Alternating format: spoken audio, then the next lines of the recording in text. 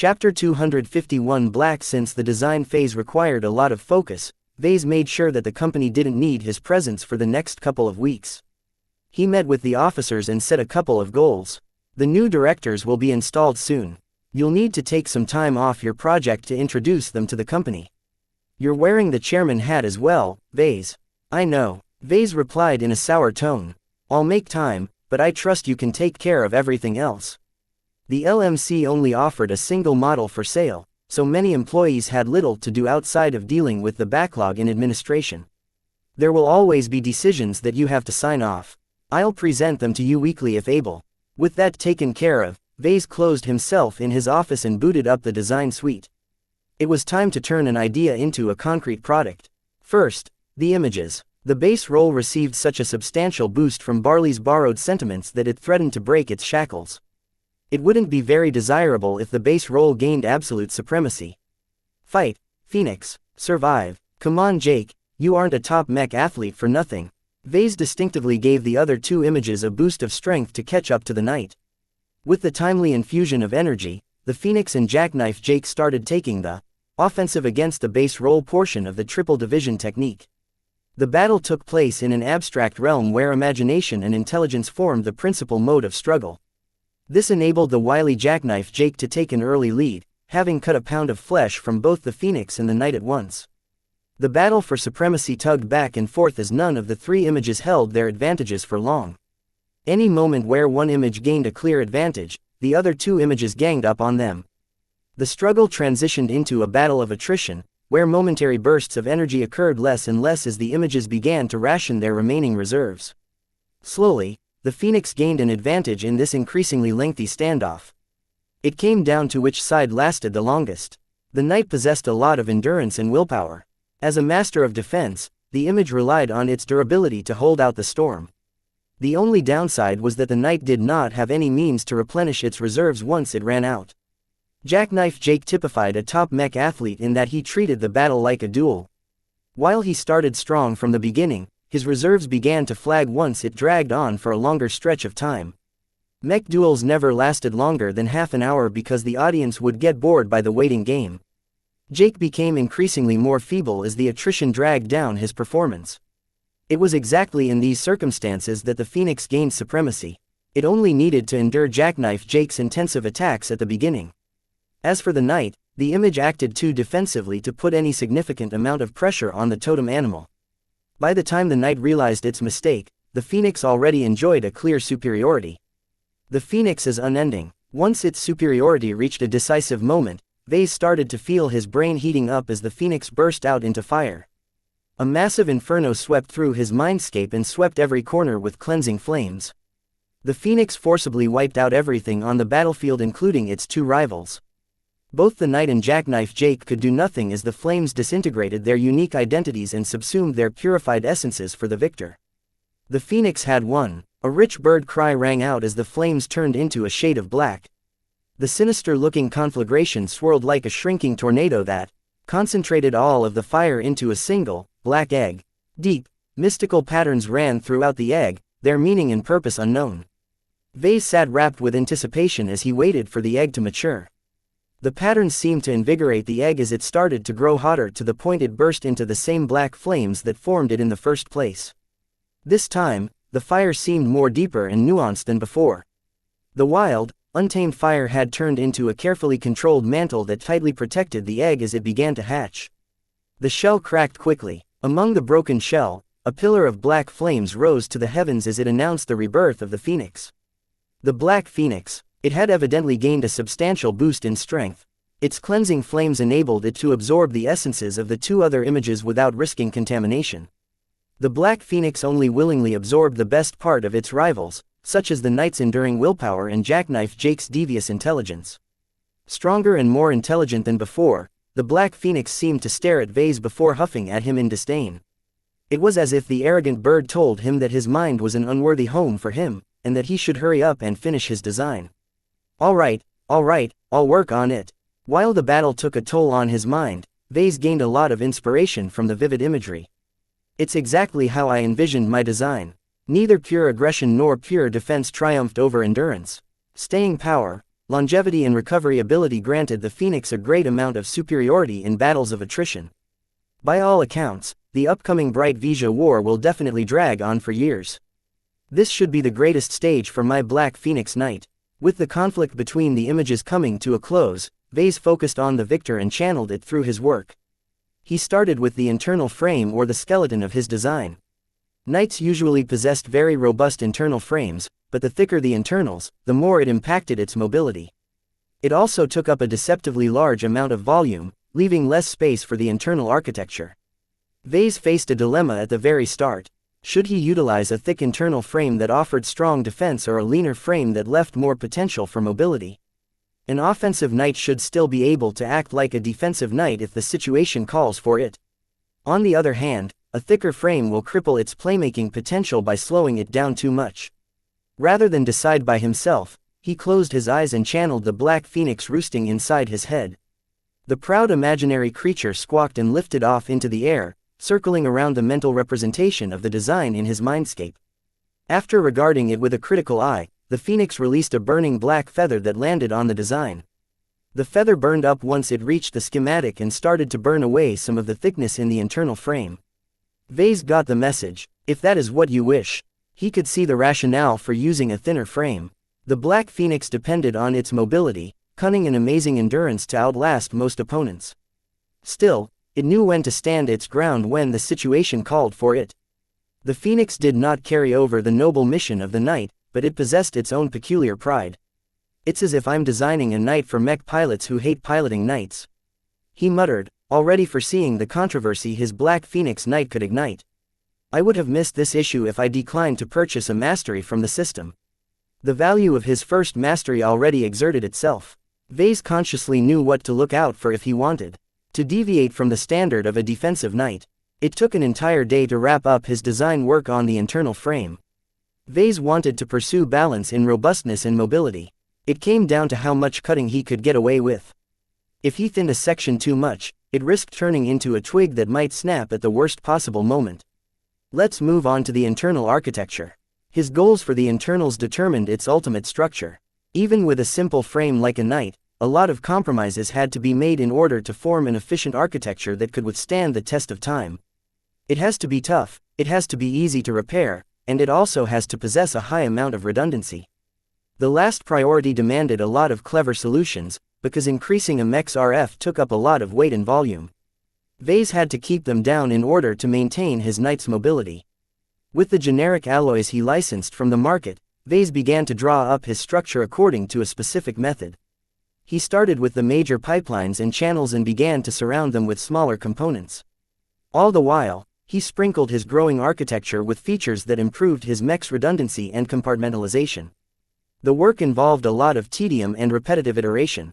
Time flew by as Vase became absorbed in the problems of day. He leaned heavily on the mech designer system's advanced simulations to produce the most optimal results when his considerable intelligence and creativity failed to provide a solution. I'm glad I beefed up my mathematics and physics to journeyman. I'm finally starting to tap into the potential of all those simulations the system has in store. Even more advanced models awaited his use once he advanced his mathematics to a transcendent level. For now, Vase made do with the workmanlike models that provided fairly realistic results at the press of a button. The design work on the architecture dragged on for over 4 weeks as Vase faced the prospect of running out of space. He could always decide to bulk up the exterior of his mech to accommodate more internal space, but that would ruin his design's entire balance. Strangely enough, Vase never got bored throughout the entire process. With the fate of his future career hanging in the balance, he worked at peak efficiency throughout the day. Rarely did he need to take a rest due to an overburdened mind. The simplification of his images allowed him to dedicate his focus solely to the proud and relentless Black Phoenix. It's even showing signs of growth. One of the main goals for his mech had always been the ability to foster growth.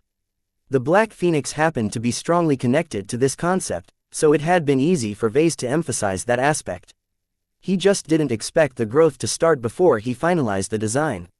A curious interaction took place as the design choices he made resonated with the image. In turn, the changing Phoenix reflected its own desires back at the design. Vase served as the channel and mediator of this faint but clearly noticeable relationship. His role even allowed him to manipulate the interaction to suit his outcomes. It felt like something unprecedented and profound took place in a plane beyond the material. Something that Vase had birthed out of nothing but his own mental energy took on a life of its own but colored in the perspective of his design. The Black Phoenix increasingly embodied the design, and the design increasingly echoed the Phoenix. It's as if they are fated to be together. In concrete terms, Vase made many design choices that seemed odd and out of place, but started to make sense once he put all the pieces in place. He did not design the most durable knight, but he sure as hell made it tough as bones. In order to increase his design's redundancy, he sacrificed a bit of everything, in particular his energy budget and his armor budget. My knight won't be outlasting or outdefending similar models as a consequence. That sounded fairly bad. Even with the excellent Veltrex armor system, if Vase did not employ too many layers, his knight would fall apart after a couple of alpha strikes. It's a marathon runner, not a sprinter. The endurance is still fairly good, and the repairability has remained excellent throughout the process. The internal architecture crystallized all of his considerable insights in this area. His extensive development with the Caesar Augustus line taught him many ways to untangle its ungodly internal mess. Added with the fact that he designed a pure knight rather than a hybrid knight, the internals had been shaped into a form that hardly any apprentice mech designer could top. During his design work on the internals, Vase left out the layout of the artificial musculature. As knights relied on momentum and force to empower their blows, the question of forming the appropriate structure for his musculature could fill entire libraries. Vase found to his consternation that his battle mechatronics skill left him with an insufficient foundation to design a structure from scratch. Even his mastery sub skill didn't help that much, because the perspective of a knight only held a narrow perspective on the subject of something as complicated as the muscles of a mech. I'm going to need to read a book. It was a good thing he saved some merits in reserve. It was time to take a break anyway, as Vase pretty much cut himself off from the rest of the universe for a month. Once he stepped out of his office, he quickly wished he stayed inside. Jake arrived up his doorstep almost immediately with a very important message. The newly instated board members are eager to convene the board. If you will follow me to the conference room we've set up, you'll be able to meet them and set some high-level goals for the LMC. You are working with brilliant minds here. You best take advantage of their expertise. Oh joy. Chapter 252 Sparring. The conference room projected his grandfather and 5 other board members in a lifelike fashion. All of them sat at the table with expressions of hope and anticipation. After the formalities went out of the way, that optimism quickly disappeared as Vase did not approve of their suggestions. A financial expert began to speak. Entering the Bentime market is a daunting venture that has broken many ambitious companies. We're going to need to build up a war chest. Right now, your various assets are tied up in a perplexing manner. There are ways we can leverage this situation to raise a lot of funds. The man put up a snazzy presentation that entailed issuing stock and piling up debt. All of it sounded great, but Vase wasn't interested in a quick payout. I'm open to issuing a limited amount of stock, but I'm not a fan of complicating the ownership structure to this extent. Vase shook his head. Let's not put the cart before the horse. The LMC isn't short on cash right now. Let me complete my design and figure out how much we have to spend on marketing before we address the need to raise more funds. The financial expert probably had ties to the very same banks and investment companies willing to get involved. The board member would increase his effective control over the LMC if his buddies held a lot of its equity and debt. Vase could tell that people had been eyeing some of the exclusive licenses he obtained from the Clifford Society. If he wanted to maintain his advantage, he had to keep the licenses to himself and only to himself.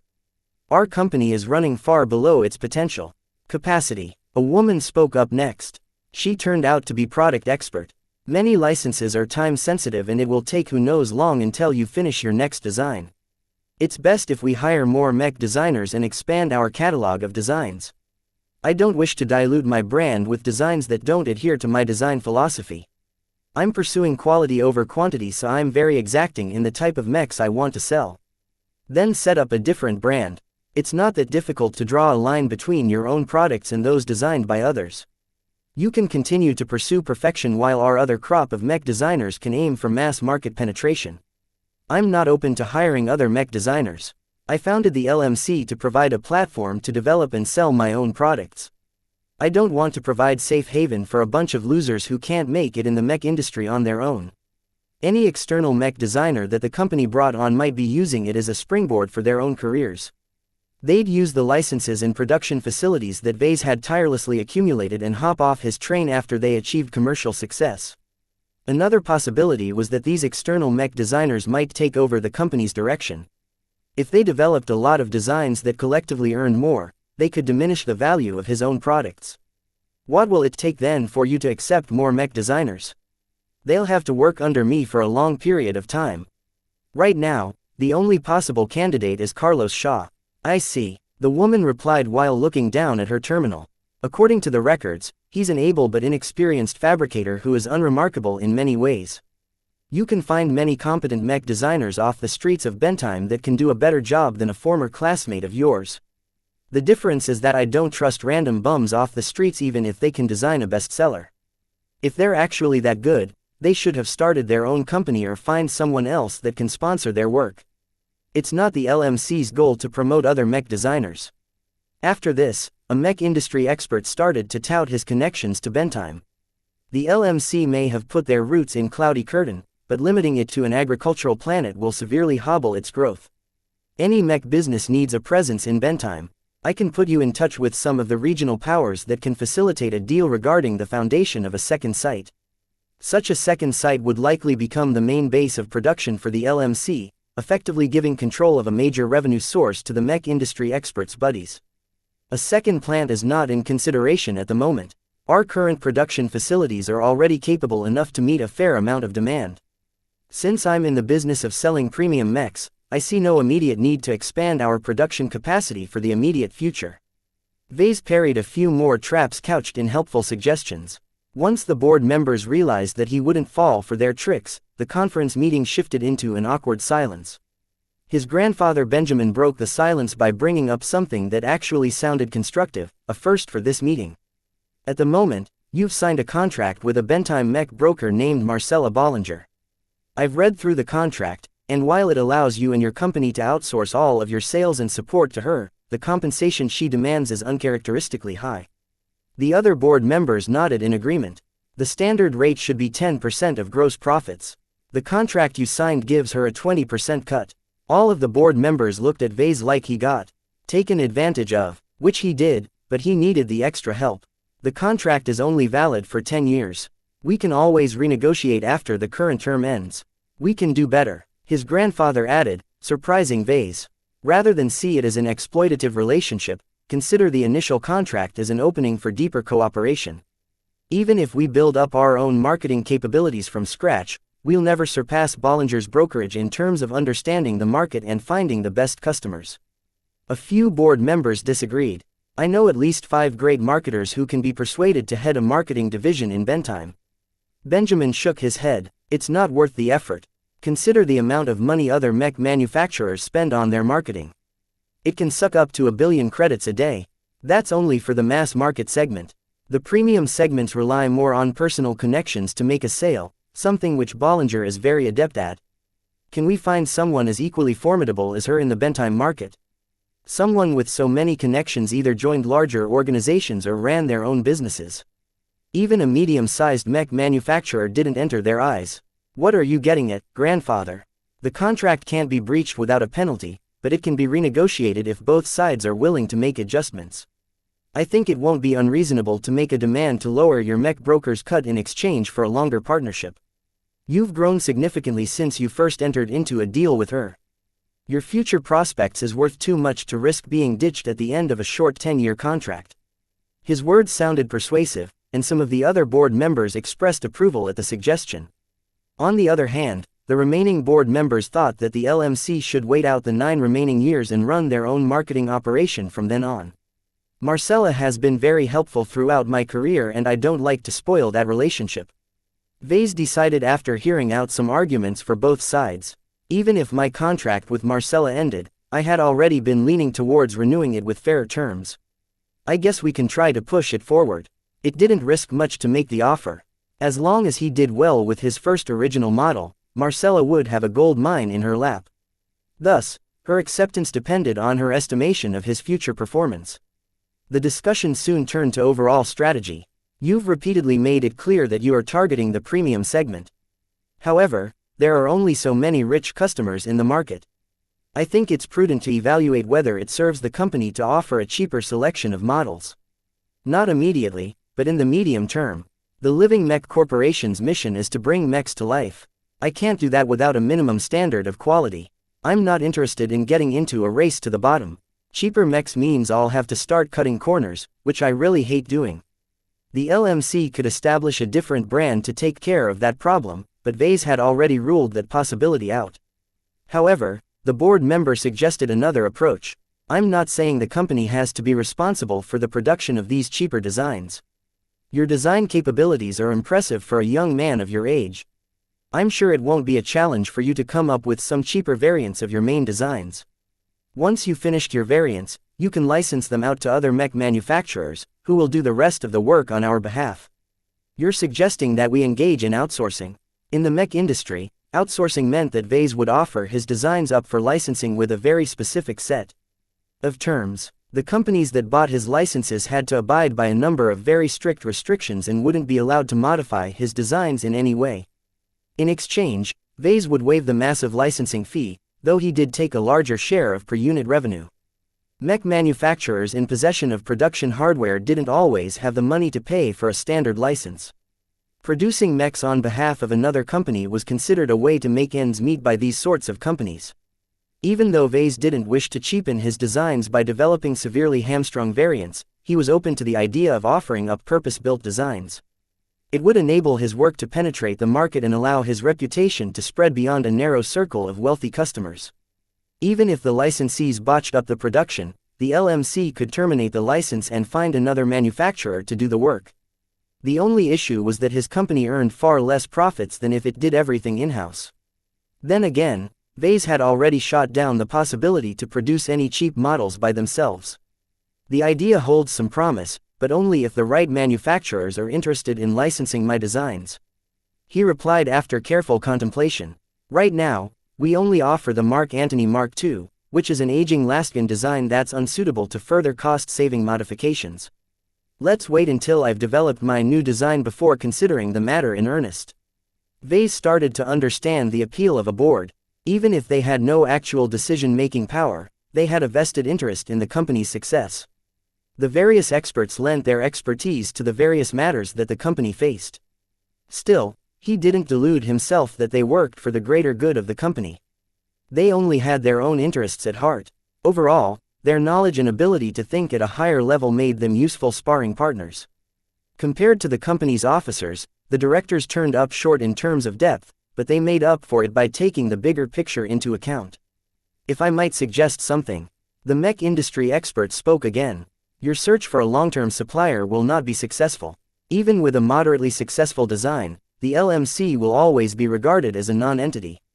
Even if you catch the attention of a supplier, it's doubtful they're willing to offer favorable terms. The Crow sounded much more optimistic when he informed me of the ongoing search for a supplier. Your Crow must be aiming to build a relationship with a distressed or desperate supplier. It's not a good idea to source your materials from a troubled seller. The expert provided many reasons why it might go wrong. The supplier might have almost tapped out its reserves. It might have engaged in illegal labor practices. It may even serve as a channel for pirates to dispose their ill-gotten gains. Considering the impending war, it's actually best we don't rely on any single source to supply our most critical exotic materials. Why is that? Because exotics turn into strategic goods over the course of the war. The Vesians will try to occupy or destroy the Republic's mining operations. They'll also prey on the convoys delivering those materials to the hungry industries it feeds. That sounded very troubling. I don't see why relying on the open market is any better. Because no matter how the war progresses, the open market will always continue to operate. Don't forget that Bentheim is a port system and that it serves a regional nexus of trade. Some of that traffic will diminish, but not enough to starve the markets entirely out of resources. You won't be dependent on the whims of the Vesians if you can accept the higher costs. Someone else disagreed. As long as the LMC insists on leaving out the exclusivity clause, it's free to trade with any other party. I don't see the need to suspend the search for a supplier. You can't have your cake and eat it too. You won't find a supplier who is willing to let the LMC retain the right to approach its competitors for business. The LMC isn't producing enough mechs to force a compromise. They'd rather decline a partnership than be taken for fools. The issue of suppliers had always given Vase a headache, and the directors just made it worse. He banged his fist against the table. Enough. This is going nowhere. Let me tell you now that I plan to let the relations department continue to find a supplier and attempt to negotiate a mutually beneficial contract. We can convene the board again to discuss whether it's worth it for us to sign it into the books. Even though the discussion led to nothing substantial, it got Vase to think about what his company would do after the war broke out. He decided to raise the matter to the board. As you all know, the Bright Republic and the Wuxia Kingdom will likely be embroiled in a serious conflict. I'll likely be drafted by the Mech Corps, and so will some of my employees. How can we prepare the LMC so that it will continue to function during wartime? The directors made a number of useful suggestions, starting with his grandfather. First up, the Republic provides a substantial amount of assistance to mech manufacturers affected by their wartime policies. If your administration is up to task, they should have already prepared the necessary paperwork. I'll check up on that after the meeting. You should also check with the bank. The financial expert said, in some cases, they're obliged to freeze or even forgive parts of your debt in the event of war. Also, if the company is bleeding cash, it should be able to demand some compensation from the government, though they may demand some equity in return. In truth, the government only offered a limited amount of support to failing mech manufacturers. It was content to let the weak ones close their doors while offering only a pittance to most medium mech manufacturers. The only way to receive better treatment is by contributing to the war effort. His grandfather added, the Mech Corps has many needs. The LMC can best serve our fighting force by supplying them with high-quality replacement parts that are difficult to fabricate at military supply bases. They formed a tentative plan around this suggestion. His grandfather even offered to pull some strings and lay down the groundwork for such collaboration. At the end of the hours-long meeting, Vase left the conference room with a moderately satisfied expression. He patted Lucky's head once he entered the lounge. You did good, buddy. The directors aren't complete bastards. His cat meowed lazily at him before turning around to resume his nap. Chapter 253 Blackbeak Chapter 253 Blackbeak Vase resumed his work on his design after taking a break. The board meeting led to modest changes but gave everyone a lot of food for thought. One thing that struck him was that everyone pushed for mass production. They didn't believe the LMC could deliver the necessary quality to grow into the high-end market. They're right, in a way. He'd have to become a journeyman mech designer to break into the top and most lucrative end of the market. That was still a long way off despite the help of the system. My various skills have reached journeyman level, but I'm barely scratching the surface.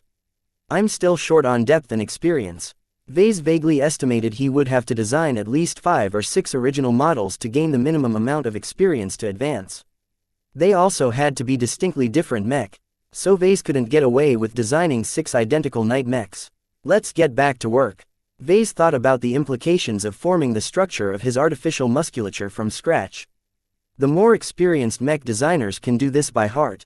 I haven't reached that level yet, even with the theories I've learned. In such cases, it would be a shame to consult a reference book and adapt an expertly designed template that had been derived from examples of nature. For example, knight templates often took their inspiration from studying the bodies of athletes and soldiers. Vase chose to be fairly extravagant by borrowing a high-quality reference book from the Clifford Society's Moon Library. It took a couple of says for the fast courier to deliver the secure materials required to read the book. For a price of 10 merits, the society went out of its way to make sure that Vase didn't propagate its contents. He didn't spend his time in vain during the wait. He reread the textbooks on battle mechatronics and looked back on his old designs to study the way their musculature worked. Mechs generally adopted simplified structures compared to a human made out of blood and flesh. In particular, they didn't require so much fine control for their toes, neck and head. Knight mechs also sacrificed a lot of finesse in their arms in favor of brute strength. Still, a strong pair of legs forms the basis of a sturdy knight. Knights relied on the strength of their legs to build up momentum and withstand shocks. They also depended on their legs for balance. The reference book he borrowed happened to contain a couple of templates for all the different archetypes. After a lot of browsing, Vase chose to go with the lightest knight template. It's the most responsive and agile out of all the medium knight templates. It's the only choice that conforms with my vision. The Black Phoenix would never sit still like a rock for long. It wished to endure attacks only up to the extent for it to close in on its opponent and take it out. A lighter musculature that facilitated movement over force enabled this choice of battle. Unfortunately, Vase also had to accept a substantial reduction in arm strength. My knight will never match the strength of a purely offensive type like a swordsman Mech. He accepted the compromise, since his Mech's substantial defense made up for its lacking offensive prowess. It aimed to outlast its opponents by surviving to the end rather than killing them off first. Vase made a couple of tweaks to the standard template. He increased the range of motion of the shield arm to facilitate bashing with the flat or sharp end of the Phoenix emblazoned shield. He also strengthened the back and abdominal muscles to ensure they wouldn't overstrain if his Mech dug into hardy ground. His inexperience with designing a musculature led to long nights of continuous work. The Black Phoenix remained demanding throughout the process, sometimes even forcing Vase to throw away hours' worth of development. The delays resulted in further refinements that provided greater strength without taking up too much space, which was getting very cramped by now. He sat back in his seat with a satisfied smile after the latest round of modeling pronounced his work to be without any major flaws. This is the best I can achieve at the moment. It helped that he licensed a fairly premium artificial musculature system from the society. If he licensed a generic one, he would have been forced to bulk up his frame. Still, the various compromises he made so far made it clear it didn't excel as a damage sponge. It's leaning a bit too heavily on the offensive side. Vase intended to use the armor cladding process as a way to correct this imbalance. Much like the artificial musculature, the application of the armor system also came with a lot of complexity. Many Mech designers either used a reference book or modeled the most optimal layout with sophisticated processors. This time, Vase declined to borrow another reference book. His experience and his optimization sub-skills should be sufficient for him to design an adequate armor layout. The Veltrex armor system consisted of a minimum of 3 layers. The upper layer consisted of various composites that worked best against directed energy weapons. The middle layer consisted of heavier alloys that specialized in stopping kinetic weapons. The lower layer mainly dispersed heat and force that went through the other layers. It also worked great in mitigating explosive damage. The weakness of this armor system became apparent. If an enemy force stripped the upper layer with a ballistic weapon, it could easily penetrate past the middle and lower layers. While their sheer thickness could still mitigate a certain amount of energy damage, it was obviously not ideal. I doubt my models will become prolific enough for enemies to know about this weakness. Despite this wrinkle, the Veltrex armor system could withstand a surprising level of abuse for its thickness. Some armor systems could be trimmed or thickened by adjusting the amount of layers. The Veltrex system worked a little differently by adhering to the same 3 layers, only this time he could adjust the thickness of each of the layers. Vase spent a lot of time with the fine-tuning of the armor layout. He adopted a fairly standard medium knight layout but trimmed some fat wherever he could get away with it. However, he didn't go too far, as a knight still had to withstand a lot of blows. Even if the internals are easier to repair, it's still not a good idea to make it easy to get past the armor. He took his time in this phase, dragging it out over 4 weeks as he meticulously verified his design choices with advanced mathematical modeling. From chilly ice planets to desolate asteroids, Vase simulated every possible hostile environment he could come up with. His model performed surprisingly poorly in vacuum and hot environments. My Mech doesn't generate as much heat as a laser rifleman, so I didn't put too many heatsinks in its design. This limited its heat processing capacity. The only way his Phoenix could shunt its heat was through shunting it from its feet or dissipating it through infrared radiation. Isn't it ironic for a Phoenix Knight to be prone to overheating? Vase decided to keep the current amount of heatsinks. Adding any more meant decreasing his Mech's performance to an unacceptable level in his eyes. He took the Republic's geography into account as well. The bright Republic doesn't have that many hot planets anyway, and spaceborne mechs are far more suitable to deploy in vacuum environments. After making sure the armor held up in every other environment, Vase surrendered himself to his artistic fancies. He meticulously carved the upper layer of the armor with Phoenix-themed reliefs. He shaped the generic humanoid face into a phoenix's head. He carved up the shoulder pauldrons into a feather-like appearance. He added minor decorative lines throughout the torso to reinforce its association with Blackfire and phoenixes. The only downside to this extra addition was that the carvings affected the structural integrity of the armor system. Vase had to bulk up many of the sections due to the weaknesses he inadvertently introduced. It's worth it, though. My design looks good, really good. He already applied a coating of black and gold to his mech. The change in color amplified the connection between the design and the image in his mind. The Black Phoenix strongly approved of the Phoenix Knight's impressive appearance. It definitely possessed a strong level of gravitas that he only found in his recent Marcus Aurelius limited edition model. What particularly stood out from its appearance was its underlying menace. The black coating gave his design a sinister association that Vase didn't see very often in knights. The Mark Antony Mark II radiated aggression as well, but it always had a noble and flamboyant touch to it. The Phoenix Knight decried the brave charge, choosing instead to triumph over its opponent through a mix of guile and speed. This doesn't fit with the knight ethos. Even offensive knights don't go this far. Fortunately, Vase still had to design its shield and armor. He compensated for the menace by adding a slightly wider shield. He spent over 3 days perfecting the Phoenix wing design on its surface. The asymmetrical look caused by the exaggerated curling wing gave it a distinctly exotic moon-like appearance. As for the sword, Vase went ahead with designing it as planned. The winged guards and the Phoenix body hilt gave the sword a fine touch, but besides that he didn't stray from standard doctrine. Together with the use of generic sword alloys, it was clear the sword would never be able to outshine the shield, which Vase had cladded it entirely with premium Veltrex armor layers. His mech came into shape after more than 3 months of design work. The seasons changed and the tension between the Republic and the Kingdom neared the boiling point. Despite the passing of time, Vase hardly noticed any of it as he became subsumed in perfecting his design. He spent the final weeks in subjecting his tentatively functional design through a barrage of tests.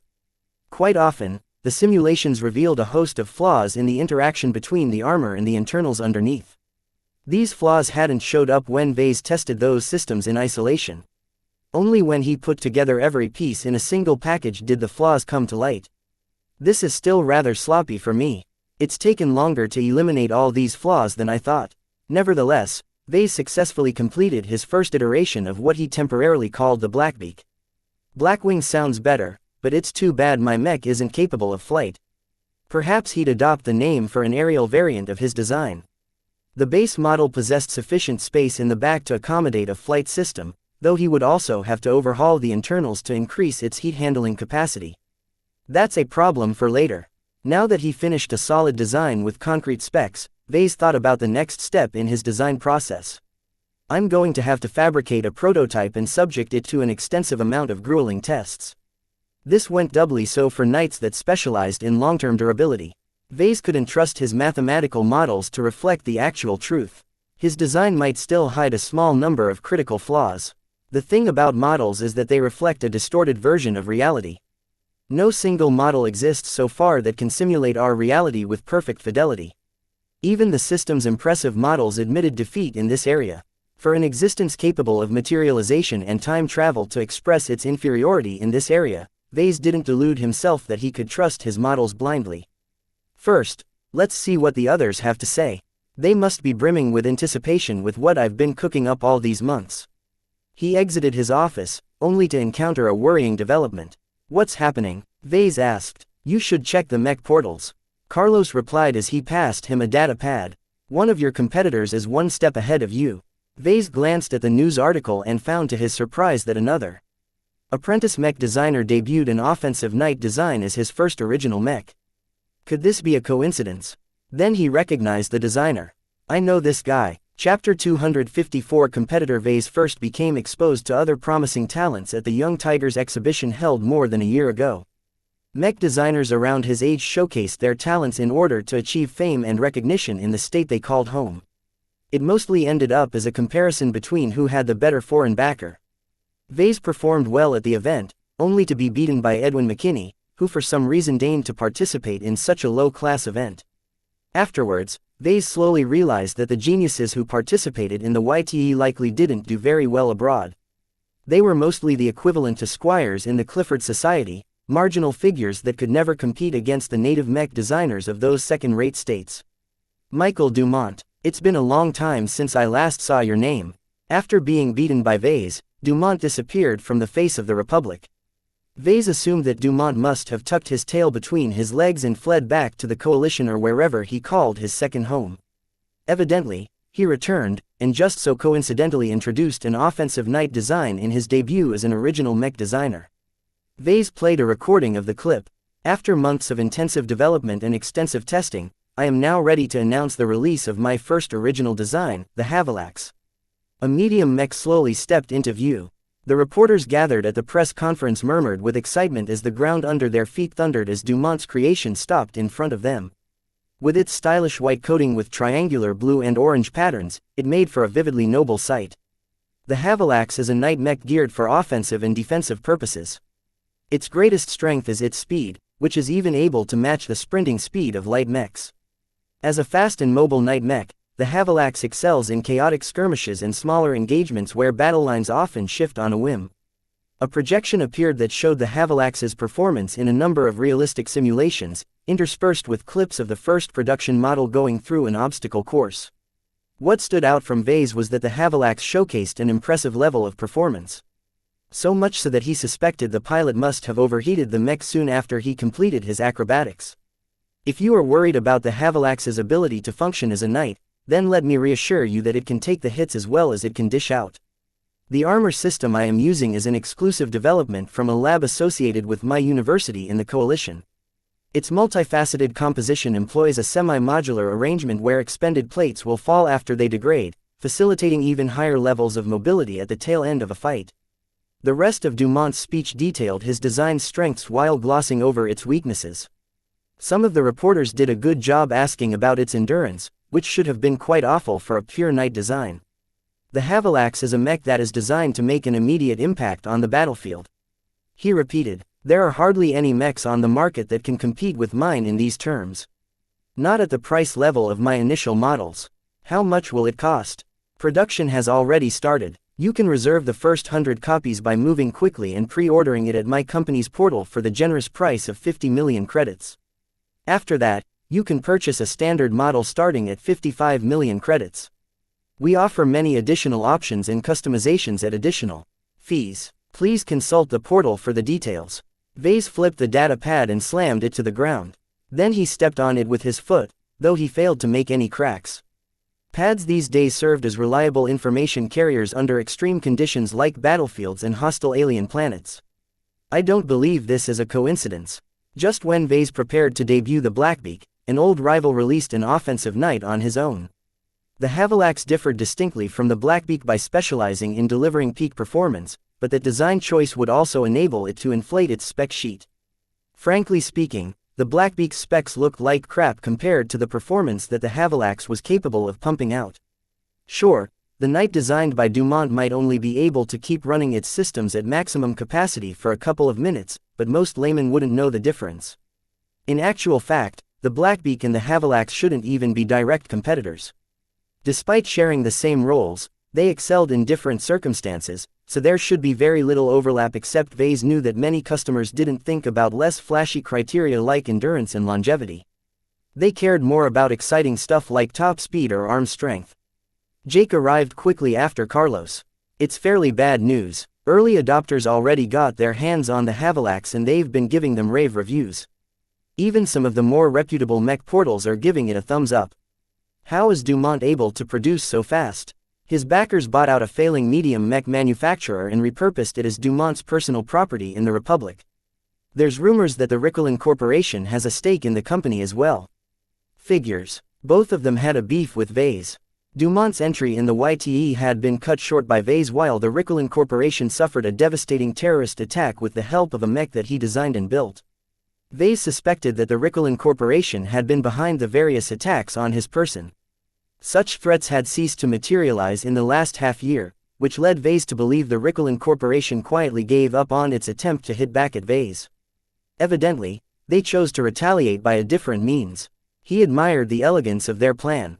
It wasn't illegal to give a helping hand to one of his competitors. Even if everyone in the Republic knew of their conflict, so what? Right now, Vase was in big trouble. He could already sense an undercurrent of worry and despair among the employees in the office.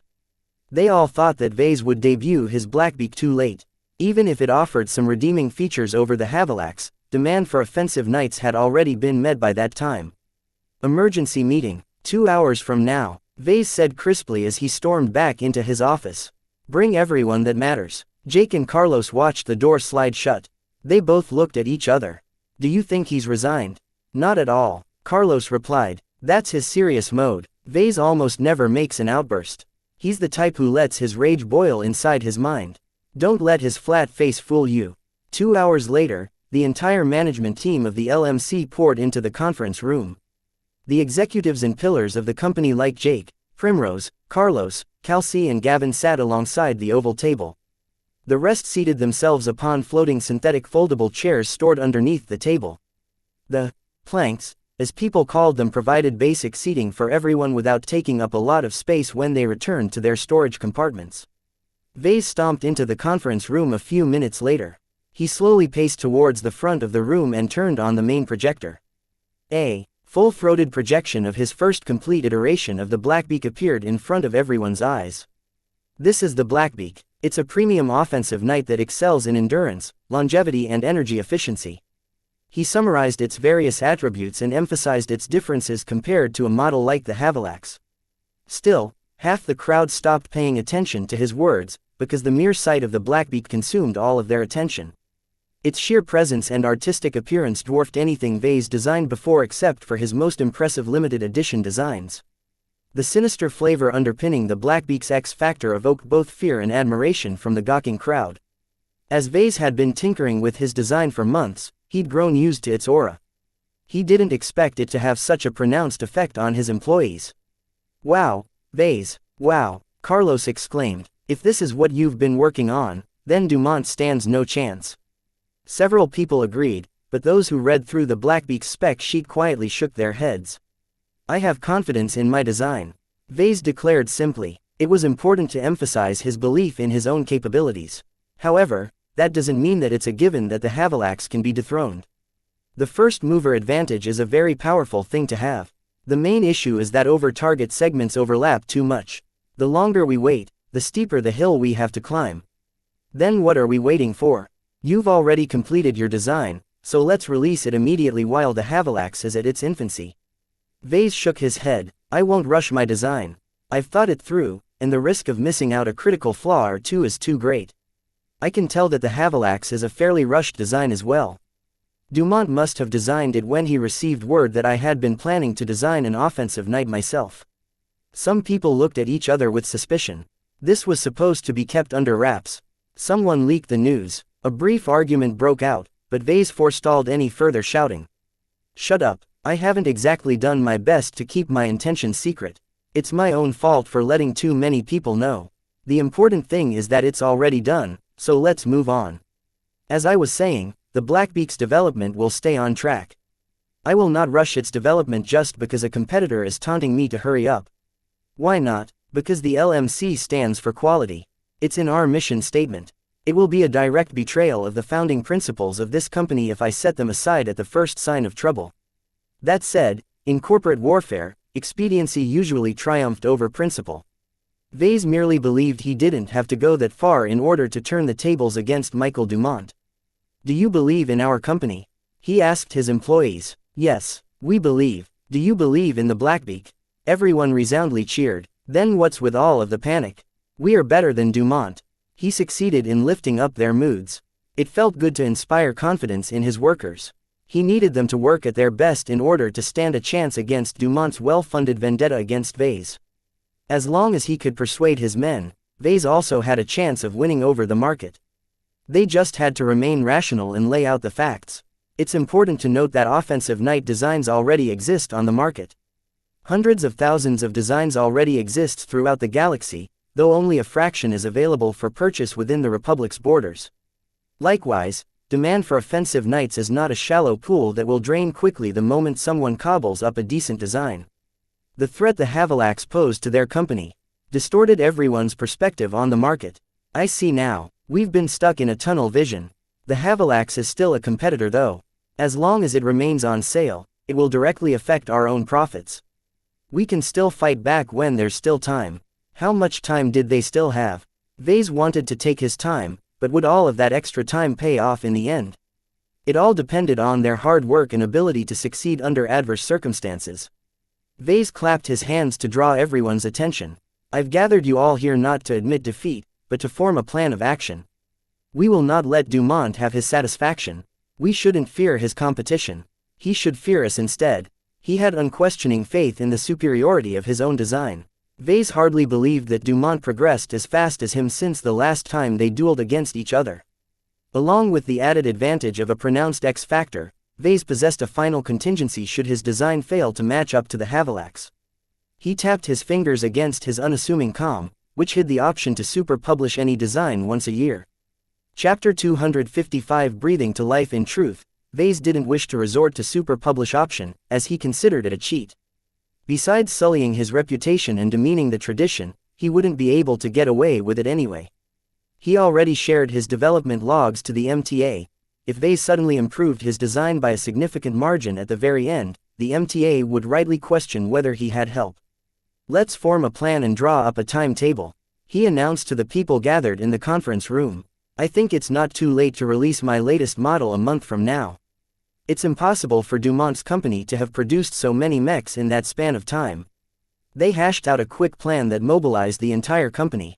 Even though the Blackbeak hadn't been finished yet, its functional state allowed the workshop to grow familiar with its design.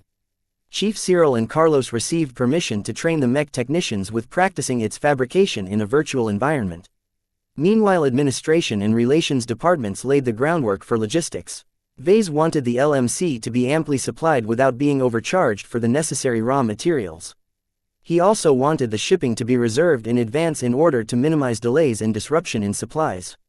The current convoys between Cloudy Curtain and Bentheim won't suffice for our needs, Jake reported after making a projection on how many goods flowed in and out of the workshop. The Barracuda has lately remained rather idle. Other than conveying some of our executives to Bentheim and back, the Corvette is severely underutilized. Any shipments we make outside a convoy isn't insured by Sanyal Ablin. Vase shook his head. I don't want to tempt fate by putting millions of credits worth of goods in an even more expensive starship. The Barracuda will adhere to the current flight schedule. It won't attract so much attention if all it does is ship some of our marketing people back and forth. On that topic, how is the negotiation going with Marcella? We've been making slow but steady progress in our discussions with your mech broker. From what we can tell, she values your ability to improve and thinks your worth will only increase in the future. Our negotiating team has been able to leverage this information into compelling her to agree to a number of important concessions. However, our talks have stalled lately due to the lack of activity on our part. Vase already knew why. She's waiting for my design, I bet.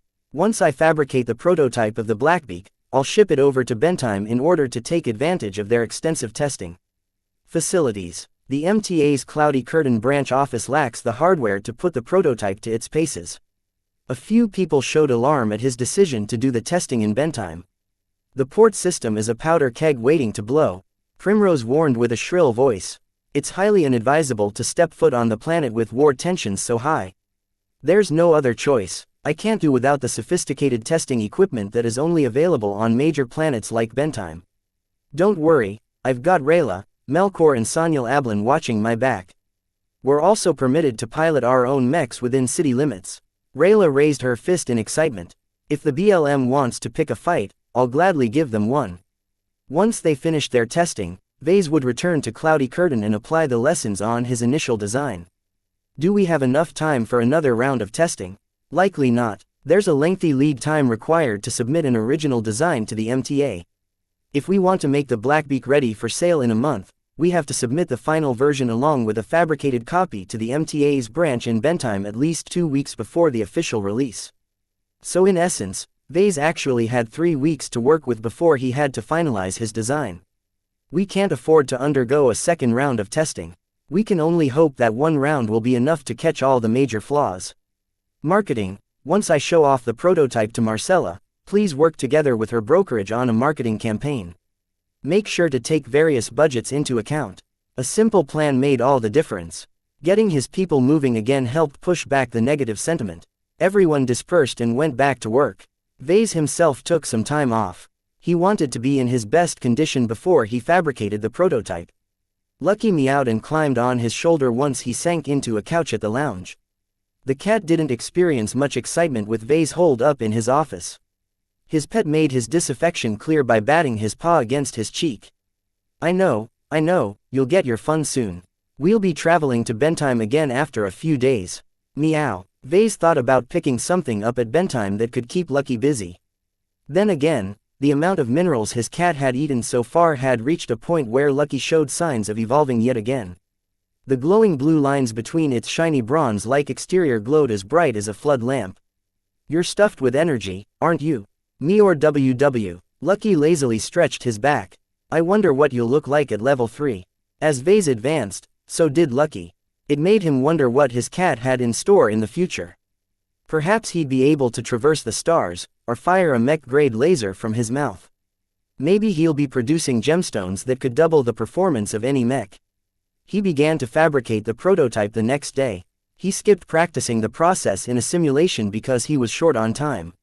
Instead, he relied on his substantial fabrication skills to tide him over his very first attempt to bring the Blackbeak to life. Chief Cyril gestured everyone away. Everyone, clear out. The boss will be working on the prototype alone. Due to everyone's unfamiliarity with the new design, Vase demanded full control over the entire fabrication process. Only if he did everything himself would he be able to guarantee the quality of his prototype. It was vitally important that this early copy of the Blackbeak be a faithful reflection of its design. Every mech technician halted their work and cleared their junk. The new production line stood ready to be used. Vase took a deep breath and centered his mind onto his continuously evolving image. He opened his eyes, revealing a flickering glint. In his eyes, let's make you whole. Vase moved his fingers over the console of the Dortmund printer. He started working from the inside out, fabricating the innermost pieces first before working his way outwards. The technical challenge laid mostly in his unfamiliarity with the process. He also worked with unfamiliar materials and entirely new alloys that sometimes strained his capability to solve problems on the fly. Still, the greatest advantage of designing a mech from scratch is that you have complete control over its complexity. A hybrid knight like the Caesar Augustus possessed a lot of interconnected components that made a mess of things inside. Even if he substantially simplified its internal architecture in the Mark II, it still posed a lot of difficulties. On the other hand, an pure knight with a narrow set of priorities carried a lot less baggage around. Vase prioritized on designing a simple, clean and easy to assemble internal architecture because he intended the Blackbeak to be repaired and worked on over many years in the field. Easier to repair also makes it easier to assemble. He only encountered some genuine challenges when he formed the armor plates. Each of the 3 Veltrex layers centered around their own mix of highly valuable exotic minerals that might react unstable if handled improperly. Even with his alloy compression 3 sub-skill, Vase came across various close calls that could have been avoided if he practiced beforehand. I can't afford the time to take a trial run. I'm already in the race and there's no way but to proceed. The time pressure actually emboldened Vase to put his full effort in his work. The Black Phoenix also thrived in a crisis and became more active and engaged as the fabrication went on. The two synergized with each other and Vase started adding intuitive touches in his work at the prompting of the picky image in his head. After his first slip-ups, Vase got the hang of working with each different formula. He smoothly applied the correct adjustments to the chemical treatment machine and the alloy compressor to ensure a near-perfect finish for each of the plates. The most difficult work by far was adding all of the flourishes onto the top layers. Vase had to put the pieces back inside the Dortmund in order to utilize its precision carving module to neatly trace out the decorative flourishes. One wrong move risked threatening the structural integrity of the entire layer, turning it from an effective piece of armor into a clunky alloy plate. I definitely can't add something so elaborate in my silver label version of the Blackbeak. Vase concluded. Anyone whose assembly skill is below the standard of a journeyman can forget about doing this without leaving flaws. The added difficulty of incorporating these engravings raised the value of his design. Vase put a lot of creative energy in their formation, granting them meaning beyond conveying a simple image. Vase even imagined the Black Phoenix blessing them with its own touch of vital energy. It's like they're acting as reservoirs for the X factor or some other kind of metaphysical energy. By the time he finished decorative engravings, they appeared to glow in his sixth sense. The entire mech turned into something more than a simple machine by the time he started assembling the pieces into place. His consciously simple design allowed him to assemble the various parts with greater speed and ease than with a hybrid knight. The Blackbeak hardly made a croak as its parts smoothly fit into place with the judicious use of bots. It's like magic. Carlos sighed as he compared the exquisite craftsmanship displayed by Vase with his own output. How is Vase able to make his products with so much presence? The mech isn't even finished yet, but I can already tell it will be an exceptional work. Cyril chewed on a piece of stimulants as he formed a reply. I've seen jobs like this a couple of times in my life. They're made by craftsmen in the best sense of that word. They are passionate about their work and treat every individual mech like a separate art piece. You can tell that Vase is made from the same mold by the intensity of his focus. It's like we're not even here. Even their low discussion didn't affect the meticulous work that went into fitting the more delicate pieces into their assigned positions. Once Vase attached the finished sword and shield to the back, the prototype officially came into being.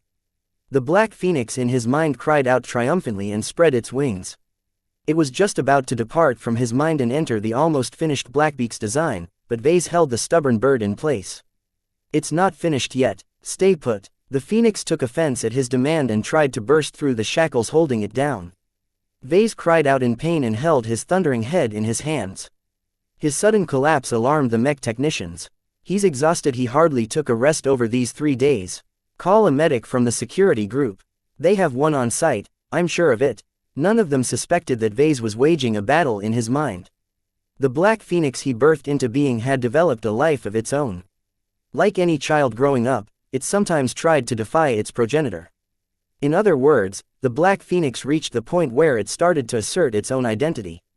It's not time yet, he yelled, to the confusion of the worried technicians. Stop your stupid tantrum and get back inside. Chapter 256 Responsibilities. His condition became so fierce that the medic hauled him to the tiny clinic set near the walls surrounding the workshop. By the time Vase recovered, he found out that everyone thought he collapsed from overwork. You worked for 3 days straight. Even with your abnormal body characteristics, humans are never meant to stay up for such a massive stretch at a time. I'm okay, doc. I'll be fine after a good night's sleep. Vase waved away their concerns and hopped off the cot as spry as an energetic child. Let me see the prototype before I sign off. He left the clinic and walked across the open courtyard to the workshop area. Once inside, he waltzed towards the other end of the hall where a crowd of bewitched employees gazed admiringly at the very first version of the Blackbeak. It's beautiful, and it's not yet even complete. The Blackbeak's dark coating gave the mech the illusion of an obsidian statue. The detailed carvings concentrated on its beak, its shoulder pauldrons and its symbol-laden armaments lent the prototype an air of gravitas. Well, you certainly did it. Chief Cyril slapped his back when Vase approached. The Mark II is like a toy compared to this beast. On the other hand, Jake looked a bit concerned. I'm not so sure it will find its place in the market. It looks almost evil compared to your previous works, Vase. I don't know where you got your inspiration, but as it stands now, your design looks more fit for pirates than for mercs. Vase belatedly realized that this might become a problem. It will look better once the festive cloud generators underneath the shoulder pauldrons turn online. I've programmed them to emit some bright white vapor aided by some conveniently placed lights to add some life to my mech. A knight was supposed to be a protector, a team player. Unlike the Havilax, the Blackbeak boldly bucked that stereotype by taking on an aggressive but subversive appearance. It won by staying alive, and it did so through a mix of grit and dirty tricks. He decided to stick with its current appearance due to that reason. Dumont's Havilax could keep the white knights while the Blackbeak appealed more to the shadier crowd. Let's prepare for departure. On matters as important as the shipment of a prototype, Vase didn't want to take risks. He booked a berth at the next convoy shipment to Bentheim for the prototype and the mechs of his cousins. He also called ahead to Sanyal Ablin to make the appropriate arrangements for his security detail on Bentheim. A lot of prep work went into their upcoming visit. With the growth of the company, the LMC had to comply with a lot more regulations as well as take a lot of industry-specific standards into account. The introduction of an entirely new design demanded even more compliance compared to variants. An incompetent designer could take an unknown mix of components and mix them together into a powder keg that could blow at any time. The MTA took no risks with regards to potential hazards to public safety. It was up to the mech designer to prove his new design was safe to use. On the day of the transfer, a couple of executives from the LMC accompanied Vase and his entourage aboard the Barracuda.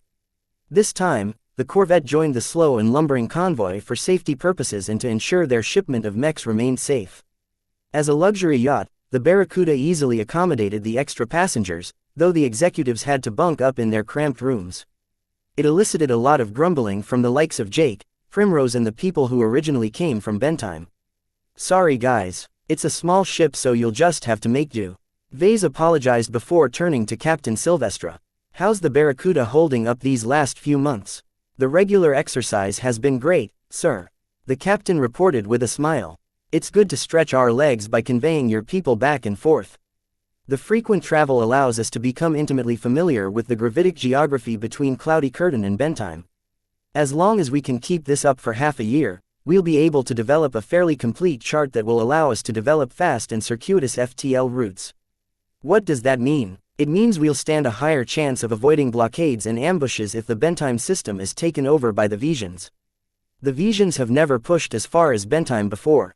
The Republic always fights tooth and nail the closer they get.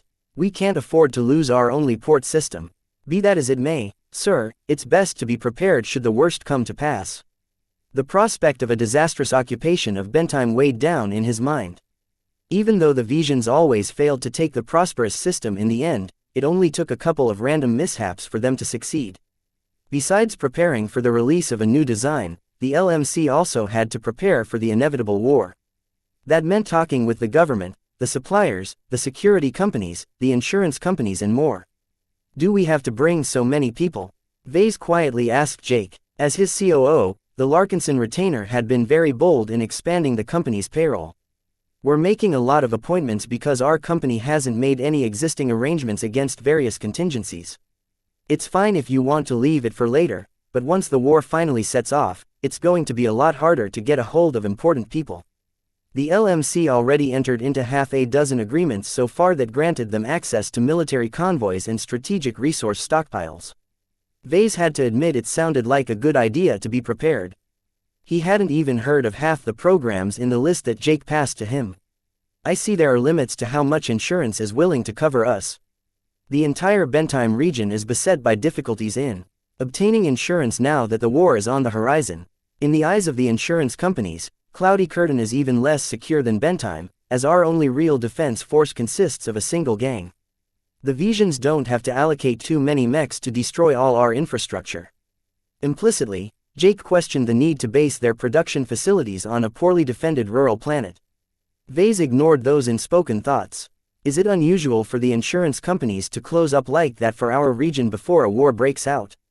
It happened a handful of times throughout the last 2 centuries. It's a rough indicator on how bad the war might progress. The insurance industry is especially spooked by all the pirates and rebels running roughshod over the Komodo Star sector." That gave Vase a lot of food for thought. He spent his remaining time on his ship reading up on the various preparations the company had been cooking up. They even formed an agreement with Walter's Whalers to ship out their most expensive production equipment off-planet if the Republic failed to contain the Visions. The convoy touched down upon Bentime more than 2 days later. They'd been delayed by additional security checks and the requirement to adhere to the speed of the slowest transports. A guarded planetary transport waited them at the spaceport. Loaders carefully transferred the prototype in the cargo bay while Melkor and Rayla entered their mechs. Vase didn't expect any trouble, but it didn't hurt to be prepared. He also carried Lucky on his shoulders as an increasingly familiar custom. Jake and a handful of mech technicians and aides accompanied Vase in an armored shuttle. His COO presented him with a secure data pad of the revised agreement between the LMC and Marcella's brokerage. The entire contract looked awfully dense and Vase was not in the mood to decipher them. "I don't have time to read through these terms.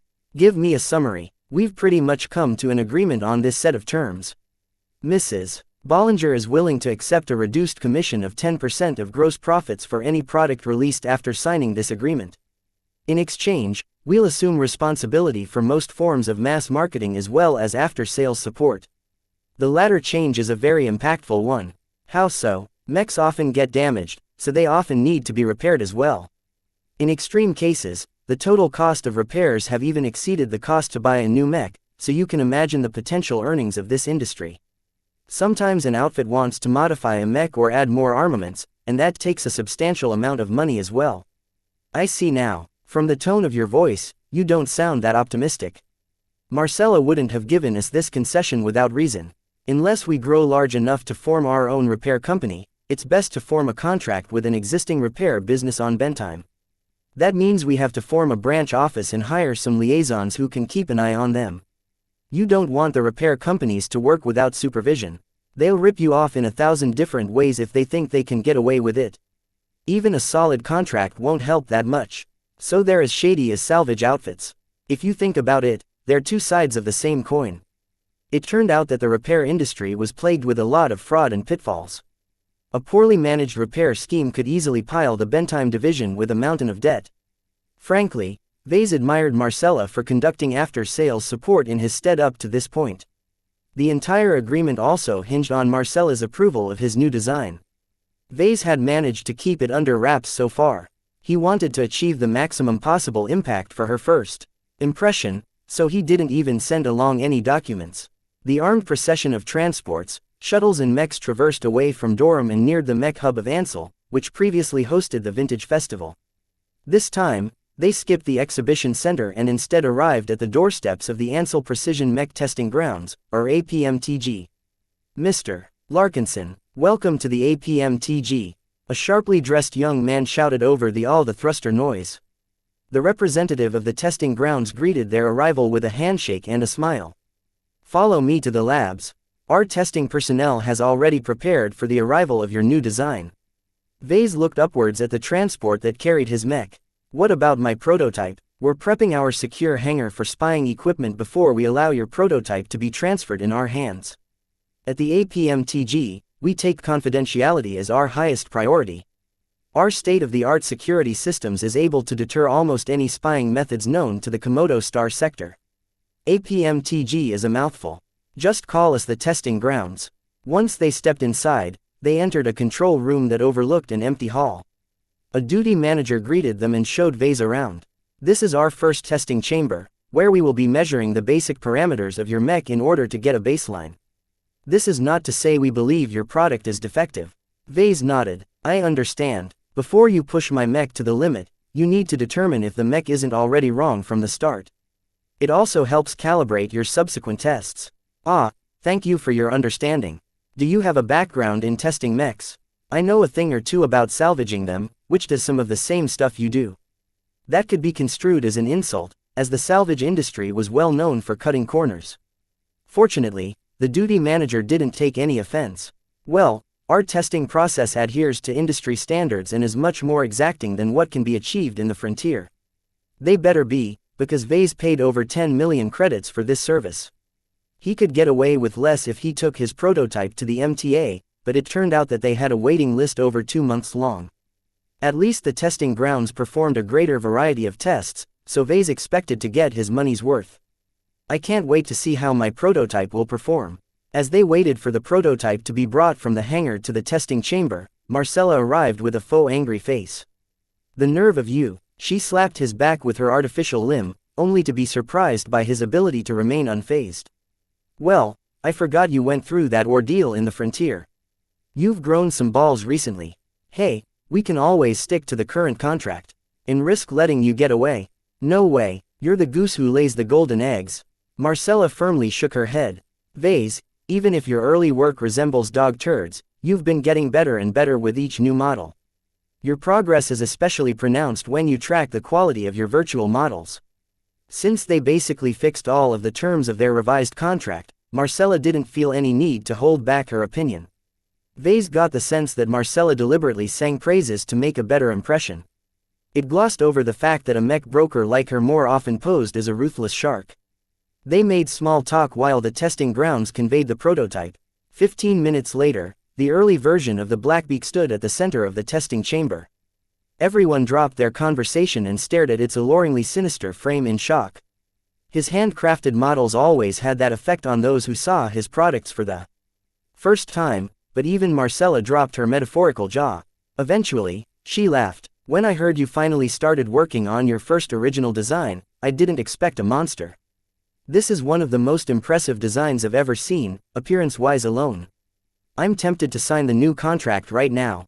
The testing grounds proceeded with their first tests once a test pilot boarded the Blackbeak's cockpit. Chapter 257 Testing Grounds. The mech pilot proceeded to tread carefully in activating the mech. Vase noticed plenty of bots hovering at the sides of the chamber. They carried a number of emergency equipment such as fire suppressants and isolation materials should his mech start to malfunction. Fortunately, the Blackbeak turned online as smooth as flowing water. The testing chamber's sensors and the diagnostics conveyed by the mech's internals conveyed no red flags. For now, all systems look green. Minor deviances have been reported with the power reactor. They are well within tolerances. Vase had a lot of confidence nothing would go wrong at the start. He meticulously checked the quality of his own work as he assembled it piece by piece. Still, he felt excited to see his hard work pay off by delivering a near-flawless performance. The testing grounds performed a rigorous amount of testing in the empty chamber. The test pilot started making simple but meaningful moves. This could be something as simple as leaning forward or backwards, or as complex as balancing on one leg while extending out the remaining limbs. That last move caused Vase to wince. The Blackbeak's leg had not been rated to handle all of that weight for long stretches of time. Still, his mech performed like a champ, taking the escalating levels of stress in stride. By the time the mech ran at full sprint while swinging its sword and shield back and forth, Vase relaxed enough to chat with the people from the testing ground. How large is the testing ground? Oh, we have over 20 testing chambers and more than 40 outdoor grounds and obstacle courses. Many of them are duplicates as we are constantly testing new designs. Our state-of-the-art equipment and galaxy-leading methodologies is praised by everyone in Bentheim. We frequently receive the most confidential test models from various famous journeyman mech designers. Interspersed between the somewhat exaggerated marketing speech, the people of the testing grounds revealed a genuine passion of getting their hands on the latest toys in the Republic first. The truly prestigious mech designers sometimes sent out a batch of half a dozen mechs for the testing grounds to wreck while gathering as much data as possible. You guys must be wrecking a lot of mechs. Oh, it's not that bad. Any destruction is always carefully controlled in a way the remnants can be fully salvaged. Once they finished the basic tests, the testing grounds moved the prototype to a second chamber. This one contained various mech-sized dummies and obstacles for the Blackbeak to sink its teeth in. Vase even recognized some cheap exotic alloys that must have been salvaged and reforged a couple of hundred times. The mech pilot slowly moved to attack a basic target made out of wood. The flimsy material split like paper, hardly putting up an obstacle against the alloys built into the sword. That soon changed as the pilot started swinging the sword against a progression of increasingly formidable materials. Vase sighed in relief once they went through the final plate of armor, which mimicked the toughness of a medium knight's chest armor. The sword has largely held up. Certainly, it wouldn't be a good sword if it became chipped or blunted after tearing through the armor of a couple of mechs. Still, even the strongest swords could snap like a twig if wielded by an incompetent pilot. The testing grounds spent the next 10 days subjecting the prototype to a variety of conditions. They ran the mech through an obstacle course until it ran out of fuel. They subjected it to a hellishly hot chamber before dropping the temperature to below freezing point. They overloaded the internals to see how much mileage the prototype could extract out of that extra power, but they quickly had to halt their attempts. The mech reached the point of irreversible damage too rapidly to continue this particular test.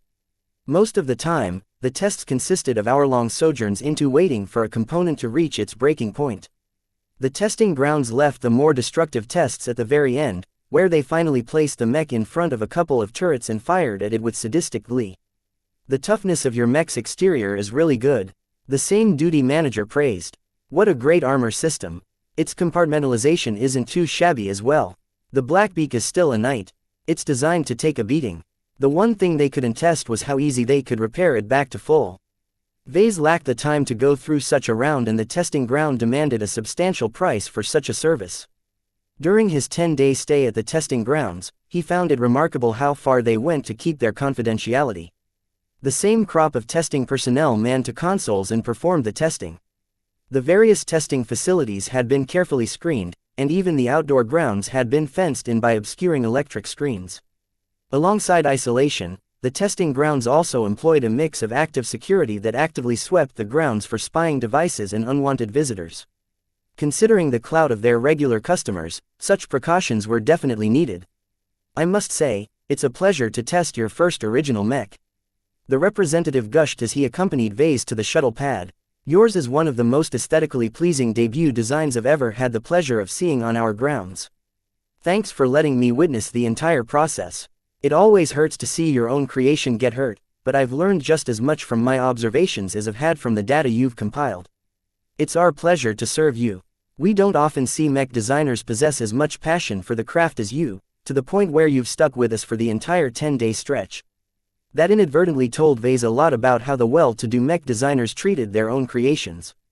He gently shook his head. How far would he go before he started to treat his mechs as commodities as well? Well, I'm very satisfied with your services. Vase thanked the representative as he reached his shuttle. I'll think about bringing my next designs to you whenever I come up with something new. You're welcome, Mr. Larkinson. The APMTG always stands ready to find the limits of your mechs. While the pieces of the prototype would be shipped back to Cloudy Curtain, Vase had to make one more stop. Marcella left after the first couple of hours since the testing began, but she regularly kept tabs on the results by remote. By now, she must have gathered enough data to prove that the Blackbeak was a solid design. It's too bad your Blackbeak doesn't perform that well in certain extreme conditions.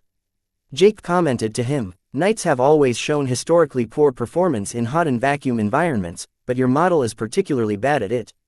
That may not be a problem in the Republic's market, but it will be greater hindrance should you decide to publish it beyond our borders. I'm not considering any expansions beyond the border at this point. Even if I do, I'll likely develop a cold weather variant instead. Don't go overboard on developing variants for your own products. If there's a viable need, other mech designers will license your design. That sounds fairly unlikely. Vase replied, I'm merely an apprentice mech designer, and my design is being published at the tail end of the current generation. True, most mech designers have already given up on the current generation and are waiting for the next one to arrive. They had a fascinating discussion about what mech designers did to stay in business during these trying times. The more established entrepreneurs could easily sit back and rely on their existing catalog to generate a steady income. Newcomers had it more difficult. Once they arrived at Marcella's brokerage, they went up to her office where she awaited his arrival. Vase, please take a seat. We have important decisions to make. So what did you think about my prototype? Vase asked as he dropped Lucky to the floor to run around while he took the center seat. Jake took the seat next to him and brought up a data pad that displayed the revised contract their negotiators hammered out. I have to admit, I'm impressed. The mech broker said, I didn't think you'd be able to exceed the quality of your most recent products. Out of all of the products I've worked with, none possess as much magic as yours. Don't forget about its performance. I've worked hard and risked my life to acquire a set of high-quality component licenses. My mech's performance is on par with other Kurentgen models that are priced around 60 million credits. One could argue that Michael Dumont's latest model is a much better bang for your buck. The Havilax won't last as long as the Blackbeak when all hell breaks loose. It will take years before that becomes evident. Well, that's what marketing is for, right? Vase pointed out, I'm sure the benefits of my model will become clear as long as we put out the right message. After some small talk, they moved on to the revised contract. Vase skimmed over the clauses and found nothing that stood out to him, though he only understood half of the terms. Meanwhile, Marcella clasped her hands and added a last-minute request. I've been thinking about the cooperation we had so far and what we can achieve in the future. I think you have promise, Vase. What are you getting at? Vase looked at his mech broker with a guarded expression. I'd like to take a personal stake in your business. Say, 5% of the LMC's shares. Vase dropped the data pad containing the contract. Even Jake looked taken aback at this sudden demand. I'm sorry, Marcella, but I'm not short on cash right now. Hear me out, Vase. The current contract states that we'll be working together for at least 20 years. A lot of things can happen during that time, especially considering the Republic will be having their generational spat with the Kingdom. Times may become difficult for us, and that's why we need to forge a stronger bond. Jake didn't refuse the suggestion out of hand. He looked intrigued and asked a pertinent question. What are you prepared to offer in exchange for a 5% stake? It's difficult to determine the LMC's current market cap. You're keeping your books close to your chests. She explained. However, I have my sources, and I've also made a projection of your company's future earnings. I think it's fair to offer around 1.3 billion credits. That's a lot of money. Vase immediately replied, but he also revealed his misgivings. But that doesn't sound enough. My growth is extremely fast compared to my competitors. 10 years from now, the LMC will be a completely different animal. Aren't you a little too optimistic? You've never lived through the last war, and from what everyone tells me, the upcoming one will be even more destructive. I'm also on the hook if a disaster falls upon your workshop." They negotiated back and forth. Vase truly believed his company had a brighter future than the value that Marcella ascribed to it. Meanwhile, his mech broker believed that Vase severely underestimated the challenges his company was about to face in the next 10 years. Eventually, Marcella switched up her offer and decided to pledge 1.9 billion credits worth of marketing activities in exchange for a 5% stake and a seat at the board. Don't underestimate the value of marketing. It's essential to sustain your company's rapid growth phase. As your catalog and production capacity grows, you'll need to develop other channels to sell your mechs. Jake made a subtle indication to Vase. His COO thought that Marcella offered a decent amount of value for what she asked. Vase let go of some of his misgivings. Still, the question remained whether he should issue stock or sell the ones he already had in hand. The Larkinson estate won't agree with the decision to issue new stock. He responded. Before he joined the LMC, he used to be a retainer for the Larkinsons. He still acted as their proxy in a way. Issuing new stock will dilute their ownership of the company below 25%. That's not in their interest. In the end, Vase had to part with his own shares, reducing his ownership of the LMC from 75% to 70%. They slowly went through the paperwork and signed all the contracts. At the end of the day, the LMC welcomed another shareholder to the fold. Vase rubbed his tired face. "I don't know if I made the right choice or not, but welcome to the fold. I hope you can help us grow into a fixture of the Republic." The new agreement entailed significant changes in their cooperation. For better or worse, both of their fates became intertwined with the success of the LMC. Chapter 258 finalized. The wrecked state of the prototype diminished its value immensely. Vase decided to scrap the pieces outright in order to recover as much exotics as possible and ship them back to his workshop. With most of the company's envoys remaining on Bentime to take care of business, Vase, Jake and his usual entourage decided to race back to Cloudy Curtain aboard the Barracuda. Without the shackles of a slow and lumbering convoy, the swift and agile corvette reached Cloudy Curtain in roughly a day. Vase hardly wasted any time by returning to his office. The Blackbeak's 10-day crucible revealed a lot about its limits. The simulations haven't been that far off. The differences between the virtual models and the real space testing didn't amount to much, but the details mattered. In particular, the testing revealed that the Blackbeak could use some improvements in terms of heat management and armor coverage. "My mech runs too hot the longer it keeps running. It's not venting heat fast enough. The joints are also rather vulnerable. Defensive knights featured very thick armor around their joints, making it difficult to exploit them as weak points. The Blackbeak demanded a certain level of mobility, however, which limited the amount of armor Vase could put around its knees and elbows. The testing grounds revealed that the joint armor degraded a little too quickly. The Veltrex armor system performed well below standards if Vase thinned its 3 layers beyond the minimum threshold. Both problems demanded Vase to make a couple of unpalatable compromises. Solving the heat issues entailed incorporating more active heat emission elements, which took up valuable space. Increasing the armor around the joints meant that the Blackbeak lost a substantial amount of flexibility. Could he plug both gaps while retaining the Blackbeak's current level of performance? Vase crunched his head over the problems, but came up with nothing. He decided to consult the imaginary existence roosting in his mind. "Come on, Black Phoenix, show me an idea." The image hardly stirred. It didn't possess any intrinsic knowledge about mech design to suggest any solutions to the problems he faced. Vase had to solve the issue on his own. He decided to punt on the problems and address the minor problems first. Vase corrected various minor shortcomings about his design by minutely shifting the placements of some components. It only took a couple of hours to enact all the changes, but Vase took 3 entire days to confirm they didn't result in any adverse consequences. By that time, Vase made a decision about his design. "My mech is meant to stay on the field for long stretches of time. Both heat management and joint coverage are essential to extending the Blackbeak's operational time." Though it hurt him a lot, he decided to cut into the Blackbeak's design in order to make room for further improvements. He made room by expanding its exterior to make room for a couple of heatsinks and some heat shunting mechanisms. He also clad the joints in thicker layers of interlocking plates. Both changes profoundly affected the performance of his design. They also turned it into a slightly different beast, which forced Vase to rerun all of his virtual tests in order to ensure he hadn't introduced any new flaws. This stretched on for 2 weeks.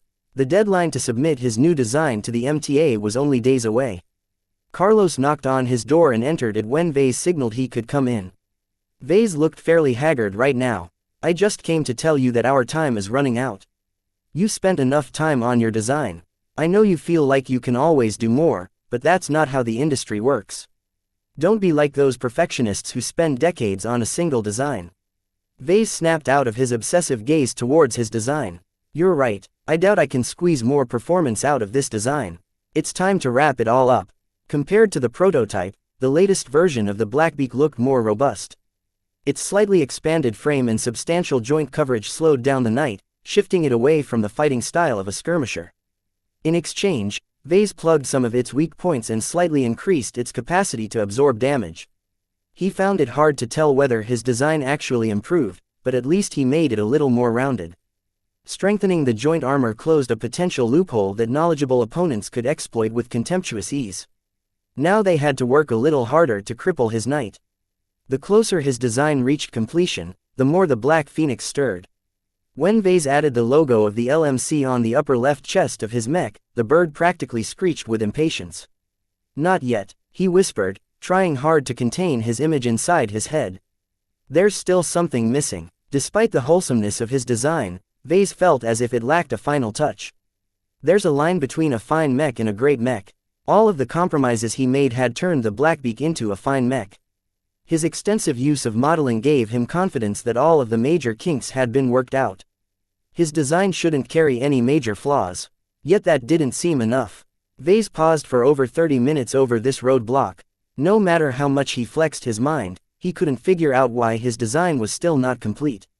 He decided to step out and ask for the opinions of others. He first showed off a small projection to Lucky. What do you think, buddy? Is it a good mech? Meow. His cat batted the projection away. Okay, then. He entered the workshop floor next and gathered Cyril and Carlos. The two supervisors hummed over the Blackbeak with serious expressions in their minds. It's larger than the previous version, Carlos stated. The initial design looked graceful. That's not quite the case anymore with this newer version. It looks fatter somehow. It looks less like a light mech and more like a medium mech. Chief Cyril added, thin mechs look pretty, but they don't tend to last too long in the field. Your design looks perfectly suitable to rough it out. They supplied some comments but didn't mention anything too pertinent.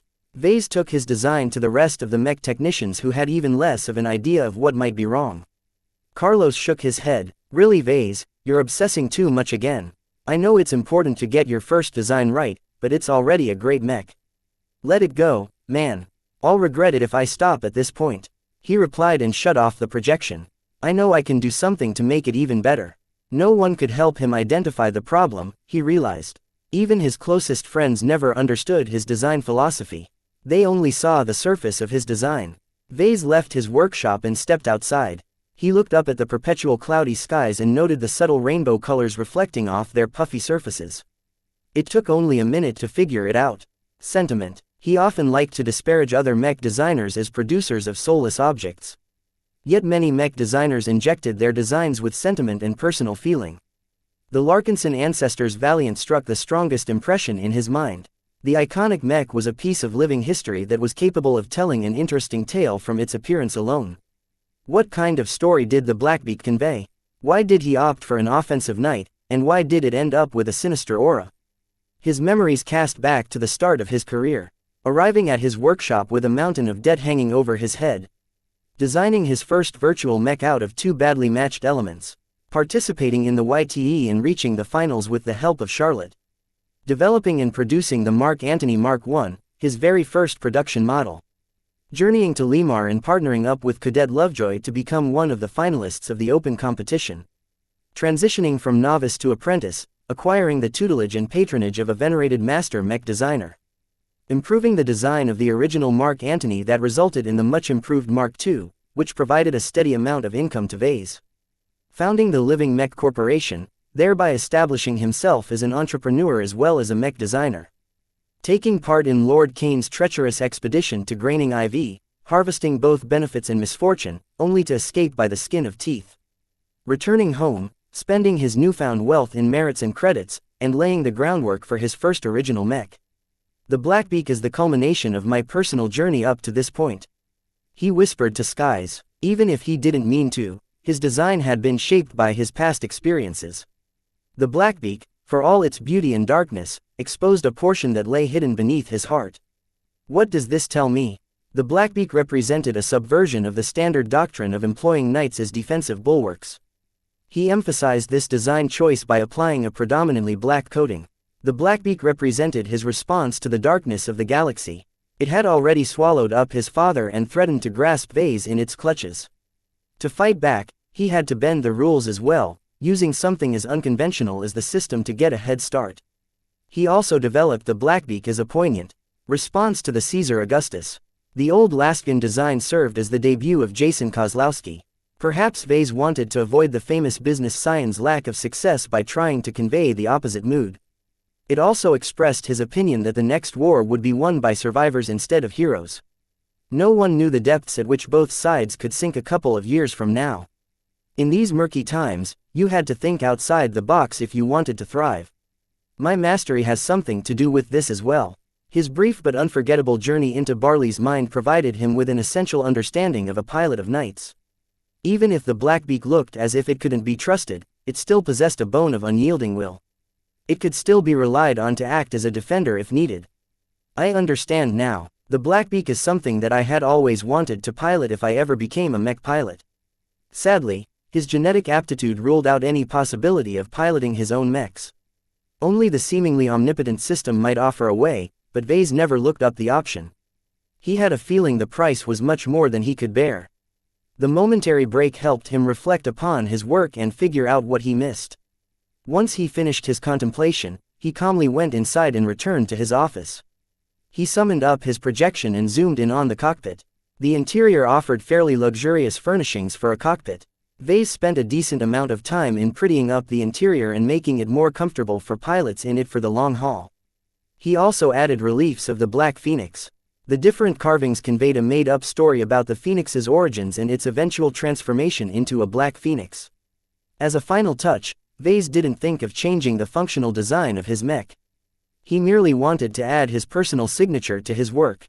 One could argue that the label underneath the front console already sufficed, but Vase thought he needed to add a deeper meaning to his design. A weight imposed on his mind, pushing him towards monumental decision. You're the Blackbeak, but that's more of a name for a design. If Vase considered his creations to be alive, then they deserved an intimate name that they could call their own. He felt like a father who was about to bestow a name to his recently born child. With a couple of controls, Vase engraved the name of his design at the top of the interior of the cockpit. Your name is Akron. Vase let go of the reins of the image clamoring in his mind. The Black Phoenix screeched triumphantly as it escaped from the prison of its progenitor's mind and dove into the Blackbeak's intangible domain. Even though he only witnessed a projection, Vase had the illusion that his design felt more complete somehow. The Blackbeak exuded a sense of finality and solidity that had always been lacking from the prototype. Ha ha ha ha, he laughed, finally letting go of the tension that had been crushing over his shoulder. It's finished. I'm finally done. His very first original design was ready to be submitted to the MTA. Assuming everything went well, he would finally be able to advance his career and make his mark as a designer of original mechs. He looked forward to competing against his upstart rival. An air of bloodlust momentarily infected his mood. Chapter 259 Completion. The completion of the Blackbeak resulted in a cleansing of the mind. Vase never realized the Black Phoenix's presence took up such a heavy toll on his mind. Its departure freed up space he never knew existed. His design possessed a definite spiritual element. He could feel it in his sixth sense. It distinguished his design from the vast majority of other designs publicly available for licensing. No one would be able to tell why his design drew the eye, but it definitely possessed a seductive allure. It's pretty much a bad boy among designs. The Blackbeak's appearance carried a dark mystique that made it a more natural fit among pirates and outcasts than upright mercenary circles.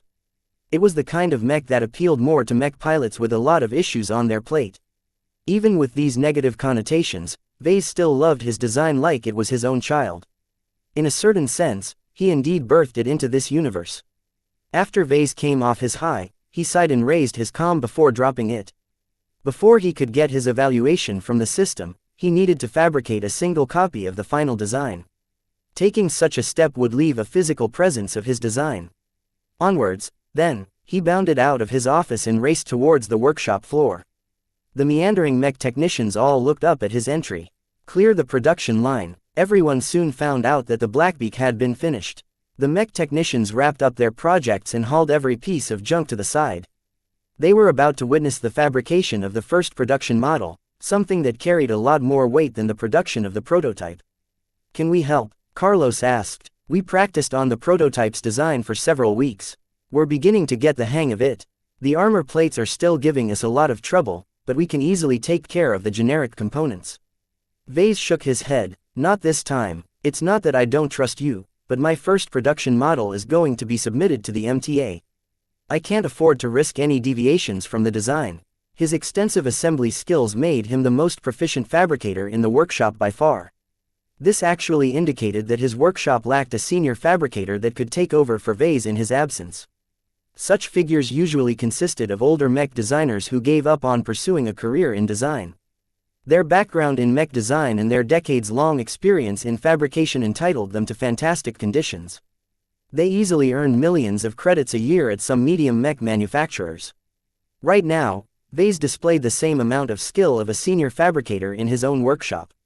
He deftly manipulated the interface of the Dortmund to churn out part after part. His prior experience with the prototype allowed him to avoid many of the pitfalls he stumbled into last time. Vase designed the Blackbeak to be easy to fabricate. Besides the complicated armor system and the elaborate surface carvings, the mech embodied the rule that knights should be a simple mech to make. He even detected a faint resonance between the Dortmund printer and his work. He faithfully reconstructed the impressive machine out of a variety of salvaged parts. He understood the machine and felt connected to it in a way that he would never have with an off-the-shelf device. The more he understood his tools, the better he was able to exert control over the process. Even the armor forging proceeded with little incident. Once he got the hang of it once, he could reproduce the same steps in his sleep. The differences between the first version and second version of his design didn't lead to major shifts in paradigms, so he applied the same solutions as last time. The Blackbeak's first production model slowly came together. Each bolt and plate had been made with loving care, as Vase channeled his full focus into making the most wholesome representation of his design into a physical presence in this reality. The final step consisted of mounting a custom gem inside the cockpit. Like the Mark II, Vase turned the start button into a placeholder for a gemstone. He carefully opened a pouch and selected a pre-prepared gem. That lucky once produced some time ago. Black Diamond of the Night increases the speed and armor of a mech by 10% at low light levels. The dark diamond featured a compelling glint that matched the Blackbeak's mystique. While he didn't think his customers would employ his mech at night, it might provide a surprising result. "Well, it's not quite certain my first production model will even see combat." The mech market placed a lot of value on special or unique mechs. The abundant amount of money he harvested from the Vintage Festival was a case in point. Wealthy collectors constantly kept their eye out on mechs with noteworthy provenance. It remained to be seen whether the first production model became a rarity. It derived its value from the overall success of its design. The more copies he sold, the more collectors desired to obtain the initial copy he completed just now. After completing his mech, Vase gathered everyone at work and invited them to gaze at the brand new model.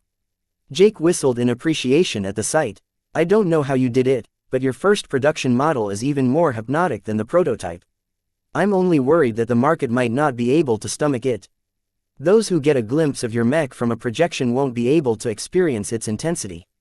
Much like artwork, a recording or a projection wouldn't be able to convey more than a tenth of the intangible properties of his handcrafted work. His virtual models should have deserved more appreciation, but because of the limitations in simulation technology, his customers only experience a pale imitation of his original intentions. That's the nature of our business. We just have to work with what we have." Vase spent the final day wrapping up his documentation. He already sent more than enough proof that he worked on his design alone, but it didn't hurt to send additional documents. He mainly paid attention to justifying his design choices. It gave the judges from the MTA a glimpse in his mind. He also assigned the Blackbeak design a model number. Every mech designer adhered to their own rules with regards to these codes. Vase kept it relatively simple in order to keep track of his growing catalog of designs. BPA-01 stood for Black Phoenix, Archon, first published edition.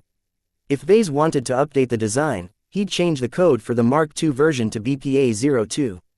If he wanted to design an aerial variant, the code changed into something like BPS-01. In short, every update or variant using the Blackbeak as a base began with BP. While he tidied up his project files, he also sneaked in some time with the system and submitted his design to its discerning gaze. The program spat out its evaluation of the Blackbeak almost instantly. Design evaluation: Blackbeak BPA-01 model name, Blackbeak BPA-01 original manufacturer, Vase Larkinson weight classification, medium recommended role, offensive night armor, A carrying capacity, B aesthetics, A endurance, A energy efficiency, B flexibility, C firepower, D integrity, A mobility, C plus spotting, E X factor, C++ cost efficiency, C project involvement, 100% original component composition, 7% overall evaluation. The Blackbeak is a remarkable third-class offensive night design that excels in lengthy conflicts. Its unusual balance between armor and design enables pilots to employ it in a variety of circumstances with abundant flexibility. However, its lack of notable strengths also demands a high level of skill and judgment to pilot the Blackbeak to its full potential. You have received 1,000 design points for completing an original design that has no other equivalent. You have received 500 design points for designing a mech with a moderate presence of X factor. Damn it, I got so far and I still haven't broken through my previous record. His X factor score showed that he had reached the extreme end of the C range, yet it didn't enter into B territory. Vase felt a little bitter about that. Even though the growth element incorporated into the design should strengthen its X factor over time, it wouldn't be able to show off its potential at the time of purchase. The system's lack of fanfare around his first original design felt a little off. It treated the Blackbeak the same as the temporary designs he slapped together during competitions. This should have been a major milestone for him. He at least expected a present or something. Can't you say anything nice for once, system?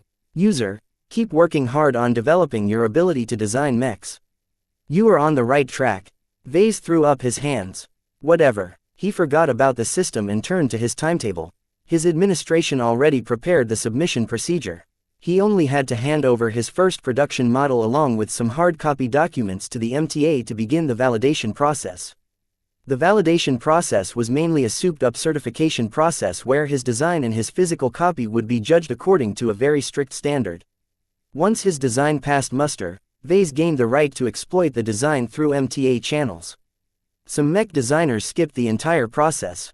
This was mostly the case with more renowned designers or those who worked for powerful entities like the governments of second-rate states. Submitting a design to the MTA entailed revealing all of its strengths and weaknesses to one of the largest powers in the galaxy.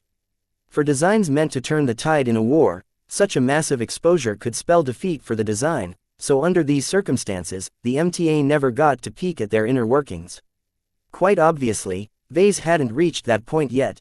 In order to convince his customers to purchase his mechs, he needed to make its details more accessible. Vase even planned to add the Blackbeak's design to Iron Spirit in order to let the public get a taste of its wonders.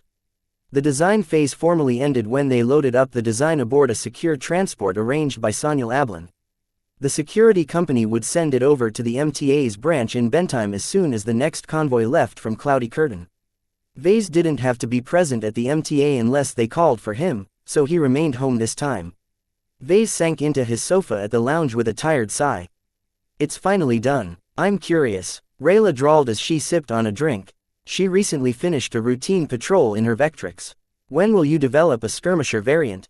The Blackbeak isn't a good platform to develop lighter mechs, he replied, not even giving it a serious thought. It's a bit difficult but not impossible to develop a rifleman mech out of the base model, but I'm better off designing a dedicated skirmisher from scratch. Oh, I guess you won't be giving me a new mech anytime soon then. Don't feel too bad for yourself. While I'm attracted to the idea of designing a rifleman mech, I'm not sure I'll be up to the task. What's holding you back? I thought you knew a thing or two about laser weapons. That was an understatement considering that Vase even knew how to build a grazer rifle. The weapon isn't the problem. It's the musculature that's an issue.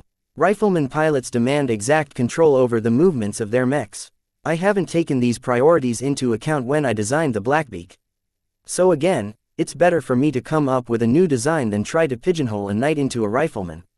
All of this went over Rayla's head. She quickly got bored of the topic and finished her drink. She threw away the container, which a spare cleaning bot deftly caught in the air before it could soil the floor.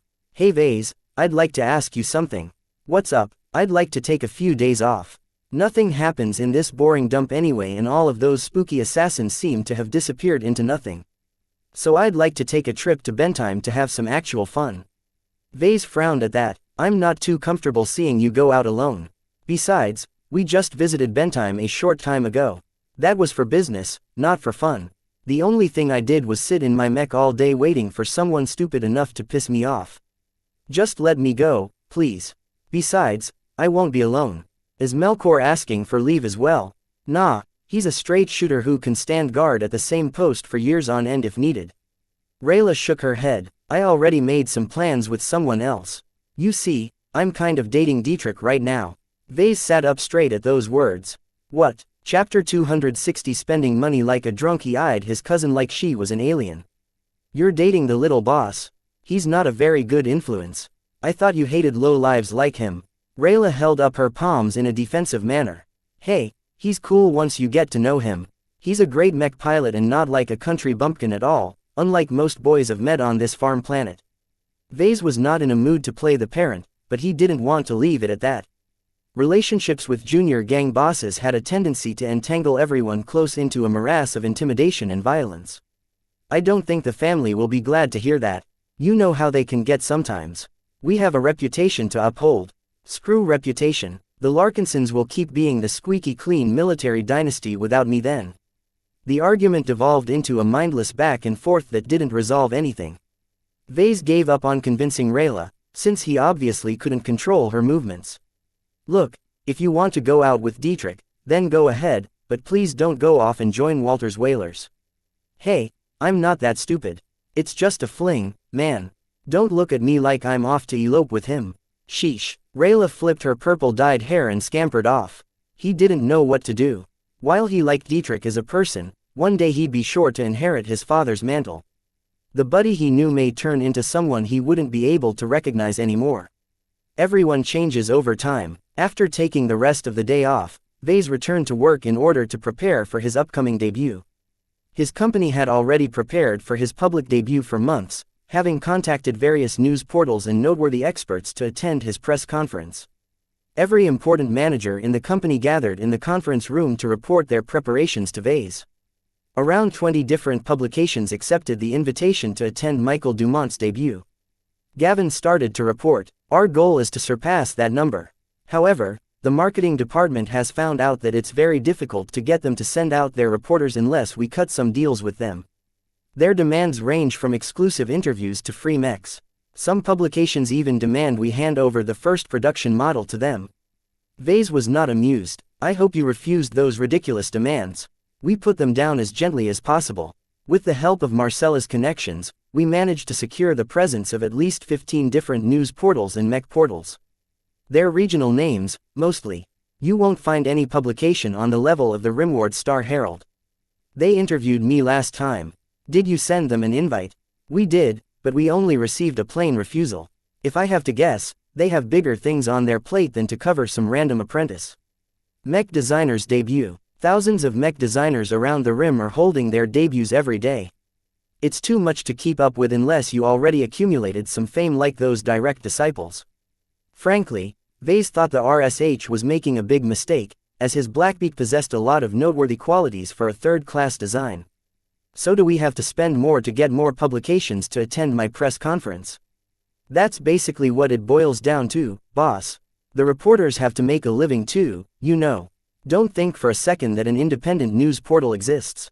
We either cough up the dough or resign ourselves to parading your new design to a collection of smaller news portals. I've set a tentative marketing budget of 100 million credits. Can you cover the costs from that budget, or do we need to shift more money around? Gavin fell into silence as he weighed the costs against the benefits. It's only worth it to pay off the greedy publications if they have the audience to back up their big mouths. Not all of them have the viewership to support their boasts.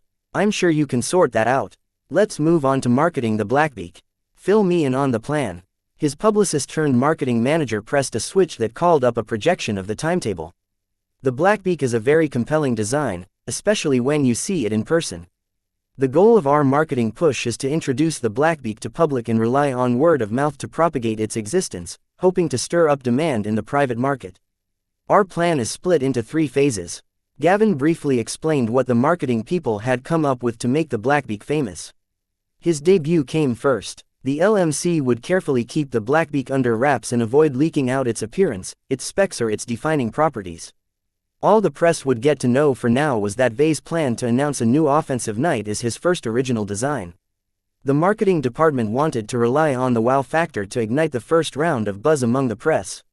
The second phase consisted of fabricating 10 gold label Blackbeaks and display them in public at various locations around Bentheim. Their enthralling appearances should be able to elicit a lot of curiosity from the crowd. Wait a minute, Vei's interrupted. The plan sounds fine, but fabricating 10 models without receiving compensation will drain my entire cash reserve. Does anyone know how much it costs to fabricate a single copy of the Blackbeak? Someone dug up the latest figures. It costs 41 million credits for us to fabricate a single mech. The internals take up 13 million credits in raw materials, while the armor system requires 26 million credits worth of exotics to construct. The remaining 2 million credits consists of per-unit licensing fees to various companies who developed the components the Blackbeak is using. Compared to the Caesar Augustus, the Blackbeak cost much less to produce, even with the recent level of price surges. It all had to do with his smart selection of components. Vei specifically licensed components that incorporated materials that the Republic could supply themselves. The LMC didn't have to rely on expensive imports from distant star sectors to produce a single mech. That was one of the biggest advantages of designing your own mech. Vei knew of the power of the X factor. Even with a rating of C++, the physical copy exuded a magnetic pull that definitely halted traffic. Still, he sounded a little skeptical about its reach. 10 models won't be enough to cover the entirety of Bentheim, or even Durham alone. We don't hold any ambitions to reach the entire public. We only want to feed the hype surrounding the Blackbeak. Once people start to see it on the streets, they'll take recordings from their comms and send it to their friends and relatives. The third phase began after that. Once the marketing department thought they created enough of a buzz, they planned to release the virtual version of the Blackbeak onto the simulation games. Iron Spirit stood out the most, of course, but Gavin also suggested making it available to non-potentate games so that laymen could get a taste of the offensive knight as well. Even if they're never able to pilot our products themselves, they might recommend our product to someone with the right aptitude. This virtual release would be paired by a fairly extensive advertising campaign. Most of the marketing budget had been allocated to this phase. Working together with Marcella's brokerage, they aimed to make the Blackbeak into a momentary sensation.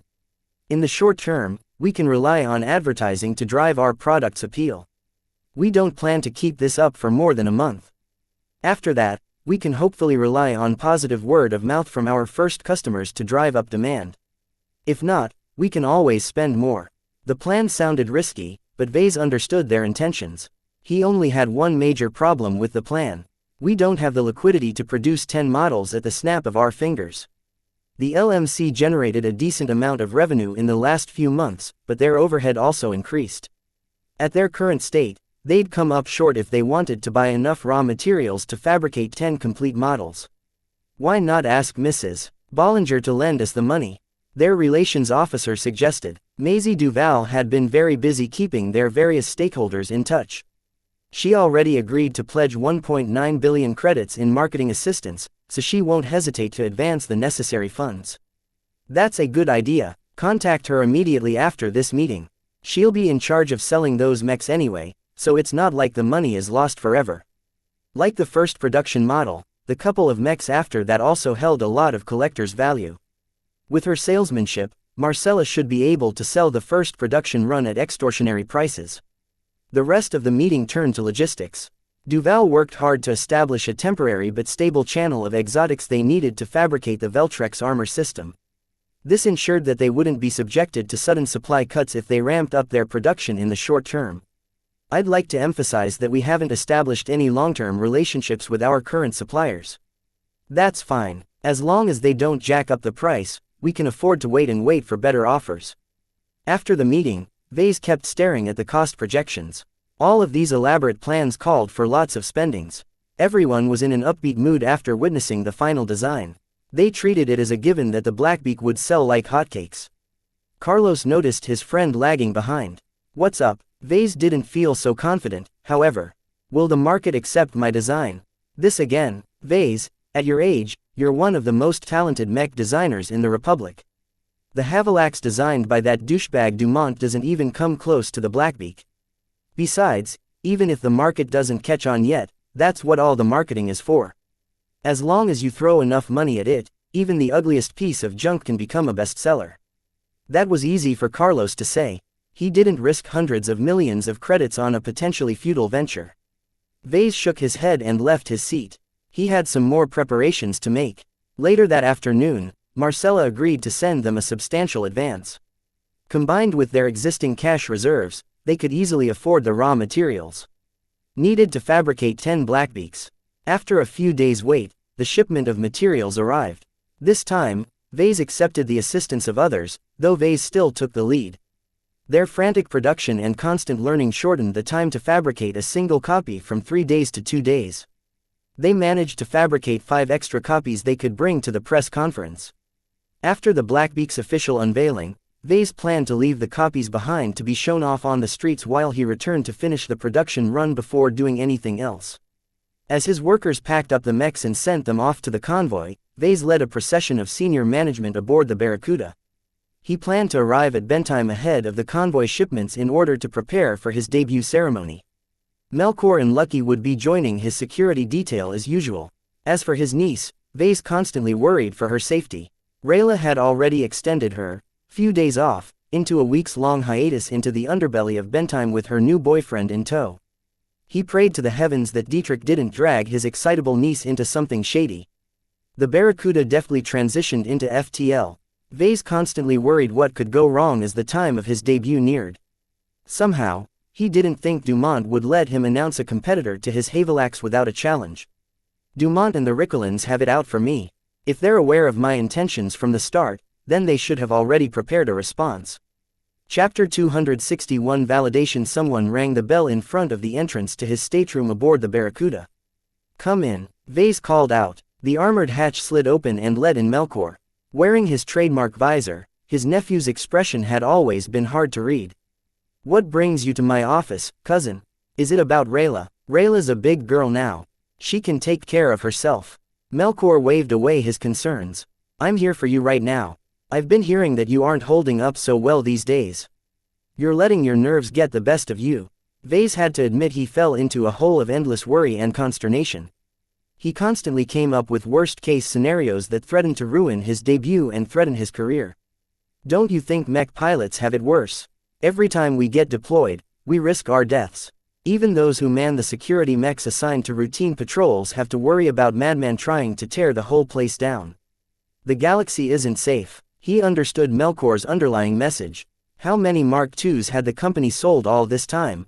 30, 50, more. Vase didn't keep track of his customers anymore, but he guessed that most of them employed them as war mechs. The coming years of war would test his designs like nothing ever seen before. Not just the Mark II, but also the original Mark I could see a lot of combat.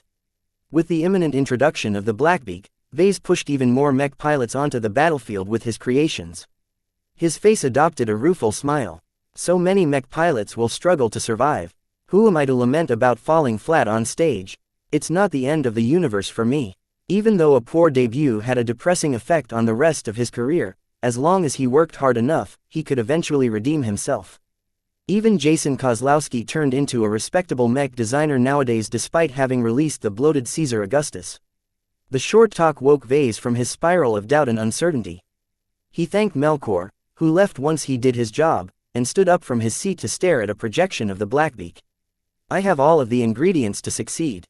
I'll make sure you will get the recognition and use you deserve." His sixth sense fluttered a bit, indicating that the Black Phoenix had been paying attention. Vase found it interesting how the Black Phoenix would evolve once more models began to proliferate. The rules of the imaginary realm boggled his mind. From what he guessed, a single Black Phoenix King ruled over the entire BPA-01 line, while paler duplicates of the imaginary entity occupied the individual mechs. These individual images possessed a growth element, so they grew over time, adapting to both their mech pilots and their shared experiences. This in turn fed back to the king of the mech line, allowing it to grow into an even more majestic creature that elevated the entire design to a higher level. It's going to require a lot of energy to accomplish such a thing, if something like that will happen at all. He suspected. His inclusion of a growth element in his design had far-reaching effects that he didn't quite yet understood. His findings on the X Factor only scratched the surface of what it could do. The only downside was that it took a long time for the fruits to bear. Vase had to debut the Blackbeak when the design had only just broken out of its shell. He felt apologetic about that. Reality isn't always so perfect. I have to work with what I got. He spent the rest of his journey preparing for the upcoming event. Through the galactic net, he coordinated with the marketing department on Cloudy Curtain and the envoys sent ahead to Bentheim. With the help of Marcella's brokerage, they secured a suitable venue to show off all 6 current production models at once. All of this is contingent upon the MTA approving the Blackbeak design for release. Gavin cautioned. Vase knew his design. There was no way it could get rejected. The quality assurance department won't hold up our design. It's nowhere near those crappy designs that some of my competitors slapped together in a couple of weeks. We specifically tested the limits of the prototype at the testing grounds to catch any remaining flaws that the MTA could use as an excuse to disqualify its design. They did their due diligence. Some designers never even bothered to subject their mechs to any physical tests, thinking that the simulations would be lifelike enough to qualify. When the Barracuda finally touched down at the spaceport, Vase met a representative from the MTA's QA department. Mr. Larkinson, we have a secure package for you. A couple of security officers in MTA uniforms proceeded to confirm his identity. Once they made sure that he wasn't a body double, a robot, a clone or some brainwashed schmuck, the representative handed over a couple of fancy data pads. As the people from the MTA boarded their shuttle and left, Vase glanced over pads with apprehension. Everyone else gathered around him to stare at the gilded pads. Their ceremonial appearance made it clear that their contents contained an official judgment from the QA department. Open it up. He activated the first pad. It took a few seconds for them to get a grip on the cover letter of the only document in the pad. Quote, "We are pleased to validate your submitted design, code name BPA-01, as a battleworthy mech. Quote, Your submitted design exceeds the minimum standards of quality set forth by our quality assurance department. It has been deemed worthy enough to be added to our archives. Quote, Your submitted design will be available for licensing as soon as it is commercially released. If your submitted design is not commercially exploited by any party, we will make your design available for licensing after 1 standard month. Quote, Our appraisers have determined the value of a standard 10-year production license of your submitted design to be 3 billion bright credits. If you wish to dispute this estimate, you are free to lodge a formal objection. We did it, Carlos yelled and raised his fist. The MTA approved of our design. Everyone held a miniature celebration. The last roadblock ahead of its introduction to the market had been cleared. Even if Vase expected the MTA to give out their stamp of approval, even he didn't know for sure. The Blackbeak's license is worth only 3 billion credits. Vase sardonically said, I don't know whether to feel glad or insulted. The license for the Havilax is worth 3 billion credits as well. Cheer up, Vase. Carlos clapped his back. Even if they don't recognize your mech as better, at least it's in the same league. Vase didn't think it likely that someone would license his design in the current generation. The huge sum mainly served as bragging rights. For a third-class mech design, a valuation of 3 billion credits wasn't shabby at all. Vase sometimes heard of awful designs receiving a licensing value of only 500 million credits. In that regard, he did quite well, though he heard of some geniuses managing to achieve a value of 4 billion credits. If I only had more time and better component licenses. Now that the Blackbeak officially entered the records and became an MTA-approved design, their preparations entered a fever pitch. Vase shuttled back and forth between Marcella's brokerage and various offices in order to ensure that nothing went wrong. In the meantime, his back office continued to persuade more publications to come and cover the press conference without throwing too much money at them. That had proven to be quite a challenge. Time passed in a blink, and the date of his debut had finally arrived. Vase woke up with all of his mental burdens gone. Somehow, he felt as if he already did his best.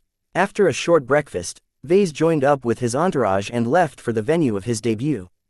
They reserved an upscale exhibition hall in downtown Durham that other mech designers frequently used to introduce new designs. Beyond the palatial double doors, 6 gleaming blackbeaks stood at a row behind the podium where Vase would make his speech. Wow, 5 of them stood just behind the first production model like an honor guard. All of their collective X factors resonated with each other to produce a remarkably strong aura that even took Vase aback. Carlos whispered in appreciation, "With mechs like these, who's going to remember the Havilacs?" Indeed, their view quickly cut off as a couple of bots covered the mechs with cloth. The bright white covers allowed spectators to get a glimpse of the silhouettes, which teased everyone's imaginations. "Alright, folks, this is the big day. Let's make sure it happens without incident." Every preparation had already been made, but it didn't hurt to check. The exhibition room had been spruced up with banners featuring the LMC's iconic logo. Lucky meowed at the tall tapestries depicting a stylized version of himself longing atop a cartoonish cloud. "That's you, buddy, meow." His cat didn't seem so pleased at his appearance in the logo. Vase may have gone a little too far in making him appear cute and innocent. "Oh come on, just look at that cute face of yours, with such big eyes you'll surely be a hit with the ladies." Lucky hissed and scampered off, not wanting to hear any more nonsense from his owner. Vase merely shrugged his shoulders and went back to his final preparations. He already had a speech planned out which not only acknowledged his achievements, but also laid out a bold vision of the future. Half an hour before the start of the conference, the first reporters arrived with a fanfare of hovering recorder bots. The reporters already staked their places before podium, hoping to occupy the best positions for their bots to transmit the press conference to their employers. After that, security cleared a number of spectators. The LMC sent out a lot of invitations in the last couple of weeks. Those who decided to attend consisted mainly of industry insiders and previous customers. Besides the expected guests, Vase also decided to open up his conference to bystanders. Plenty of people who walked by the exhibition hall must be wondering what all the commotion was all about. This led to a fairly boisterous scene at the rear of the hall. Everyone pointed at the 6 covered mechs, hoping to get an early peek of what they hid underneath. Time went by until it reached local noontime. Conversations faded out as Vase stepped forth onto the stage. Garbed in his anti-grav clothes, he cut a sharp figure as a mech designer. "Welcome, everyone. Thank you for attending this press conference. Today, I will be introducing my first original design, a model which will revolutionize the way its pilots will be able to survive the coming battles." Vase waved his hand and a projection appeared of the LMC's logo. Lucky quietly meowed in objection at the back, but no one heard his complaints. "Let me begin by introducing my company. Founded on the quiet planet of Cloudy Curtain, the LMC aims to elevate the sleepy rural planet's economy and bring more employment opportunities to its citizens. We already employ a substantial amount of mech technicians and office workers, and with the introduction of my upcoming design, I expect the company to expand even faster." The projection shifted to footage of a large number of decisive historical battles. They all featured a number of iconic mechs that enthusiasts could recognize in their sleep. You may be wondering what the LMC stands for. It's short for Living Mech Corporation. I named my company this way because I believe that mechs are more than machines.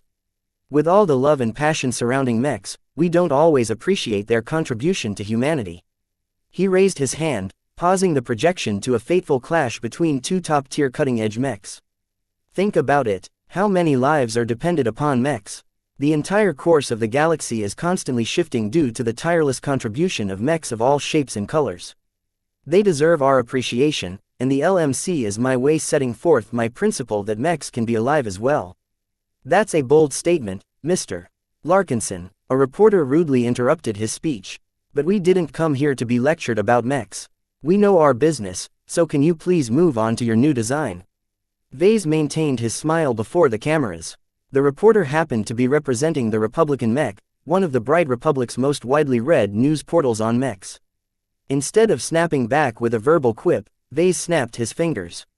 The cloths clinging over the mechs suddenly moved away, revealing the blackbeaks in their full splendor. Is this what you wanted to see? Chapter 262 Unveiling. No matter how many times Vase showed off his handcrafted mechs, he never got tired of their dumbstruck faces. The snappy reporter from the Republican Mech practically dropped his jaw as he experienced the full brunt of their overlapping auras. Nothing prepared his audience for this experience. Even those who witnessed his limited editions models at the Vintage Festival thought that Vase could only achieve such results through Herculean efforts. The Blackbeak models right in front of them proved them wrong.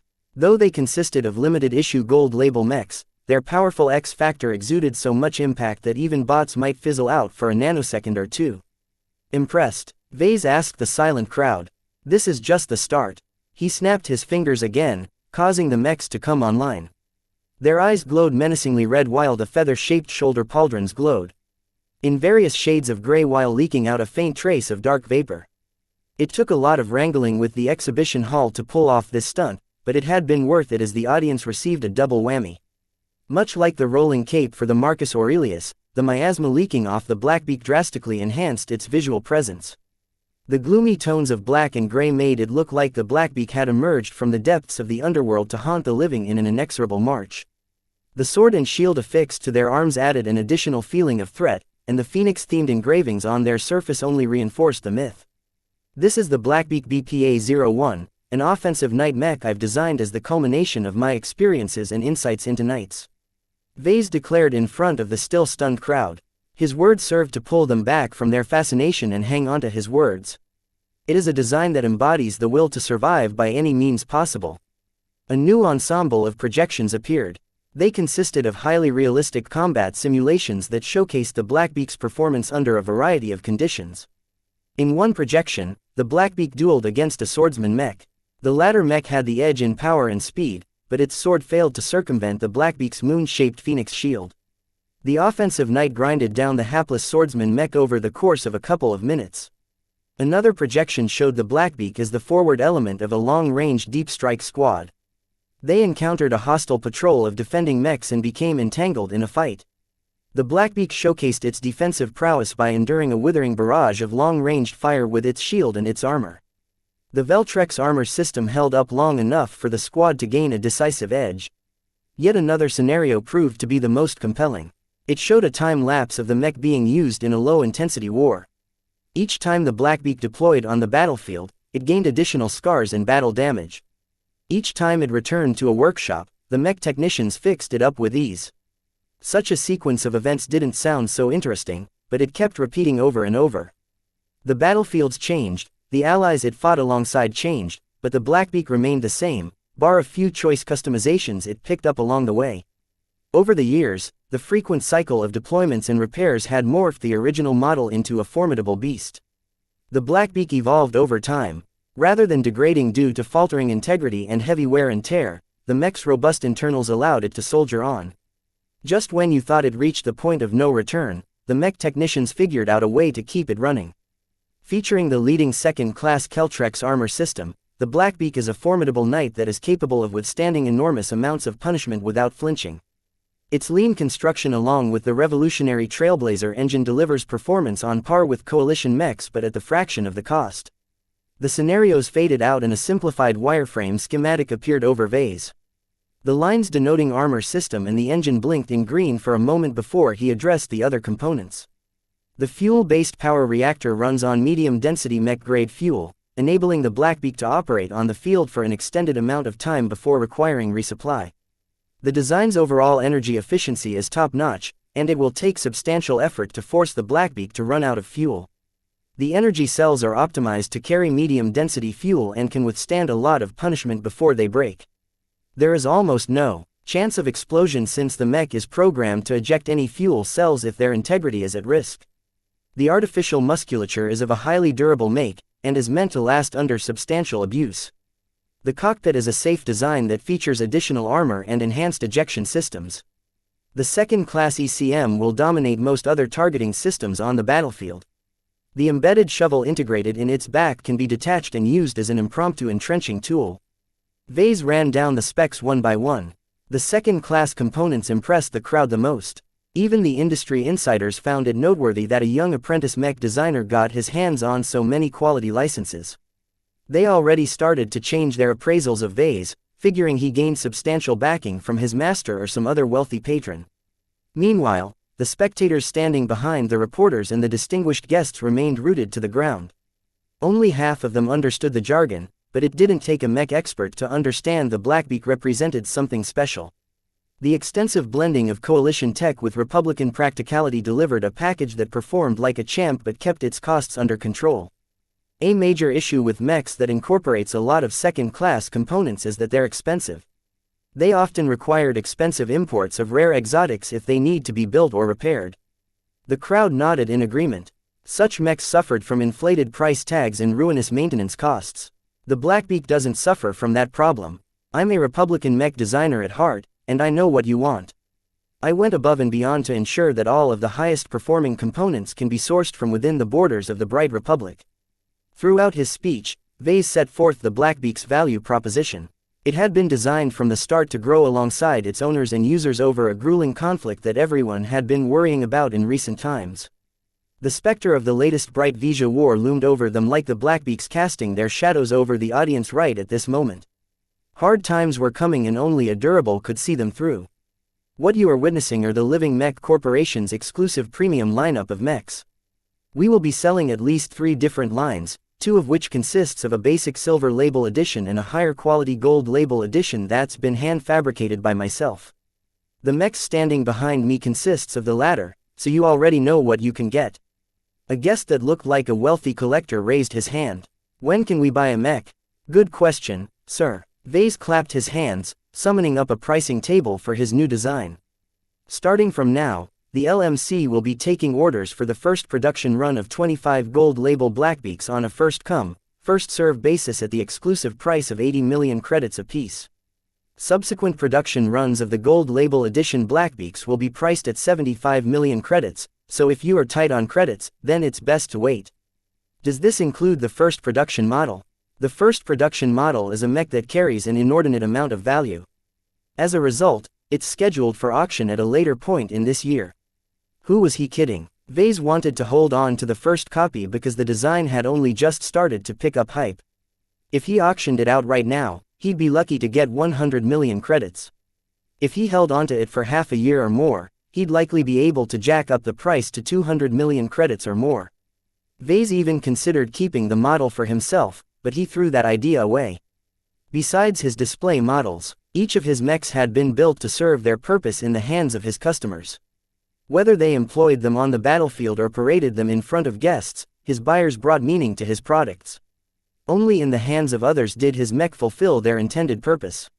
When will your more affordable silver edition mechs be available? They will go on sale as soon as the first production run is finished, which will take a month or 2. The silver label Blackbeaks will be sold for 60 million credits. Do note that the silver label designs will feature cleaner appearances in order to achieve these cost savings. Are they worse than the gold mechs? They deliver the exact same performance as the gold label mechs. Both of them are near identical designs and are made out of the same raw materials, so if you are looking for the maximum amount of benefit for the lowest cost, then the silver label Blackbeak is a compelling choice. Vase answered a large number of questions from the reporters and the industry experts. Sometimes, their questions cut very deep. Mr. Larkinson, your design looks too good to be true. There's got to a catch, right? What are the weak points of your mech? I have never claimed to have designed the perfect mech. Vase tried to laugh, though he couldn't hide the awkwardness in his voice. If I can name the most obvious weakness of the Blackbeak, it's that it isn't supplied with a ranged weapon. As a purely melee-oriented design, the Blackbeak isn't suitable for any form of marksmanship. Some of the people in the audience wanted to pound his head. Who couldn't tell that a knight sucked at shooting? Stating something like that was as obvious as telling people that grass was green. When he saw that the crowd didn't take his answer well, Vase relented a bit. Okay, the Blackbeak is a design that's optimized to run all day, but it comes with only average heat shunting capabilities. We do not recommend the Blackbeak to be deployed in places that limit heat venting even further, such as vacuum or high heat environments. How well will its defenses fare compared to a defensive knight? Can it be employed to replace a defensive knight entirely? The Veltrex armor system covering the shield and the frame is fully suitable to absorb impacts and shocks. That said, the Blackbeak is not intended to be employed as a low-mobility mech. Mech pilots will only bring out its full strength if they take advantage of its considerable mobility. Vase addressed a few other difficult questions like that. He always managed to reply in a similar vein, using a circuitous answer that allowed him to avoid leaving behind a record of saying something bad about his mech. By understating the weaknesses and emphasizing the strengths that resulted from proper use of his design, Vase painted a rosy picture of his mech as the ultimate high-mobility knight. It could fit in nearly every squad composition and could even serve as a decent solo unit.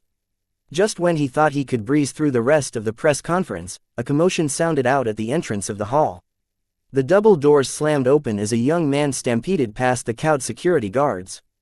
"Heya, Vase, what's going on? You're introducing a new design. Why didn't you invite me?" "Hello, Michael, it's good to see you. Shouldn't you be busy selling your own mech right now?" "Oh, my company is already taking care of it. The Havilax is selling like hotcakes. I've sold more than 100 copies so far in the first month alone." Michael Dumont grinned like a shark. "You've got to step up your game, Vase. How can you still call yourself a mech designer if you're only able to deliver half the amount of mechs in double the amount of time?" "I put quality above quantity. The first production run is entirely produced from my hand, because unlike you, I'm not too lazy to wander into someone else's party."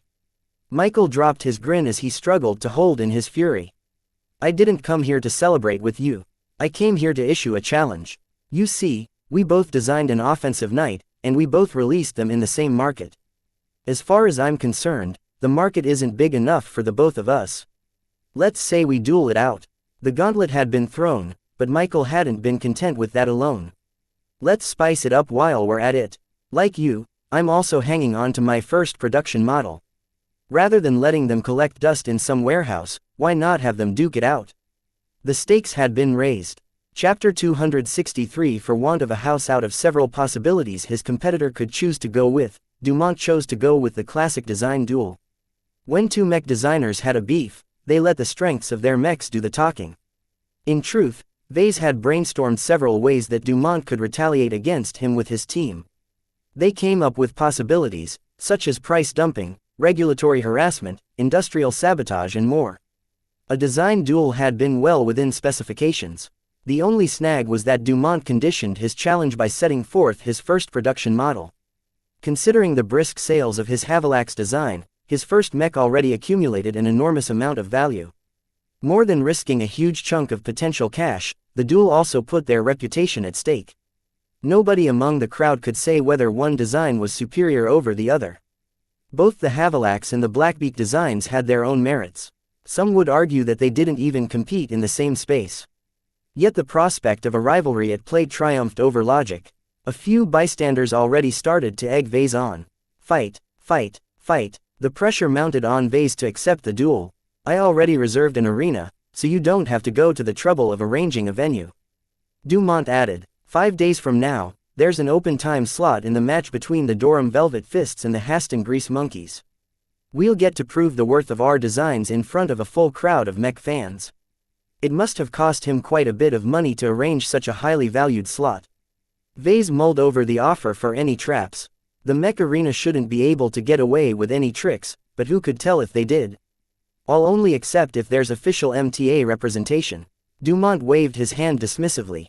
"Fine." Requesting the presence of an agent of the MTA didn't come cheap, but it ensured that nothing funny went on. If Dumont or the arena operators tried to cheat in any way, then the MTA would come down hard on their heads.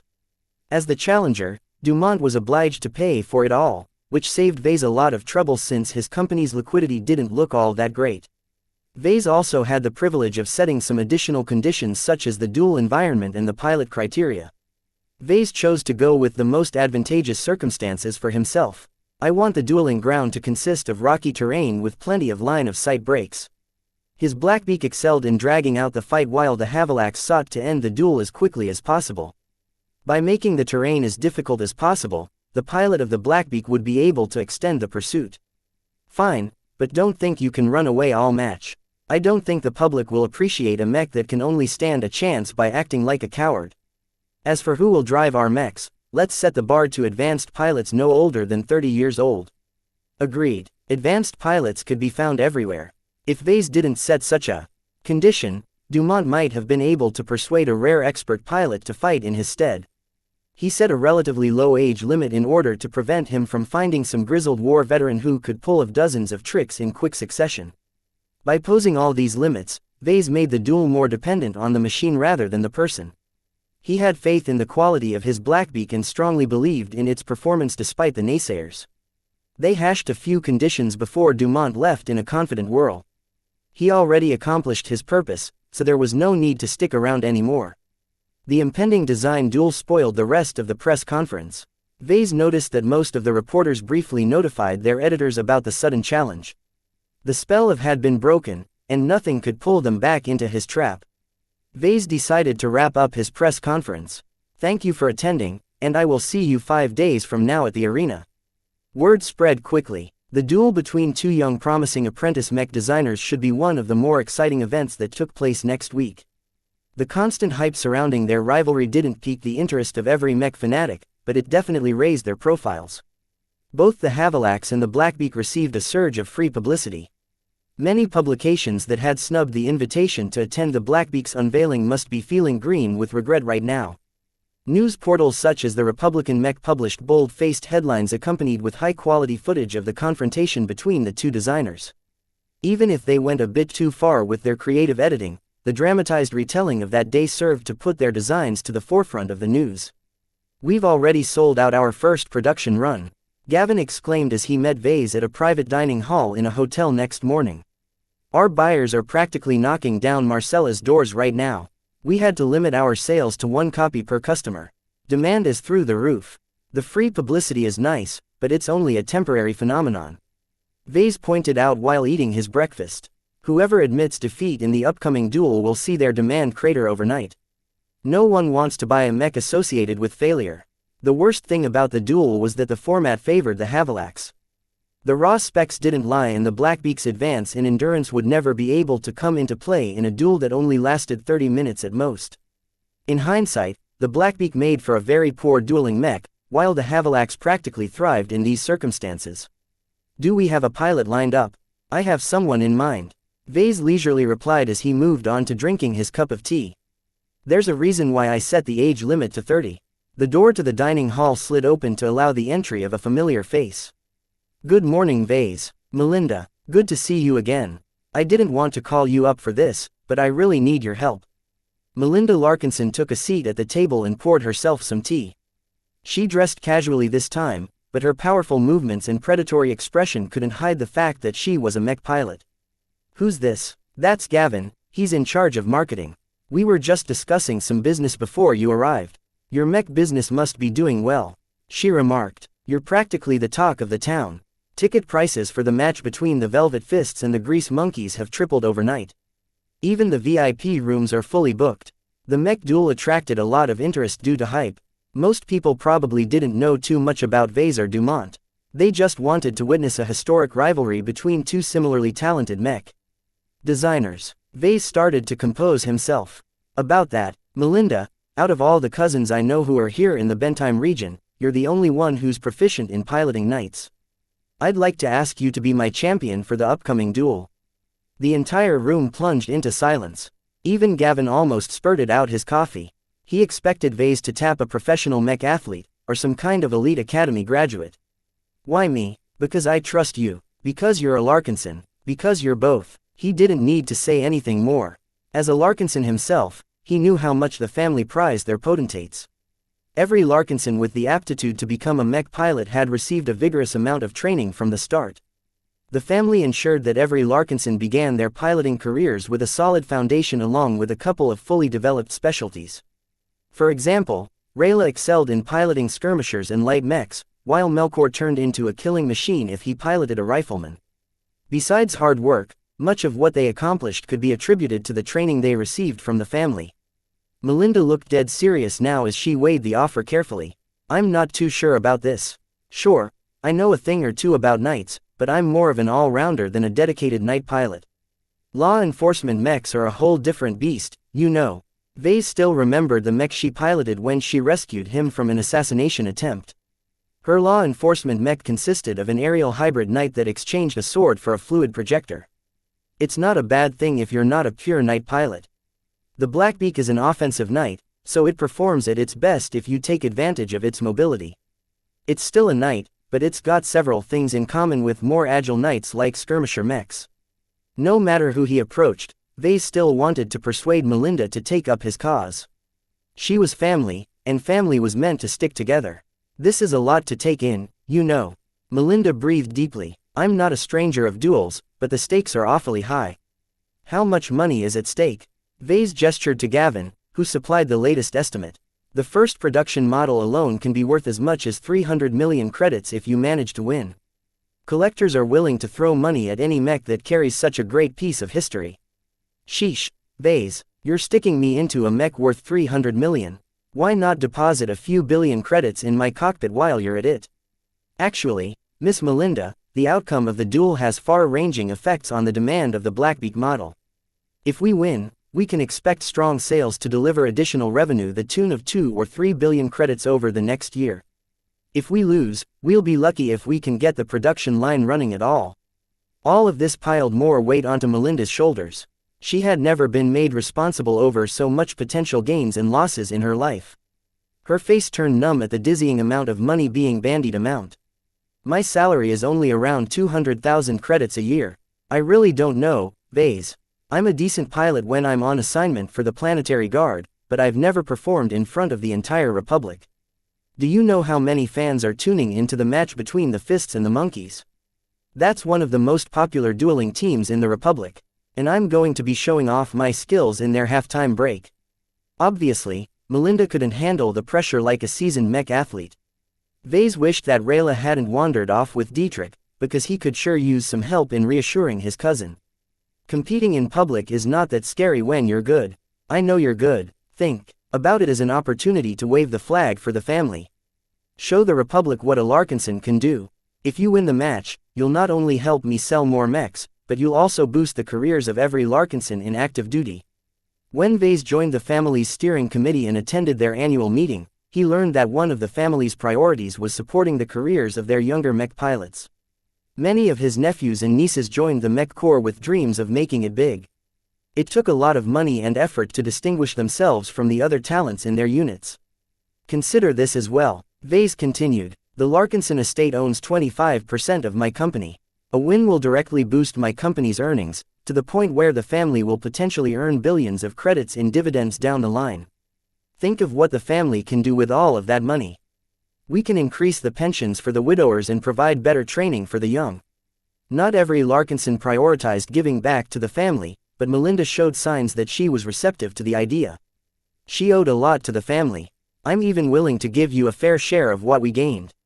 Have you ever thought about moving into a glitzy penthouse in the middle of downtown Durham?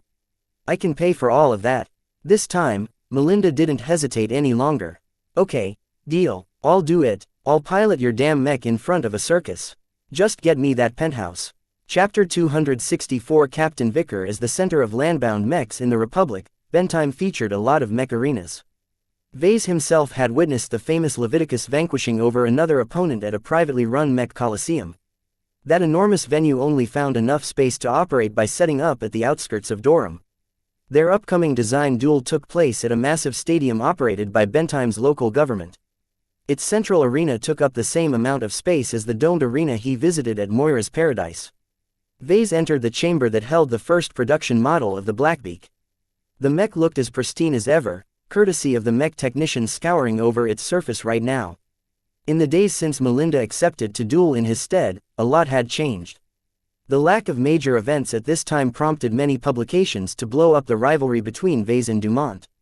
They turned a minor scuffle between competitors into the battle of the century. All of this raised the profile of their mechs. Interest in the Blackbeak surged, with many laymen clamoring to pilot its virtual version. Vase vetoed the release of the virtual model, as he didn't wish to let his competitors study his design.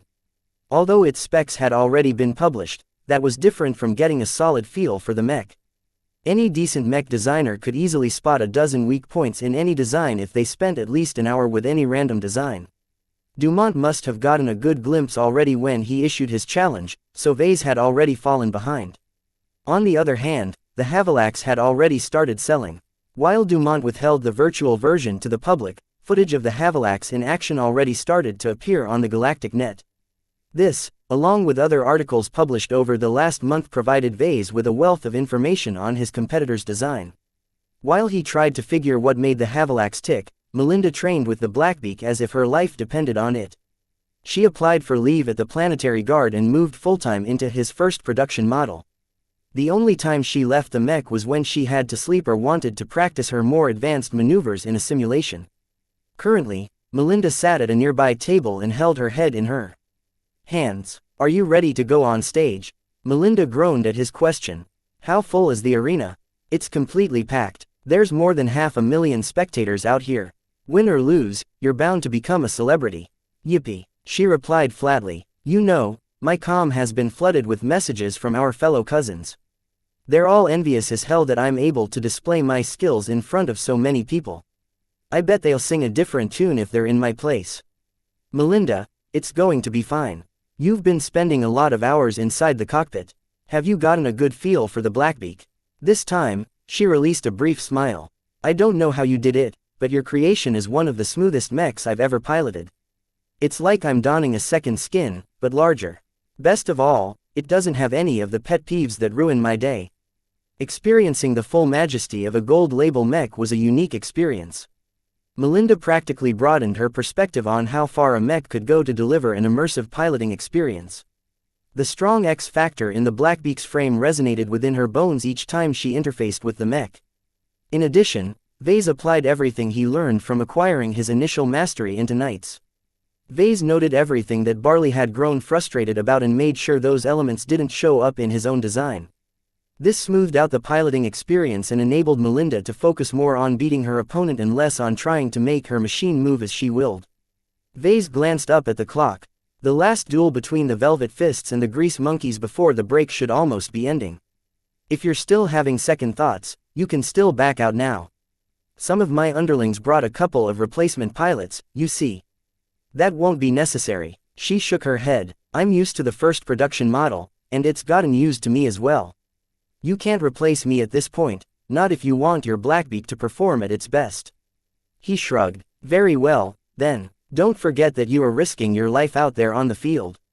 If the duel is heading into an awful direction, don't hesitate to concede. I don't want you to risk your life just to drive more sales for my mechs. I can always figure something out if that happens, but there's no way for me to revive you from the dead. I'm not Jackknife Jake, Vase. I know my limits. In the Planetary Guard, we learned how much we can push a mech." Minutes went by until the faint commotion above faded out. The latest duel must have come to a conclusion. An arena guide appeared from a side entrance. "Mr. Larkinson, time is up. Please come with me. Lieutenant Larkinson, please enter the cockpit. Your mech will be lifted onto the arena as soon as we rearrange its terrain." "Roger that." The arena personnel guided Vase up a lifter platform which brought him out in the open. The recorders zoomed in on his face. Up next is one of our Republic's homegrown mech designers, a superstar who emerged out of nowhere. Give it up for the nerdy half of the Larkinson duo, Vase Larkinson. 90% of the spectators had never heard of him before. Even if they caught a glimpse of his designs, the kind of people who attended mech duels cared more about the people piloting the mechs than the designers who made the machines. Nevertheless, that didn't diminish the momentary enthusiasm of the crowd. With all the hype surrounding this duel, its anticipation had surpassed the outcome of the match they originally came to attend. The Velvet Fists and the Grease Monkeys had completely turned into sideshow characters at this moment. The lifter platform reached at an elaborate open tribune. Despite its size, only 2 seats had been placed at the center. Michael Dumont already sat at the seat to the left, leaving Vase to take the one on the right. Vase, Michael. They didn't exchange any other words. At this point, no amount of talk would change anything. Both of them let the minutes tick by in silence until Arena finished its reorganization of the dueling grounds. It was a wonder to witness how effortlessly the battleground morphed from a plain tiled surface to a decent imitation of a rocky canyon. Large amounts of rocks, cliffs and other debris carted in from below and cluttered up the field until it became impossible to see the other end of the arena from ground level. Once the arena finished its rearrangement, the mechs started to appear. First to enter the stage is Michael Dumont's Havalax. Coated in resplendent white, this offensive knight can run as hard as it can hit. While it possesses a decent set of armor, the Havalax excels in hacking down its opposition through unrelenting aggression. Armed with both a sword and a handaxe, the Havalax has a plethora of offensive options to dismantle anything in its way. A projection of the mech pilot appeared over the sky. Vase took one look at the man's uniform before his face began to fall. Piloting the Havalax on behalf of Dumont is Captain Jamie Vicker. Captain Vicker is one of the greatest talents to emerge from the Republic in recent times, and he has won a number of prestigious awards before the Mech Corps snapped him up. Nowadays, he leads his own unit as the youngest captain in our homegrown 3rd Infernal Hellhounds Regiment. Captain Vicker's handsome face and curvy blonde hair made him a hit among the ladies, who all started to shriek like they lost all of their intelligence. Vase didn't care about that, but he did grow worried about Vicker's capabilities. The Mech Corps held themselves to a higher standard than the Planetary Guard. They recruited the best of the best, and anyone who reached the rank of captain at such a young age must be someone with a lot of promise. At the very least, the Mech Corps must be feeling hopeful that Captain Vicker had a decent chance of advancing to expert pilot someday. The Blackbeak appeared next. Unlike the Havilax, the Blackbeak's strong X-factor and dark appearance caused the crowd to grow a little muted. Even though they saw a couple of projections of the models in ads and promotions, it was different now that they encountered it in person. Emerging from beneath is the inventively named Blackbeak. It's an offensive knight that's made for war. Featuring top-notch endurance and a running time that lasts for days, it's the perfect mech to deploy if you wish to drive the Visions mad. Mr. Larkinson has promised that the Blackbeak is a mech that will grow with its pilot and is able to last an entire war. Hyperbole or not, the Blackbeak makes for a striking sight. Compared to Vicker's enthusiastic reception, the crowd reacted with considerable less attention when Melinda began to be profiled. The announcers briefly went over the highlights of her career, which wasn't much considering she spent much of her time in training or walking the beat in a rather boring law enforcement mech. Still, no matter how plain her biography looked, it didn't detract from the sheer amount of time and effort Melinda put into her training. The two mechs approached the center of the complex battlefield until they were 10 seconds apart. Formal duels of this nature mandated that the mechs had to be within line of sight from the start. A number of inspection bots bearing the logo of the MTA started to scour the battlefield and the mechs. The delegation from the MTA occupied a different platform just above the heads of Vase and Dumont. Even though the projections didn't introduce them in any way, their presence was very much felt due to their reputation alone. The bots cleared the arena once they failed to detect any signs of foul play. Let the duel commence in 10 seconds. A timer counted down from 10. Vase gripped the handholds of his seat. It felt frustrating to sit so far away while parading out his favorite niece to fight in his stead. He knew how dangerous a duel could turn out. Even though a duel between knights rarely led to fatalities due to their considerable defensive prowess, a single stab of a sword could puncture right through a cockpit if the chest armor had been weakened. Please don't go too far, Melinda. Just endure the opening moves. Don't try anything fancy. The countdown ticked down to 0, and the duel officially commenced. For the Hellhounds, the Havilax's speakers broadcasted in the air. The white mech immediately sprinted forward with its kite shield up in front. It aimed to close the gap to the Blackbeak with its superior speed. Melinda kept her cool. She knew the Blackbeak couldn't run as fast as the Havilax, but she ran anyway in order to force her opponent to burn through its energy cells.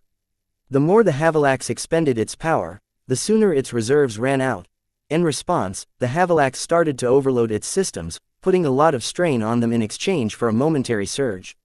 Captain Vicker decided to start the engagement with an axe, having sheathed the sword behind the Havilax's back. Once his mech reached the lagging Blackbeak, it began to bash with its shield while simultaneously chopping its target from above. The Blackbeak turned at the last moment and absorbed the shield bash with its own moon-shaped shield. As for the axe strike, it only managed to put up a hasty guard with its sword, which clearly didn't fare well against the power behind the offensive weapon. The Blackbeak's sword arm strained to absorb the impact, allowing the Havilax to slip in a low kick that destabilized the Black Mech's footing. This opened up the Blackbeak to another attack. Melinda immediately faced a crisis. Chapter 265 Duel of the First. She knew it was a bad idea. Yet her obligation to her family and her friendship with Vase urged her to step up and make the Republic remember the glory of the Larkinsons. The amount of people flocking to the arena made her falter a bit. Melinda had never been shy, but that didn't mean she felt eager to embarrass herself in front of a crowd of 500,000 spectators. If that wasn't bad enough, the entire match would be broadcasted to billions of viewers watching at home. One misstep and she would never live it down for the rest of her life. Is this what mech athletes have to go through?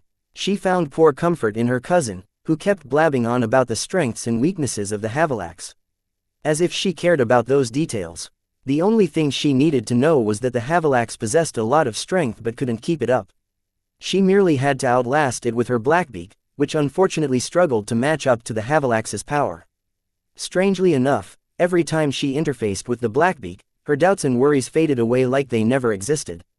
It was as if she was a little girl who returned to the embrace of her father. The Mech enveloped her mind and elevated it into an invisible network at the heart of the Mech she controlled. Melinda had never had the pleasure of piloting a Mech that treated her like a queen. Most other Mechs she came in touch with treated her intrusion like an unwanted house guest. It's as if these Mechs aren't made to be controlled by someone else. It sounded crazy to hold such an outlandish opinion. Yet the difference became stark when she began to grow accustomed to the Blackbeak's welcoming embrace. Her nephews, Mech, simply possessed some kind of charm that revolutionized her piloting experience. Are all Mechs that are worth 300 million credits like this, or is it just me? She felt regretful that she had to bid the Blackbeak farewell after the duel. She had warmed up to the first production model, and wished she was as loaded as her cousin. I should have asked for this Mech instead of a penthouse. The floor suddenly started to lift the Blackbeak onto the arena. Melinda cut short her musings and shifted her focus back to her Mech. She tested out the movements of her Mech, finding the Blackbeak to be as responsive as a second skin. Nothing appeared to be broken. Vase made sure that her Mech was in its best state possible. Once her Mech arrived at the center of the arena, Melinda didn't even flinch at all of the yelling and name-calling. The crowd meant nothing to the Blackbeak, so Melinda followed suit and tuned them out. Her console chirped as her Mech received a private communications request from the Mech opposite to hers. Melinda shook out of her mantra and opened the channel. "Miss Larkinson, it's a pleasure to meet you." Captain Vicker greeted her with his annoyingly attractive voice. "It's a shame to meet as opponents instead of colleagues. I have a lot of respect for the Bentime Planetary Guard. It must have been hard to keep our planet in line. Not as hard as taking the fight to the BLM." Melinda coolly replied. She tried not to let her fangirl instincts get the better of her. "Did you participate in one of the assaults?" "I did. The rebels put up a poor fight in one of their asteroid bases. For a movement that pretends to be strong enough to fight off the Republic, they sure didn't last very long when pressed into a corner. But anyway, I didn't open this channel to talk about old times. I just wanted to apologize to you." "For what?" "For beating your Mech into a pulp." The countdown to the duel reached 0. The Havilax stormed forward at a rapid pace, catching Melinda off guard. Her short flight backwards didn't prevent Captain Vicker from reaching her Mech before she could get away. The channel between their Mechs remained open. "No offense to you, Miss Larkinson, but you don't stand a chance." Melinda gritted her teeth as she desperately fended off another chop of the Havilax's axe. "That's Lieutenant Larkinson to you." The axe was a supremely offensive weapon that transferred a lot of force with every swing. Melinda tried to redirect the force at an angle to prevent her sword and shield from chipping away, but Captain Vicker moved too quickly for her to adjust. The damage quickly piled up. The axe bit into the Blackbeak's moon-shaped phoenix shield, parting the laser-resistant upper layer like a knife through butter. It encountered much more resistance from the middle layer, but each subsequent hack degraded the integrity of the armor, especially when the Havilax kept focusing on the same narrow area. "Have to disengage," she reminded herself, and tried to work together with her Mech to push the Havilax back. Melinda utilized her excellent control over the Blackbeak to shift the Mech to the side.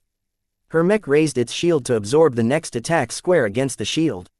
A deep trench had been carved into the shield, but the Blackbeak successfully managed to bounce away from the murderous Havilax. "You're not getting away so easily." The Havilax raised its power back to full and thundered after the fleeing Blackbeak. This time, Melinda paid attention to her environment. She guided her Mech towards a large pile of rocks. While a Mech could brush one or two aside, the sheer number of obstacles posed a significant threat if it wanted to straight through. Her connection with the Blackbeak heightened as she took in all of the sensor input of her Mech and processed them in a way that allowed her to keep track of the Blackbeak's footing. The Black Mech possessed enough responsiveness and flexibility to navigate the field of rocks without losing too much speed. The Havilax turned out to be less proficient in navigating this kind of terrain. Michael Dumont designed it with a completely different paradigm in mind. Captain Vicker had to cease his opportunistic attacks in order to struggle his Mech past this treacherous terrain.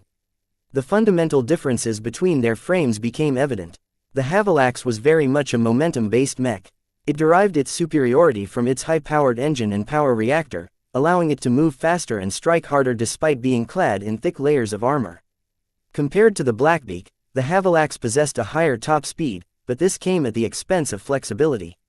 Even a mech pilot as amazing as Captain Vicker struggled to make an elephant dance. The majority of the crowd cheered for the more charismatic Vicker. Even the announcers sounded like they rooted for the mech corps captain. Look at the Havilax navigate around those boulders. Even with these hindrances, it's hardly losing a sweat. It's a testament of his skill that he hasn't widened Miss Larkinson's lead. He's even closing in. They soon reached the end of the rock field, and Melinda desperately tried to reach the narrow miniature canyons up ahead. However, her mech first needed to cross a small stretch of open ground, and that was when the Havilax began to make its move. A handful of boosters embedded into the back of the Havilax started to burn. Though they chugged a lot of the white mech's limited fuel, the extra thrust gave the mech a powerful hop that allowed it to close the distance within seconds. It raised its axe again, prompting Melinda to turn around her mech and raise its shield. Crack! Captain Vicker put the Havilax's considerable forward momentum into the heavy blow. The axe managed to cut through the damaged upper portion of the moon shield and split that portion apart. Melinda hastily ducked her mech to dodge the remaining swing of the axe. She tried to drag the Blackbeak away from the deadly axe, but Captain Vicker would have none of that. His relentless aggression matched the Havilax's own as they collaborated to deliver his promise to dismantle the Blackbeak. The powerful knight stuck to Melinda's mech and began to rain down a hail of blows. "Lay off a girl, will you? Man or woman, it's all the same to me," Vicker yelled over the channel. "The moment you enter a mech, you've turned into my prey." The Havilax had completely taken over the initiative in the fight. Vicker left no opening for Melinda to attack. His oppressive offensive started to achieve solid results when his axe began to bypass the Blackbeak's shortened shield and dig into its armor. The audience showed little sympathy for Melinda. Instead, they egged Captain Vicker on. The man seemed to feed off the attention and up the tempo of his offensive. Even as the Blackbeak's armor started to suffer rents and tears, Melinda tried to keep her cool. She knew that the Havilax's hyperactive performance came at a cost. It wouldn't be able to sustain such a level of performance for more than 15 minutes at most. The only problem was that her mech wouldn't last more than 5 minutes at this rate. For all of its prowess as a knight, the Blackbeak hadn't been designed to duel against an elite knight like the Havilax. The main problem was the compromises Vase had made in consideration with its armor coverage. Its Veltrex armor system could absorb a lot of punishment, but Vase hadn't been generous enough to apply a very thick layer. This was supposed to provide the Blackbeak with additional mobility, and against most other mechs it might be able to pull a rabbit out of a hat. This time though, the Havilax possessed enough superiority in this front to neutralize Melinda's options. Melinda knew she had to flip the table somehow. One of the principles behind the Blackbeak was it shouldn't be playing fair. So she frantically tried to figure out a way to break the current entanglement. Her eyes darted back and forth before focusing straight ahead. "It's a long shot, but I've got nothing else." She made her decision. The Blackbeak currently suffered from quite a number of armor breaches. Internal damage had been kept at a minimum so far due to deft piloting, but a few minutes more might exacerbate the situation. Melinda made her move before her mech reached that point. The Havilax struck down with yet another chop while holding its shield close to fend off the Blackbeak's sword. It expected its prey to backpedal in order to minimize the damage. It became surprised when the Blackbeak headed straight into the blow. An awful tearing sound echoed into the arena as the axe bit through the shoulder pauldron. Melinda ignored the damage reports and urged her mech to continue forward. Captain Vicker instinctively pushed out with the Havilax's shield. It impacted the Blackbeak's Phoenix shield and successfully negated the Black Mech's momentum, but not before its head darted forward like a woodpecker about to drill into a tree. An awful crunching sound emerged from the Havilax as its frontal head component caved in from Melinda's pointy strike. Vase had added in the beak to the head of his design as an afterthought. Despite the lack of attention put into the beak, it was sharp and heavy enough to crunch any opposing mech's head. The attack didn't really cripple the Havilax, but it gave Melinda enough of an opening to disengage. Her Blackbeak suffered moderate damage to one of its shoulders, but it had been worth it as she bought enough time to slip into the nearby canyons. The entire crowd didn't know what to think of Captain Vicker's mishap. After a few seconds of silence, they all erupted into laughter. Captain Vicker's mech got face-checked. "Look at the Havilax now. Who would ever want to kiss this poor mech with such an ugly face?" Most mechs relied on their heads to provide a human-like perspective to their pilots. The sudden loss of those sensors disoriented Captain Vicker, who despite his plentiful battle experience still had to get used to the changed perspective. He silently cursed to himself for letting the Blackbeak get away. His Havilax could still navigate through complex terrain, but it was doubtful if it could ever catch up again. As he gloweringly guided his mech into the narrow cliffs and valleys, the duel transitioned into another phase. "This is more like it." Melinda grinned as her mech slipped into the gaps. The time had come to turn this match around. "I'm done being your punching bag." Chapter 266. Superior Vase winced as his Blackbeak fell into a defensive posture soon after the start of the duel. The powerful Havilax started off strong and immediately pushed its advantage. He knew it would be bad, but the Blackbeak lost the initiative and never got the opportunity to regain it. Pairing the Havilax with a captain of the 3rd Infernal Hellhounds resulted in an amazingly powerful combination that put Melinda at her wits' end. "You could have prevented this, you know," Dumont suddenly remarked from his seat. They sat close enough to talk to each other in private. "There's no reason to accept the duel when you know your design is at a disadvantage. You speak. Please like and follow the Cultivation Audiobooks channel as if I had a choice. You just had to issue the challenge while I was in the middle of my debut. To refuse your challenge will show the entire Republic that I'm not confident in my own design." Dumont erupted into laughter. "Ha ha ha, it's like the public considers us wizards who possess a whole host of magical powers. Just because we design machines doesn't mean we know how to use them. Even when you lack the courage to fight, sometimes the situation forced your hand." All of the press he invited to attend his debut would have crucified him as a coward if he dodged the challenge. People often held mech designers to the same standards of mech pilots despite their lack of commonalities. Besides being connected to mechs, one occupation dealt with fighting while the other preferred to tinker with machines. It wasn't fair to expect a mech designer to adhere to martial traditions. Sadly, the galaxy ran on its own rules. A mech designer must have courage. A mech designer must stand by his product. A mech designer must defend his honor if challenged. At least Vase had been allowed to choose someone else to fight in his stead. He was a non-combatant, after all. Even if by some miracle he could pilot a mech, he still would have made a fool of himself. Even the worst pilots needed a full decade of training before they become proficient enough to outperform a simple modern combat vehicle. "Tell me, Michael, did you challenge me because you're still sore about your loss to me at the YTE, or did Caitlin Ricklin push you into it?" His rival laughed again, though Dumont couldn't hide his irritation. "My associates are none of your business. The Ricklin family is one of my shareholders, but that is the extent of my relationship with them. If you believe we're conspiring to bring you down, you're mistaken. You never even registered on our radar if not for your new design." His words sounded innocent enough for Vase to doubt his suspicions. Did he make a mistake? Then he considered everything Dumont had done so far. Coincidence or not, Dumont had certainly made himself out to be his enemy. "I don't know what kind of game you're playing," Vase started to say. "I didn't set out to pick a fight with you and your backers. Yet the moment you came up with an offensive knight, it's a given that we've become competitors. So is one mech designer to another. I'll warn you that you shouldn't pick a fight you can't win." "Is that a threat?" Dumont replied sharply. Vase smiled at his guarded posture. "Not as such. I'm merely stating that I'm better than you in any objective measure. I'll prove it to you by winning this design duel, and I'll prove it again when my Blackbeak drubs your Havilax in the market. Arrogant. Let's see whether your champion can overcome my own before you open your big mouth." Melinda's Blackbeak just managed to slip into the complex maze of caverns and cliffs. The difficult terrain hindered the relatively stodgy Havilax while providing an advantage to the agile Blackbeak. Despite the latter's lower power levels, its agility had never fallen behind due to its fairly slim design.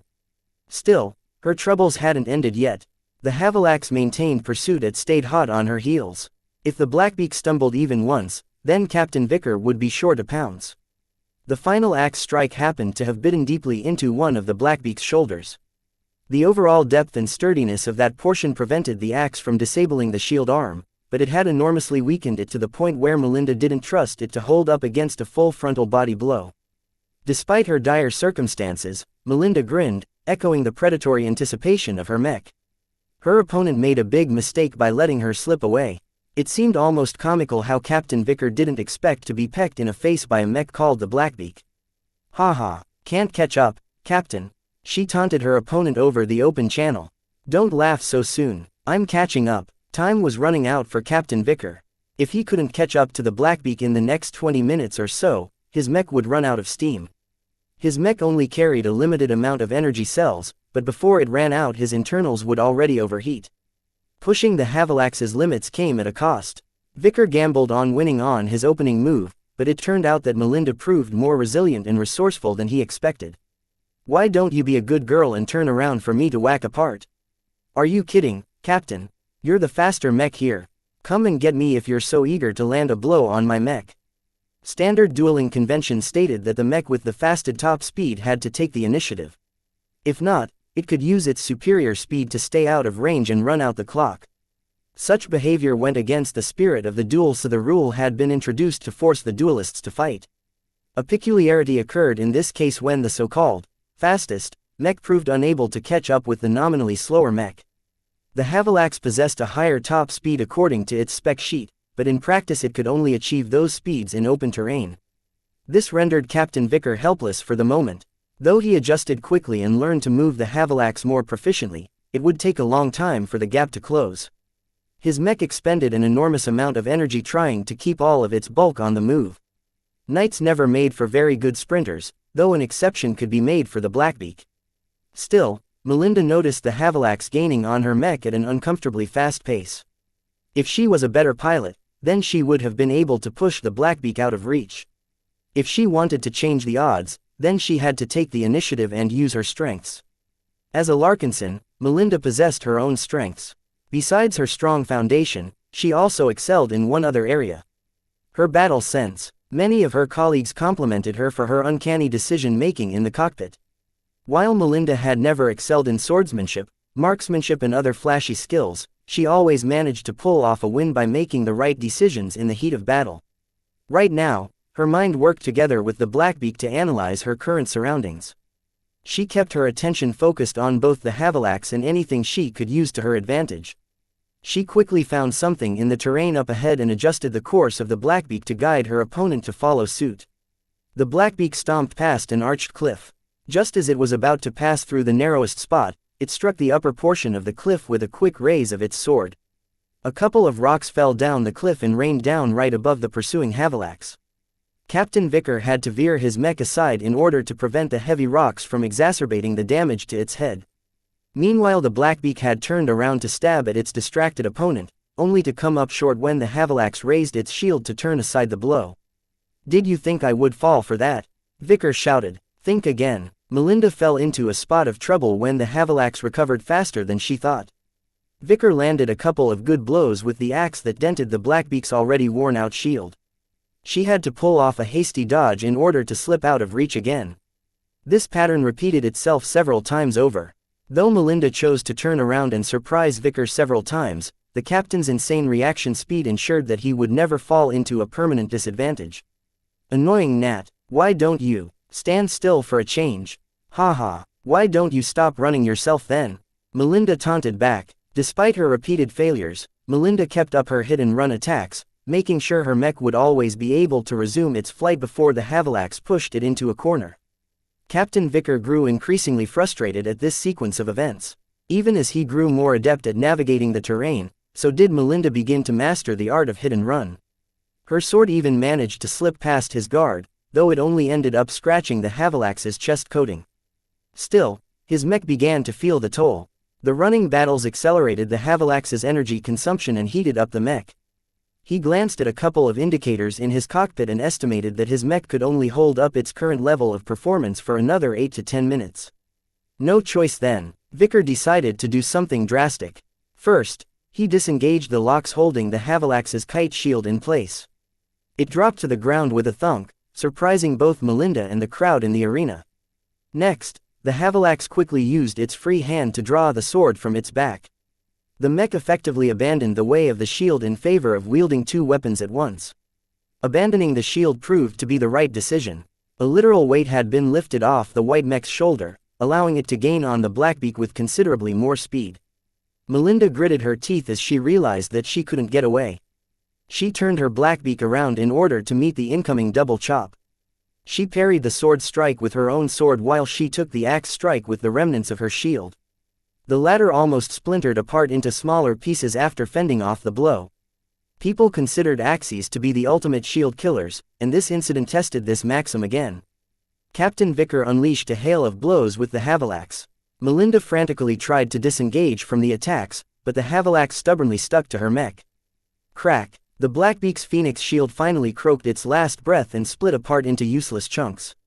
The sudden loss of the shield provided Vicker with an opening. He locked his sword with his opponent's while chopping down with his axe along the Blackbeak's unprotected chest. An awful rent resulted from that devastating strike. The axe had chopped right through all 3 layers of armor but stopped short from dealing any major damage to the power reactor. Still, the attack exposed the Blackbeak's chest and left it open to a coup de grace. The Havalax had run out of momentum after that last attack. This allowed the Blackbeak to bounce away and flee out of reach. The loss of its shield had liberated its speed as well. Though the Blackbeak didn't gain as much speed as its opponent, it still proved vital in dragging out the engagement. The 2 mechs ran in circles as Melinda desperately engaged in damage control. The Blackbeak not only lost its shield, but it also had to deal with various levels of damage to its frame. Even if the Havalax started to run out of steam, Melinda wouldn't be able to put up a decent fight if she had to watch the rents in the Blackbeak's frame. The main issue was that her shield arm had become exposed. Without another shield, Melinda would be hard-pressed to survive against another barrage of swords and axes. Although, didn't this mech come with a shovel? Chapter 267. On a roll. Despite the battle damage the Blackbeak incurred, its shield arm remained somewhat functional. Melinda managed to retract the spade integrated in the back of her mech and hold it like a makeshift axe. "Is that a spade?" Captain Vicker asked with bemusement. "Your arm is already falling apart. It won't do you any good." "That's for me to decide." Melinda spat back as she moved her mech to meet the Havalax in battle. The crowd turned ecstatic at the visceral exchange of blows. Both mechs dual-wielded their weapons with a varying amount of proficiency. Unfortunately, Melinda fell into leeward due to her mech's damaged shoulder and her relative lack of experience in fighting with 2 weapons at once. The Havalax showed off its might by batting away the spade with its axe. The Blackbeak barely held onto the spade and recovered just in time to deflect another swing. Every time the Blackbeak seemed pressed, Melinda always managed to recover in time. Sometimes she even hit back in unexpected ways by lashing out with a low kick in between another swing. "You're better than I thought," Captain Vicker grunted in frustration as he tried to peel away Melinda's defenses. The problem for him was that he pressed his mech too hard for too long. All of that running had especially stressed the Havalax's power reactor. To prevent his mech from overheating, Vicker reluctantly dialed down its power levels and therefore the amount of power his machine could exert. He had no other choice. If he kept operating his mech at its maximum power level, then he had to be able to end the match in the next 2 or 3 minutes. Ordinarily, Captain Vicker wouldn't have hesitated to take the most aggressive option. Yet after trying and failing to take out the Blackbeak several times, Vicker developed a modest amount of respect for Melinda. "I always heard you Larkinsons are tough as brass, but this is the first time I've seen it for myself. You should have joined the infernal hellhounds." Melinda often received such compliments in her career. "Sorry, Captain, but all of that traveling and military discipline isn't for me. I'm happily serving with the Planetary Guard." Even though the Havalax dialed down some of its power, it still managed to hold the advantage due to the difference in skill. Captain Vicker's mech sustained little damage so far. Any blows Melinda got past his guard landed squarely on the Havalax's thick chest armor, which easily blunted glancing blows. Getting the Blackbeak's sword to punch through all of those layers of armor required specialized techniques which Melinda didn't practice very much in lately. Any time she tried to put some weight into her blows by turning the Blackbeak's torso or moving the entire frame forward, she telegraphed to the whole world what she planned to do. It was child's play for Captain Vicker to read her movements and adjust his own. Melinda made a risky decision. She feinted another serious attack, which prompted the Havalax to put up a defensive posture. The Blackbeak quickly interrupted its original movements and instead continued its turn while stepping away from its opponent. "It's been fun, Captain, but a girl's gotta do what a girl's gotta do." "Coward." The Blackbeak ran at full throttle through the narrow gaps between the cliffs. Even though it exerted quite a bit of strength and suffered from a few more telling blows, the mech's mobility hadn't been affected. It ran as fast and spry as in the beginning of the match. In contrast, the Havalax suffered relatively little damage but exhibited the largest decrease in performance so far. For all of its upper body strength, when it came to the engines and legs, the white mech didn't enjoy a substantial edge over its adversary without resorting to its boosters. Captain Vicker bit his lip as he grappled with a dilemma. The Havilax didn't incorporate a lot of high-powered boosters in its back, and their fuel capacity left a lot to be desired. He engaged them once already, which meant the Havilax only carried enough fuel to boost it one more time. He decided to bite the bullet. His mech would only start to degrade from this point onwards. All of that time spent chasing and fighting hadn't weakened the Blackbeak to its limits. Heat and smoke started to emit from the overstressed Havilax as it began to run on fumes. The limited amount of boosters installed in its back flared with white as they pushed the offensive knight forward. Melinda noticed the elevated heat signals emanating from the mech of her opponent, and she knew she was in trouble. Her eyes darted back and forth, but she found no way to exploit the terrain to her advantage. Her eyes drew down towards the weapons the Blackbeak currently wielded. Her spade hadn't been very useful so far. The damage to the shield arm had been too extensive to make efficient use of the limb. She decided to throw it at her opponent. The Blackbeak made blind overarm throw that spun the spade towards the incoming Havilax. Captain Vicker managed to cross his mech's armaments in time, which deflected the spade over the head of his mech. The move momentarily slowed the Havilax down while allowing the Blackbeak to run a little faster. Still, the interruption didn't change the fundamental equation. The Havilax would be upon its prey in seconds before its boosters ran out of juice. Melinda considered throwing away her sword, but changed her mind fairly quickly because she still needed a weapon to finish off her opponent. She needed to pull another trick if she wanted to survive this latest crisis. "If you want a piece of me so bad, then here I come." The Blackbeak turned on its heels and ponderously halted its momentum. It faced the incoming Havilax with only a single sword in its hand. Captain Vicker didn't expect his opponent to make a stand, but he welcomed it anyway as he pushed the Havilax to collapse upon the seemingly vulnerable Blackbeak with a double overhead chop. Just before the Havilax landed the blows, Melinda abruptly jinked her mech into a ball. The Blackbeak hunched forward and began to roll, something which few mechs had been built to withstand. Vase practically stood up from his seat when he saw the move. Wonder above wonder, the Blackbeak didn't collapse on itself during its rolling motion. Its armor largely held up, aided by the fact that the mech sustained most of its damage in its frontal areas. What didn't help the mech was that the Havilax suddenly tripped over its frame. A messy impact resulted from the sudden roll as Captain Vicker failed to adjust his mech in time. All of that boosting had forced his mech to rocket forward and fall into an undignified heap. Both mechs suffered serious impact damage as the Blackbeak's back collided against the Havilax's legs. The entire arena fell into silence as they wanted to find out which mech recovered first. Despite the collision, the Blackbeak managed to keep on rolling until it stopped in a crouch. Melinda carefully straightened up her mech while she suppressed all of the error messages. A couple of fuel cells suffered catastrophic damage. Some of it had been ejected by the Blackbeak, but the deformities on its back prevented some of the cells from vacating their slots. Besides the ruptured fuel cells, the damage to the Blackbeak's torso also affected its internals in other ways. Some of the delicate power channels turned inoperable, which affected the Blackbeak's already meager peak performance. It could have been worse. Melinda muttered as she brought her mech to an upright position. "How's it going, Captain? Who the hell rolls a mech? Don't you know how dangerous that is?" Vicker indeed had much to complain. The Havilax's legs suffered major deformities from the collision. The damage didn't cripple the limbs, but disabled enough systems to severely hamper its movements. The captain guessed that his Havilax would only be capable of jogging at most. He let out a cry of frustration. Melinda's stupid roll managed to cripple his mech to the point it had no hope of continuing the chase. It was an abrupt and ignoble end to his chance of winning the duel. Landing the death knell, Melinda tested the Blackbeak's mobility. Despite the earlier collision, the Black Mech's overall toughness allowed it to shrug it off with only a moderate loss of performance. It could still continue to run at a fair pace, which was a lot better than what the Havilax could manage with its half-crippled legs. Melinda started to grin and began to stroll away from the Havilax with her mech. Even though it was a bumpy ride, the Blackbeak's integrity ensured it wouldn't fall apart anytime soon. Meanwhile, Captain Vicker still hadn't given up. The Havilax's legs looked bad, but he hoped that the collision had affected the Blackbeak as well. With shaky movements, his battered mech climbed up to its feet. It then started to chase after its opponent yet again. The next few minutes turned into a rather sad affair as the Blackbeak easily teased the lumbering Havilax along the battlefield. While Melinda felt playful enough to tease the movement-impaired Havilax, her common sense prevailed and she kept a healthy distance instead. To all of the people expecting blood, the duel had turned into a boring farce.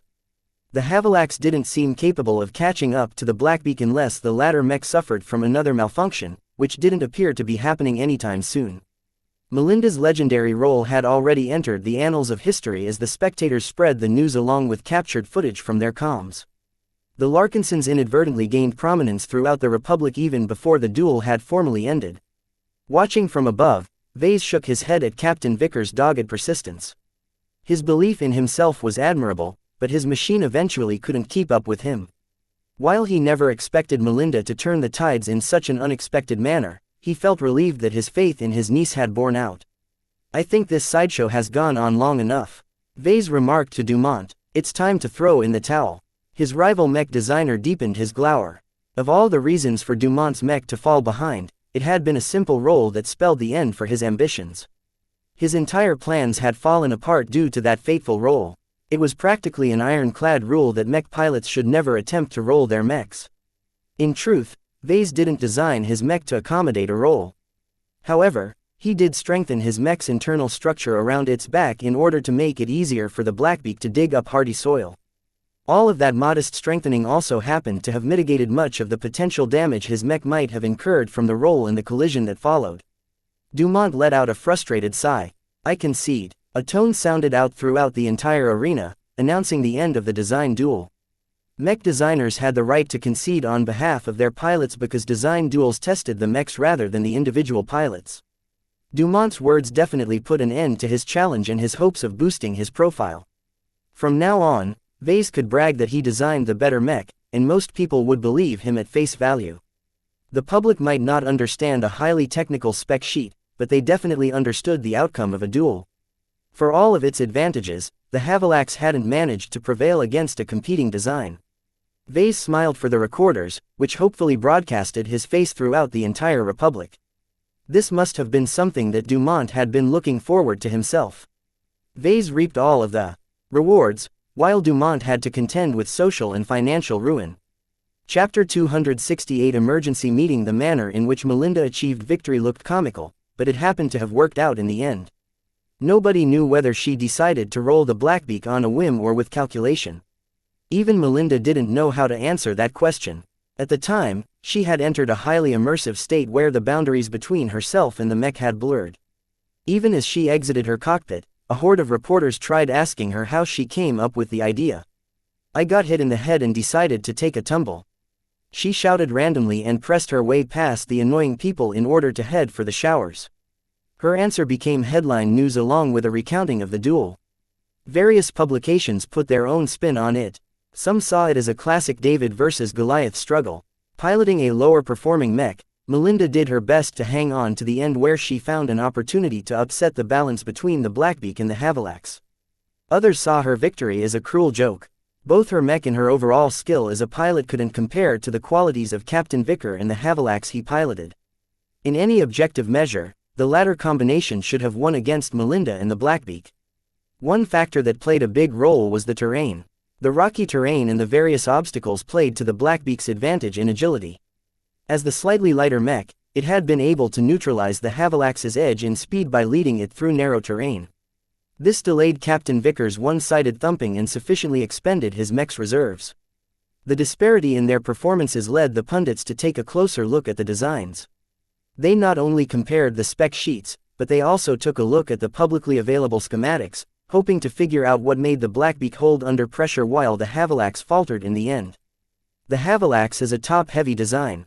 It's the nature of a knight to be clad in thick layers of armor, but Mr. Dumont strangely decided not to strengthen the legs.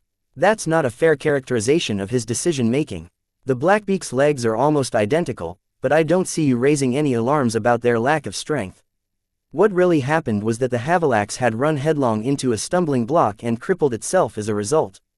Anyek would wreck its legs at those boosted speeds. That just shows how short-sighted Mr. Dumont really is. He piled up all of that sprinting capacity onto his mech without implementing enough safeguards. His design would have been better off without those boosters.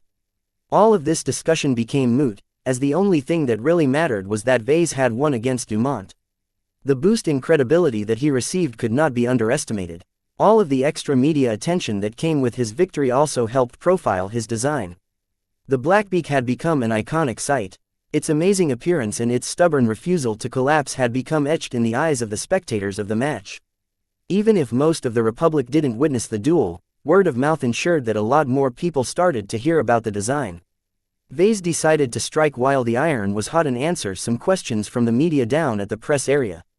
He left the elevated platform to allow Dumont to wallow in his pity and took a lifter platform down to where the reporters congregated. "Mr. Larkinson, how does it feel to be a winner?" "Fantastic, although I always expect to win at the start.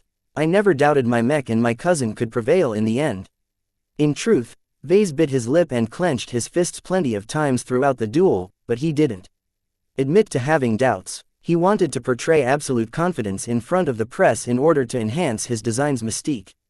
"How did you come up with the Blackbeak's striking appearance? Did you hire a sculptor to shape its external armor?" "That's all me," Vase proudly declared. The distinctive appearance of the Blackbeak denotes its premium status as the Living Mech Corporation's gold label product line, which are available in limited quantities as they are all handcrafted by me. More accessible versions of the Blackbeak will be released at a later date. He answered a few more inane questions from the media before he sought refuge at the backstage. Even then, a lot of people who managed to get in wanted to have a word with him. He finally pushed past the throng with his strong body and reached Melinda's rest room. "Melinda, are you okay?" "I'm fine." She waved away her concern as she lay sprawled onto a sofa, looking to the world as if she was a dead pig. "I'm just exhausted, that's all. That duel took a lot out of me. No offense, Vase, but I never hope to parade myself in front of the entire Republic again." Vase took a nearby seat and turned to gaze at his fellow Larkinson. Melinda looked sweaty and drained in her piloting suit. Even though the duel only lasted less than 20 minutes, the import of her decisions took a toll on her psyche. "How did it feel to pilot the Blackbeak into battle?" "It's sublime," Melinda responded as she struggled to find the right words. "It's an unforgettable experience. I already got a taste of your mech during practice, but bringing it into an actual fight is something else. All the other mechs I've piloted in my career have never responded as smoothly as the Blackbeak. It's as if I reached a higher state of being. It's probably why I delivered my best performance as a pilot up to this point." "The Blackbeak worked as intended, then?" Vase smiled at her. "That's the kind of product I've been itching to design from the start. I wanted to design a mech that can work together with its mech pilot. Too many designs out there promise to be the fastest or strongest mechs in their class, but ultimately lack too much balance to make them live up to their potential. Can I have a mech like that too?" "Not yet." He shook his head. "I can't give them away like candy, you know. Ask me again a few years later." Vase left Melinda to recover on her own and entered an armored shuttle that brought him back to Marcella's brokerage. He already received a number of important notifications on his comm, including a request to attend an emergency board meeting to discuss the imminent future of the LMC. He found it kind of annoying that the board decided to convene without his permission, but the circumstances really did call for a major shift in direction. Vase walked past the foyer and entered the elevator up to the mech broker's office. "Marcella, Vase, you're here. The board is already waiting. Let's enter the conference room." The conference room in her office looked swankier than his own. Various precision models of past models adorned the crevices in the walls. Vase paid little attention to those details and took his seat at the head of the table.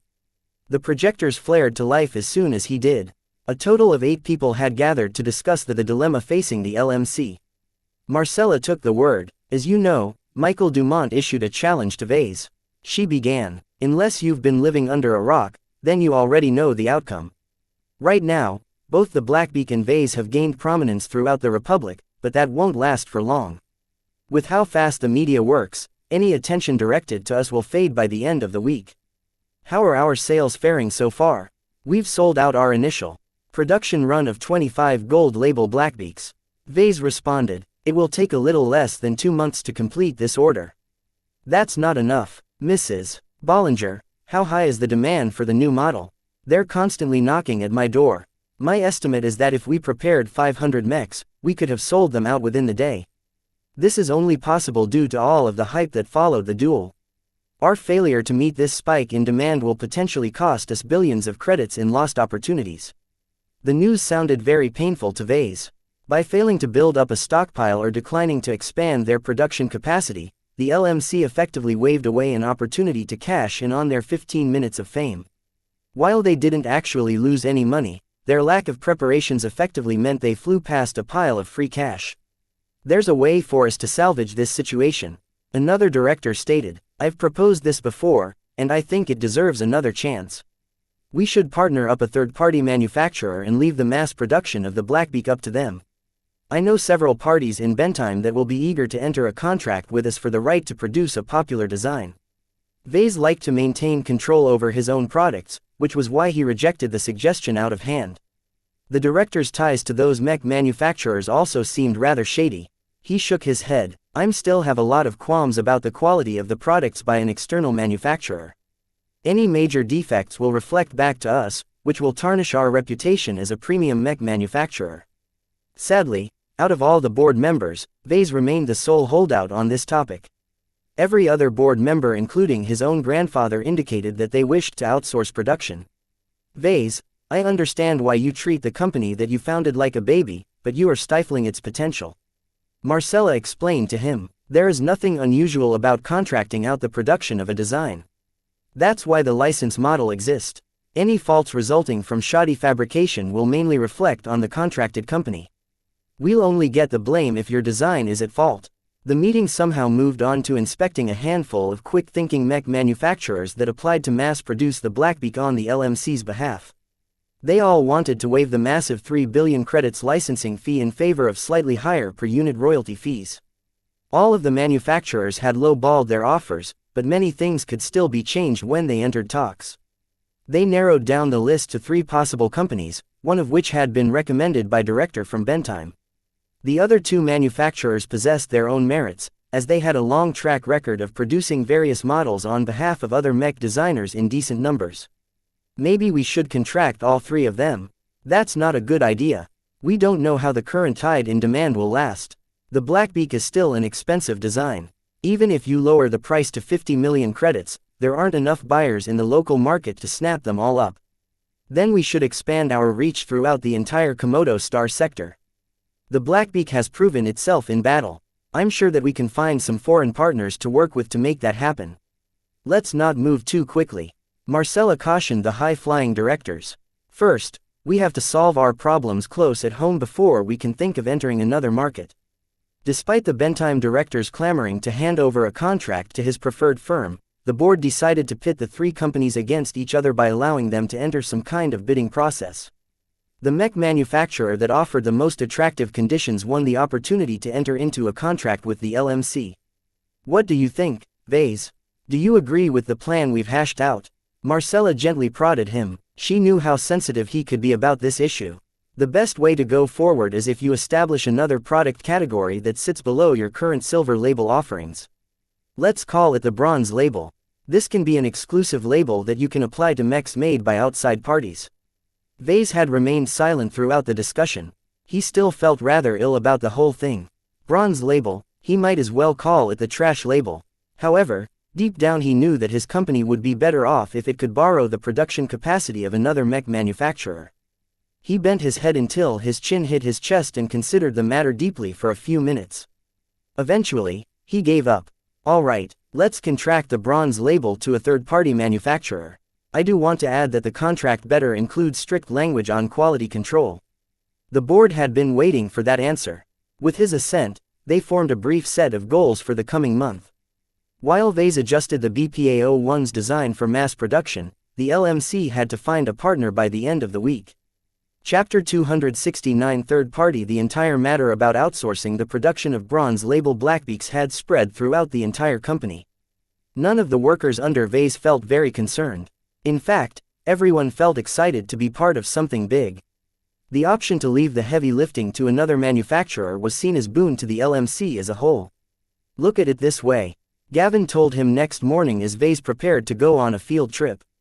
"Up until now, most of your new recruits had nothing to do. The anemic sales of the Mark II generates so little paperwork that most of them felt useless." Vase raised his eyebrow as he finished dressing. "Is handing over most of our production to a third-party manufacturer going to change anything?" The way these outsourcing contracts worked in the mech industry was that a mech designer sold the rights to exploit a design to someone else. Oftentimes, the third-party manufacturer also gained the right to sell the mechs based off the borrowed design through their own channels with their own branding. This last point served to raise the profile of the third-party manufacturer while simultaneously isolating any faults from affecting the original mech designer. Only rarely did the mech designer insist on retaining his company's original branding.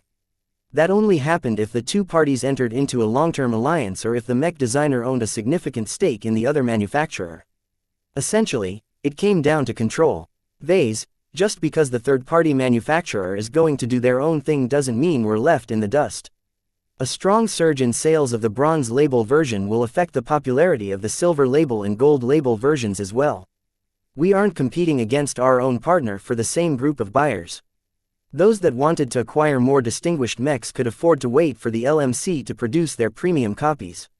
Meanwhile, those who only wanted to buy the Blackbeak for its performance could order a cheaper copy with much less wait time from a third-party manufacturer.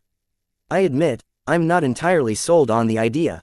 We don't actually get that much money from our partner as well. It's only a couple of millions of credits at most. Gavin shook his head. That's money that we basically earn for free. It doesn't cost us anything to extend a license to someone else.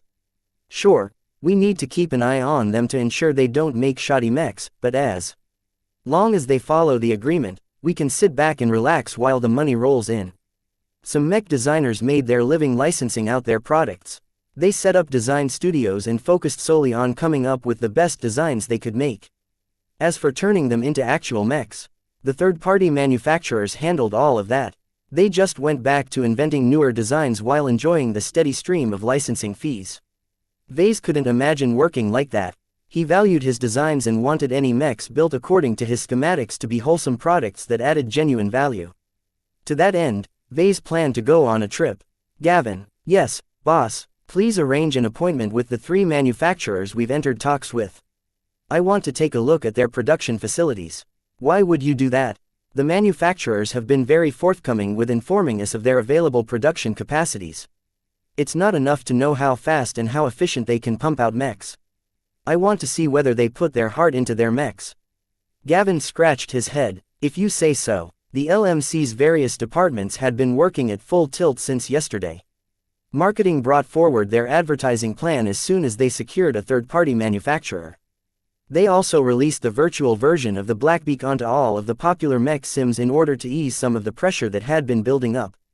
The public is getting their fix for the moment. First impressions are very positive, Gavin reported as they sat in an armored shuttle. Vase was already on his way to the company's first potential partner. We're hoping that will translate to persistent demand for the real thing.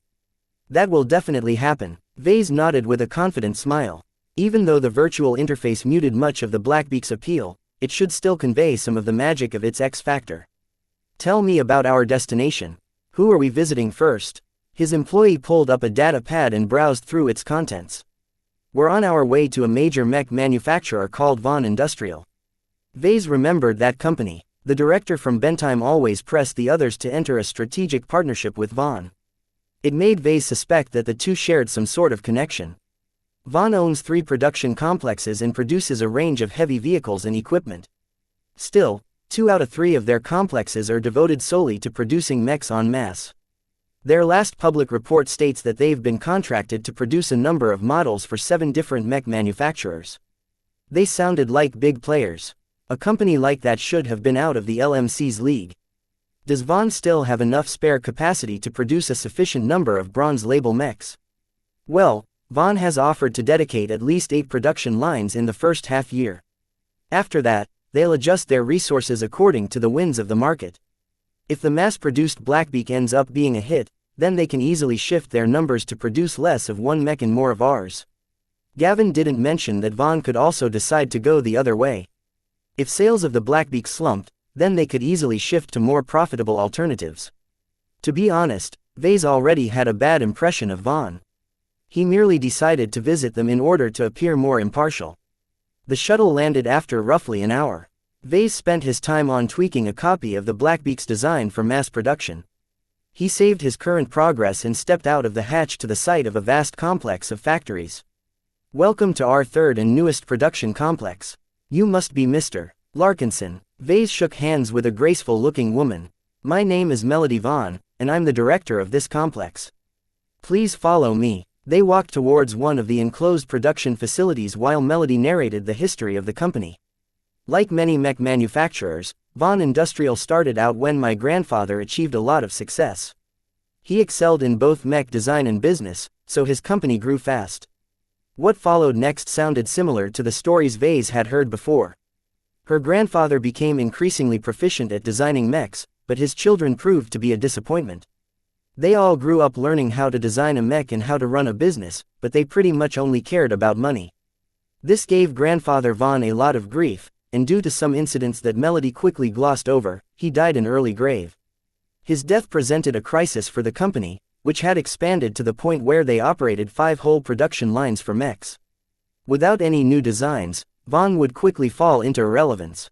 His children frantically sought another mech designer to take over in their grandfather's stead.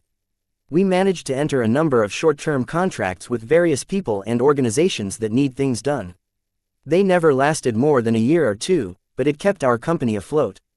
Vaughn Industrial never managed to find a mech designer good enough to produce as much sales as their late founder. A few years passed while the heirs kept accepting contracts, until they suddenly realized that Vaughn Industrial didn't need to appoint another lead designer to survive as a business. When times became hard, we started cutting costs. Melody spoke. We eventually became quite good at efficient mass production, to the extent that our company was able to reinvest our profits into expanding our production line. 50 years later, Vaughn Industrial ended up as a large manufacturer of mechs and other heavy gear that worked with multiple mech designers every year. Melody bragged that the secret to their success lay in their pursuit of efficiency.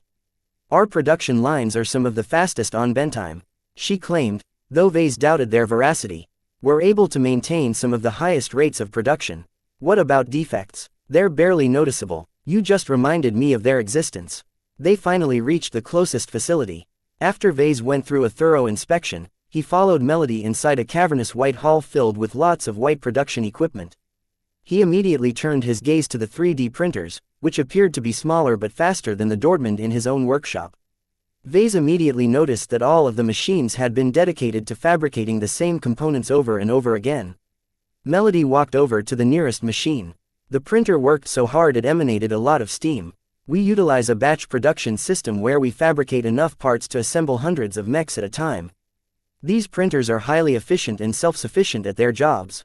They detect most defects on their own and scrap their current progress as the deviation is severe enough to impact the quality of the end product. That meant that Vaughn retained the components with only minor deviations. Vase would have tossed them out regardless, but Vaughn obviously thought differently. After admiring the largely automated fabrication process, they moved on to the assembly area. Large amounts of half-built mechs stood at a row. Parts were being lifted into place by a combination of advanced anti-grav technology. This prevented the assembly area from being cluttered by a sea of lifter bots. Similar to our fabrication process, our assembly process takes advantage of the automation processes that we've developed in-house. Incidents are rare enough that only a single person is needed to look over the assembly of 30 mechs at once. What kind of incidents can happen? Oh, screw-ups that our bots have difficulty processing. She explained. Sometimes, the bots mix up the parts for one model for another. Other times, the anti-grav system acts up and drops a couple of components. This doesn't happen more than a few times a year, so don't worry about our capabilities. We never fail to meet our production targets. Vase wanted to talk with some of the mech technicians that worked on the factory floor, but Melody strongly denied his request. He frowned at her. Why can't I have a simple talk with them? Our apologies, Mr. Larkinson, but we've already been generous to you by allowing you to take a look. Much of our success lies in our proprietary methods, and we can't ensure that our technical staff will know what to say and what to withhold. In order to maintain our trade secrets, it's company policy to never let anyone speak. Please like and follow the Cultivation Audiobooks channel with our experts.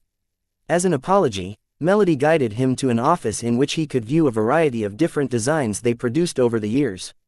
Many of the designs came from promising apprentice mech designers or newly advanced journeyman mech designers who hadn't expanded their own facilities yet.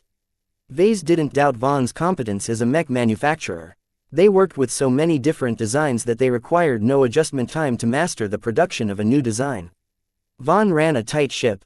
They could be trusted to take his design and produce hundreds of bronze-label Blackbeaks without any sweat. Out of the 3 possible candidates to entrust his Blackbeak design, partnering with Vaughn appeared to be the least riskiest option. He still disliked them, though. Beyond the disconcerting level of automation, Vase hadn't been allowed to talk with the Mech technicians or supervisors who operated the production equipment. The only person from Vaughn he really talked to was Melody Vaughn, who mainly tooted her company's horn. Mentally, he already crossed them out of consideration. He'd probably have to argue against the entire board for refusing to work with Vaughn. Hopefully, the other 2 Mech manufacturers offered something better. Chapter 270 Charity Dumont had been drowning his sorrows in his private mansion. He sent most of the staff away, allowing him to avoid the scornful gazes of his own men. Here I am, a drunk and a failure. Despite setting up the board in his favor, he failed to secure a crucial victory. Dumont put his own reputation at stake when he pitted his Havilax against Larkinson's Blackbeak. It should have been a slam dunk win considering the Havilax's high-performance characteristics turned it into an excellent dueling mech. Nothing was ever set in stone. He learned that lesson in the most painful way. Even a captain of the Mech Corps failed to account for the treacherous terrain and the bewildering decisions made by his opponent. Dumont raised a glass at Melinda Larkinson's resourcefulness. People always say that the Larkinsons can't be messed with. They're the Republic's mangy wolves. People called them wolves because they fought in a ferocious manner. They also called them mangy because they weren't really a big deal compared to the other military dynasties that held more sway in the Bright Republic. Obviously, the emergence of a talented Larkinson mech designer changed the old equation. For the first time, it appeared the famous Larkinson family gained some actual financial muscle. All of that had nothing to do with him, of course. The highly placed folks who opposed the Larkinsons had secretly pulled some strings to allow the elite captain Vicar to duel on his behalf. HMPH, he snorted. What an elite he turned out to be. What happened yesterday is not his fault. An incisive female voice spoke from behind. Dumont practically jumped from his seat, spilling his drink in the process. Tiny cleaner bots quickly cleaned up the mess, but that hardly calmed his heart. Heavens, how did you sneak up to me, Caitlin? It's not that difficult to bypass your security systems when you dismissed most of your security. The Rickolan scion sneered. Any 2-bit thug with a gun can approach you before you notice it. And last I'm aware of, you don't wear a shield generator that can stop an attack. I figured it didn't matter if I put my mansion on lockdown. Dumont shrugged. If you decided to get rid of me, nothing I do will matter. Caitlin Rickolan shook her head as she tutted. My dear, you always think the worst of me. Did you really think I wrote you off? Hardly. I've diverted a substantial amount of family funds to your endeavors. I'm not about to let my investment go to waste. Wasteful spending and frivolous business decisions had caused the Rickolan family to decline. In Caitlin's eyes, Vincent Rickolan exemplified the degenerate old ways. In any case, Dumont started to see the light again. He sobered up and faced Caitlin with his full attention. You want to continue to collaborate, even after half of my customers canceled their orders. You're a businessman as well as a mech designer, Michael. It's not the end of the universe if you lose a duel. Certainly, all of the sensationalism surrounding your very public loss will depress your sales, but will anyone still remember you after a month? Just hunker down and ride the storm. Your prospects will surely improve after talk about the duel dies down. That still leaves an irremovable stain on my record. I'll hardly be able to climb back out of the pit I dug for myself. The Havilax is a tainted design. Then design a new mech. You shouldn't be pining over the fate of a single design. You should be expanding your catalog instead of putting all your eggs in a single basket. In the meantime, your company can muddle through if you sell the Havilax model at a discount. As long as your company stays afloat, there are plenty of opportunities to make a comeback. Dumont nodded at her words. Earning an ample profit was a luxury at this point. I get it now. As long as the price is attractive enough, buyers looking for a bargain won't care about the bad press. The Havilax was still a fundamentally good design. Although its endurance didn't amount to much, the performance it delivered at the start made it suitable to be used as an elite mech. And despite the unexpected outcome of the previous duel, it still held a significant advantage in most situations. Offensive knights couldn't display their full strength by themselves. They worked best if paired with other mechs, preferably riflemen or artillery mechs. The Havilax would really start to shine if it could do its job as a protector of other mechs. You've regained your senses now. Good. Caitlin nodded and turned around to leave the room. For now, you should weather this crisis. We can make new plans after you stabilized your company. As Dumont dreamed about reviving his prospects, Vase continued his tour of the potential partners he'd be working with to mass-produce the Blackbeaks. After leaving the industrial complex operated by Vaughn, the armored shuttle brought him to the next mech manufacturer on the list. Gavin briefed him on the company. The next manufacturer on the list is a company called Vicaris Mechs. VM is a medium-sized family-owned mech manufacturer based in Haston. They started off producing spare mechs from salvaged fabrication equipment and expanded from there. Nowadays, they've grown to the point of running 10 production lines. Also, starting from a decade ago, they entered into a long-term partnership with a big journeyman mech designer. Vase frowned at that news. Sounds like a great deal for VM.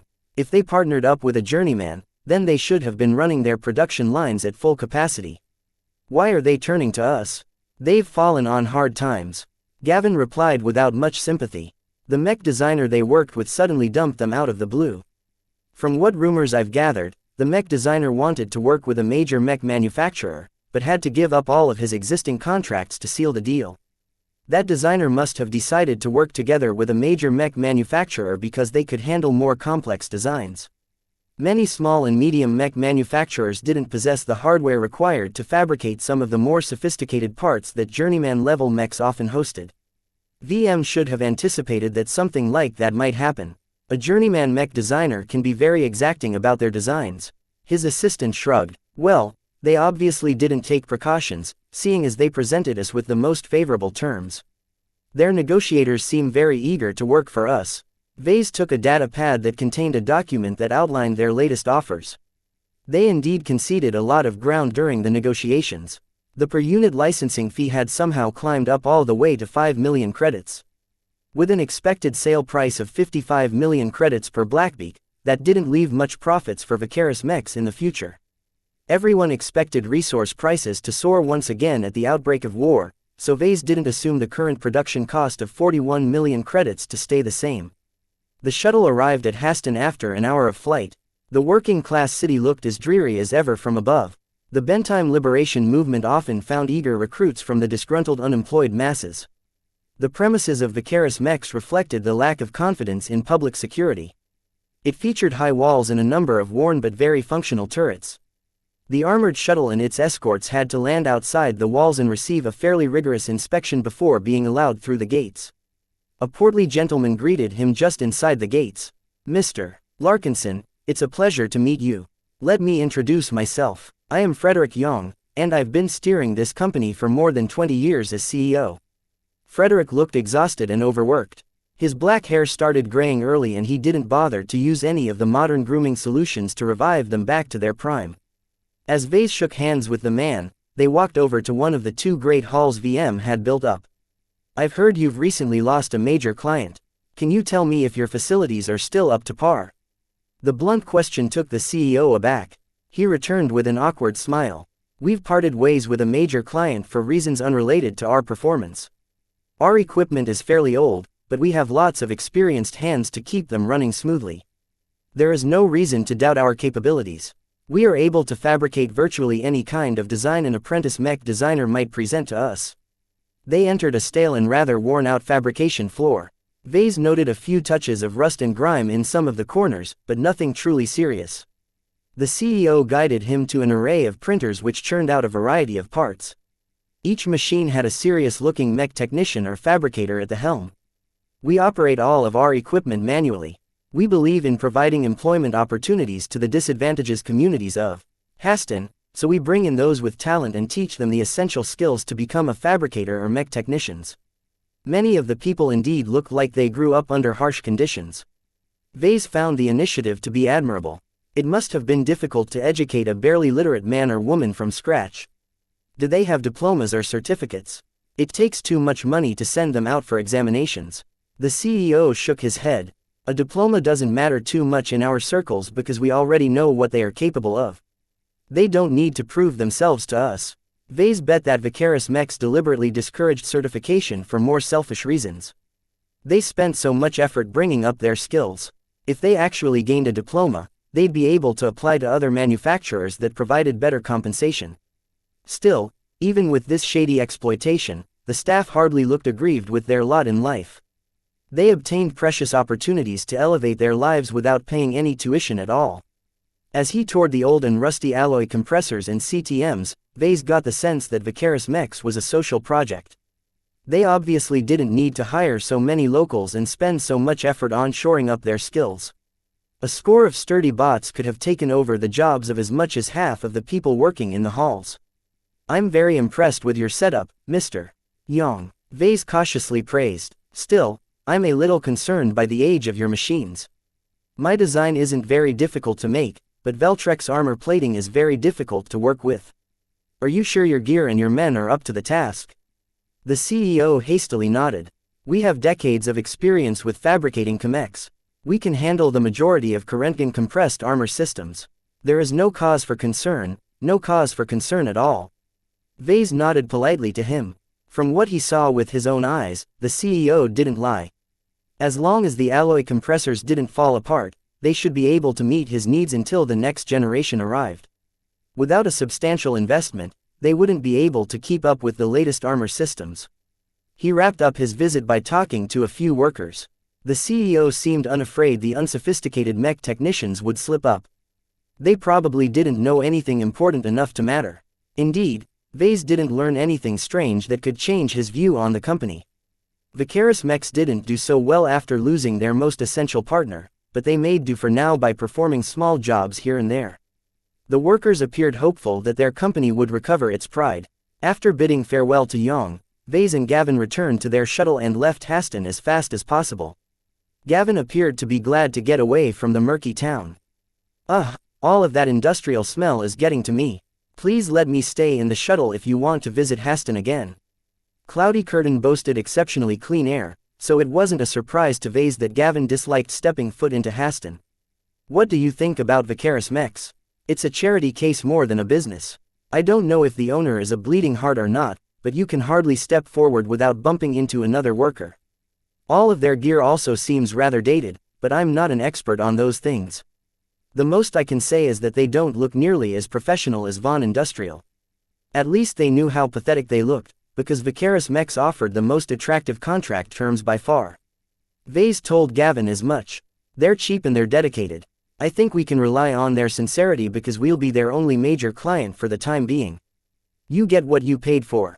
Don't expect consistent quality from these guys. True. Chapter 271 Money Crunch. So far, Vase visited two very different mech manufacturers. Von Industrial prioritized efficiency above all else while Vicaris Mechs possessed an abundance of heart. That said, neither seemed like the right fit for the LMC. Gavin partially echoed his findings. I can understand your doubts about Von, but I thought you'd be sympathetic for Vicaris. They employ lots of people and they all seem to care for their work. Well, it all seems a bit too harmonious. The people there seem happy, but Frederick Young is just a patsy. Someone else is pulling the strings in the company. Now that you think about it, Mr. Young doesn't seem very assertive for a CEO. You've got a bright eye for taking of that. Combined with the overly generous contract terms, all of it seems suspicious. Vase refused to entertain any further thoughts of cooperation with Vicaris Mechs unless they became more forthcoming on their background. Another thing that bugs me is the apparent charity that's going on. Vase continued. It seems to be built on a fragile base. What if some of those workers harbor sympathies for the BLM? It's incredibly easy for a single infiltrator to sabotage an entire production line, or worse, cover up any instances of defects. I didn't think about that. You're right, there's too many people going in and out every day. All of that security around their complex won't be able to stop a determined saboteur who already has free access to everything from the start. Vase ran a business, not a social project. The main goals of the LMC should be to advance his interests and make a profit. He couldn't care less about the plight of the citizens of Haston. Bentime's government should be cleaning up their own messes. Let's move on to the next destination.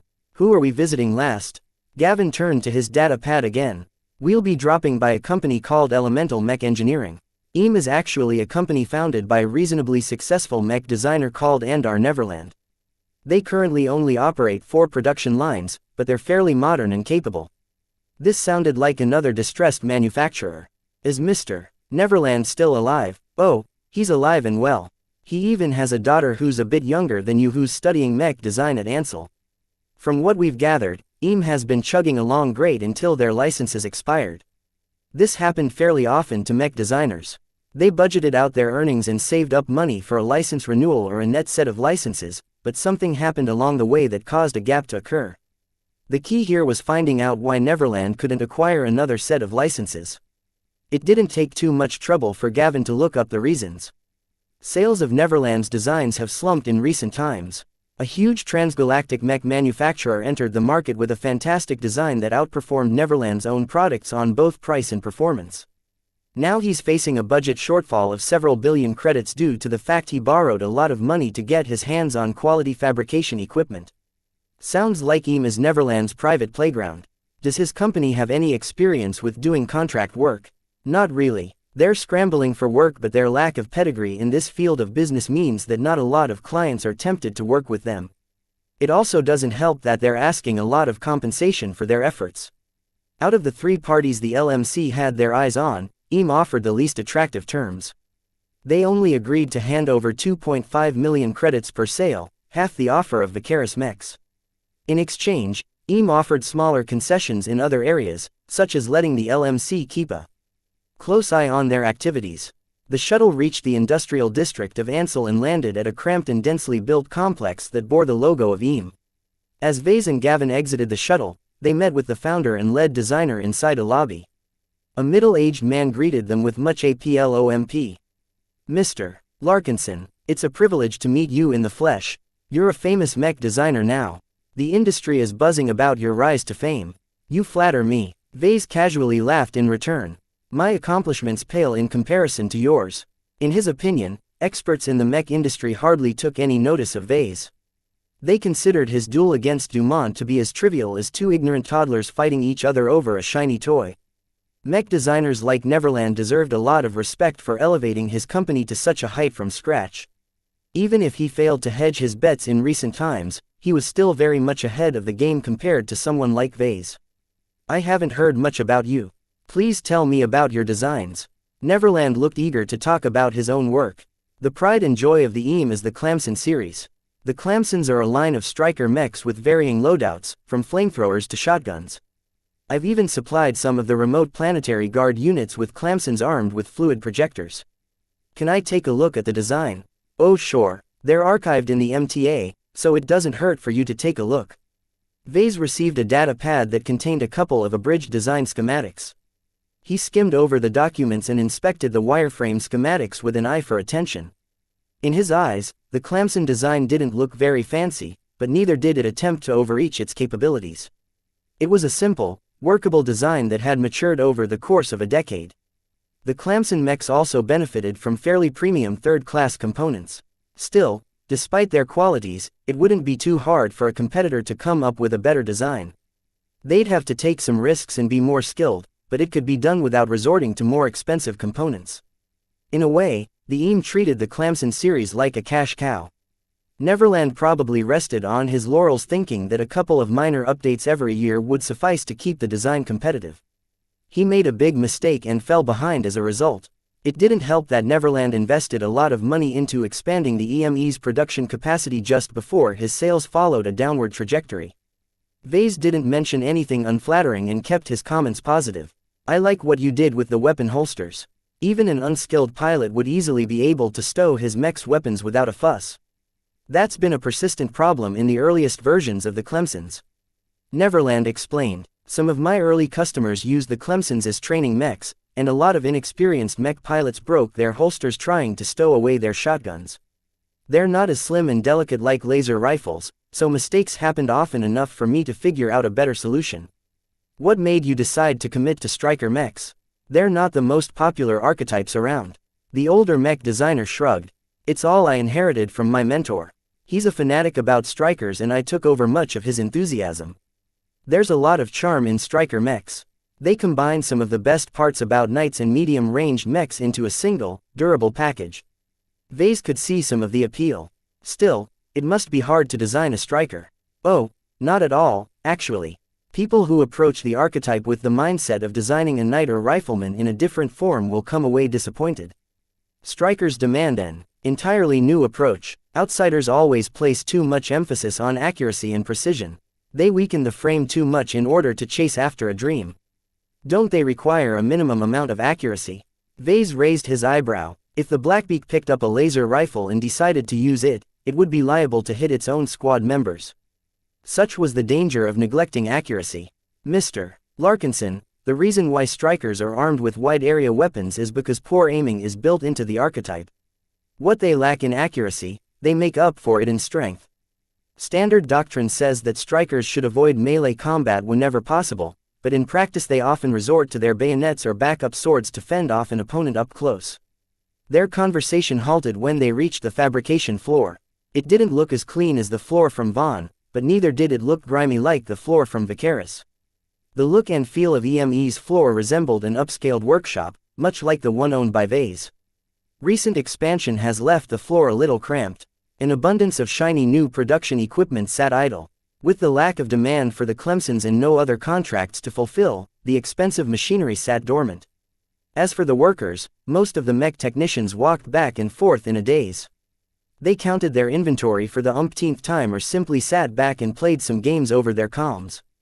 As you can see, our state-of-the-art production equipment will be able to handle anything you can throw at it, including your wonderful Blackbeak design. Neverland bragged, who willfully ignored all of his idle personnel. Don't think we are worse than others for maintaining only 4 production lines. The production speed of these machines will surely be a feast for your eyes.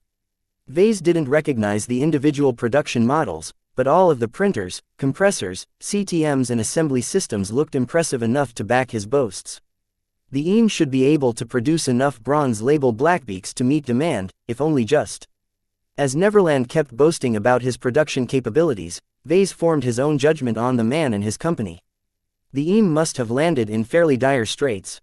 The fact that his negotiators insisted on retaining as much money as possible should be because the EME's creditors must be knocking on their doors. If Vase looked closely, the personnel looked like they had already given up. They expected the EAM to fold in a month or two, upon which they'd be free to work for someone else. They only stuck around because it would look bad on their records if they quit on their own accord. Thank you for allowing me a visit. You've been very candid to me. I appreciate that, Vase said to Neverland when they came to the end of their tour. Neverland wiped some sweat from his brow.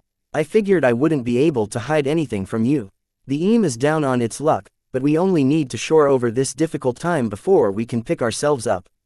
I hope you entrust the mass production of your Blackbeak design to us. Striker mechs and knight mechs have a lot in common, so we can instantly start production. I'll consider it carefully. Vase and Gavin returned to their shuttle. Now that they finished their field trips, the shuttle turned around to Durham so that they could return to the hotel near Marcella's brokerage.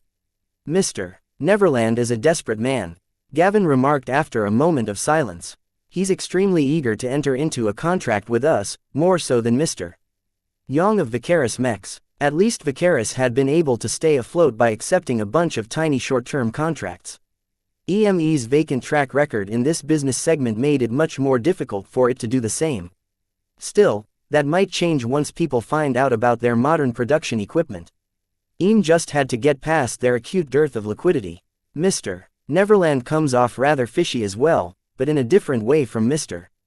Young, Vase stated after thinking back on his visit. He's a little too sincere, if you know what I mean. Do you think it's a calculated ploy to arouse your sympathy? No, nothing like that. It's just that he genuinely loves the craft. His eyes light up whenever he talks about the Clemson or the Blackbeak. Then what are you apprehensive about? I feel like Mr. Neverland wants to steal the secrets to the Blackbeak design.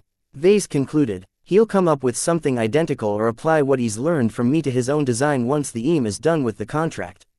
Oh, that sounds plausible. We probably shouldn't give them the opportunity to steal your hard work, then. Vase shook his head. If it's a choice between Vaughn, Vicaris and EAM, I'd pick the last one any time. Even if they're greedy, they're well worth the effort. He already made his choice, and not just because he had a bad impression of Vaughn and Vicaris. Gavin missed out on a couple of reasons which made EAM the most suitable manufacturer for the LMC to collaborate. Chapter 272 Gratitude. Out of the three mech manufacturers in consideration, Vase had already picked his favorite. Von Industrial and Vicaris Mechs both had their benefits, but Andar Neverland's elemental mech engineering took the cake.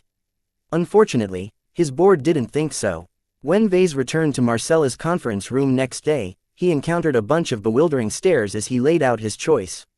Even Marcella seemed dumbfounded. Vase, Eam is the least attractive partner by far. They have the least amount of production lines and they pay out the least in terms of credits. It doesn't make any economic sense to go with the worst offer.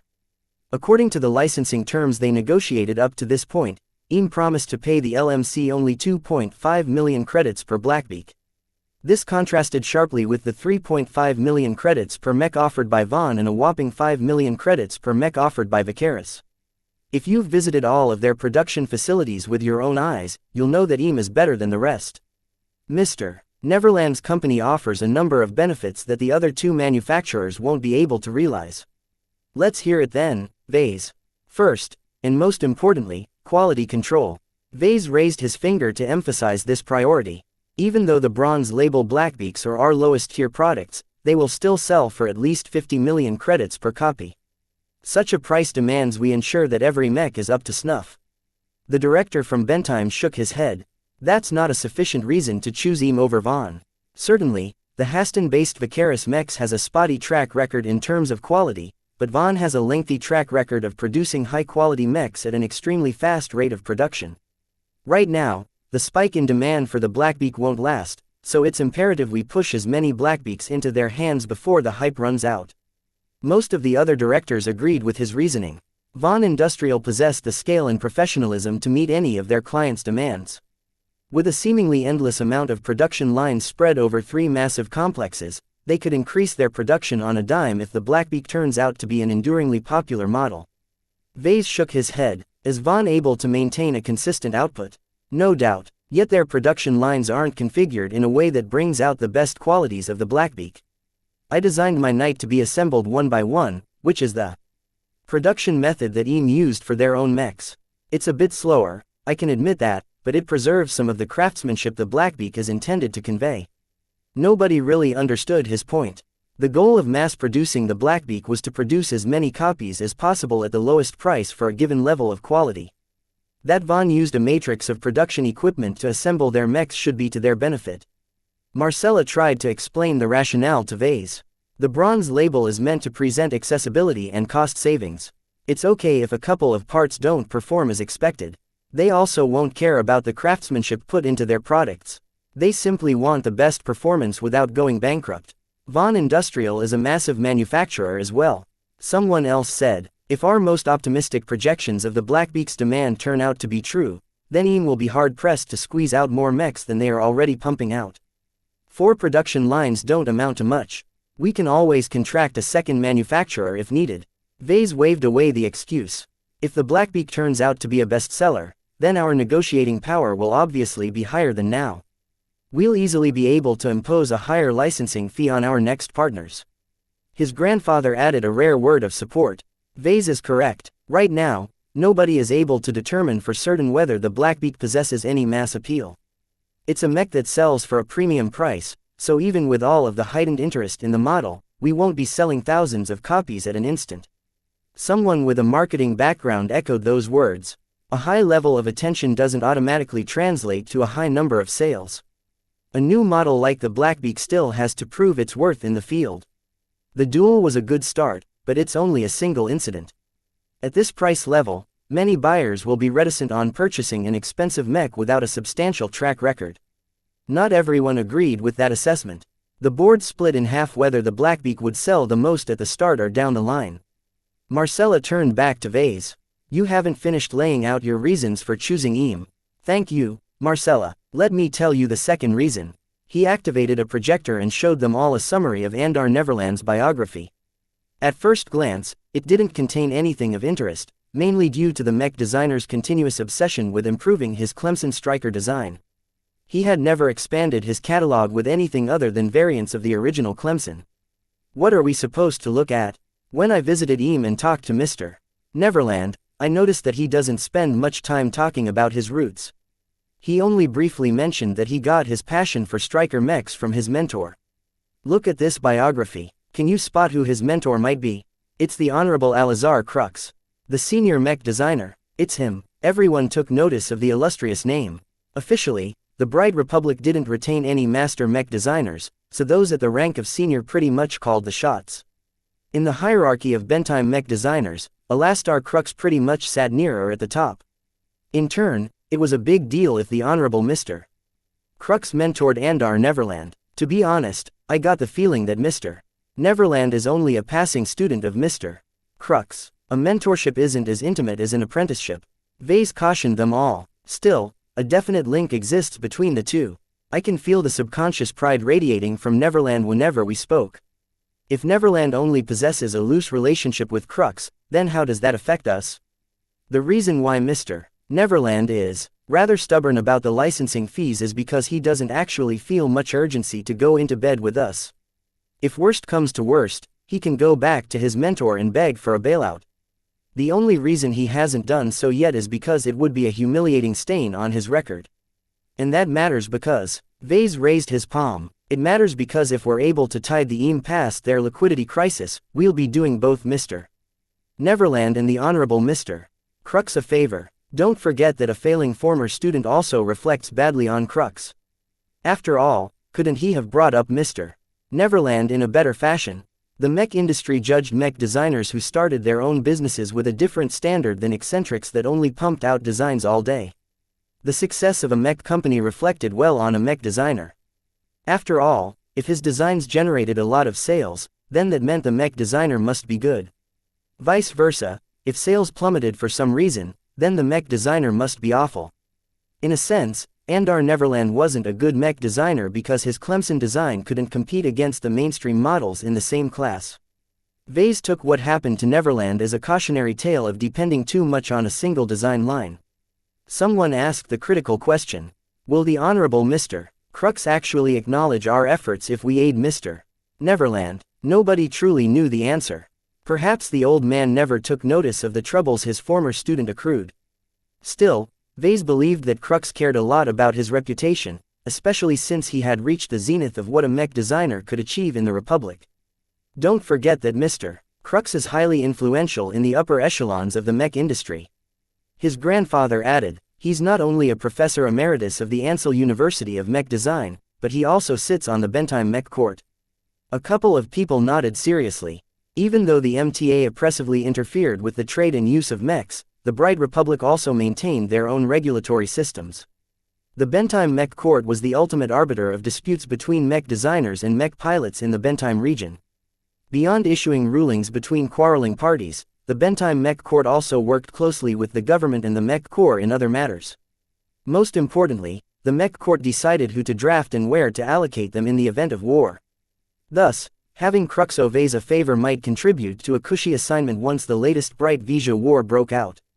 Even if the board didn't care about his posting, they did care a lot about the future of the LMC in the event of war. The Mech Court also worked closely with administration to determine which mech manufacturers deserved support and which companies should be left out in the lurch. The discussion basically ended at that point. Opportunities to establish a connection with a senior mech designer didn't come very often. Vase wanted to seize the moment and sign a contract before anyone else heard about the hole the EAM had fallen into. They lucked out that Neverland approached them first.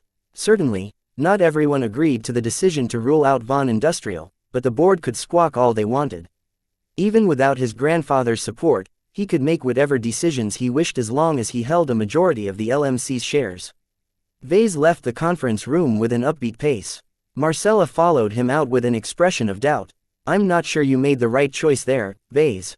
She said, it's rather optimistic to expect gratitude from Crux. The man can be a bit of a codger. It's doubtful whether he'll bother to return the favor at some later point in the future at all. You're right, but remember that's only one of the reasons why I chose to go with EAM. Out of all the manufacturers in consideration, only EAM has the heart to appreciate mechs.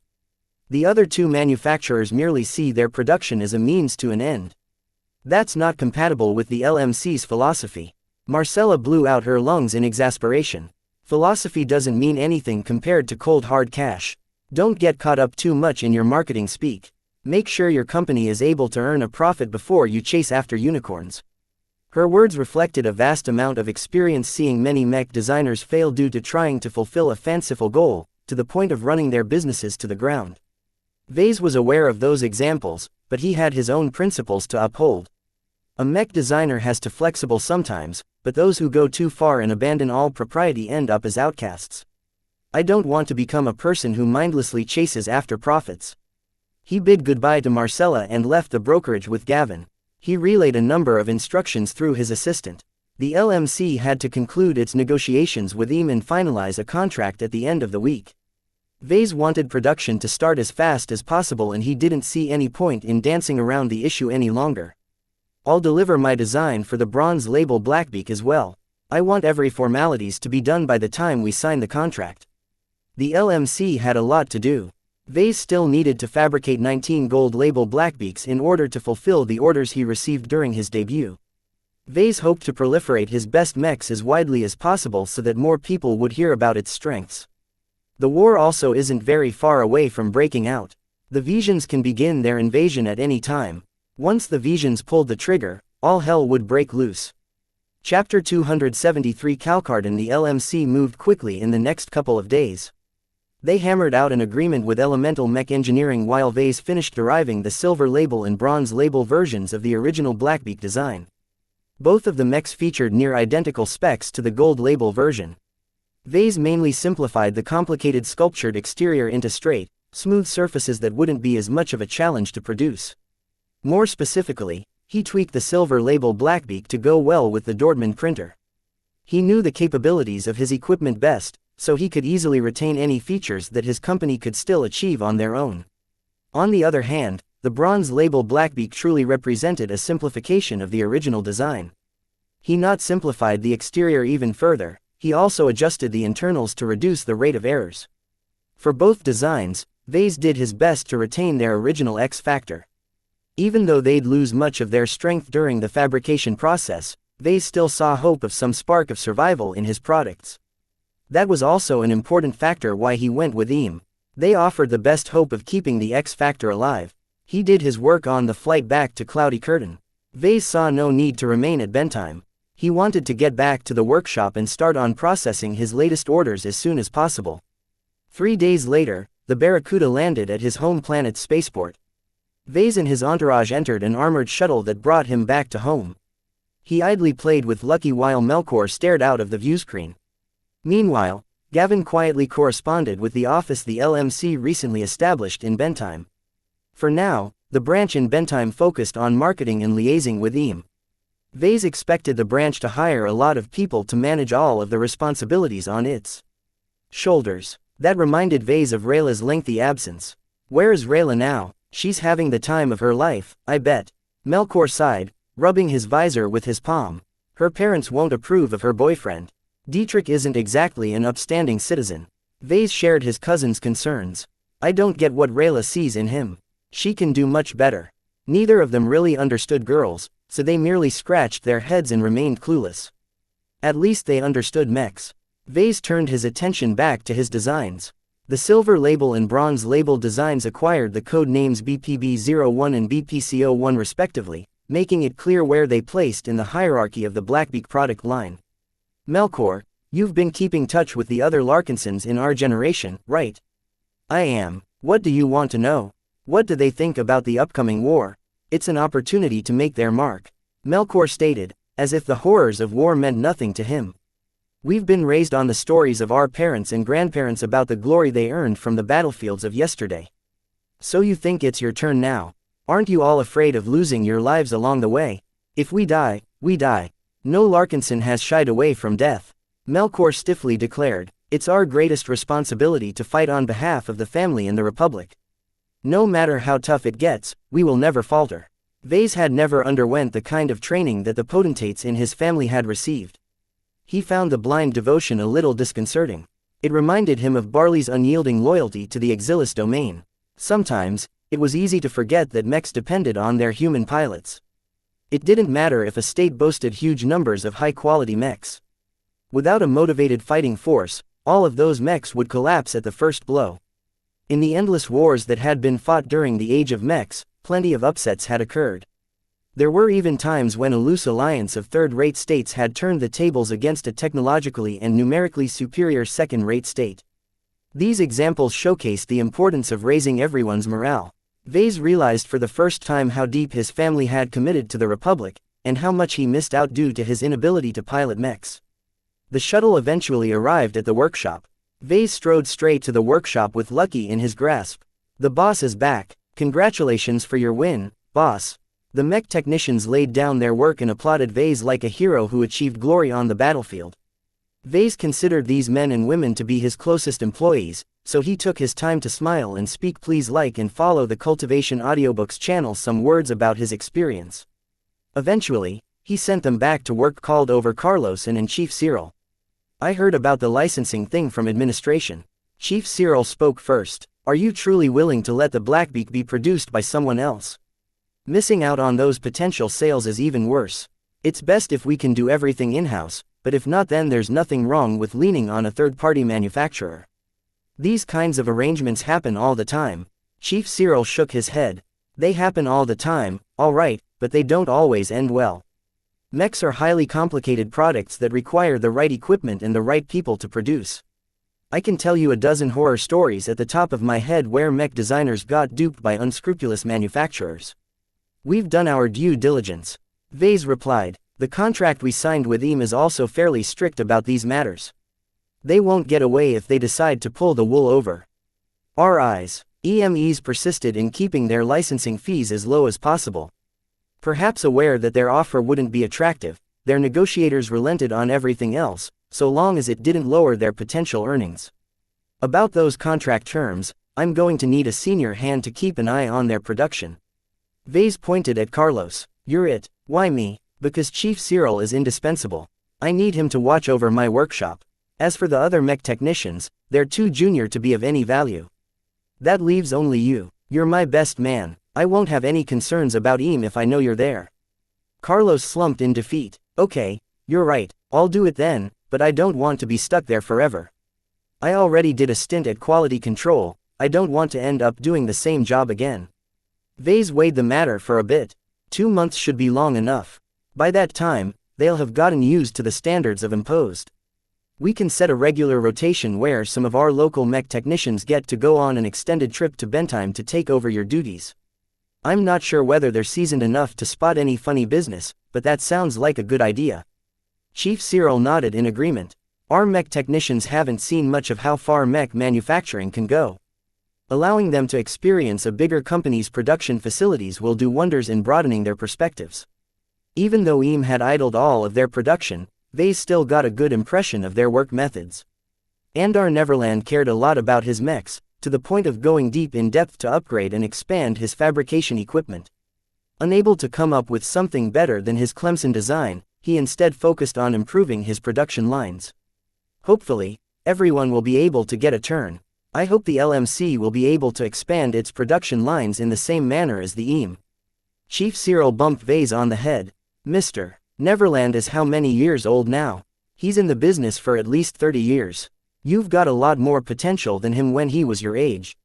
Aim for something higher." Vase appreciated the vote of confidence. The chief also reminded him that he shouldn't get too caught up in the present. The Blackbeak was merely the first of many amazing products coming from his hand. "All right, enough dilly-dallying around." He clapped. "Let's get to work with fabricating those gold label mechs." Everyone released a minor cheer. Even though most of the mech technicians wouldn't be doing anything important, they would still get to witness their boss at work. Vase also hoped his mech technicians paid attention because he planned to sell only silver label Blackbeaks under his own company's auspices from this point onwards. While Vase started pulling up his sleeves, light years away from Cloudy Curtain, something momentous occurred in the depths of interstellar space. A small convoy of trade vessels escorted by a trio of mercenary carriers quietly plied the trade routes between the Bright Republic and its neighbors. Trading directly between the Republic and the Kingdom was prohibited, but a lot of traders got around that restriction by stopping by a couple of neutral states before they reached their destination. The convoy transitioned into FTL a couple of days ago, and had reached the midpoint of their final leg of their journey to the port system of Bentheim. At the head of the convoy flew the biggest carrier, the Calcardan. The carrier owed her size due to her origins as a decommissioned cargo hauler. A Republican mercenary corps called the Barbed Lynxes bought the old vessel at a bargain and converted her interior to hold a mix of landbound and spaceborne mechs. The Barbed Lynxes did well for themselves after they acquired the larger vessel. Although the Calcardan's speed left a lot to be desired, she excelled in convoy missions where she escorted fully laden trade vessels as sluggish as the converted carrier. Inside the bridge, the captain of the ship yawned in boredom. Nothing ever happens on this trade route. Where have all the pirates gone to? Knock it off, Captain Spencer. You're tempting fate with your talk. I'd rather we finish our mission without a fight. Oh, come on, Commander Life, I was just joking. It's just that you hear about the pirates stalking the trade routes and ambushing anyone who emerges into a remote system. It makes my hair stand on ends for months now. The old gray-haired commander crossed her arms. I'm close to retirement already. I'd like to get out of this business by the end of the year and leave the Komodo Star sector before everything sinks into chaos. I'd appreciate it if you don't test our luck. Aye, Commander. The captain saluted her in a lazy manner. Not a lot of officers man the bridge right now. Nothing ever happened to the Calcardan during FTL unless the crew messed something up. Half the consoles faced empty seats. An alert sounded out from one of the consoles. The officer in charge of sensors and communications woke up from his daze and blearily looked at the alert the Calcardan sent out. Skipper, the gravitic sensors are glitching out again. They're telling me that we're about to enter a planet's gravity well. Captain Spencer adjusted his captain's hat and sat up straight from his seat. He pulled up projections of the sensor readings in front of him. Goddamn those yard monkeys. I told them to replace the sensor modules. They must have polished up the old ones while billing us the cost of installing some new ones. Those scam artists. Skipper, what do I do about the sensor readings? Should we drop out of FTL as a precaution? Out of the question. We'll have to halt the entire convoy as a result, and we have to wait for hours until our FTL drives go through their cycles. We'll also waste an enormous amount of fuel in the process. Remain in FTL. There aren't any planets or star systems on this route. The junior officer reluctantly dropped his caution, but his console suddenly lit up as the Calcardan received a number of messages from the other ships in the convoy. Skipper, the other ships report that they're detecting a gravity well in front of us too. We're getting dangerously close now. This finally woke the captain up. Damn it, some kind of stellar mass must have wandered into our route.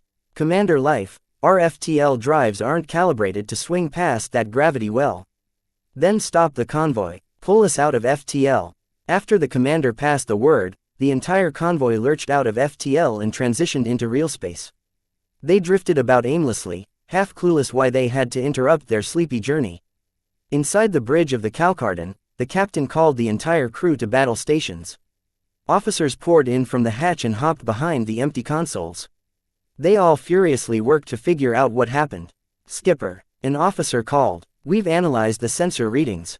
According to our calculations, we're 5 light hours away from a rogue planet. The captain cursed for a bit. Rogue planets basically consisted of planets that had been knocked away from their solar systems for some reason or another and traversed a wandering path, sometimes interfering with FTL travel.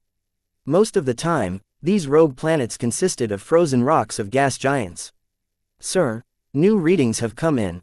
The planet is glowing. If our analysis is correct, the entire planet is riddled with exotics. That single announcement changed everything. Chapter 274. The glowing plane. The entire convoy went up in arms about the sudden discovery. Cargo ships and carriers converted from cargo ships generally didn't possess great sensors. If they all detected strong readings of exotics at a distance of 5 light hours, then the planet up ahead must be riddled with highly active exotic substances. So high, in fact, that it must be worth as much as the gross domestic product of an average third-rate state like the Bright Republic. Commander Life, the woman in charge of the convoy, convened a hasty conference among the ship captains and senior mercenary officers. She gazed at the eyes of Captain Spencer before glancing at the various projections of the other men and women. Almost every ship belonged to a different owner, complicating her efforts to rein in their impulses. She reserved the most wary looks to the other 2 mercenary commanders in the convoy. Both of them rode in medium-sized carriers that would be able to overwhelm the Calcardan if they teamed up against the Barbed Lynxes. First things first, you all shut off your quantum entanglement nodes, right? It's not enough to flip a switch. I hope you all disconnected the hardware from the rest of your ships. All of the captains nodded seriously. They all knew that as soon as they discovered something valuable, the first thing they had to do was to prevent it from spreading all over the galactic net. Turning off their quantum entanglement nodes had been their first or second actions upon receiving word of the momentous discovery. Alright folks, we all know why we're here. Let's talk about the glowing planet. They called it the glowing planet, for its very visible luminescence that lit up the planet like a star. At this distance, it could be spotted from the naked eye, which was very rare for a rogue planet drifting in the middle of interstellar space with no nearby star to reflect its surface.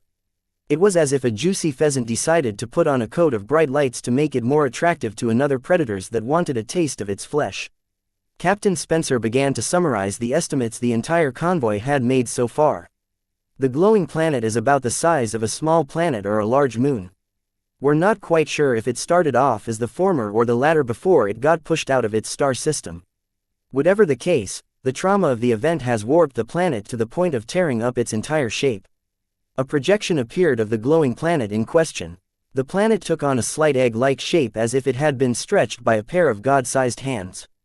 The stretching caused the entire crust of the planet to crack, which inadvertently revealed rich deposits of exotics. A mercenary officer rudely interrupted the briefing. Let's skip all of the nerdy stuff and get to the real question that matters. How valuable are those deposits? Not as much as you'd think. Captain Spencer cautioned. The planet likely originated from the galactic heartland instead of the galactic center, so it mostly contains junk exotics. Everyone's faces started to fall. So-called junk exotics referred to valuable materials that ranked at the bottom of the hierarchy of exotic materials. While they held significant value in even smaller quantities, they couldn't be relied on to construct a quality mech without pairing them up with other, more valuable exotics. That said, the planet still represented a floating mound of cash in space. Captain Spencer passed around a list of exotics they detected so far. There isn't anything exciting in this list, but what's notable is that all of these exotics are getting harder to import from the other star sectors. This means that the Friday Coalition and the Hexadric Hegemony will be sending out a massive fleet to secure the glowing planet as soon as they hear about its existence. That sent much of the people present in a tizzy.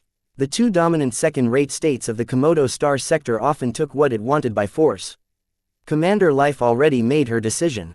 Considering the spotty history of those two states, I suggest we don't sell the coordinates of the planet to either of them. The planet is valuable, yes, but not so much that they will feel obliged to thank us for the tip. None of them objected to her decision. The Hexadric Hegemony was famously hostile to outsiders while the coalition was too fractured to present a united front. Some of the more despotic partners might even decide to kill them all off in order to keep the coordinates under wraps. Who can we turn to then to sell the coordinates of the glowing planet? The question resulted in a brief tug of war as the captains and mercenary officers proposed various possible powers. Complicating the matter was that nearly every ship in the convoy came from different states. This allowed them to cross various borders without problem, but it also complicated the decision on who to approach. Commander Life personally preferred to sell the coordinates to the Bright Republic, but another captain who hailed from the Vija Kingdom insisted on approaching them instead. Various rivalries came to the fore as each captain wanted to take this opportunity to earn kudos from their home states. This is getting nowhere. Captain Spencer slammed the table with his fist. I don't think we'll be able to sell it to a single state without pissing someone off. Who can tell if any disgruntled captain won't go behind our backs and reconnect their quantum entanglement nodes again? Then who should we sell it then? Maybe someone neutral, like the MTA or CFA. They maintain a standard policy concerning these kinds of discoveries. They always keep their word. Yeah, but the rewards they hand out amount to nothing more than a pittance. Spencer nodded in a grave manner. It's just a flat finder's fee instead of a percentage of the gains. Nobody could hide the greed in their eyes. Who hadn't heard of stories where entire crews grew rich overnight by discovering a lucky find and negotiating a share of the profits of the resulting venture? It was one of the stories that always perpetuated into legends. Every spacefarer hoped to stumble onto a find like the glowing planet. Some of the more conservative captains expressed support at the idea of approaching the MTA or CFA, but others who wanted a bigger payout clung onto alternatives. The entire discussion reached a deadlock, with no possible compromise in sight. Commander Life tiredly rubbed her eyes. She knew as well as anyone present that if they tried to impose a decision, that there'd be rebels who would secretly try to sell the information behind their backs. None of the mercenary corps in the convoy maintained any significant security officers aboard the cargo transports to maintain sufficient control. All right, this is clearly getting nowhere, she said, interrupting the latest argument between two rival ship captains. Instead of picking one state over the other, why not sell the coordinates to as many states as we can? Heck, it doesn't even have to be a state. Sell it to a major corporation or a pirate group, I don't care. That's a great idea, a rival mercenary commander remarked. We can all earn our paydays because the people who we are trading with won't want to let the other states know about the coordinates. We can't keep selling the same coordinates over and over to anyone we approach. The people who are negotiating on behalf of their states aren't stupid. They'll force us to sign a non-disclosure agreement. Then make it clear that you're only selling the coordinates on behalf of your own ship or mercenary corps. That will surely hasten their urgency, since the longer they try to stall, the sooner their rivals will send out a fleet. That last bit proved to be a little bit controversial, but eventually everyone adopted the idea. Without a central leader to impose total control, it was best to let the individual leaders try to earn their own paydays. As soon as the meeting ended, every captain scrambled to reconnect their quantum entanglement nodes. Aboard the Calcardan, Captain Spencer already left the conference room in order to race down the decks to supervise the procedure. As for Commander Life, sent a mental apology to her home state. The glowing planet had currently drifted into the nominal borders of the Bright Republic, and would only depart from their territory a couple of years later. With the heightened state of tension between the Republic and the Kingdom, she suspected that this discovery might end up being the spark that blew up the tentative peace between the two. She felt as if she betrayed her home. I'm sorry, but I just want to earn a fair share. While the convoy started to sell the valuable coordinates of the glowing planet, back at Cloudy Curtain, Vase proceeded to reduce his backlog of orders. He wiped the sweat from his brow as he left the cockpit of his latest Blackbeak. He fabricated it in record time, having managed to reduce the time needed to complete a copy down to 2 days instead of the 3 he needed from the start. Of the entire fabrication process, Vase always loved the very end, where he entered the cockpit in order to affix the gold labels underneath the center console and affix one of Lucky's gems in place. He could have left the job to a simple bot, but Vase enjoyed the personal interaction between himself and his mechs. Every machine he completed in this manner solidified the direction of his nascent design philosophy. Slowly but surely, Vase began to lean towards a lifelong quest to maximize the value out of every single mech produced from his hand. How many mechs have I made so far? This is the 10th copy out of the current batch, Chief Cyril answered as he arranged to transport the newly completed mech from the workshop. You've got 9 more to go before you're done. Less than a month had passed since the duel. Much had changed since that time. The outcome of the duel had far-reaching effects for the LMC. First, the Blackbeak proved to be an enduring success. When mech portals managed to get their hands of the rare and exclusive gold label Blackbeaks, they gave out universally positive reviews. Even if their price leaned on the higher side, the gold label mechs remained consistently in reasonably high demand. Unfortunately for Vase, the bronze label versions received a mixed reception. The first copies of the Blackbeaks fresh off the EME's production lines proved to be rather rough. Neverland's company faced a stiffer learning curve than they expected due to the difficulty of working with the alloys used to form the Veltrex armor system.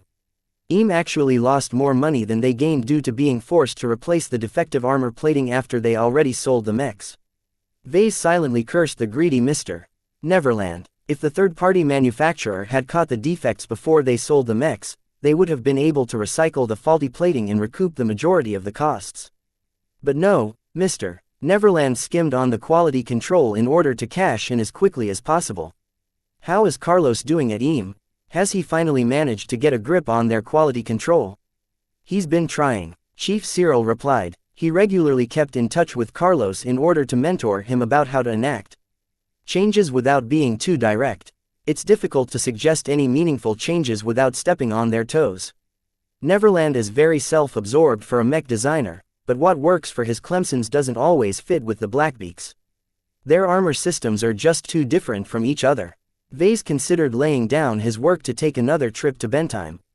Carlos has to find a way to get Mr.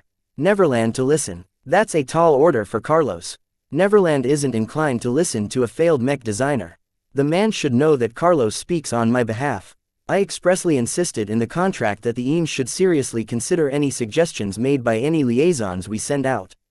Good luck trying to enforce those terms without pissing Mr. Neverland off. Despite his grumbles, Vase was reasonably content with the arrangement. He already expected some hiccups at the start. The EAM already managed to produce a total of 30 mechs since the LMC extended the license to them. That was already far more than what the LMC could achieve at best. The third-party manufacturers' 4 production lines pumped out enough mechs to satisfy the most urgent demand for now. Quality went up with each additional mech they produced as well. Reviews started to turn positive again, to the point where demand for the model increased. It would have been better if Dumont didn't come back from the dead. Chapter 275 Money in Money. Vase took a small break after finishing up the latest mech. After that, he stopped by the office to speak. Please like and follow the Cultivation Audiobooks channel with Gavin about the competition. How is Dumont doing these days? He's very aggressive in trying to sell the Havilax. Gavin replied, and called up a projection of the ads that had popped up recently. If you look closely, most of the ads emphasize the Havilax's amazing price-performance ratio. The standard price has dropped to 50 million credits, but a number of buyers are taking advantage of discounts that can go as deep as 10% off. The aggressive promotion coupled with the heavy discounts and price cuts served to slow the bleeding of Dumont's company. After losing a whole bunch of orders after losing the duel, the rival mech designer actually gained enough new orders to sell as much mechs as he could produce. I guess a month is long enough for memories of the duel to fade. If you leave out its recent history, the Havilax is a pretty decent design, so I shouldn't be surprised that it's starting to sell again. Vase disgruntledly concluded. Still, its production costs should be higher than the Blackbeak. I'm nearly certain that he's making a loss if he sells his mechs for 45 million credits. It's not about making a profit at this point. Dumont is trying to make everyone forget about the duel by putting as much copies of his Havilax in circulation as possible. All the stories his buyers spread as a result will slowly push away the past into obscurity. Clearly, Dumont's strategy worked. He had essentially overridden the collective memories of the public with a more positive message about his mechs. The revitalized competition forced the LMC to up their game and boost their marketing. They already coordinated with Marcella to flood the Bentheim region in all kinds of promotions that raised the profile of the bronze label and silver label Blackbeaks. The sad thing about it was that the LMC spent far more on these campaigns than what they got back from the EAM in licensing fees. That's going to change in a couple of months. Gavin predicted. The marketing is a bit heavy-handed because the public has only heard about your exclusive gold label mechs, which are very hard to obtain. We still have to let the market know that there are cheaper and more abundant alternatives available. Vase didn't argue about the need to invest in marketing. He simply found it disconcerting to be throwing millions of credits away each day. Still, unlike Dumont's company, the LMC earned far more money than they spent. Much of it could also be attributed to their new contract with Marcella. She kept her word and devoted a lot of her own money in helping to promote the Blackbeak. By the way, Kelsey's been wanting to meet with you. A lot has changed on this planet as well. With all of his attention directed to Bentheim, Vase forgot about his backyard. He did hear a few things from his employees on how Cloudy Curtain felt a lot of pride for his recent achievements. Still, he didn't hear too much beyond that considering he holed himself up in his workshop trying to finish his batch of orders as quickly as possible. He nodded to Gavin. Send her to my office. It's about time I received an update on the situation on the ground. Vase took care of a couple of other matters, like feeding an increasingly radiant Lucky. He could clearly feel his pet had almost reached the point of saturation before he triggered another evolution. Eat well, but not too much, okay? I'd still like to cuddle you in my arms once in a while. Meow. Lately, there hadn't been many threats for Lucky to take care of. The security detachment from Sonyal Ablin easily took care of the occasional fans and crazies trying to sneak into the workshop. They also caught and disabled most of the microscoping spy drones sent in their way. Fortunately, Lucky possessed keen enough senses to sniff out the remainder that proved to be too advanced for the workshop's current security suite to detect. Vase held off on upgrading his security package until the company moved to a larger site. Vase winked at his pet before heading to his office. The cramped office attached to the workshop building became increasingly more crowded lately as the company started to do more than making and selling mechs. It gladdened him to see he built his company up to the point where it could be called a genuine medium mech manufacturer. If Vase factored in the EAM, then the goal of selling more than 1,000 mechs in the LMC's second fiscal year would definitely be met. Vase, it's been some time since I last saw you. Haha, my apologies for that. I've been busy, as you know. Have you finished your studies yet? Yup, I wasn't able to rush my courses as fast as Gavin, but I'm all done now. That's great to hear. Even if Maisie Duval has taken over much of your duties, I still prefer to deal with someone I trust like you. I'll be depending on you to keep an eye on our home planet. Vase rarely talked to his managers these days. Jake and Primrose kept everything running smoothly without his input, just as he intended. He didn't wish to be bothered by trivial minutiae that his underlings could take care of by themselves. He was far more comfortable in the workshop than the conference room. He only made an exception for Gavin and Kelsey. They were around the same age and they had been with him from the start, so Vase didn't feel the need to watch his words around the two. Let me brief you on what's happening on the streets. Kelsey handed him a data pad that contained a mix of local news articles. They all profiled the shift in public opinion with regards to Vase and the LMC. The Living Mech Corporation, a homegrown sensation, putting cloudy curtain on the MAP. Total mech mania has engulfed the younger generation. Mech haters must get lost. Freslin has overtaken Orinoco as Cloudy Curtain's trendiest city. Mech fanatics flock to the hometown of VES. The political winds have turned. The Greens and the White Doves are at wit's end. That last headline seemed especially important. Tell me about the people at the top. Is the ruling coalition still thinking about raising taxes? They shelved those plans for an indefinite time right after you won your duel. Kelsey reported, you don't have to worry about any new threats on that front. You and your company have pretty much become the public mascots of our planet. It's political suicide to propose any bill that hinders the growth of the LMC. The LMC didn't pay much taxes to the local government, so it didn't actually benefit the local citizens directly. Maybe a couple of years from now, the LMC's profits might reach the point where it represented a significant chunk of Cloudy Curtain's GDP. Still, the citizens mainly cared about pride. The LMC became the planet's standard bearer in a way the two major farming consortiums achieved. Kelsey showed him plenty of indicators that noted this change of heart among the public. That's good to hear. Vase nodded. While he didn't need the public's love, it certainly didn't hurt to benefit from it. What about the pioneers? I've only been hearing good things from them lately. Kelsey had a strong connection to the pioneers, so she should know best what went on with them these days. The pioneers recently became embroiled in a power struggle. The old guard wanted to stay aloof while the younger members supported more proactive policies. I take it the latter won the power struggle. Yup, most of those stubborn old goats got booted out of the member roles by the new leadership that swept into power. Some of them retired, but a significant chunk defected to the White Doves. Is that bad? Not really. Kelsey dismissed any worries. Sure, they know a lot of secrets, but by now most of what they know is obsolete.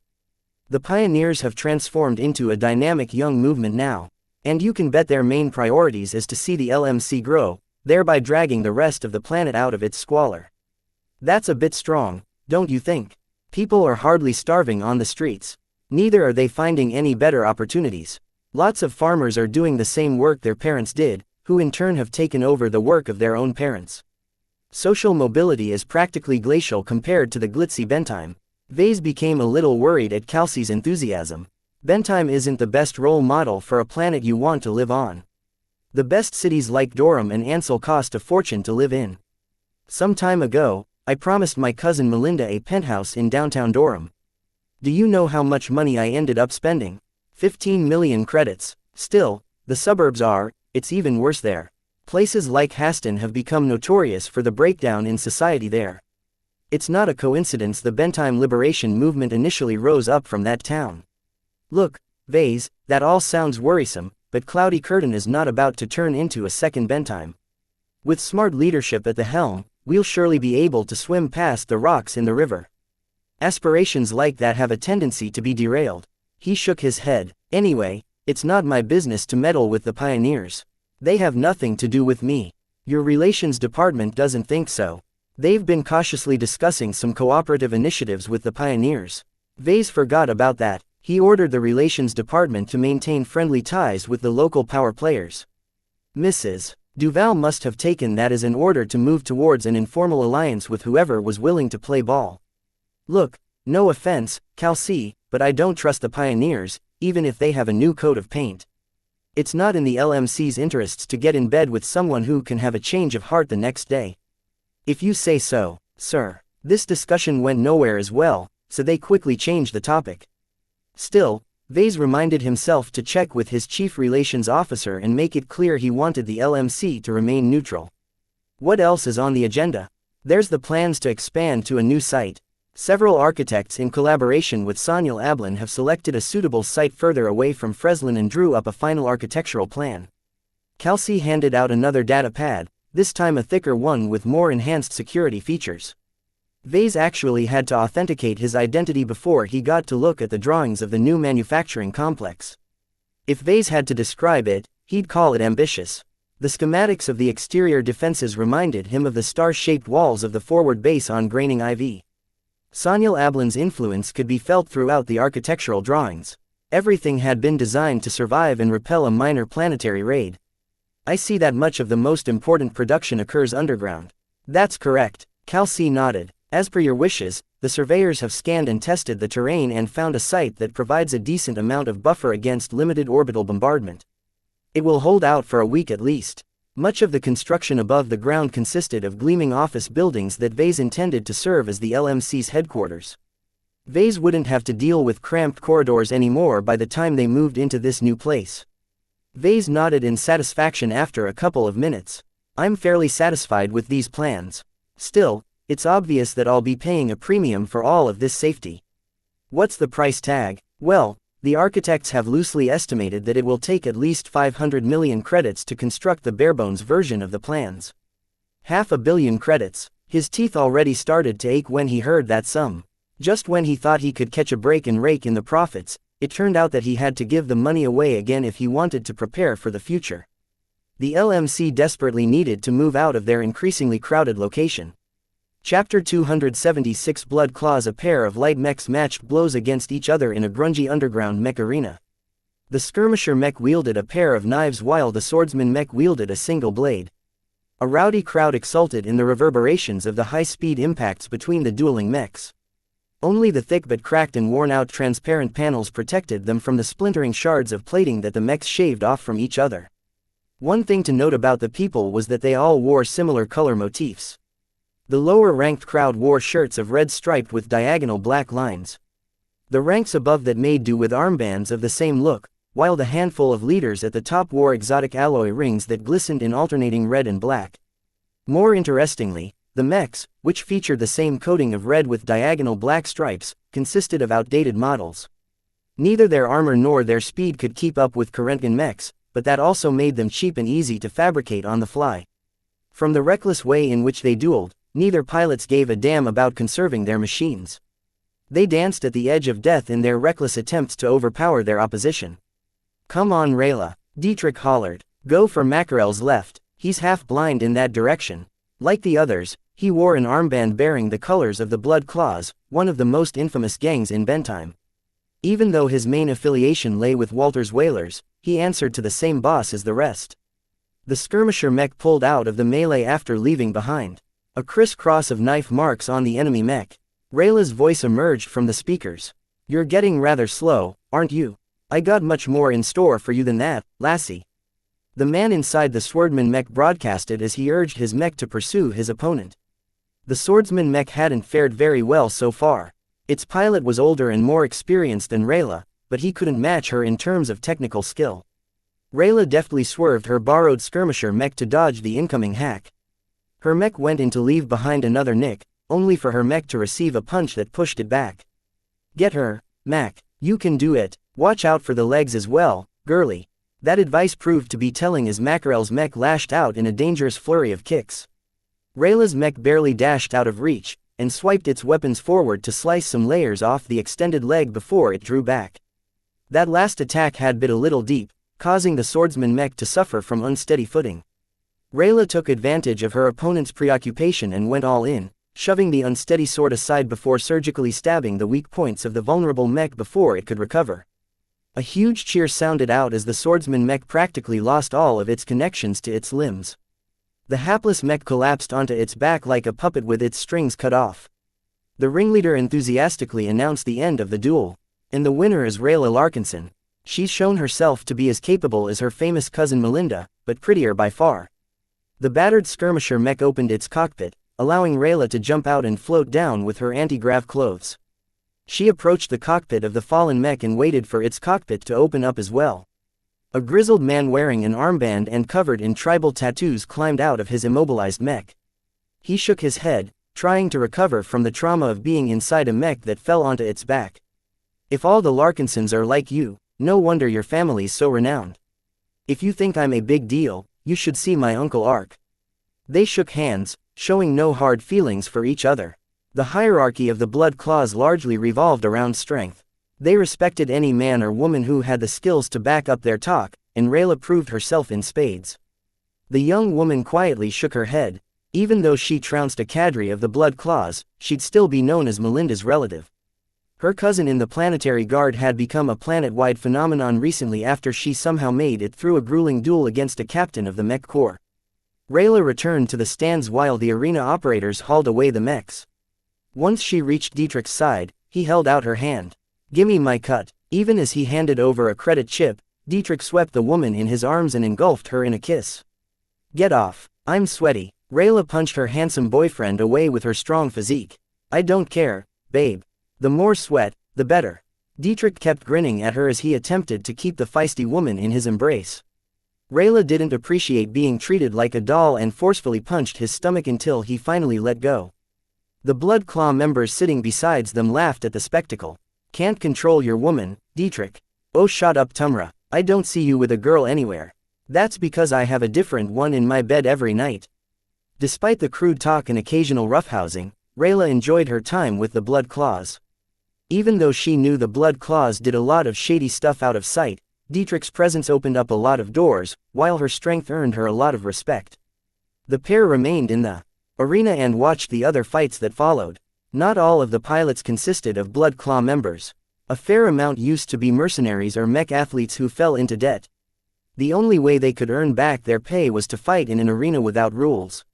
Sometimes, the pilots played rough to the point of targeting the cockpits of their opponent's mech. The underground arena operated by the Blood Claws didn't care about fatalities as long as it didn't involve their own members. In fact, Rayla already witnessed 3 fatalities so far. Compared to her initial revulsion at the sight of death when she accompanied Vase to Moira's paradise, this time she had grown hardened enough to shrug off any sympathies. As the night went on into the wee hours, Rayla started getting sleepy. She stood up and wanted to drag Dietrich back to their accommodation, but a sudden broadcast stopped her in her tracks. The ongoing duel between a pair of fist-fighting light mechs halted abruptly.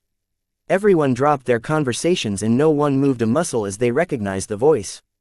The gruff, hoary voice of Monty the Beheader himself broadcasted in the arena and everywhere else the Blood Claws reigned over. "Are you having a good time? Are you enjoying yourselves? Then cut your vacation short, because we have a job to do. There's word out on the streets that there's a fabled rogue planet is coasting along near the border of the Republic. They call it the Glowing Planet, and it's named that way because it's filled with so much riches that we can dine like kings until the heat death of the universe if we harvest it all." The sudden news landed like a bomb. Like any gang, the Blood Claws loved nothing more than to acquire more wealth, by any means possible. The only downside is that every power in the Komodo Star sector got their hands on the coordinates of the Glowing Planet. The Bright Republic, the Vija Kingdom, hell, even the uptight Coalition and Hegemony are aware of its location. Could they even compete if that had been the case? You might be thinking what the Glowing Planet has to do with us. Well, even if it's glowing like a bulb in space, it's hardly a pinprick compared to brown dwarfs. The lack of a star also makes it hard to zero in an FTL drive to the planet unless you get within a dozen light years or so. Do you know what that means? Most of the Blood Claws scratched their heads. Stellar navigation had never been their strengths. It means we're closest, and therefore get to be there first. Sure, the Mech Corps and the other gangs will be sending out their fleets as well, but the Glowing Planet is big enough to let everyone grab a piece of the pie. Now they understood what an opportunity this represented. Rayla felt excited as well, even though she hadn't formally joined the Blood Claws. She looked to Dietrich, hoping to join in on the action, only to receive a stern gaze. "This is far above our league, Rayla," he whispered. "Something like this, there's going to be a lot of fighting. I've never shied away from a fight. This is different from a duel. The entire planet will be engulfed with greedy mech pilots who won't be playing fair. The voice of Monty resumed speaking. Since everyone that matters already know about the glowing planet, the big boys upstairs have hashed out an agreement. The coalition and the hegemony will both be preparing fleets of mech carriers to fight over the glowing planet. Since they're far away and need some time to mobilize their forces, they've given everyone else a carte blanche to mine away for 70 days. A lot could be done in 70 days. Depending on the value of the exotic ores and how easy they could be extracted, a substantial mining expedition could easily harvest billions of credits worth of materials out of the ground. The people in the arena grew stoked at the idea of picking up a fortune off the ground. Sharpen your claws and ready your mechs, because the blood claws will be grabbing a piece of the action. We set off in 3 days. As the broadcast ended, everyone went wild at the prospect of taking part in this enormous venture. In the meantime, a lot had to be arranged. Monty's organization had to decide who to send and who to hold back to defend their territories. They had to prepare their carriers and acquire other ones to accommodate all of the mechs and mining equipment they intended to bring along. The leaders already buzzed about as they received their own instructions. As for Rayla, her eyes turned into swirls as she imagined the adventure of it all. She wanted to be part of the expedition. She stood up and climbed up the stands, heading straight towards the circle of leaders. Dietrich hastily followed after his girlfriend. Rayla, don't go up there, it's dangerous. The guards who stood in the way noticed her approach, but instead of halting her in her tracks, they wordlessly moved aside. Rayla walked straight past their heavily armored forms and drew attention from the older generation of blood claws. A bald man wearing the biggest ring of red and black looked over her pilot-suited form. Ah, we have a distinguished guest. Miss Rayla Larkinson, what can we do for you? I want in. Dietrich finally reached her side and gripped her arm, but he didn't dare pull her back. He failed to stop her in time. The bald man looked wordlessly at Rayla while the other leaders waited for his decision. He only considered the matter for a couple of seconds before he nodded. Why not? You're in. The brief exchange of words had sealed her fate. Dietrich minutely shook his head as he drew her out of the circle. Once they gained some distance, he scolded her for a fair bit. That was dangerous as hell. Do you know who he is? He's the left hand of Monty the Beheader. He could have decided to cut your head off on a whim. He wouldn't dare. Rayla smirked. Being a Larkinson had its perks. Besides, I just showed everyone that I can pull my own weight. The blood claws will thank me for saving their hides. For the rest of the night, Dietrich remained concerned about Rayla. He regretted taking her with him on a tour to Bentheim. While Rayla jumped into her bed and fell asleep, Dietrich hunched over the other side of the bed and held up his comm. His finger hovered over the name of Vase. Chapter 277 Get Rich or Die. Trying over the next 2 weeks, Vase quickly finished off the remainder of the orders. 24 gold label Blackbeaks had been forged from his hands. The only one that remained unsold was the first production model, which still awaited repairs. He didn't even know whether he should restore it to its original condition. It might hold more value in its damaged state as a piece of mech history. With each delivery they made, the money started rolling in. The LMC finally reached a state where they possessed a steady amount of liquidity, though much of the funds would soon be drained after they received approval to construct a new manufacturing complex. How much did the mech technicians progress in their studies? They achieved a fair bit while you worked. Everyone has seen you do the same thing over and over. Chief Cyril reported as he supervised the preparation to shift over the production lines to fabricating the silver label Blackbeaks. As for the Mark II, the LMC already retired the model from the catalog. Its cheap price and outdated components didn't fit in the company anymore. What's their success rate? The average results hover around 93% in the simulations. Most of them stumble when they have to fabricate those finicky armor pieces. The margin of error is too slim, but it helps that you don't hide your methods. Lots of mech designers can be rather secretive. With the ample amount of recordings we've made, I don't think they'll have any excuses if they botch those parts. The real secret that distinguished his gold label mechs from the cheaper labels was the X factor. The interaction between Vase and any of his mechs in design occurred entirely within the mental planes. Unless someone stuck him in a neural interface, no one would be able to figure out what went on in his mind when he worked on a mech. The gold label Blackbeaks in the hands of his customers already led to rave reviews. Even if few if any of his mechs had been tested in an actual battle, the piloting experience was almost unsurpassed. Both the X factor and the insights he applied from his mastery led to a small but decisive advantage. Last I heard, your design is even up for nomination for some awards at the end of the standard year. The only problem is that most copies in the wild consists of bronze label blackbeaks. Vase pressed his lips. I truly hope they don't take the bronze label version as the standard. Has the EM shored up its quality by now? Carlos tells me that some of his lessons have penetrated through Mr. Neverland's thick skull. The quality of EME's latest output has reached the bare minimum, more or less. More or less, it's good enough for the buyers, but you'll probably claw your eyes out if you take a deep look at the mechs. Then you'd better not let me see one in the flesh. His obsession over quality and craftsmanship had grown more severe over time. It had been a conscious decision of Vase to fan the flames in this area because it had a measurable impact on his work. He started to understand why design philosophy held the key to advancing to a higher grade of mech designer. Vase hung around the workshop and kept an eye on the mech technicians, who started putting their learning into practice. Even if they did the simulations 100 times, working with the real thing always went wrong one way or another. The absence of Carlos had a significant effect on the productivity of his workers. Vase frequently mentored him, and he also continued to study on his free time.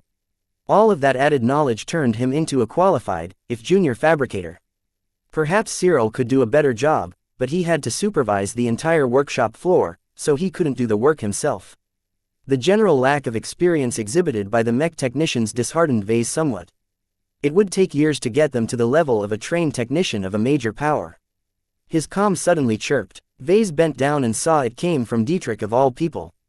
Vase quickly left the workshop and entered his office before accepting the call. Dietrich looked awfully tired from the projection that appeared over his comm. Vase, I've got bad news for you. Is something wrong with Rayla? You could say that, the little boss said, and began to explain what happened at the arena yesterday. Ordinarily, Vase would get angry if he heard that Rayla ran off to engage in a series of highly dangerous underground duels. Yet what Dietrich said about the glowing planet turned all of that into something trivial. This glowing planet, you're saying it's valuable to the point where the coalition and the hegemony will come to duke it out? Not immediately. It takes a lot of time to gather their forces and prepare them for a lengthy occupation. I reckon that the route where the glowing planet is zipping past will turn into a no-man's land when they arrive. That sounded very serious. A long occupation by the Friday Coalition or the Hexadric hegemony, or both, meant that the war between the Bright Republic and the Vizia Kingdom could become collateral damage. Complicating the matter was that both the Bright Republic and the Vizia Kingdom maintained some ties with the coalition. That might be enough of an excuse for the Hexadric Kingdom to steamroll over both third-rate states if they believed the coalition benefited from their continued existence. This is turning into a storm of epic proportions, Vase remarked while he rubbed his head. His brain threatened to overheat from all of the predictions he made. Okay. Have you tried to get Rayla to change her mind? That's the problem. She can't back off. She personally went up to a big shot and demanded to take part in the Blood Claws expedition. In our line of work, once you do something like that, you always have to keep your word. Vase closed his eyes. He didn't grow angry. He was already past that point. A sense of fatalistic helplessness emanated from his body as he thought about the huge numbers of mechs the glowing planet would host. Each and every one of them would very likely fight to the death for riches and honor. Vase understood what it was like to fight over a portion of an untamed planet's vast mineral wealth. He already went through a harrowing ordeal at Graining IV. What will the whalers do? My father's been called up as well. Monty wants to bolster his numbers and our gang recently came into possession of a lot of carriers. That sounds dangerous. It is, but Monty's always been good to those who answer his call. We'll get rich, or die trying. Vase had the sense those latter words applied to everyone else who set their sights on the glowing planet. Truly, the allure of an entire planet of exotics was sufficient to throw any star sector in the galactic rim into a tizzy. What should we do, Vase? I'm sure if you run up to your family, they can get something done.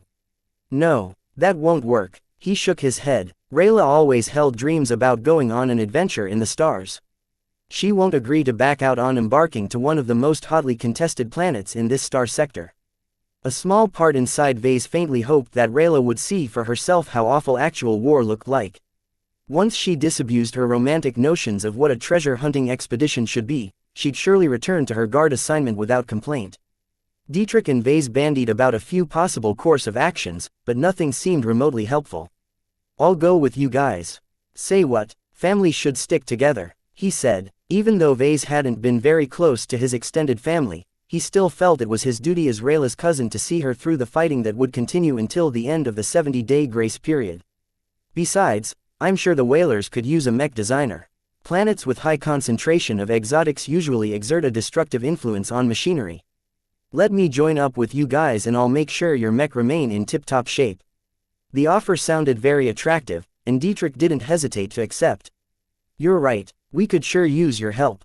I figure my father planned to take up guard duty in space, but if we have you with us, then we can help the Blood Claws capture more territory. That will really increase our share of the profits." The main issue with Rayla was that she pledged to fight alongside the inner core of the Blood Claws. She basically turned into an honorary Blood Claw herself, which let her pilot a Blood Claw mech maintained by their own logistics. Meanwhile, Vase lacked the familiarity to help out the Blood Claws directly.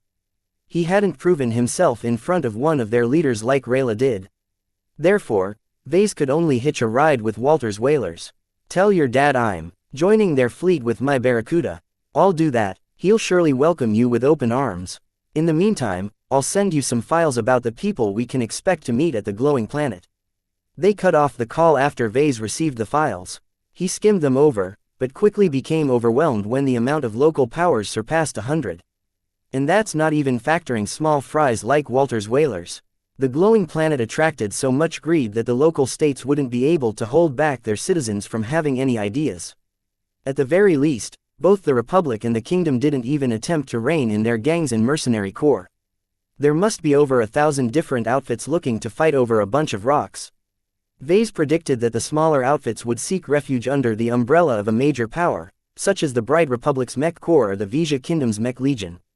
Larger outfits like the Blood Claws possessed enough strength to stand on their own. While they wouldn't fight directly against the military of another state, they'd surely attempt to occupy a less attractive piece of land. Too bad that there were too many mechs and not enough land to go around. Conflict was bound to happen. Before Vase prepared for his impromptu journey, he gathered his closest circle of friends and workers. Melkor, Cyril, Jake, Primrose, Gavin and Kelsey all streamed into the conference room, which already projected the busts of Marcella and his grandfather. "I've got something to announce." Vase began his meeting while holding onto Lucky. He proceeded to explain what happened and how Rayla ended up in the thick of it. Once he reached the part where he said he'd participate as well, the entire room exploded. "You're crazy, Vase," Jake yelled. "You're a mech designer. You have no place on the battlefield. I might not even be touching down on the planet. I can do most of my work aboard a carrier ship. Even then, there's going to be so many different fleets in orbit that your ship won't be any safer." The administrative types like Jake and Primrose simply didn't understand his decision to throw himself headlong into danger. However, he received a surprising word of support from Marcella. "It's up to him whether he wants to participate or not. All I can say is that a mech designer can be a lot of help to the Whalers. His presence will save a lot of lives. They're just a bunch of half-criminals. It's not worth the risk." Vase turned to his grandfather. "What about you? You haven't spoken a word yet. What do you think?" "I don't like to be put on the spot," Benjamin replied. As a retired expert pilot, he had gone through a lot of battles over the years. "As a man, and as a Larkinson, I applaud your decision. I would have done the same. Yet I also believe that your COO has a point. It's not fitting for you to volunteer yourself to an extremely treacherous free-for-all. I wish I can tell you more, but I'm not allowed to tell you anything." His grandfather worked at the Ministry of Defense, so he knew best what might happen at the glowing planet. Vase didn't begrudge his grandfather for holding back the details. He guessed that the Republic must be monitoring this conference call right now. "Do I have your blessing to take part?" "You can have it, for what it's worth. Go forth and be a man, but remember that you don't have to hold yourself to the same standard as a mech pilot." His grandfather's words reflected the conflicting set of values running through his mind. Every Larkinson had been raised with tales of daring, heroism and sacrifice. With every Larkinson able to pilot a mech being sent off to war, the family suffered a lot of casualties over the generations. That was why Benjamin didn't discourage his own grandson for taking part, even if he didn't really belong on the battlefield in the first place. "Melkor, will you come with me?" "Of course." What will the family think if I let you go without my protection? That settled it. At least 3 of the Larkinsons would set off for the glowing planet.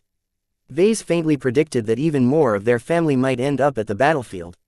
The Mech Corps was all but certain to play the main role in the coming campaign. Perhaps he might meet some of his other relatives who served in the divisions. Chapter 278 In Your Blood. While Vase decided to head to the glowing planet to help out his cousin Rayla, he might as well accomplish something more. However, he still faced considerable pushback from the company. How could they allow the founder, CEO and lead designer of the LMC to stroll into an active war zone? What's wrong with you? Jake hissed at Vase as he cornered him. Are you some kind of adrenaline junkie? Why do you throw yourself into danger at the first opportunity that knocks at your door? It's not about chasing after a thrill. I'm doing it because I have to help my family. We both know damn well that's not the only thing on your mind. Haven't you always said that you had an awful time in your last adventure and never wanted to do anything like that again? Aren't you working so hard to become an established mech designer so that when the Republic drafts you, you'll be sent to some cozy lab away from the front lines? What's your point? You're too much of a Larkinson. I've witnessed this behavior of yours plenty of times with the other Larkinsons who don't have the aptitude to pilot a mech. They're so inured in the warrior ethos of the family that they feel they have to prove their courage even more. Jake should know what he was talking about, since he managed plenty of stores for the Larkinson estate. He must have interacted with the business-minded side of the family for decades and gained a keen insight on their overall culture. Vase fell silent for a moment. Did he feel the need to prove himself? Not particularly. His rapid advance in the mech industry already earned him enough respect that it didn't matter if others branded him a coward. Was it about the thrill? Seeking fortune amid chaos and death? His heart started to beat faster at the thought. Despite being terrified at the prospect of battle, it enervated him as well. His eyes shook in anticipation. Fear and fright seemed to have conflicting effects on his body and mind. The blood runs too deep, Jake softly whispered as he shook his head. You're made in the same mold as your grandfather. Did you know that Benjamin distinguished himself in the previous wars by volunteering for some of the most critical and dangerous missions? Just when you thought he'd meet his death, he'll crawl away with the skin of his teeth. It's the main reason why he advanced to expert pilot so young. He knew the stories. Every Larkinson who reached the exalted rank of expert pilot possessed something remarkable to be able to break through the bottleneck that stopped countless pilots in their tracks. Some had been gifted with exceptional neural aptitude. They easily pierced the bottleneck like a needle through cloth. Some started off average, but grinded themselves past the barrier through relentless training. Some, like his grandfather, fought at their best when they put their lives on the line. Benjamin Larkinson rose like a rocket, but a single incident late in his career had finally been the straw that broke the camel's back. The venerated war hero had been forced to put aside his profession when he sustained irreparable damage to his body. So maybe the blood did run thick. Even though his father didn't inherit any of Benjamin's grit, perhaps it had to take another generation for another daredevil to emerge. Vase began to smile. All of what you said makes sense. I don't have to go to the glowing planet. It doesn't make any logical sense. Yet my heart and mind is urging me to seek my fortune there. Don't forget that this company had been built from the rewards I gained from exploring the stars. He salvaged the highly productive Dortmund printer from an old facility. He obtained the rest of his equipment along with a slew of rare and valuable licenses by completing a mission from the Society. That reminded him to check out their mission hall. They might have issued another set of missions concerning the glowing planet. Even if the entire coalition moved in after 70 days, they might want to test the waters first. He had a feeling that the two dominant second-rate states deliberately took their time in claiming the planet. Any stellar body with a huge number of exotic mineral deposits always played havoc with man and machine. Any number of unimaginable dangers might lurk beneath its glowing facade. And that was where Vase planned to find his fortune. Even though Jake tried to convince his boss to stay, Vase would have none of it. He was dead set on being among the whalers as they attempted to obtain a slice of the glowing planet's many riches. He moved quickly that day. Vase hurried up with loading the Barracuda with Melkor's packed Stanislaw along with a set of high-quality tools and critical supplies. He also got in touch with Walter's whalers and let them know he was coming. Arranging all of that work took little time, since his workers did the actual work. Vase thought about what he brought to the table, and found it rather lacking. He wanted to bring one of his mechs as well and present it to the whalers. The problem is that I don't have any spare mech on hand. Vase had to complete his contractual obligations first. The LMC immediately shipped all of the gold label Blackbeaks that he fabricated up to this point. He didn't have any spare mechs left, and he couldn't fabricate a new one from scratch in time to join up with the whalers. Still, I do have one frame collecting dust in my warehouse. It was his first production model. As his very first Blackbeak, the mech had special meaning to him. The MTA validated his very first original design based on that copy. Melinda also piloted it to victory in the duel against Captain Vicker. Many mech designers treated their first production models like a piece of art. They cherished them like children and waited for the right time to auction them off for an incredible sum of money, perhaps multiplying its value by hundreds of times in case of extremely successful designs. Vase didn't want to risk the loss or destruction of his first production model, but circumstances forced his hand. If he worked quickly, he'd be able to repair the damaged mech in less than a day, which gave him sufficient time to catch up to the whalers. Let's do it. Once he gave out the orders, the mech technicians went into action. Even if they never repaired an existing mech before, they all knew the basics, courtesy of Chief Cyril's training.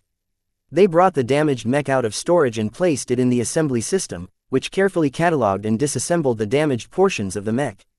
Meanwhile, Vase cleared the production line again and started fabricating replacement components. In order to save time, he decided not to replace the lightly damaged components, but handed them off to his mech technicians so that they could attempt to repair the parts themselves. Not all of them proved capable of doing so, but he expected some fumbling. Any successes went right back in the mech. Parts that proved more difficult to restore passed on to Vase, who put it in the Dortmund and used some of its more advanced functions to restore the component. Not everything could be recovered to their original state. The armor plating proved impossible to repair with the equipment that the workshop had on hand. Vase had no choice but to fabricate new ones from scratch.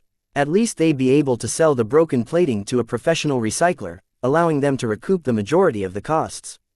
As Vase started making progress in the repairs, he constantly focused on the image of the Black Phoenix. Even though the mech had already gained a solidified mental presence, Vase used some of the insights he learned before to overlap its existing traits with a higher emphasis on toughness and endurance. From what little he learned, the battle for the glowing planet would be fought over many battles under extremely hostile terrain. Supplying the mechs on the ground would be a huge challenge since all kinds of carriers vied for orbital supremacy. His Blackbeak had been designed to excel in wars stretching for years. This presented a problem for him because he initially assumed the Blackbeak would fight a lot of skirmishes but only a couple of full-blown battles over the course of its service. Thus, Vase consciously deviated from his initial design in order to harden his mech against a succession of intensive battles.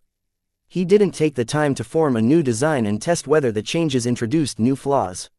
He eagerly modified his mech on the fly, relying nothing on intuition and some invisible guidance from a changing Black Phoenix. Ultimately, the changes only led to minor differences, but Vase found the experience to be worthwhile. Acting on another whim, Vase decided to coat the feather pauldrons in a shade of red. He also changed the settings of the cloud generators to emit red vapor instead of varying shades of gray. The added color looked spectacular, and gifted his mech with character. "It's a damn shame you're sending it off to battle." Chief Cyril whistled in appreciation at the newly enhanced mech. "It's practically an heirloom of the company, you know. It's a piece of living history." Vase sighed with regret. "I know, but when I'm short on mechs, I'll grab the first thing that's available, living history or not. What it can earn us down the line is not as important as satisfying an immediate need." He knew that despite his good relations with Dietrich, he never really built any ties with the rest of the whalers. Vase wanted his first meeting with Walter to be on good terms, and nothing expressed his sincerity better by gifting him one of his company's pride and joy. A hauler arrived at his workshop and picked up the mech. Vase entered an armored shuttle as well and rode it to the lair of the whalers. He brought no one else along but Lucky.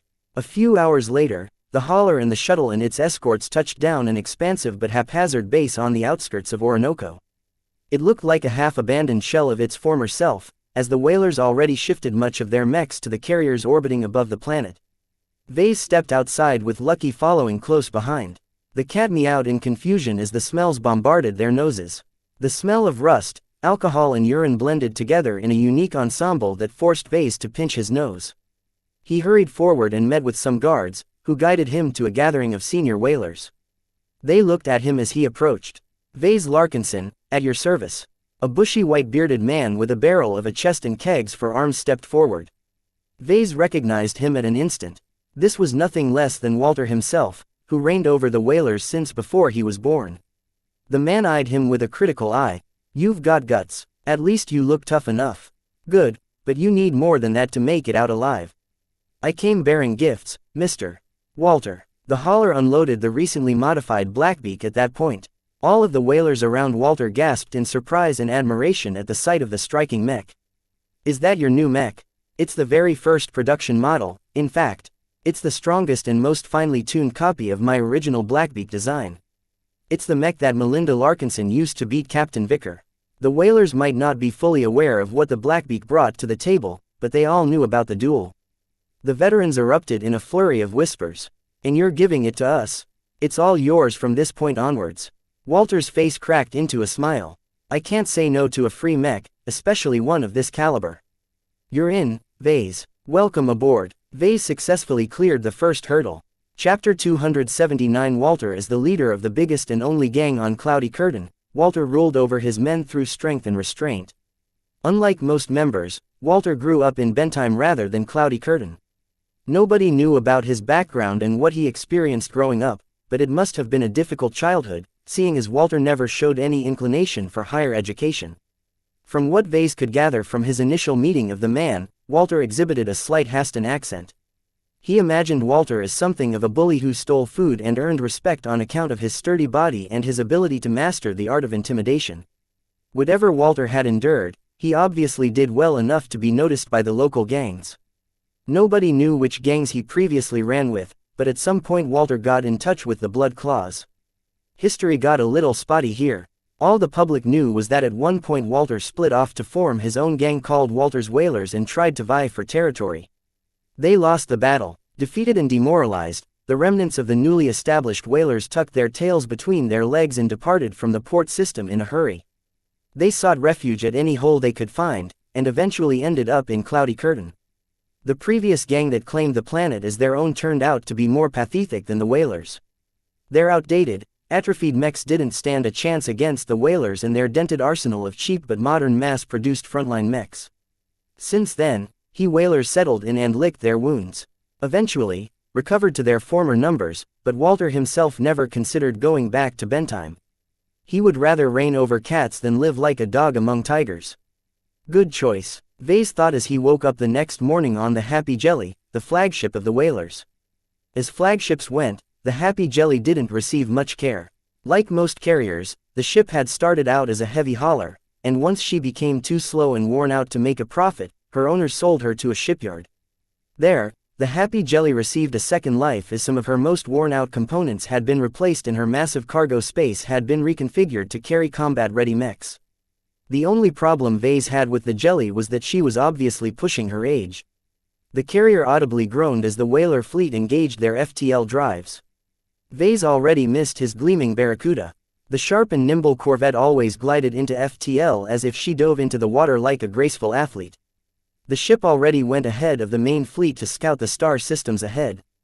The Happy Jelly on the other hand resembled an elephant being launched into the water with a mighty splash. Occasionally, her entire hull groaned as if she was being stretched out like a noodle. One day, he thought, the Jelly would be the Jelly no more, leaving behind a debris field that stretches over light years as they fell out of FTL in a haphazard order. You really need to tune your ship, Vase told Walter as he entered the main hangar. Rows upon rows of mechs sat dormant in their stables. Much of them looked like they had seen better days, but only a handful of technicians attempted to patch them up. My Jelly can take a few more trips. Don't worry about the old lady, Walter remarked as he stood in front of the red-shouldered Blackbeak. Let's talk about business, shall we? Vase approached the boss as an equal but made sure to maintain a tone of respect. As you know, I'm taking a lot of risks. I left behind a company valued at around 10 billion credits in order to join your expedition. I've also gifted you with a priceless mech that's valuable not only for its history, but also its performance. What do you want in return? A cut of whatever the Whalers manage to obtain. It doesn't have to be too much, and we can adjust the amount according to my contribution. Let's set the base at 10% of total earnings. That was a massive sum, but it also reflected the value Vase could bring to the table. A mech force without a mech designer watching over their machines would always be at a disadvantage compared to an opponent that did enjoy that advantage. They bargained back and forth, but on account of his generous gift, Vase succeeded in setting the bar at 10%. You look like you're eyeing something else. Get on with it, Walter spat, brandishing his massive arms in front of Vase. There are two more things I'm on a lookout for. First, if by some means the whalers ever get their hands on something that originates from the core of the planet, I'd like to receive a hand-sized chunk. Fine. Not that Walter knew what something like that really meant. Second, I'd like to get a copy of all of the logs of the mechs on the field. For what reason? A client of mine wants to map out the environmental hazards your mechs might encounter in the field. It's for the coalition. I see. Walter obviously didn't appreciate sending off those logs to some stranger in the coalition. Even if they'd never be able to use it against them, it still felt awful to air all of your dirty laundry. In truth, Vase accepted the mission to submit the logs on his own accord at the Clifford Society. The mission dangled out a reward for 200 merits, which seemed too good to be true. The mere mention of the coalition had the desired effect, even if Vase played a trick on the boss. Walter acceded to the demand with gritted teeth. In an effort to find something pleasant to talk about, Vase quickly moved past their discussion and walked over to the Blackbeak. Have you decided whether you'll adopt this mech as your own? Walter shook his head. My Ermine has served me well so far. Only youngsters and fools chase after the latest toys. Your mech is a fine machine, but not a mech that's suited to lead the whalers. Vase glanced at the so-called Ermine standing quietly to the stable up ahead. The mech turned out to be a brawler, an exotic archetype that basically fought with its fists. Like its pilot, the brawler looked like it could withstand a lot of punishment. Vase estimated that all of its armor had actually pushed the mech over the medium weight class. Normally, that was bad, as mechs like this didn't possess the level of protection enjoyed by genuine heavy mechs. However, some pilots simply made it work, and from Walter looked like he was one of them. Vase imagined their shared body types helped a lot with establishing a deeper connection between the two. I can see why you're attached to your mech. The Blackbeak is a mech. That's suited for long-range patrols and lengthy battles of attrition. It can't deliver an immediate impact like your Ermine. Walter probably had ways to get around its sluggish speed and its subpar pseudo-heavy armor. If the Ermine ever got close to a mech, it could punch a mech apart through sheer brute force with the help of its large-powered gauntlets. Another man stepped forth. He looked to be from the same generation as Walter, but thankfully his body wasn't so wide. Walter, you called. Come over here. Fada. This is Vase. Vase, this is Fada. He's my fourth in command of sorts. Fada snorted. More like 8 or 9th. You always change your mind. It's a wonder the whalers are still in one shape. Ha, as long as everyone gets a taste of power, they'll know how much grief they have to deal with. That helps cut down the potential mutinies. As if we don't fear you. The skinnier whaler shook his head. Anyway, why did you call me over? I was in the middle of sorting out our roster. It's a real mess, you know. I called you here because you'll be piloting that black thing over there. You've always been nagging your ears about your piece of junk of a mech. Well, here's a brand new machine, and a unique one to boot. It's all yours, but I'm a scout pilot. I pilot light mechs, medium mechs, what's the difference? When you get down to it, they're both fast and hard to catch. They just differ in the amount of armor they're willing to carry. Besides, you're my most resourceful pilot. Only someone as hard to kill as you will fit this beast. Walter didn't take no for an answer, and quickly walked away, leaving Vase and Fada to stew by themselves. Is he always like that? Yeah, he seems like he doesn't care, but he doesn't want to be bothered with managing anything. Then why do the whalers stick with him? The older man grinned at him. You wouldn't understand. The best I can describe it is, it's like a brotherhood. Walter's whalers might not possess the ruthlessness to survive in a place like Bentheim, but that's because Walter never pushes us beyond our boundaries. Vase didn't really understand what he meant. He shook his head and turned back to the matter at hand. For better or worse, you're saddled with my pride and joy. The Blackbeak is a fine machine. It will run as smooth as butter, I can guarantee you. Whatever you say, it's not a scout. Far from it, it's a knight. Fada didn't appear to be taken in by all the hype, but he tried to make the best of it. Let's get to work, then. Any mech pilot that adopted a new mech had to go through a period of training and adjustment. Normally, A couple of mech pilots would be sufficient to tweak the mech to the pilot's preferences. Allowing Vase to do the adjustments on a design he knew on an extremely deep level was an extravagant privilege. Fada came from a light mech background, so the man mainly demanded ways to enhance the Blackbeak's mobility. In particular, Fada harped on improving its response time and its range of motion. A light mech relies on agility to survive up close. The more you shave off a mech's response time, the better it will be able to respond to an opponent's move. Vase felt deeply reluctant to make any drastic changes to the Blackbeak, but Fada insisted on a couple of modifications that severely impacted the effectiveness of its armor. As Vase tried to follow Fada's suggestions, he became a little conflicted about maintaining its ability to endure. Many of the things Fada insisted upon set back the Blackbeak's ability to survive the entire campaign. "You shouldn't be beating your head over my style," Fada said. "The whole point of light mechs is that they survive by not taking a hit at all. I know it seems kind of reckless for me to demand you strip a knight of some of its armor, but I can tell you that I'll be much better off that way. I still think you're going too far with this. The Blackbeak is losing its identity as a knight. I don't want to pilot a knight." They remained at an impasse. Vase felt more and more like he was butchering the Blackbeak until all he had left was bones. The conflicting vision for the mech sometimes caused him headaches that forced him to halt his adjustment work. That was bad, as the whaler fleet would soon arrive at the outskirts of the space around the glowing planet. The crew members of the Happy Jelly already called the 5 light hours around the planet the glowing zone. The whaler fleet was scheduled to rendezvous at a point around 1 light hour into the glowing zone. Monty the Beheader issued a call to arms, and every outfit that pledged allegiance to him had to heed his words. If all went well in space, the whalers would be touching down in a couple of days. Vase had to finish the Blackbeak and inspect some of the other mechs before that happened. He urgently had to find a way to solve his current logjam. "What will it take to reconcile my mech with its pilot?" Chapter 280 Briefing. His interaction with the crew of the Happy Jelly and exploring its compartments gave Vase a decent impression of Walter's whalers.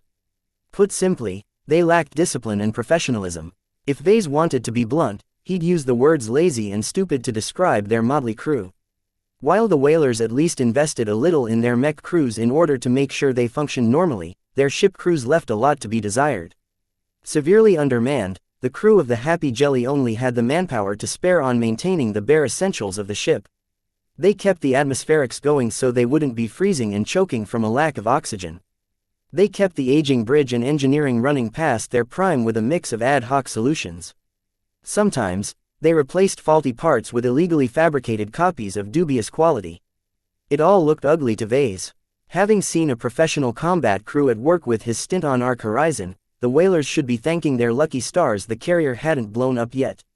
Even the aging complement of bots had been affected by the lethargy around them. All of them looked old enough to be present on the Jelly when she started off as a brand new cargo hauler. Lack of attention had degraded at least half of them into scrap, which forced the remainder of the bots to pull double duty to clean the ship and take care of smaller duties. They obviously failed in that. Many low-priority corridors and compartments featured a buildup of grime and crusted vomit. If the Jelly had any cleaners on her crew, they obviously didn't bother cleaning these sections. Right now, Vase had to pass by some of those filthy corridors in order to reach a rarely used conference. Walter summoned everyone important on the ship to attend a briefing. Around 30 old whalers seated themselves on the hard, cheap chairs. "I think everyone's here now, so let's get this started," Walter announced and turned on a flickering projection of the glowing zone. "The Blood Claws have been scouting ahead and made some plans. This is how it's going to look like." The whaler fleet would emerge at the edge of the glowing zone and make its way inwards until they reached the position of the Blood Claws. Once every outfit with a connection to Monty gathered in a massive fleet, they resumed their journey towards the deepest part of the glowing zone, eventually approaching the outer edge of an enormous armada made up out of several divisions of the Mech Corps. As you know, the glowing planet has landed within the borders of the Republic. The Mech Corps, in all of its wisdom, figured that since the Visions and all kinds of scum will arrive in a couple of days, it's best to set aside our rivalries and form a common pact. Does that mean the 3 tyrants of Bentime won't be duking it out? Of course not, you dummy.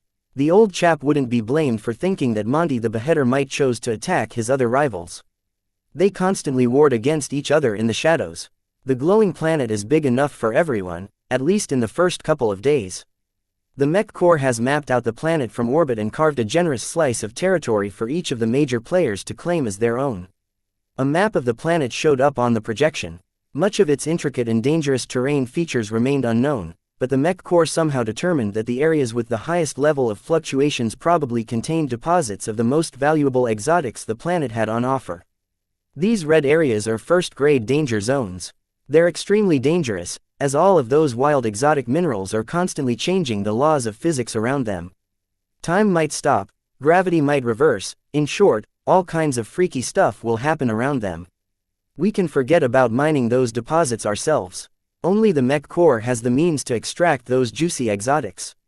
What about us? I'm getting to that. Around the red zones are the orange zones, which consists of the second-grade danger zones. The exotics there are much less destructive on their environment, but there's a lot of them, so the entire area will be blanketed in a low-level freaky effect. These are great places to mine junk exotics in bulk, and that's where the major powers of the Republic have divvied up for themselves.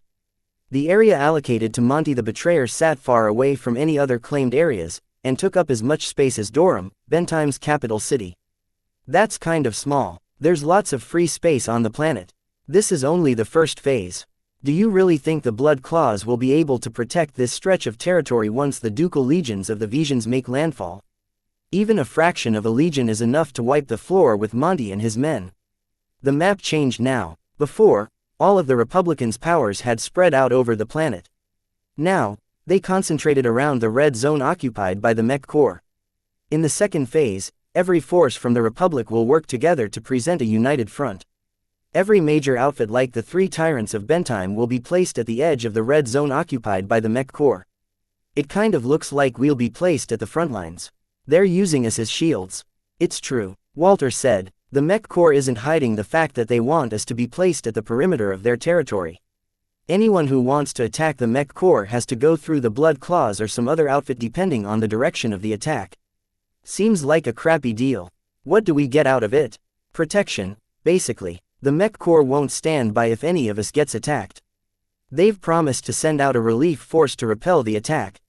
No one really took the Mech Corps at their word, but none of them had a say in the matter.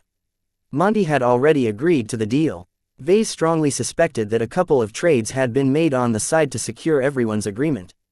Our precise role will vary. We brought plenty of mechs, but they're not really impressive, aside from my Ermin and Fadis' new toy. The Blood Claws will likely put us on guard duty. It's going to get increasingly dangerous once the Visions and the scum of the galaxy arrive. Walter proceeded to assign his officers to various tasks. Vase took on the duty of leading a small team of mech technicians in charge of maintaining and repairing the so-called Fast Reaction Squad led by Fada. The Fast Reaction Squad acted as the troubleshooters of the whalers. Walter basically gathered up some swift and mobile mechs and tasked them with rescuing any whalers that had fallen into trouble. That's all we can plan for now. I still don't know if we'll actually be able to hold a chunk of territory of our own, but you can bet that we'll have to fight for every piece of ore the Blood Claws extract. The Mech Corps made use of the Blood Claws, while the Blood Claws made use of the whalers. Life was tough at the bottom of the totem pole. Once everyone dispersed, Vase wandered back to the main hangar. While he hadn't figured out a way to reconcile the Blackbeak with a mech pilot eager to subvert the strengths of its design, Vase reflected on his previous choices. A mech won't always be matched with the right pilot. Its design might favor a defensive style of fighting, but if it's matched with an aggressive pilot, then something has to give. He always assumed that his Blackbeaks would be matched by mech pilots that could bring out their brilliance. Yet this time, he gifted the Blackbeak out for free to a leader who never really stood out as a brilliant decision-maker. In turn, that leader handed over the Blackbeak to a pilot who obviously desired to pilot something else. All of this turned out to be a mess, and as the mech designer in charge of tweaking the Blackbeak to Fada's tastes, it was up to him to untangle the knot. Eventually, he made a decision. It's no good to hold on to my beliefs even if I think that Fada is wrong. In a sense, he's my customer, and a mech designer should always be attentive to their customers. If he reframed the situation into a relationship between a service provider and a customer, then the answer became clear. He had to set aside his narrow view of what was best in favor of accommodating the wishes of his client. Sticking to my guns obviously won't please Fada. Fada wanted his mech to fit his style instead of the other way around. If the Blackbeak remained a sluggish semi-defensive bulwark, then the pilot would never be able to mesh with it as deeply as Vase and Fada wished.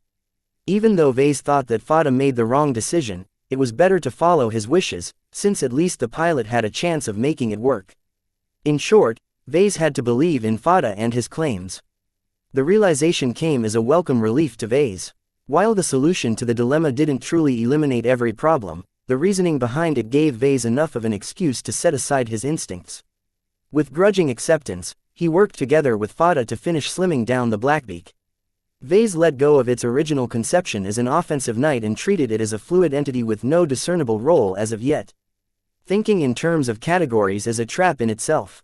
Not all mechs have to fill into a single predetermined role. That had been the other lesson he learned. The concept of roles and archetypes emerged after the first generations of mechs soon after the age of mechs came into being.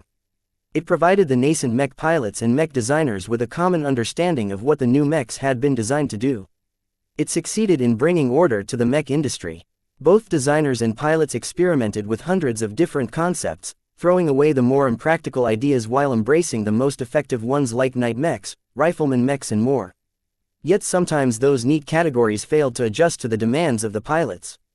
Walter's unusual ermine was but one example of a design that should not have worked according to contemporary standards. Yet Walter obviously managed, since he never lost a battle since he fled to Cloudy Curtain. Vase had the sense that he was doing something similar to the Blackbeak. He shaved away a significant amount of armor, drastically reducing the mech's encumbrance until its weight reached a point below the minimum standard of a medium mech. Now, the highly modified Blackbeak had become a mech that straddled the gap between a light and medium mech. In most people's eyes, such a mech would be an abomination. Yet Fada found the result to be a marvel when he tested it out in a simulation. Fantastic. This is fantastic. The Blackbeak is so responsive now. It's still not as fast as I would like, but it's enough for me to pull off all of my moves. In the end, Vase had satisfied his client. Whether this ultra-skinny Blackbeak could actually put up a fight, he didn't dare to speculate any further. He just hoped that Fada had been somewhat truthful about his supposedly awesome skills. The work took way more time than he thought. Vase originally planned to make a pass at every mech on the Happy Jelly, but their impending emergence at the edge of the glowing zone cut that short. Vase settled for taking a look at the other mechs of the Fast Reaction Squad. When he finally visited their stables and looked at their frames, his mood tumbled to the bottom. How the hell do they still work? He'd seen junkyard scrap in better conditions than the light and medium mechs that consisted of the Fast Reaction Squad. Vase had a lot of work to do if he wanted to ensure they could survive the rigors they'd usually be going through on the surface of the glowing planet. Chapter 281 Convergence Chapter 281 Convergence. Thousands, if not tens of thousands of ships converged upon the glowing planet. Much of them consisted of cheap converted transports, but some of them boasted enough tonnage to overrun a small planet in a day. The glowing planet's fate was sealed as soon as the trade convoy led by the Calcardan had stumbled upon it. Even if every crew member aboard every ship swore an oath of silence, word of the miraculous planet's existence would have still been leaked. Now, a horde of locusts descended upon its virgin lands, the trade convoy first among them. Driven by rapacious greed, all of the haulers and mercenary carriers ignored their contractual obligations in favor of descended upon the planet. Even if they lacked the specialized mining equipment to get at the most valuable ores, they still thought they could get their hands on some valuable chunks. Even if we can't find any rocks, we can still use the weapons equipped on our mechs. The hasty approach didn't end well for them. They underestimated the anomalies such active planets induced upon their environments. Even their orbits suffered from its chaotic wrath. It took only a single day for the Calcardan to fall. Her hull stretched to pieces as she suddenly fell into a swirling tide of gravitic pressure. None of her crew and mechs survived. Some of the other vessels in the former trade convoy could have pulled away from the planet, if not leave its vicinity altogether. Yet in their haste to harvest the glowing planet's treasures, they ignored the Calcardan's fate and dismissed the incident as a low-probability occurrence. The barbed lynxes had it coming. There's no way the same thing will happen to us. They vastly underestimated the hazards. By the second day, no more ships remained in orbit. Random spasms in the fabric of reality had rent most of them apart across time and space. Some pieces of debris had even crossed back into time, not that it mattered since they largely floated in the humongous void of interstellar space. Meanwhile, the glowing planet continued to drift away in space. Soon its journey would bring it outside the borders of the Republic. At least, that would have happened if humanity hadn't gotten word of its existence. Aboard the flagship of the Blood Claws, Rayla relentlessly trained her physical body in preparation for the hard slog ahead. She had locked herself inside a hard light simulation cage, which presented a variety of projected thugs and beasts for her to dance around and knock them out with her arms and legs. She dexterously weaved between the savage imitations of life and dismantled them with ruthless efficiency. Once the simulation ended, she exited the cage while letting a bot wipe away her sweat and freshen up her body. "Woo, I broke my record. Great job," Dietrich said from the side. He already finished his daily marksmanship training. "Let's go eat some chow." They walked over to the mess hall a few decks above the massive fleet carrier. Unlike Walter's whalers, the Blood Claws knew how to keep their ship running. Hardly any speck of dust marred its gleaming corridors. That might soon change once the campaign heated up, but for now, the Blood Claws looked prime and ready to go to war. Once they sat down at a table, a pair of bots automatically delivered a meal tailored to their tastes and their bodily needs. Rayla eagerly grabbed her drink and gulped down half of it in an instant. "I've been talking with Vase a few times. He's eager to meet you again once we make landfall." Rayla pressed her lips. "It's touching to hear he cares, but he didn't need to travel all the way here. He should have stayed back on your miserable little farm planet. Hey, Cloudy Curtain isn't bad once you get to appreciate its charm. Whatever you say, farm boy." They paused their discussion to eat. Both had become famished after finishing their training. The food easily slipped down their throats as they devoured their meals. "You know, it's not going to be easy to survive down there." Dietrich started up again. "I've been hearing some news that the anomalies around the planet has already claimed the lives of an entire trade convoy. If it's already so bad up in orbit, it's surely going to be worse on the surface. Even if that's true, the Blood Claws or the Mech Corps will figure something out. They're not going to let a bunch of unruly special effects ruin the harvest of the century." Dietrich hoped the people upstairs remained clueless. As long as they didn't figure out an answer to tackle the anomalies, Rayla wouldn't get the opportunity to descend with the rest of the Blood Claws. He discreetly shook his head. Since when did he care so much about a girl? He had plenty of flings in the past. Why did Rayla catch his heart? As he stared intently as she tackled her dessert, he figured he became attracted to her strength. A dump like Cloudy Curtain couldn't have produced a woman so skilled at piloting mechs. Dietrich loved her exuberance, but did Rayla love him back? Perhaps she treated him like he treated his former flings. It didn't help that her abrupt decision to join this expedition had introduced some friction in their relationship. "Babe, I won't argue about your desire to make landfall. I know how much you crave action. Just let me be with you. I'll back you up as best I can." "Ah, you're so sweet, Dietrich." Rayla laughed. "All of the boys at Rittersburg would have been too busy turning up their noses at the sky to think about protecting me. But really, I don't need your coddling. I can handle myself, no matter what the glowing planet throws at us." "It's not the glowing planet I'm afraid of." "Well, that's not true. I am afraid of it, but I'm more scared about the riff-raff that will arrive in the next couple of days. I'm sure we'll be able to clean them all up. Trash will be trash. I've dealt with several of them when I fought in the underground arenas." Dietrich grabbed her hands and clasped them in his own. "I still worry about you. All the real opponents you've faced so far are rejects compared to the pilots who joined the military. I know how good they are. I'm a Larkinson, remember? Even if they can kick my butt, I'll make sure to kick theirs in return, just like what Melinda did to Captain Vicker." Her tone betrayed a hint of envy. Why did Melinda get to show off the Blackbeak in a crowded arena? That should have been Rayla. Even if she didn't specialize in piloting mechs, she still would have managed to deal with the pressure. In a way, she craved to prove her courage, to test whether she had what it took to be a Larkinson. She couldn't wait for the war to erupt, and she didn't think she'd see any action anyway if she kept patrolling some stupid workshop. The Blood Claws presented an opportunity for her to make her mark. Her biggest aim was to distinguish herself in battle. While Rayla dreamt about overshadowing Melinda, plenty of other people aspired to fulfill their goals in the upcoming campaign. Over a third of the Bright Republic's mercenary corps had converged around a small number of charismatic mercenary leaders. While no single mercenary corps possessed the numbers to defend themselves against a major power, the balance of power changed if they managed to unite. The emergence of the so-called mercenary lords allowed the smaller outfits to band together to form a temporary alliance. While none of them really trusted their colleagues to risk their lives for a couple of strangers, they still shared enough in common to let a lord order them around. Of course, that only held if they got paid. An alliance would instantly disintegrate if the Lord became incapable of delivering the goods. Thus, the leaders faced a lot of pressure to succeed in their expeditions. They'd be ruined if they left with empty hands. The mercenaries that tentatively answered their calls could easily turn against the lords if they showed an inkling of weakness. Interestingly enough, many of the mercenaries piloted mechs designed by Vase. For the first time in his career, a large number of his products would be tested in an actual combat situation. And what a test it represented. The fight over the glowing planet would definitely spark more than a couple of cautious skirmishers.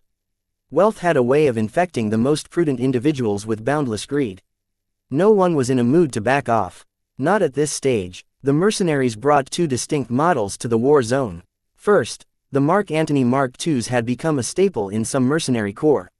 While the LMC never produced very much of them, they still brought a lot of value to the smaller and less financially capable outfits.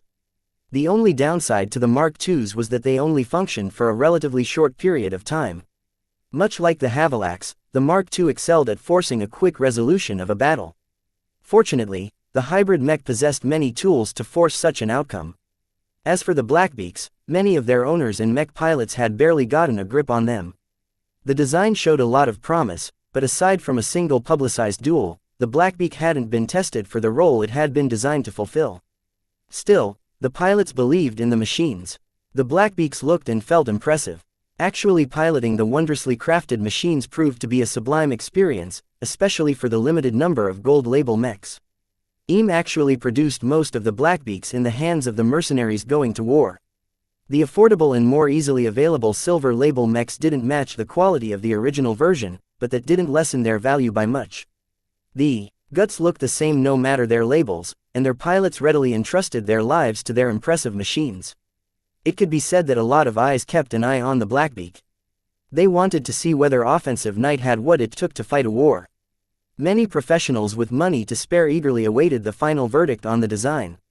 As for Vase, he faced a much more pressing priority: getting the sad excuses of his mech technicians to work. "Come on, Mr. Larkinson," a sleazy-looking fellow whined. "I just checked the integrity of the armor like you told me to do. There aren't any cracks worth mentioning." Lucky. His mechanical cat jumped from its perch on his shoulder and jumped straight past the bewildered technician.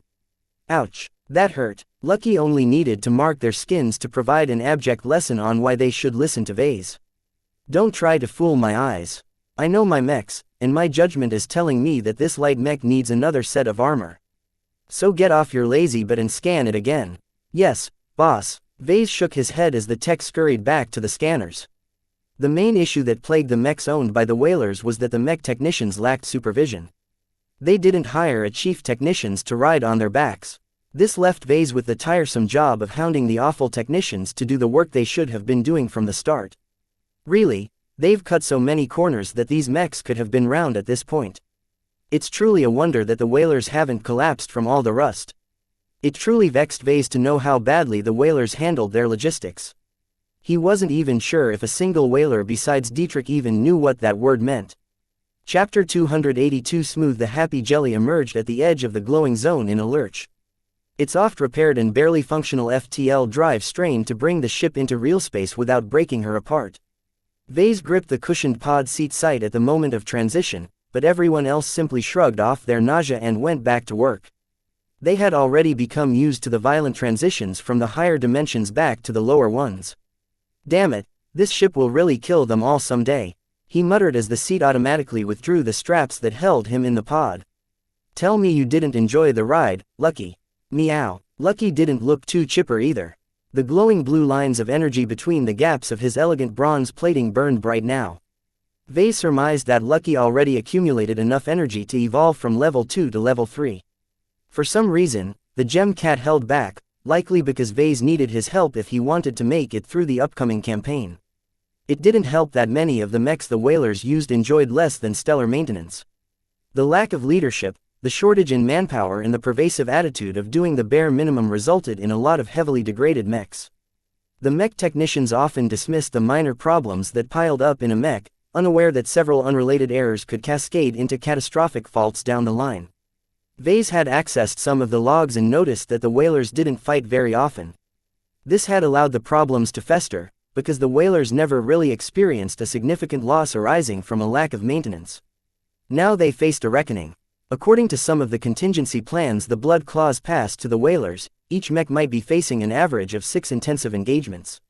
In these kinds of pitched battles, the mechanical state of any mech was of extreme importance. Too bad none of the whalers really listened to him.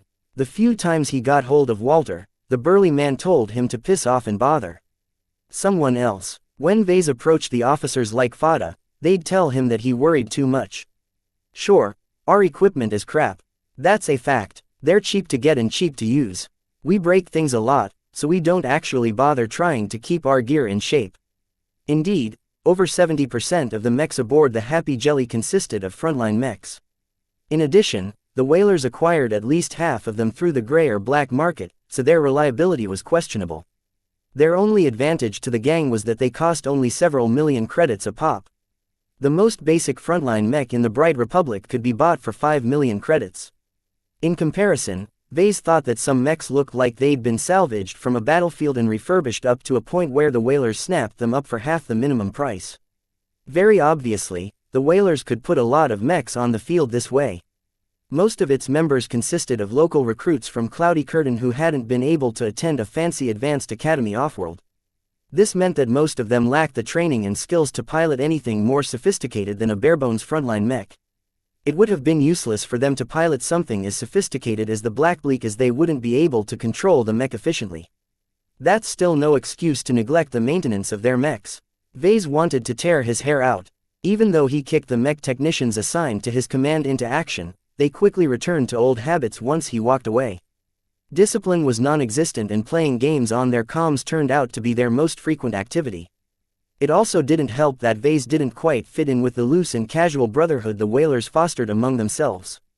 His goodwill for gifting the Blackbeak quickly faded away, and his constant prodding of getting people to work quickly earned him a reputation for being uptight and serious.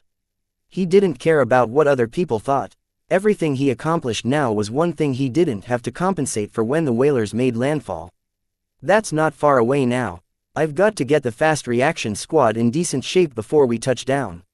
I won't be able to overhaul these mechs on the surface of an active planet. The Happy Jelly and the rest of the whaler fleet slowly gathered in a protective formation and began to fly deeper into the glowing zone. On the bridge, a large amount of alerts sounded out as the Jelly's sensors strained to identify all of the active thruster emissions. At least 500 ships are already burning their way towards the inner zone. Over a third of them haven't activated their transponders. Looks like the pirates are scrambling to get a piece of the action as well. Walter joked as he gazed upon the giant projection of the glowing zone and the ships they detected so far. It did not look too good. While the whalers brought around 12 functional mech carriers and 4 supply ships, much of those ships only carried a dozen or half a dozen mechs. Only the Happy Jelly was large enough to receive acknowledgement from the Blood Claws. Over the next day, the whaler fleet sluggishly brought their ships towards a random coordinate relative to the glowing planet. The Blood Claws along with a handful of smaller outfits already gathered there.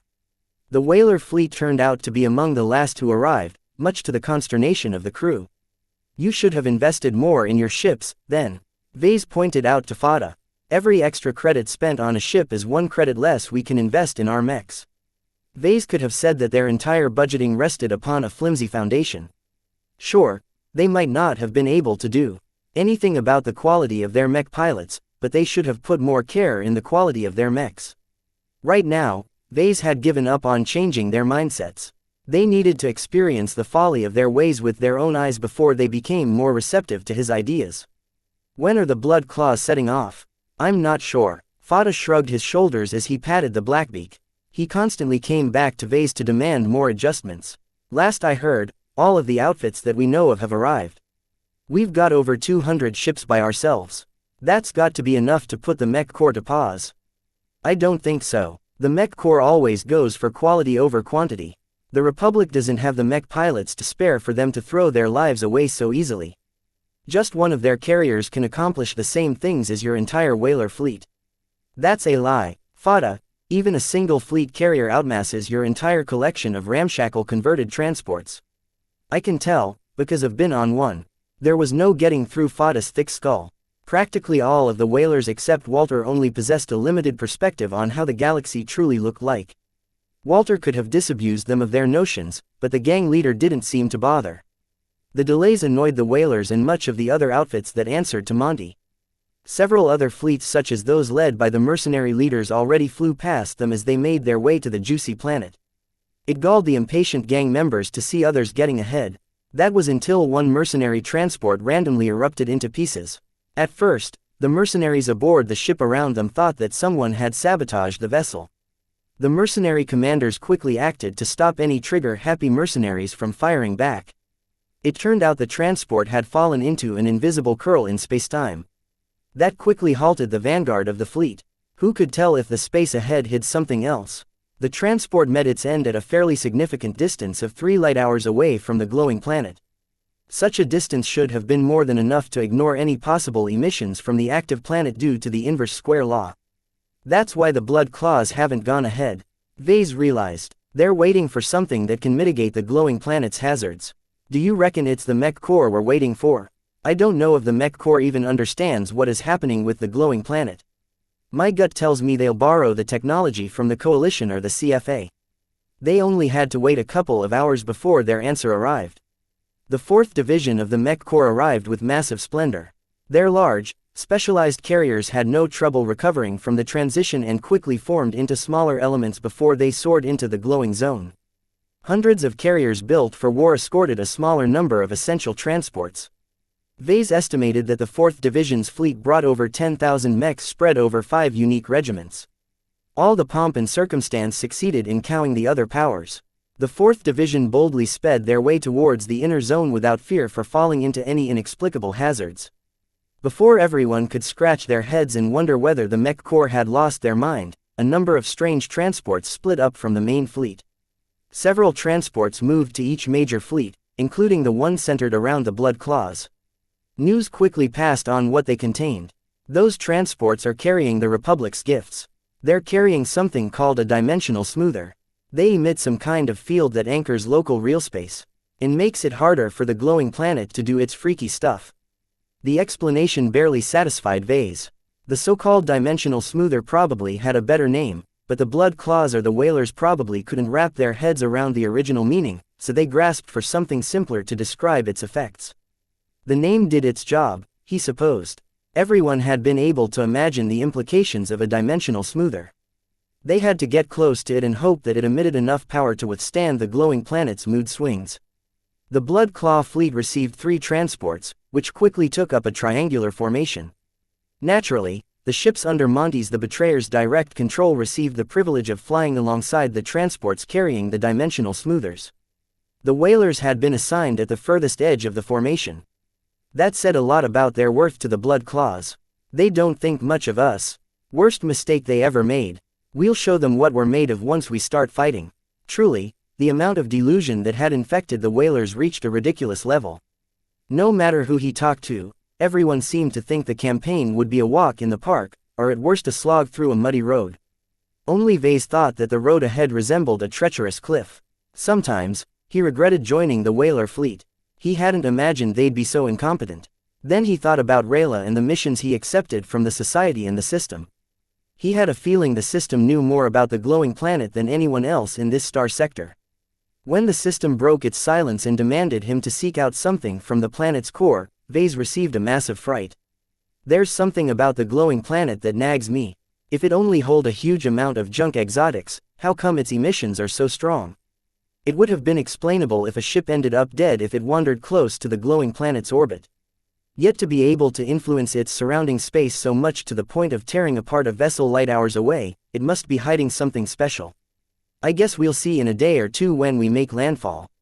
Once the Blood Claw fleet settled into place, the huge formation slowly swept forward.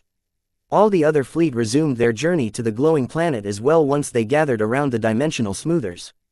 Everything seemed fine and dandy, until a large number of ships arrived from a different angle. Alarms swept throughout the ships which figured out the identity of the newcomers. It's the Visions. Chapter 283 Landfall. Everyone expected the Visions to come to the glowing planet. How could they not, when its resources lay bare to their archrivals? Anything the Bright Republic enjoyed, the Visions always tried to ruin it. They'd been waging several wars against the Bright Republic for over 100 years just to snatch the Bentime system. It was a matter of time before they came. They still arrived too quickly. Fada muttered. They must have sneaked past the border the moment they heard the news. Not that it's hard to cross the border anyhow. In the vast depths of space, borders served a symbolic purpose. The distances involved were simply too large to defend. Still, even if the Visions strolled past the Republic's outposts, they shouldn't have reached the glowing planet for at least a couple more days. Vase deducted a frightening reason why they showed up so early. The Visions already prepared their invasion forces. They finished their mobilization a while ago. It's not too much of a stretch to think they readied their mechs and ships for a short hop across the border. The Visions already primed their forces for an invasion. Upon obtaining word of the glowing planet, they merely had to gather some extra mining equipment and obtain a couple of dimensional smoothers before they could make their move. Damn, they deployed a jamming field. We can't get a good look at what they brought. The Blood Claw fleet shared some telemetry with the other fleets in order to determine the fleet's makeup, but all they could figure out was that the Visions numbered in the hundreds. It's not a huge fleet, but they can steamroll any other fleet in their way. Despite their presence at the opposite side of the glowing zone, nobody truly panicked as of yet. Just because the Visions arrived didn't mean they could destroy anything in its way.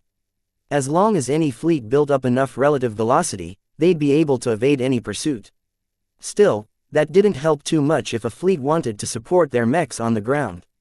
Only the most powerful fleets possessed the strength to contest for orbital supremacy. All of that remained a concern for the future, as the Visions didn't appear to be in a hurry to move. I think the Visions are waiting for reinforcements. They don't have the numbers to match the 4th Bentime Division. It's likely the Visions have spread out their forces along the border. The ones who came first just happened to be nearest to the glowing planet. Despite the interruption, the Mech Corps and the other fleets aligned with the Republic resumed their burn to the glowing planet. Covered under the protective embrace of the dimensional smoother, none of the ships had to worry about being torn apart by a freak gravitic storm. Still, some of the ships at the edges occasionally shook, as if the planet attempted to pound past the field emitted by the smoothers. The Happy Jelly suffered 3 major impacts. In fact, Vase didn't know whether the transport was unlucky or offended the glowing planet in some way, because they all suffered from continuous turbulence. This is ridiculous. It's like the glowing planet has it out for us. Vase approached the lazy technician from behind and kicked him from his perch. If you have enough free time to complain, then you have enough time to the reassembly. Get to it. According to the plan, they'd be making landfall in a day or two. Vase did the best he could with the limited amount of manpower and resources available, and he succeeded in increasing the longevity of the mechs under his purview. It's all band-aids compared to what they really need. Half of the mechs in the Fast Reaction Squad are nearing the end of their service life. At least learned a lot out of this experience. He witnessed many ways in which a mech started to degrade. The most typical cause of failure was when a mech's processors and delicate components started to falter first. Those were easy enough to replace. Unfortunately, when larger components showed some signs of giving up, the mech technician simply shrugged and went back to sleep. That left many mechs with a dangerous buildup of fragile components that could break as soon as something gave them a little push. Vase had already prepared himself for massive casualties among the whalers if the Blood Claws didn't give them an easy assignment. Over the next 2 days, the whalers finally turned a little serious. More ships arrived, hundreds more, thousands more. An uncountable amount of ships had gathered in the glowing zone, and many of them had never been seen before. Very likely, the ships that tried their best to obscure their identities came from murky backgrounds. The thought of competing against hordes of pirates and other scum forced the ships from the Republic to move quickly. The transports carrying the dimensional smoothers picked up the pace, forcing many outdated transports or converted transports to stress their thrusters to their limits. All of this had been worth it, because the Blood Claws and their allies arrived over orbit with hardly any opposition as of yet. The 4th Bentime Division arrived first, of course. Their modern, combat-hardened ships could muscle through anything, and the abundant number of dimensional smoothers in their fleet ensured the planet wouldn't be able to stop their approach. A number of mechs had already been deployed to the surface. They scouted the terrain and made sure the dimensional smoothers sent alongside them worked as advertised. The Blood Claws didn't wait for the tests to conclude. They sent down their own mechs to secure the juicy territories allocated to their fleet. Right now, not a lot of ships had neared the glowing planet as of yet, as none of the opportunists had access to a dimensional smoother that could grant them safe passage. While the pirates and lone wolves are figuring things out, we'll be on the surface picking up credits from the ground," Walter announced at the main hangar.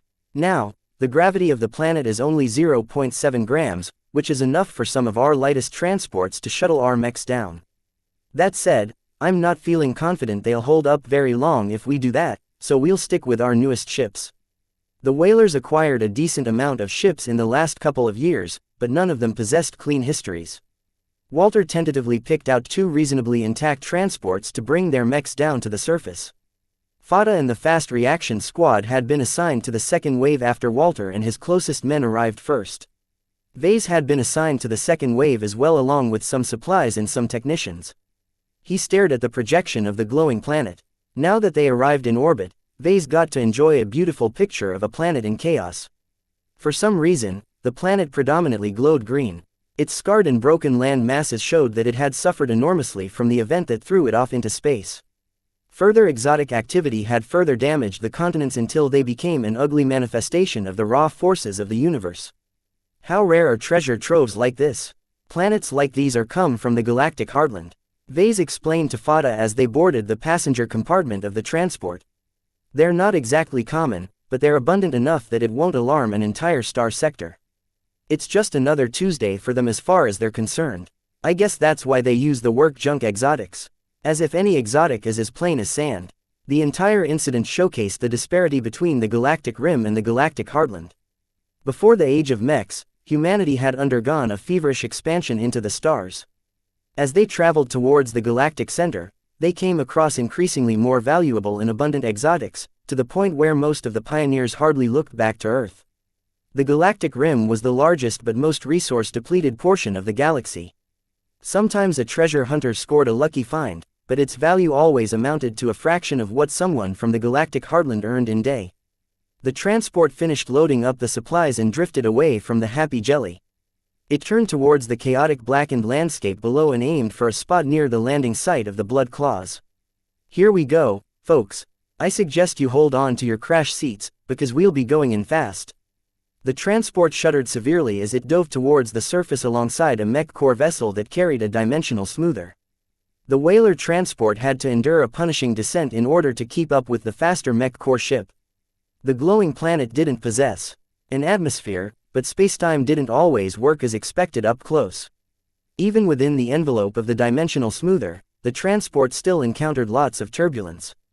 Everyone's crash seats closed up around their bodies in protective pods. The systems governing the transport had judged the situation to be too dangerous. Inside his seat, Vase quietly waited for the transport to make it through. He held Lucky in his grasp. The cat had grown scared of the intense fluctuations around them. "It's okay, Lucky, we're almost there." 2 agonizing hours later, the transport eased its turbulent flight. They successfully reached the surface of the glowing planet. It landed a moment later on a crude landing pad that the first wave prepared after their arrival. Once the transport shut off its engines and opened up the hatch, everyone released a primal roar for making it out alive. "All right, enough hooting around," Fada yelled over their comm channel. "Get in your mechs and follow your assignments." Similar to graining IV, the glowing planet wasn't able to support human life. Perhaps it might have featured its own alien ecosystem, but getting knocked away from a sun had a tendency to kill off everything living on the surface. Temperatures had reached far below freezing points as well, which forced everyone not inside a mech to wear a bulky hazard suit. Even Vase didn't dare test his genetically modified body against the frightening chill that pervaded the planet. No sun rested in the sky to warm up its surface. No atmosphere allowed life to breathe any air or propagate any sounds. When Vase stepped out to the surface, he admired the raw beauty of the broken landscape before him. Among the shards of broken rocks and the ominous glow of green, Vase enjoyed a sensation of wonder and purpose. Maybe I should have been a treasure hunter. Setting foot on the unknown always seems to buoy me up. He let down Lucky on the rocky ground and looked whether he did anything special. The gem cat had already recovered from the harrowing descent, and began to sniff the nearby terrain. His mouth opened up in a meow that couldn't be heard due to the lack of atmosphere. It didn't matter much as Lucky raced off towards a nearby hill of rocks. Lucky deftly clawed a couple of useless pieces apart until he came across a mineral vein that glowed in low green. The mechanical cat sliced a generous portion from the rock with his energy claws and began to chop it into finer bits before beginning to gobble them all up. Vase laughed at the sight. It figured that Lucky would be able to locate any nearby exotics. Lucky loved to eat exotics, though Vase never brought him much due to the expense involved. The LMC would have to go bankrupt in order to satisfy his pet's rapacious appetite. Looks like that isn't the case here. The minerals also aren't as tough and hard to find as those found in Graining IV. While that made it easier for the whalers to extract some extra wealth, it also presented an irresistible draw to unsavory people. The pirates wouldn't be content to watch on while the rest started pulling riches from the soil. The whalers could celebrate for now, but once the riffraff moved into action, they'd be hard-pressed to keep their lives. Chapter 284 Overcharged. The first set of mining equipment went up within the hour. The whalers didn't bring much gear, and much of what they acquired must have been third-hand equipment at best. As predicted, the machines quickly broke down. Vase, someone called out over the local channel. Come over and help us fix this piece of junk. With quiet resignation, Vase stopped his inspection of a mech that hadn't been able to start up and jogged over with his bulky hazard suit. The mining gear in question consisted of an anchored drill meant to dig its way into the ground in a slanted angle. It didn't cost very much due to its low-tech principles, but the drill bits often wore out quickly. What's the problem? The machine crashed right as it was about to get past the top layer. The techie in charge of the gear complained. I kicked the control box a couple of times but it isn't doing anything. Maybe it will help if you refrain from kicking the control circuits. Vase grumbled to the man. Let me take a look at this rusted junk. My guess is this thing is already at its limit. The amount of people who still believed they could fix a broken machine by slapping it around could form an entire first-rate superstate. Even mech technicians fell into this belief sometimes. Contrary to his belief, the mining drill had been acquired relatively recently. Whoever sold it to the whalers did a decent job at patching it up. Its endurance should have been sufficient to operate at these conditions. The machine is sound. Vase carefully scoured the exterior of the drill. Nothing seems out of place. It's worn, but not broken. Maybe it's just run out of power.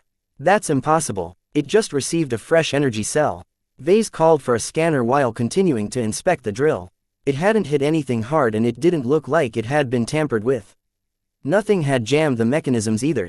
He wanted to check the programming of the machine as well, but the lack of power prevented him from doing so. He'd have to pull the processors from the mining gear in order to inspect the software, and that was a lot of hassle for a single broken drill. Once someone brought over a man-sized scanner, Vase used it to inspect the innards of the machine. Even though he didn't specialize in designing mining equipment, the simple drill in front of him didn't pose any challenge to him.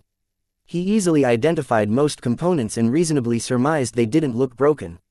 I found nothing strange so far. Vase concluded after he finished scanning the entire drill.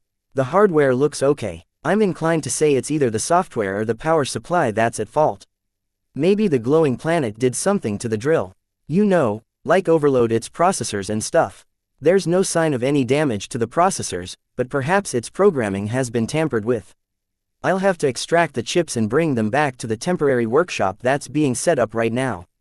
Still, Vase had a suspicion that the power supply might be at fault. The drill did shut down completely as if its power had disappeared. Vase carefully called for some tools and began to expose the energy cell powering the drill. He carefully inspected the amount of energy.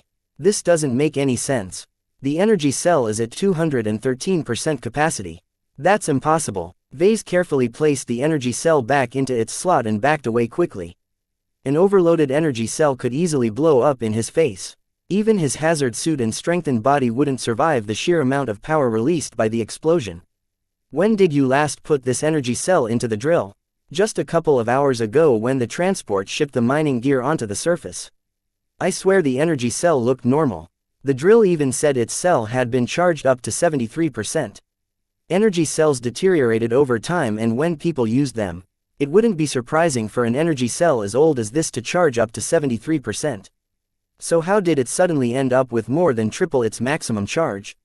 No one could answer that question. All of the technicians around Vase appeared clueless. They would have scratched their heads if their hazard suits weren't in the way. Okay, just set this. Energy cell aside and put another one in it. Better yet, just hook it up to something else and drain it. Just do it somewhere quiet. No one wanted to deal with a potential bomb, so Vase assigned a random technician to deal with the problem. Everyone thought that should have been the end of it, until two different mining equipment shut down at the same time.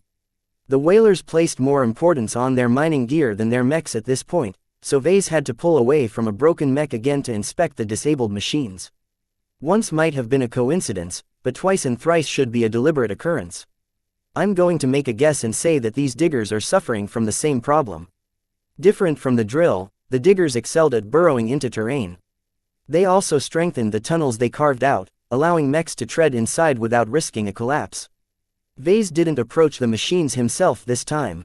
He called for a couple of bots and carefully controlled them through his comm. They carefully exposed the energy cell and carried some tools to test their charge. Both cells possessed way more charges than they should. This cell is 2.5 times overcharged, while that other cell holds more than 5 times the amount of energy it should. Everyone backed off even further from the digging machine that held that remarkable energy cell. Not one of them possessed the courage to do something about it. Vase had to tackle the problem himself by using bots to extract the energy cells and throwing them far away. Panic had a way of spreading quickly. Word of the faulty energy cells had reached the entire makeshift camp. No one wanted to operate the mining equipment in person. They all stepped away from the machines and tentatively controlled them by remote, which lowered their efficiency by half. The problem had become so severe that Walter showed in person. "What's this nonsense about overcharged power cells? Sir, the energy cells aren't sound. Any cell that's put into a mining gear will randomly acquire several times the energy it should have been able to hold at its best. I've inspected some of the cells and even disassembled one after I drained its charge. Nothing points to any foul play. I even checked their logs. They've all been charged up to their safest maximum capacity." That didn't say much to Vase, as the logs could have easily been tampered with by a malicious actor. Even Melkor with his limited training could have accomplished such a job on outdated hardware such as this. If only the whalers brought some actual security experts on the expedition. He could have left the puzzling to them instead of relying on his limited computer skills. Walter grumbled a bit underneath his strengthened piloting helm. "Whatever it is, it's affecting our earnings. We aren't getting much of a share from the blood claws, so we have to do our own digging to make the expedition worth it. We can't afford to let these machines go idle. I really don't know what's going on. It could be sabotage or it could be the glowing planet acting up. I suggest you contact the blood claws and tell them about the problems we are having. Maybe they are dealing with something similar." They briefly waited while Walter switched to another channel. All of the interference outputted by the glowing planet made wireless communications almost impossible, but the blood claws extended hardline connections to each peripheral group. The guy that first spoke to wants us to send them all the relevant data. Walter gruffed after he switched back to the local channel. He seems really pushy about it as well. Makes me think they're dealing with the same problem. That ruled out sabotage as a possible cause. His hunch that the glowing planet might be responsible for the faulty energy cells grew stronger. Vase wordlessly passed the logs and other files he gathered to Walter, who sent them on to the blood claws. He shut the channel. "I don't think the blood claws can give you answers at this time. If the problem turned out to be widespread, then that changed the entire equation. Both mechs and mining equipment had to be used with care." Vase specifically included mechs into his consideration because they used the same type of energy cells that powered the mining equipment. "What about fuel-based energy cells?" A tech suddenly spurted out. "They should still work fine, since they don't contain any pure energy." The idea had a lot of merit. Vase couldn't believe a whaler actually made such a keen observation before he came up with it himself. "That's a brilliant idea. Let me check something out. Don't do anything stupid while I'm gone."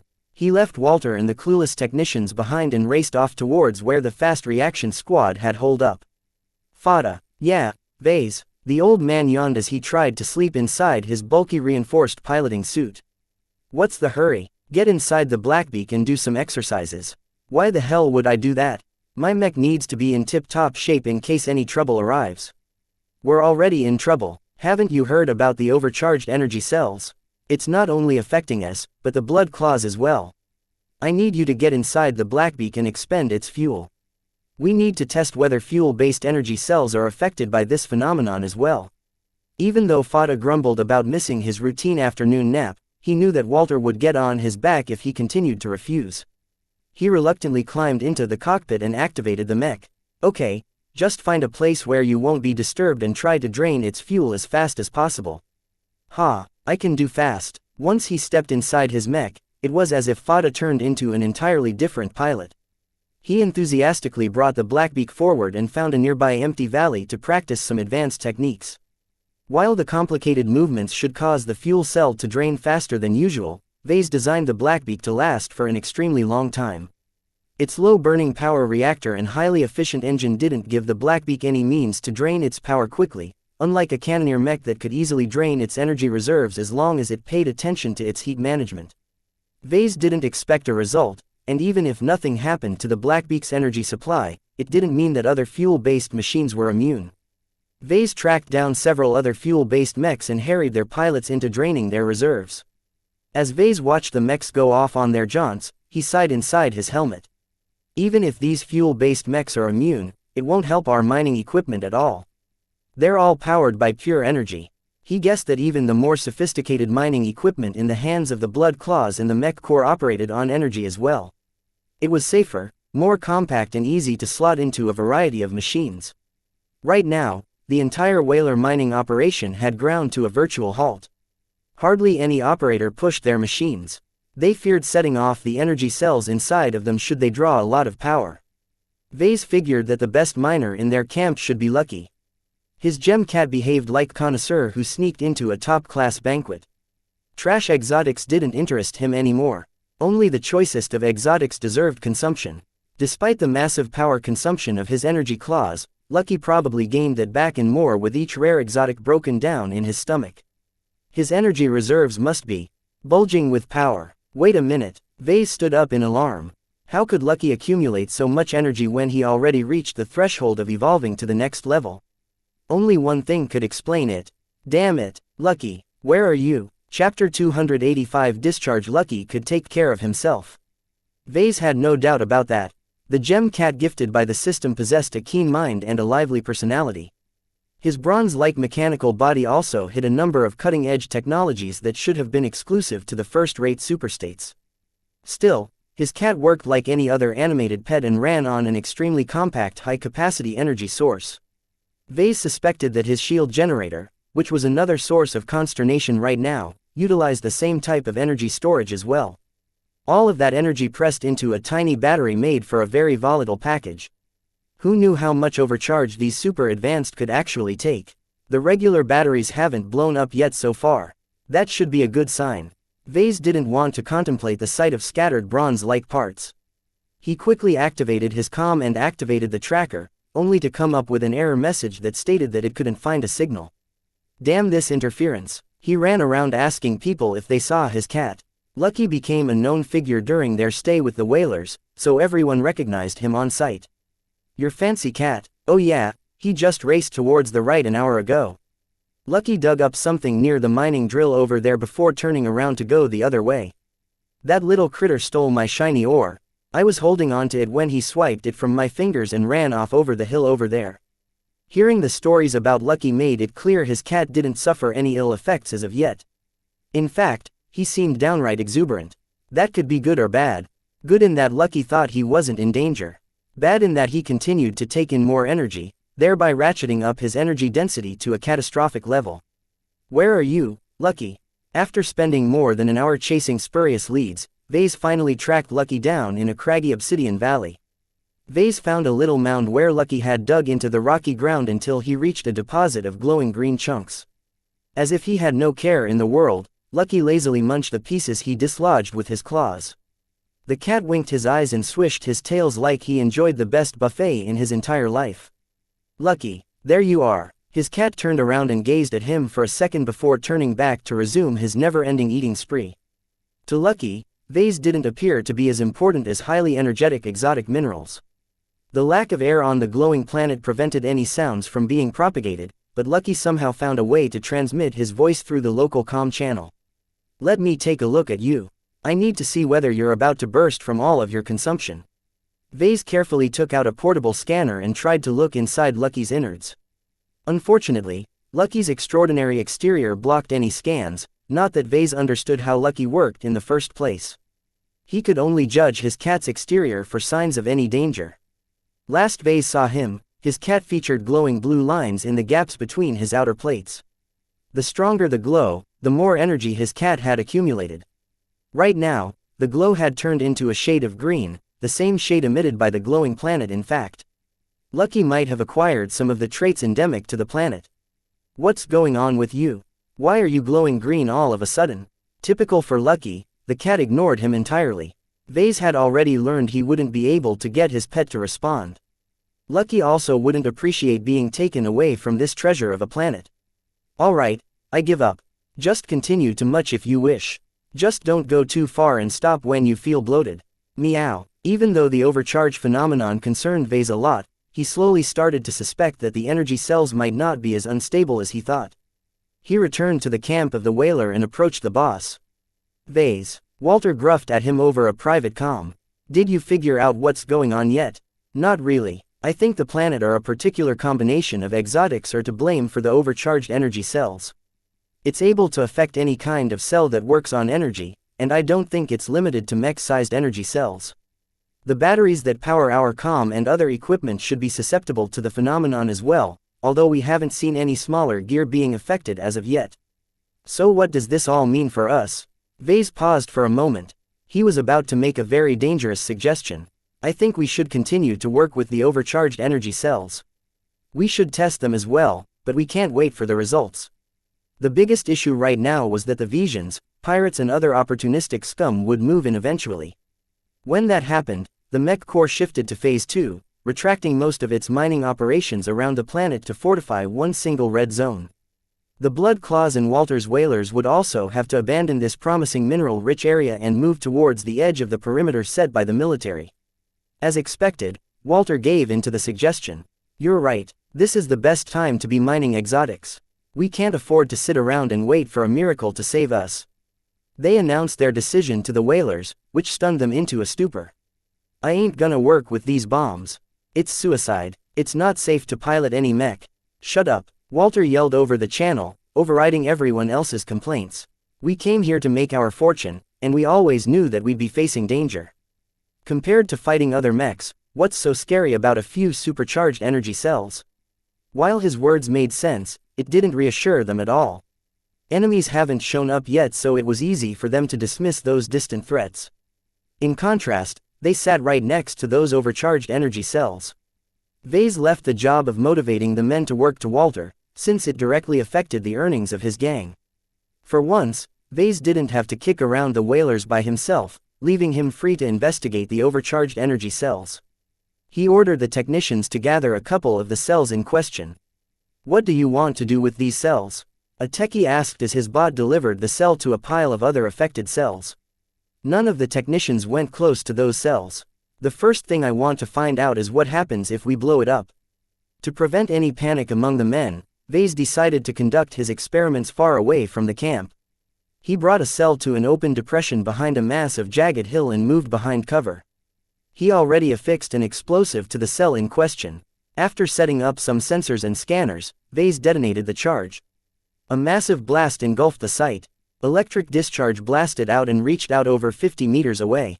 Nobody up close could have withstood the blast. From the readings Vase had made, he determined that the mining equipment had no chance of making it out unscathed, especially since the energy cells had to be placed inside of them where the manufacturers only included basic safeguards against accidental discharges. Just to be sure, Vase blew up a variety of overcharged cells. Some only carried an overcharge of 150%, while the worst ones boasted an overcharge close to 700%. The results didn't reassure him at all. The power of the blast was directly proportional to the amount of overcharge contained within the affected cells. By his reckoning, the 700% cell could even overpower the Blackbeak's impressive armor system. Vase used his last cells to test whether they had become more volatile. He controlled a couple of bots to heap abuse on the poor cells. From throwing them from above, to dropping increasingly heavier rocks on them, Vase didn't spare any mercy for the devices. Surprisingly enough, the cells held up. Their designs came with many safeguards that prevented them from blowing up, and all of these measures worked as advertised despite their lackluster quality. Walter's whalers might buy cheap components, but they made sure they selected the most rugged ones in their price range. All of the energy cells they used came from reputable manufacturers whose designs had been tested over and over in the frontier. Once Vase finally pushed an energy cell past its limit, its final safeguards ensured that most of the energy discharge harmlessly fried the ground. Strange. Why do the safeguards still work despite dealing with such a massive amount of energy? Vase ordered the bots to pack up the scanners and bring them back to the pack while he mused about the issue. The entire overcharge phenomenon seemed strange. They blew up with incredibly fanfare if affected by an explosion, but regular physical abuse seemed to treat them like they didn't hold an overcharge at all. The results led him to a strange but compelling conclusion. He immediately sought out Walter and opened up a private channel. The men reported lots of flashes over the hill. Did you find out what's the big deal about these cells? I think I figured out what's going on. It's not that these energy cells suddenly received an injection of excess energy. In the perspective of the energy cells, they always contained the same amount of charge. Walter couldn't wrap his head around the explanation. So it's an illusion, it's all fake. If the overcharge phenomenon is an illusion, then it shouldn't have forced the mining equipment to shut down. You see, the energy cells think they contain a normal charge, but the mining equipment detect they're dealing with an overcharge. This triggers their safeguards and forces them to shut down. That still didn't illuminate the issue to Walter, so Vase dumbed down his explanation even further. Look, imagine a bottle of water. The bottle thinks it's filled to the brim. There's nothing unusual about that. However, when someone picks it up and is about to take a couple of swallows, he sees the bottle is under an immense amount of pressure. Somehow, the bottle is carrying thrice the amount of water than it should have fit. If that's the case, then the bottle shouldn't be able to fit that much liquid at all. Walter replied, "Your example is rubbish." Vase shrugged off the complaint. Actually, it's possible if you use extreme pressure, but forget about all that. Just assume that the bottle is carrying 3 times as much water than it ought to. Now, you have a bottle that thinks it contains a normal amount, and an outside observer who sees that it holds an excess amount of water. Then who is right? Both of them. Neither of them. That really got Walter lost again. Vase sighed and palmed his head, only to bump his helmet with his hazard suit's gauntlet. It's complicated, I know, but just bear with me. Rather than say one side is right and one side is wrong, it's more apt to say that the glowing planet has affected the fabric of reality in such a way that a quantity of water is somehow turned into a larger quantity of liquid, but it still takes up as much space as the smaller quantity. And this means, ultimately, it means the overcharged energy cells won't blow up on their own. It takes a lot of effort to get them to explode, just like what would already happen to a regular energy cell. Basically, you can throw the energy cells around and you won't risk any explosions in this way, but if you place them in front of a laser rifle and fire at them, you'll get a massive blast in return. This changed the rules of engagement in a major way. The mining equipment wouldn't explode from regular use, though the technicians would have disabled some of their safeguards to get them to work. The real danger came from combat. Both mechs and mining equipment that contained any overcharged energy cells became extremely susceptible to catastrophic explosions. The worst thing about it was that the problem would only get worse. As time went on, more and more energy cells continued to receive an overcharge. By the end of the week, Vase predicted that pretty much every energy cell based on direct energy turned into a potential bomb. The only cells that remained free of the problem consisted of fuel-based energy cells like the one he incorporated in the Blackbeak. That reminds me, how much progress has Fada made in draining his mech's energy reserves? Chapter 286. Approach. The whalers went back to work while the technicians modified every machine. They manually disabled the safeguards that prevented them from working if they detected any abnormalities from their energy cells. It all put the workers operating the mining equipment on pins and needles. They hardly became enthusiastic about the prospect of working next to potential bombs. I didn't sign up for this. Even slaves have it better than this. Walter raced down towards the idiot who said that over the local channel and knocked his helmet with a meaty fist. Shut up, you idiot. How can you call yourself a whaler when you cower away before an enemy has even showed up? Stop dragging your feet and get back on that machine. Vase felt a vindictive sense of satisfaction at seeing Walter try to push his men and women to work. He finally reaped what he sowed for making it normal for his men to skip out on their work. Still, if the mining operators had it bad, then the mech pilots had it worse. Their high-powered mechs burned through energy as fast as Lucky munched through minerals. Not only did mechs carry lots of energy cells, they also used more potent types that crammed as much energy in as little space as possible. While they came with the latest and most advanced safeguards available to their manufacturers, it still didn't detract from the fact that they blew up under certain circumstances. Now, all those energy cells slowly turned into portable bombs slotted straight into the spines of every mech. Vase estimated that around 80% of all mechs ran on energy cells. Mechs that ran on fuel cells typically enjoyed less popularity due to the difficulties involved with resupply. In fact, the whalers themselves had to borrow a few containers of medium-density mech-grade fuel to keep the Blackbeak running. Vase approached Blackbeak. He ordered Fada to exercise the mech and see whether it showed any abnormalities with regards to its power supply. Right now, a technician replaced the spent fuel cells, showing that the exercise had finally finished. Did anything stand out when you used up all of its fuel? Fada yawned behind his helmet. Yeah, the mech lasted far too long. This rogue planet's reduced gravity also isn't helping much. Your mech is so goddamn efficient that I had to dive in the operating system and crank up the power past its ordinary limits. That didn't sound so good to Vase. Overloading your mech won't do it any good.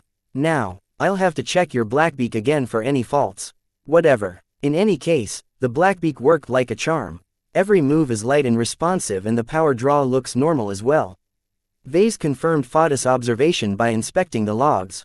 Everything operated within parameters. The fuel cells hadn't suddenly become stuffed with additional fuel, and the power reactor also functioned as normal.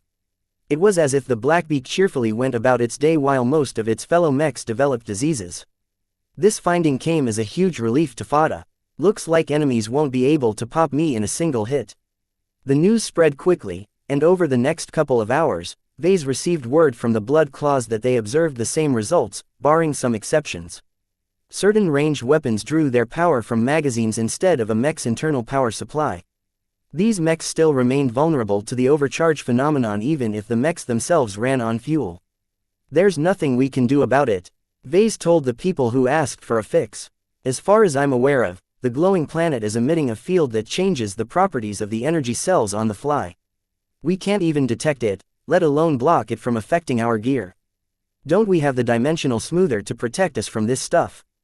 The dimensional smoother is not a miracle device. It's designed to fulfill a very specific role. Its main job is to stabilize the surrounding gravitics so people won't get turned inside out or get thrown into orbit all of a sudden. You'd need a different machine to affect electromagnetic fluctuations. The whalers, the Blood Claws and every other force on the planet eventually resumed their work. After the first modified machines operated normally, people started to let down their guards. Vase had been right that the energy cells wouldn't blow up on its own if it received a tiny bump. It took a lot more effort to get them to explode. A couple of days went by as everyone on the planet hurried to extract as much exotics as possible. As long as nobody attacked their mechs or equipment, they didn't have to be afraid of anything. For some reason, the glowing planet didn't agree. Ever since they made landfall, the men started to suffer from hallucinations. They saw things that shouldn't be there, talked to people who already died and even thought they'd been sent to an alternate universe. Only 1 in 1,000 reported abnormalities like this, and everyone else dismissed them as paranoid delusions triggered by anxiety. No one wanted to admit that the glowing planet had even more weirdness in store for them. Half of the energy cells they brought to the surface had already become overcharged. 2 developments in space delivered bad news to the forces on the planet. The Bright Republic's mortal enemy had finally made their move. The Visions are coming. The massive Vision armada consisted of over 2,000 ships, the majority of which carried a mix of spaceborne and landbound mechs. Sending so many ships must have meant the Visions had committed to a battle for supremacy over the glowing planet. They obviously played for keeps and angled to take its bountiful wealth away from the Republic. We only have 3 more days until the Visions reach orbit. Mine as much as we can, because we'll be moving camp in 2 days. The workers finally disregarded their concerns about safety in an effort to dig up as much higher quality exotics as possible. They left the ubiquitous junk exotics aside in favor of smaller quantities of ores that yielded tiny amounts of pure exotics. The whalers didn't possess the necessary facilities to process the ores on site, so they had to leave the bulk materials behind. During this time, the mercenaries finally arrived over the glowing planet. A significant amount of mercenaries hired themselves to the Republic, enabling them to make use of the 4th Division's dimensional smoothers. Still, despite being in their camp, the Mech Corps didn't trust them very much, leaving them to make landfall in some of the least active zones on the glowing planet. The mercenary lords probably aimed to avoid contesting the hotspots in favor accumulating a steady amount of exotics. Not every mercenary lord decided to bat for the Republic. They wanted to remain independent in order to reap the richest harvests. The mercenary lords in charge of those fleets held back their forces at the outer edge of the glowing zone in order to wait for an opportunity to pounce. That left the scattered pirate groups. Each outfit stayed on their own. Unlike the mercenaries, the pirates lacked a charismatic leader that could draw the separate groups together. They seemed destined to remain scattered and distrustful. That was until the notorious dragons of the void arrived. They came with only 300 ships, many of which appeared to be of dubious quality. Vase was old friends with the dragons of the void, so he knew about their modus operandi. Most of those ships are cannon fodder. Don't mistake their crew as part of the dragons of the void. They're actually brainwashed to the point where they'd eagerly meet their deaths if the dragons gave the order. The real core of the dragon fleet consists of only a dozen ships at the center of their formation. Fada frowned at that news. If they treat those ships as trash, then they'll treat their mechs the same way. Do you reckon they'll be scared of any overcharged energy cells? The leaders will probably see it as a welcome surprise. Vase pressed his lips. I can already imagine them looking forward to strapping additional energy cells onto their mechs and sending them off as suicide bombers. The Bright Republic enjoyed the home advantage of being nearest to the glowing planet. They'd also been able to forge a loose cooperation with the non-governmental forces that nominally swore allegiance to the Republic. The Mech Corps continually reinforced the 4th Division with ships and mechs, but their efforts were hobbled by the need to defend vital territories such as Bentheim and their bases. If every non-Republic force decided to gang up on the Mech Corps, they'd be hard-pressed to last more than a couple of days. Keep watch on the mercenaries who haven't picked a side, Fada advised Vase as they continued to tweak the Blackbeak. As soon as one gets the upper hand, the mercenaries who remain free up to that point will throw their entire weight behind the strongest faction. Vase found that advice to be perplexing. Most of those mercs are based in the Republic. Many of them have families and friends who are Republican citizens as well. Do you think that matters if they can become rich overnight? They'll sell out their own mothers in a heartbeat if they can earn a couple of million credits. All of this led to an increasingly tense mood in the camp. The whalers regretfully secured their harvest and packed up their gear as they waited in line to be brought to their new location by their small rickety transports. The transfer finished a day later. This time, the whalers maintained serious expressions as they worked to set up a defensive position. Using prefabricated structures provided by the Blood Claws, they built a tall but easily erected set of walls. To prevent any aerial mechs from bypassing the walls with impunity, the whalers also prioritized the construction of the anti-air turrets. The only snag came when Walter ordered the defenses be powered by a central power source. These laser turrets are designed with energy cells in mind. Vase replied when Walter ordered him to make it happen. I can't just snap my fingers and make them run on a power line. I don't care. I don't want these turrets to be a hazard in our defenses. I'm hardly able to get my pilots to keep piloting their mechs. I can't deal with a base that's riddled with bombs. Everything needs to be run from 2 or 3 underground power sources, nothing more. Vase quietly shook his head as Walter turned to yell at someone else. The man had been in an awful mood ever since the overcharge phenomenon shook up his men. The technicians already worked their sweat off by overriding all of the safeties. Now they had to deal with another pile of work by hooking up the turrets to a central power supply. At least the Blood Claws had been generous enough to supply a few spare reactors. Their condition looked decent as well. Unlike the whalers, the hardened Blood Claws didn't stint on logistics. Let's get to work, he sighed, and began to gather up some mech technicians to assist him with the task. Even though he grumbled about the job in front of Walter, it actually didn't require too much thought to hook up the laser turrets to a different power source. The feature had already been baked into their design. Vase merely needed to teach the mech technicians to make the right connections. The Visions would arrive near orbit in less than a day. Anything could happen at that point. Currently, the Bright Republic's mech carriers would be fools to stay in orbit. They'd likely pull out later in the day in order to give themselves more maneuvering room while still staying close enough to the glowing planet to provide support for their troops on the ground. This will be the first time I'll face the Visions in open combat. Ha! They're not as scary as they look once you look past their craziness. Fada remarked over a beer. They both took a break from their tasks and left their bulky suits to eat dinner. I fought the Visions in the last war. They always press forward, and you can expect their lower ranks to never give up. The officers are always the first ones to run away once the battle turns against them. Peef. Nobles. A low anticipation had built up inside Vase for weeks. Even though the prospect of facing an extremely well-armed mech force terrified him to the bone, he also felt some eagerness to test his mech against them. The Blackbeak's entire purpose centered around fighting the Visions. Whatever happens, tomorrow we'll be tested. Chapter 287 Ganso. The glowing zone reached out around 5 light hours away from the glowing planet. It was an empty mass of space that contained virtually nothing except the malignant influences of the exotics residing on the glowing planet. The further you went in, the more susceptible to anomalies you became. All of this rested on probability. The chance of crashing your ship went up to 100% once you reached close enough to orbit the glowing planet. Even if the dimensional smoothers helped with negating the worst of the dangers, the glowing planet still found ways to torment the visitors, disturbing its silent vigil. Ganso Larkinson chewed on a stimulant as he stared out of the porthole of his tiny shuttle. He recently finished an additional training course and had been transferred to the 1st Volary Starhawks of the 4th Bentheim Division. "Are you nervous, kid?" an older mech pilot casually asked from the seat next to Ganso's. "The big bad Visions are less than a day away. If you want to back out from the fight, you best pull out now." "I'm a Larkinson. Fighting the Visions is in my blood." "Ha, a Larkinson, are you? Then I hope you don't fumble about like Melinda Larkinson. I would have whooped Captain Vicker within 5 minutes. Ganso believed the older pilot, but that comparison wouldn't have been fair, considering that Captain Vicker was still in his early 30s.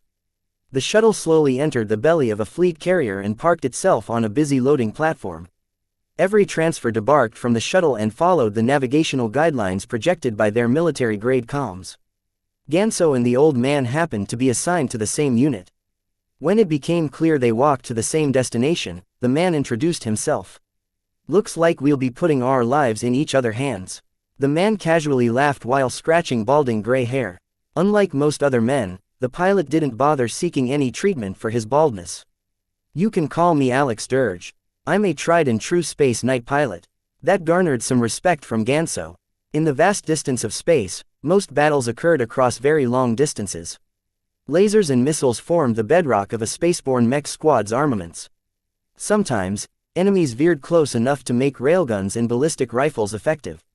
Yet spaceborne mechs almost never resorted to melee weapons. Mechs in space possessed too much mobility for them to be pinned down.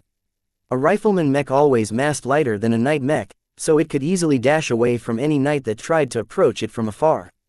This fundamental disparity relegated the space knight archetype to a purely defensive role, whose only job was to absorb enemy missile fire that would have otherwise struck their allies.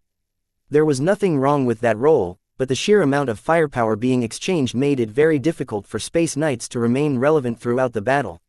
"I should be thanking you for covering my back," Ganso said sincerely. "I'm a laser rifleman, so I'll be counting on you to block the Vision missile volleys." He truly respected anyone who piloted a space knight and survived long enough to the point of growing gray hair. The Vision penchant for fielding lots of missileers gave the pilots of the Republic a lot of appreciation for the underutilized defensive mech type. The pair reached a hangar that predominantly serviced spaceborne mechs. They followed the end of the line projection by their comms and met their new commanding officer, who turned out to be a middle-aged female captain with violet eyes and short black hair. After a brief introduction in which the pair passed over their orders, the captain looked at them with an eager glint in her eyes. "I'm really glad you made it in time. You're sorely needed to replace a pair of cowards who chickened out when they heard we'd be facing the Visions in the first wave." "Seriously, ma'am, a couple of Volary Starhawks actually lost their nerves?" Alex asked with incredulity in his tone. "Hey, don't get caught up by all the propaganda. Sure, we're the Volar Starhawks, one of the Republic's best spaceborne regiments, but not all of us are crack troops." Captain Rinsel had been with the Volar Starhawks for a fair amount of time, but like many other mech pilots, she stagnated at the upper limit of what an advanced pilot could reach. As Rinsel grew older, the prospect of ever advancing to expert pilot became further out of reach. This diminished her importance to the brass. She only made it to captain because she also possessed enough skills to lead a regular platoon. You're going to have to become used to your mechs as fast as possible, because the Visions are expected to reach orbit at the end of the day. Alex grumbled a bit. They sure are in a hurry. The Visions must be confident of their numbers. We still have the edge in quality. Ganso quickly replied, even if we didn't bring a lot of ships, we made sure to send some of our best. Besides, we also have our allies to soak up some of the incoming fire. Hey, allies. More like parasites. You can't count on gangs and mercenaries to stand up to the Visions. Mark my words, their ships will find all kinds of excuses to drop out of action. The Mech Corps had a very dim view on gangs, and barely tolerated their existence due to their uncanny ability to evade crackdowns. Mercenaries also earned some contempt for two reasons. First, they employed a lot of talentless hacks that failed to pass the entry qualifications of the Mech Corps and often made a mess of things on the battlefield. Second, they also took away talented pilots with promises of better pay. The two transferred pilots passed over to Lieutenant Fairfax, who led their assigned squad. Right, Fairfax spoke as he regarded the younger Ganso and the older Alex. It's about time you two showed up. I've been asking for more bodies, but the bureaucrats upstairs keep reinforcing the elite squads before I get a turn. As if they don't already have enough resources. Privately, Ganso thought he deserved a spot on those elite squads as well. He was a Larkinson, for the Republic's sake. Still, at least he secured a place amongst the Volary Starhawks, one of the most distinguished spaceborne regiments of the Republic. The two recruits had very little time to familiarize themselves with their mechs and tweak them to their liking. Ganso had been assigned to a fairly standard Vihendra, a model developed in-house by a design team working for the Starhawks. The Vihendra is an old design, but that means it's been tested over the years. It's a reliable frame, and a classic in the Starhawks. The chief technician explained to Ganso as he patted the surface of the giant dark blue rifleman mech. This one happens to be the Vihendra S. It's a minor variant that gives you faster flight speed but will last a little less. Its long-range accuracy also won't be as impressive, as the added power to the flight system introduces a lot of extra vibrations. I see. That's not what I expected. I specifically noted that I'm a marksman. Yeah, and Lieutenant Fairfax has been nagging command for new replacement pilots for ages now. You're the unlucky chap command has sent to shut him up. Ganso had a relatively balanced skill set for a laser rifleman pilot, but he preferred to pick opponents off from longer ranges. Still, he could roll with the changes. His mech just had to get closer to the enemy in order to land a sure shot. Let's take a look and make some quick adjustments. Ganso said, we need to be ready to fight within 18 standard hours. That's when the Visions will get in range. To be honest, 18 hours was not enough for Ganso to acclimate himself with a new ride. A mech pilot always required weeks of practice, immersion and tweaking in order to make a mech entirely his own. The Visions wouldn't give them the time. The hours went by quickly, and besides a brief but necessary rest, Ganso worked frenziedly to get the Vihendra S to behave a little more like its base model. A red light flashed through the hangar and throughout the rest of the fleet carrier. It's time. The Visions are here. A surge of fear and anticipation swept the mech pilots and the crew of the ship. They realized that this might be the outbreak of the latest Bright Vija Wars. The Volary Starhawks happened to receive the dubious honor of blunting the first charge. Mech pilots, get to your mechs. Captain Rinsel hollered as she swept up her piloting suit. We've received orders to deploy within 10 minutes, so chop chop. The mech technicians had already wrapped up most of their maintenance work, so every mech under Captain Rinsel's command came online in record time. Alex opened up a private channel to Ganso. Hey, little Larkinson, is this your first deployment?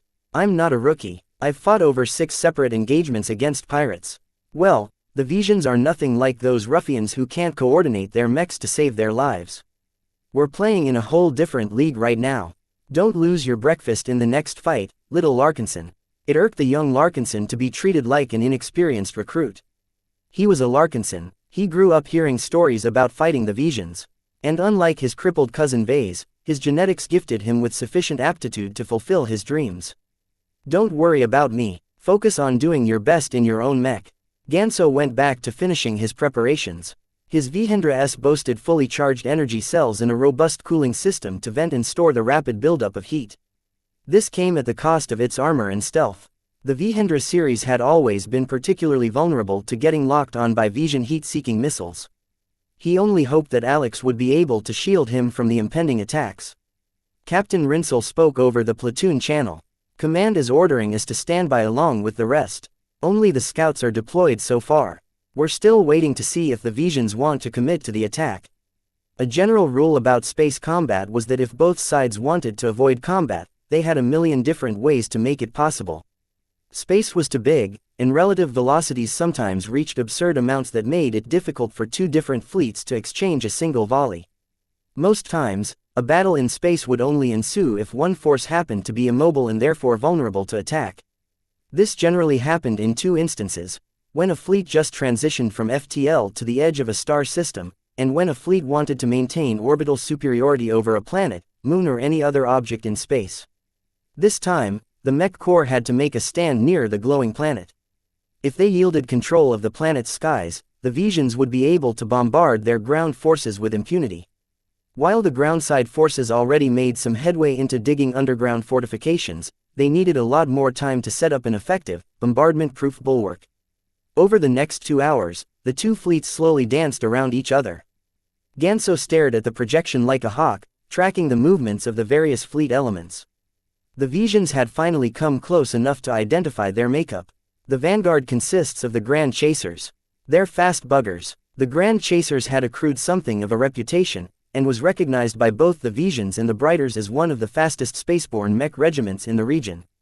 By putting out the Grand Chasers in front, the Visions signaled that they wanted to test the waters first.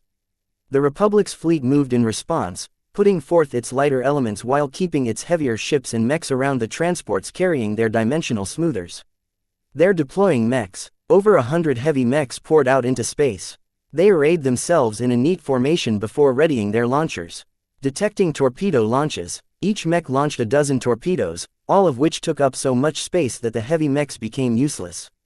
In any case, the sole purpose of their existence was to circumvent the MTA's taboo of incorporating ship-grade weapons onto ships.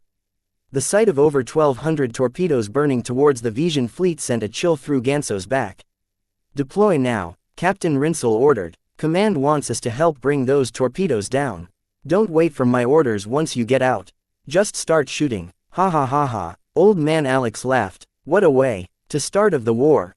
I hope your aim is decent, Larkinson, because the fleet carrier's survival is in your hands." Chapter 288 Grand Chasers Visions had a penchant of starting off any engagement with a massive missile barrage. The Bright Republic's pilots called it the Vision Welcome Package. At certain times, the massive Vision opening salvos disintegrated their targets if they didn't bring enough countermeasures. Even if the defenders did bring enough guns, the chance of a couple of projectiles slipping through could never be eliminated. Ganso's Vedra S hastily emerged from the launch bay of the fleet carrier and flared its powerful flight systems forward in order to catch up with the formation of his squad. Even under these dire circumstances, the mech pilots of the Volary Starhawks still maintained their discipline. The high levels of discipline, coordination and logistical support that underpinned the Mech Corps enabled it to wipe the floor with any gang or mercenary corps. The pilots of the Starhawks followed their training and entered into a predetermined matrix formation that maximized each ranged mech's coverage so that they could spread out their anti-missile capabilities. "Damn it, why did they send torpedoes this time?" Captain Rinsel passed down word from command on the comm channel. "The incoming torpedoes are all old stock. They're using up their aging reserves first, so cheer up folks, because their ECM won't be as sophisticated as the newer ones." "How old are we talking about?" Old Man Alex asked. "Are they like old, like last war surplus? They're using a mix of torpedo designs from the interwar period, so they're not as obsolete as you think." Ganso took that as a serious warning not to rely too much on his targeting systems. A rifleman mech pilot like him didn't rely too much on outside aid anyway. While the Vihendra S variant lacked a bit in extreme range precision, it should be able to make up for it when the torpedoes approached into terminal range. "Larkinson, don't forget we're facing torpedoes, not missiles." Lieutenant Fairfax spoke to the side as he brandished his ballistic rifle. "The Visions design their torpedoes to be tough as hell. They can take a lot of hits and are practically impervious to low-intensity laser fire. It's best to switch to full-powered beams." He already knew that, thank you. Ganso already switches his rifle's mode before he even launched from the fleet carrier. He looked through the optics of his Vihendra S and stared at the black void of stars. In the distance, he saw nothing but the void, but his mech conveyed hundreds of approaching carriers from the Visions. Once he switched the mode of his HUD, the empty void of black lit up in a flare of pinpricks as his mech conveyed the sharks lurking far beyond his range of vision. The eternal night disappeared in a dazzlingly enchanting confluence of light and motion. The torpedoes are 2 minutes away. This is it, lads. Give 'em all you got. Only a few mechs among the Starhawks fired their weapons. Only the best sharpshooters had any realistic chance of hitting the torpedoes at this range. Even if everyone else relied on their targeting systems, the ECM and physical juking of the torpedoes ensured that most attempts ended in failure. It was better to hold back until the torpedoes came closer. Blooms of anti-ballistic missiles flared to life from the midst of the Starhawks. Over 10,000 small but potent missiles streaked towards the Vision torpedoes with nothing but their goal in mind. Despite the substantial amount of missiles, no one held up their hopes they could catch every torpedo. The Visions knew their missiles, and packed their torpedoes full with countermeasures of their own. As the missiles curved to the side and followed an arcing intercept towards the incoming torpedoes, Ganso finally received permission to let loose. Open fire. Ganso held his mech absolutely still inside the formation and began to open fire with measured beams of lancing hot lasers. His mech didn't possess the sensors to see the result of his first salvo, but the collective observation capabilities of the ships backing up the mechs provided an accurate picture of what happened at the other side. His initial laser volley hit the head of his targeted torpedo head-on but failed to take it out. The Visions incorporated a lot of junk exotic alloys in the nose of their torpedoes, ensuring that they wouldn't fold in a single blow. Fortunately, Ganso didn't fight by himself. A mech pilot from another squad noted the damage sustained by the torpedo and delivered the coup de grace with his precision ballistic rifle. The torpedo's weakened nose couldn't withstand the sudden kinetic impact and its payload detonated in a powerful focused blast that had been designed to punch straight through thick layers of starship hull plating. By this time, the anti-ballistic missiles they launched also reached the torpedoes. Both waves of projectiles engaged in an elaborate electronic battle as they tried to fool their opposites without getting fooled in turn. Over 300 torpedoes perished outright and around 200 more suffered incidental damage to their exterior. It wasn't enough. As the torpedoes entered medium range, every mech with a gun opened fire. Even space knights like the one piloted by Old Man Alex fired back with their backup pistols. Over half of the remaining torpedoes fell into quick succession. The closer range enabled mechs to worry less about accuracy and focus more on firing as fast as their heat management systems could handle the successive buildup of waste energy. They're getting close. Only less than 300 are left. Kill them now. For a brighter tomorrow. Every pilot echoed the slogan. For a brighter tomorrow. A sense of sacred duty filled Ganso's mind as he spoke those words. His aim grew steadier and his breath grew even as he methodically shot down torpedo after torpedo with the help of his fellow Starhawks. The spirit of the Starhawks infused his neural connection between his brain and his mech, and the two fought closer in sync. His Vihendra S became an extension of his body as he utilized his substantial training to take down as many torpedoes as they entered their terminal mode. They're speeding up. The Vision torpedoes always left the best for last. They kept a fourth of their energy reserves for the final sprint, burning it over the final seconds before impact to ensure a powerful and unavoidable collision for any bulky ship. Not enough. Ganso gnarled as he sent a mental command to override his rifle's safeties. Heat leaked out from the built-in heatsinks in his rifle and warmed up the entire frame, but the Vihendra S handled the weapon like a machine gun, firing a succession of rapid full-powered laser beams at the rapidly accelerating torpedoes. He only caught one torpedo while his colleagues destroyed over 2/3 of the torpedoes that made it this far. Here they come. Brace yourselves. Ganso ceased his fire and huddles his mech into a ball to expose as little of its frame as possible. The Republic's ECM successfully fooled 26 into hitting non-existent targets. They only found empty space in place of solid ships and detonated quickly after, dealing little damage as few ships had been in range of their concussive blasts. That left 17 torpedoes who found their marks.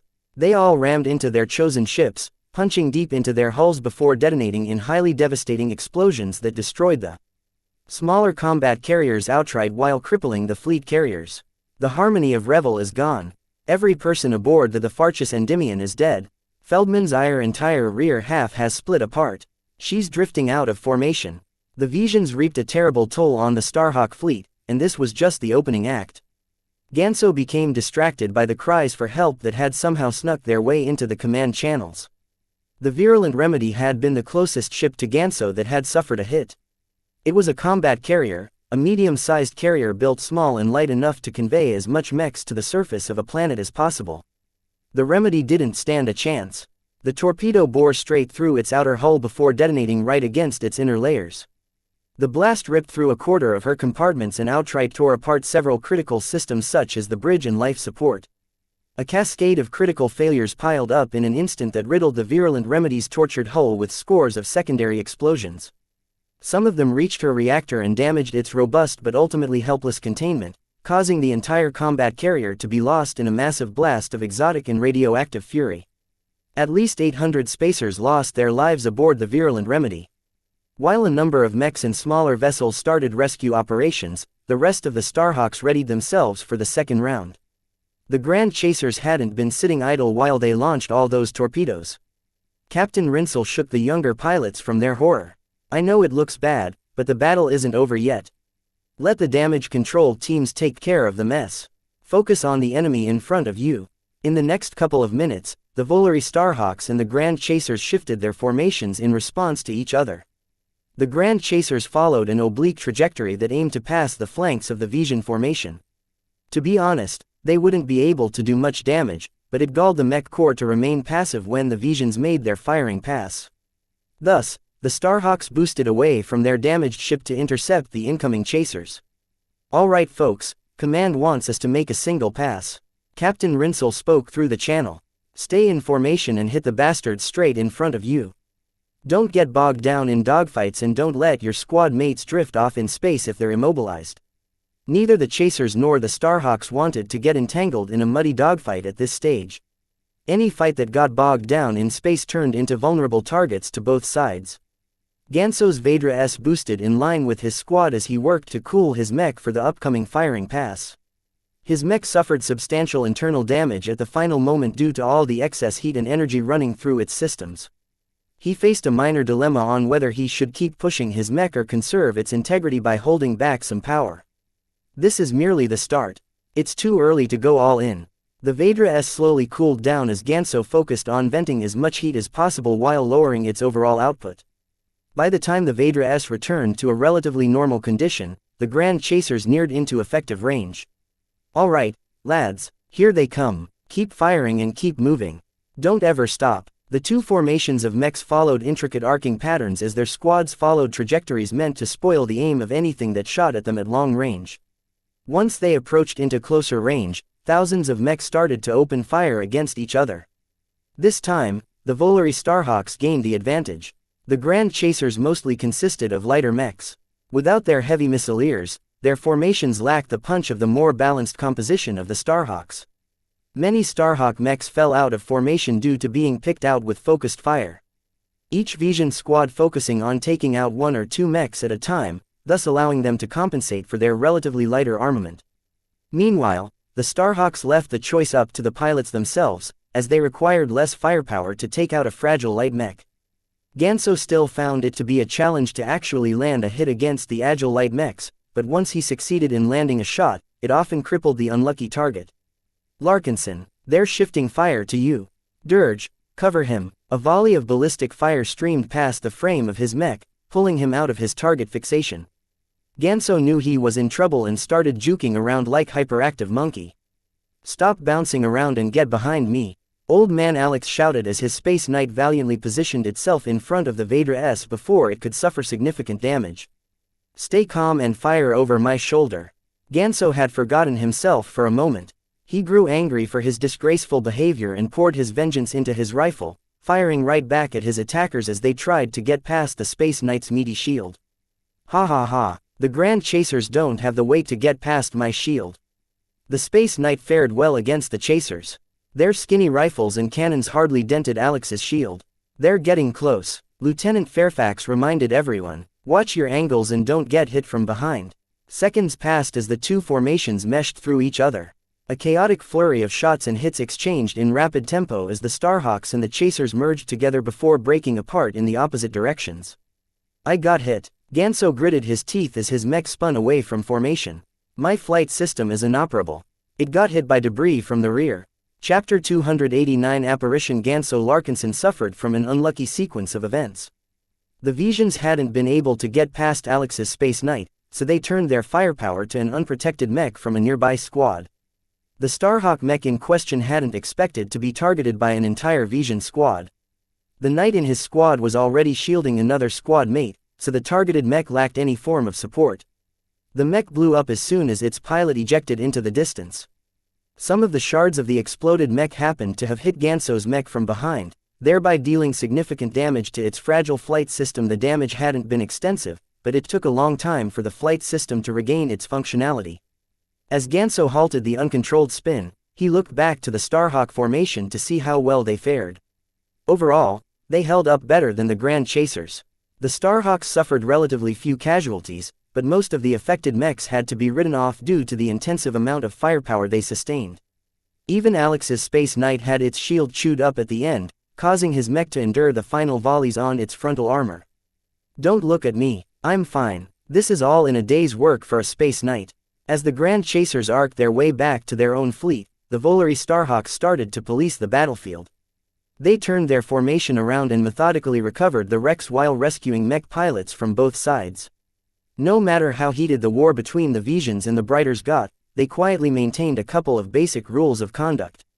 The most important of which was to take prisoners whenever they could and exchange them with each other at a later date. It helped the two sides conserve their most precious and limited resources, which were trained and capable mech pilots. Such agreements hadn't always been the norm, but after several generations of endless rivalry, both sides saw the need to civilize their conflict in order to prevent their neighbors from casting their aspirations upon them once they exhausted most of their manpower at the end of another war. Eventually, Ganso's Vihendra S had to be hauled back to the fleet carrier. Her hangars had become stuffed with mechs as she welcomed an influx of homeless mechs who lost their original berths aboard the ships targeted by the torpedoes. Ganso felt a little bad about the engagement. Any excitement about being a part of the first formal action between the Bright Republic and the Vija Kingdom had disappeared. "Did we lose the battle? It's hard to say," Old Man Alex replied as he zipped down from the cockpit of his beaten mech. The Space Knight looked like it had taken a stroll through a micrometeor storm. Its frame showed off lots of smaller impact marks. "The Grand Chasers underestimated us. We took out more mechs from our firing pass, and we've been able to capture every living Vision trapped alive in their cockpits." "Yeah, but we lost so many ships. It could have been worse. 1,200 torpedoes is nothing special. Wait until they gather an entire division and throw out a wave of 10,000 torpedoes. You'll really taste despair at that point." In terms of war materiel, the Visions clearly won the exchange. They took out 17 ships at the cost of a lot of expensive but ultimately disposable torpedoes. Yet all was not in vain. The Grand Chasers' ships and mechs had to extend past the Vision lines in order to perform their attack, which made them vulnerable to pursuit. After expending so much torpedoes and mechs, the exhausted chasers had suddenly become the prey as another regiment of the 4th Division initiated pursuit. Both sides started to maneuver for control over orbit. Regiments shifted around like chess pieces across a large and intricate three-dimensional chessboard. Orbital mechanics played a critical role in the defense of the glowing planet. The 4th Division took advantage of their proximity to the gravity well by slingshotting their fleet elements to hasten their maneuvers over the glowing planet's orbit. The battle turned into a murky slog. Its outcome still remained in question. Down on the surface, Vase didn't know one of his cousins experienced combat against the Visions for the first time. The lack of bandwidth of their ground-side camps limited communication between the forces on the ground and the forces in space to a handful of often repeated codes. Personal correspondence had no chance of making it through. Right now, Vase oversaw the final adjustments to the mechs that enabled them to operate despite carrying bundles of bombs inside their frames. The last batch of normal energy cells had fully turned into overcharged ones by the capricious energy field emitted by the glowing planet. After their initial horror passed, a sense of resignation overtook the whalers. They pretty much accepted that they had to continue piloting their mechs and hope nothing struck their energy cells. One of the mechs that had been affected happened to be Melkor's Stanislaw. Melkor hadn't made much waves ever since he touched down on the surface. Rather than enter the cockpit, Melkor instead aided the whalers by shoring up their feeble electronic systems against enemy intrusion. "How's their information security coming along?" "Well enough that they'll hold against pirates," Melkor replied as he leaned against the foot of his Stanislaw. "I don't think it'll last more than a second against any Vision hacking attempts." "The whalers are better," off pulling the plugs from their connected systems. Sounds awful, but not unexpected. If you've seen the kind of mechs the whalers are using, you'll realize that the Visions don't even need to bother with hacking their systems. They can just overrun the entire base. It felt refreshing for Vase to talk with someone other than a whaler. Every member of the gang somehow fell into the delusion that they could put up a decent fight against a trained military mech force. So what did you do to my Stanislaw? I added some compartments to the Stanislaw's internal architecture. Your energy cells are placed in a separate box, as it were. It won't prevent your mech from being wrecked if they happen to blow up, but it will increase the odds you'll survive. I've beefed up the armor of your cockpit to make sure you'll make it out alive. Melkor nodded in satisfaction. That sounds good, but I know my Stanislaw. It doesn't have much space for all of those things you mentioned. That's right, I opted to remove a couple of energy cells and some redundant components. Your Stanislaw won't last as long in the field, and it's also a little more fragile to being crippled. Regardless, I think it's better to trade these off in exchange for not getting killed in an instant if an enemy happens to hit your energy cells. Vase only had time to modify one mech at once. The mech technicians lacked the extensive body of knowledge to develop their own modifications. A few of them had already tried to do so behind his back, and every mech that suffered from their ministrations had turned into safety hazards. When Walter demanded that Vase modify the whaler mechs to be less susceptible to abrupt explosions, he demanded he start first with his cousin's mech. At the very least, he wouldn't be worrying about Melkor while he sat in the makeshift workshop trying to turn a bunch of rotten ingredients into serviceable meals. You know, you told me once that you entered into the Mech Corps after graduating from an advanced academy. Why did you leave? I didn't leave. I was forced out of their roles at the end of my orientation.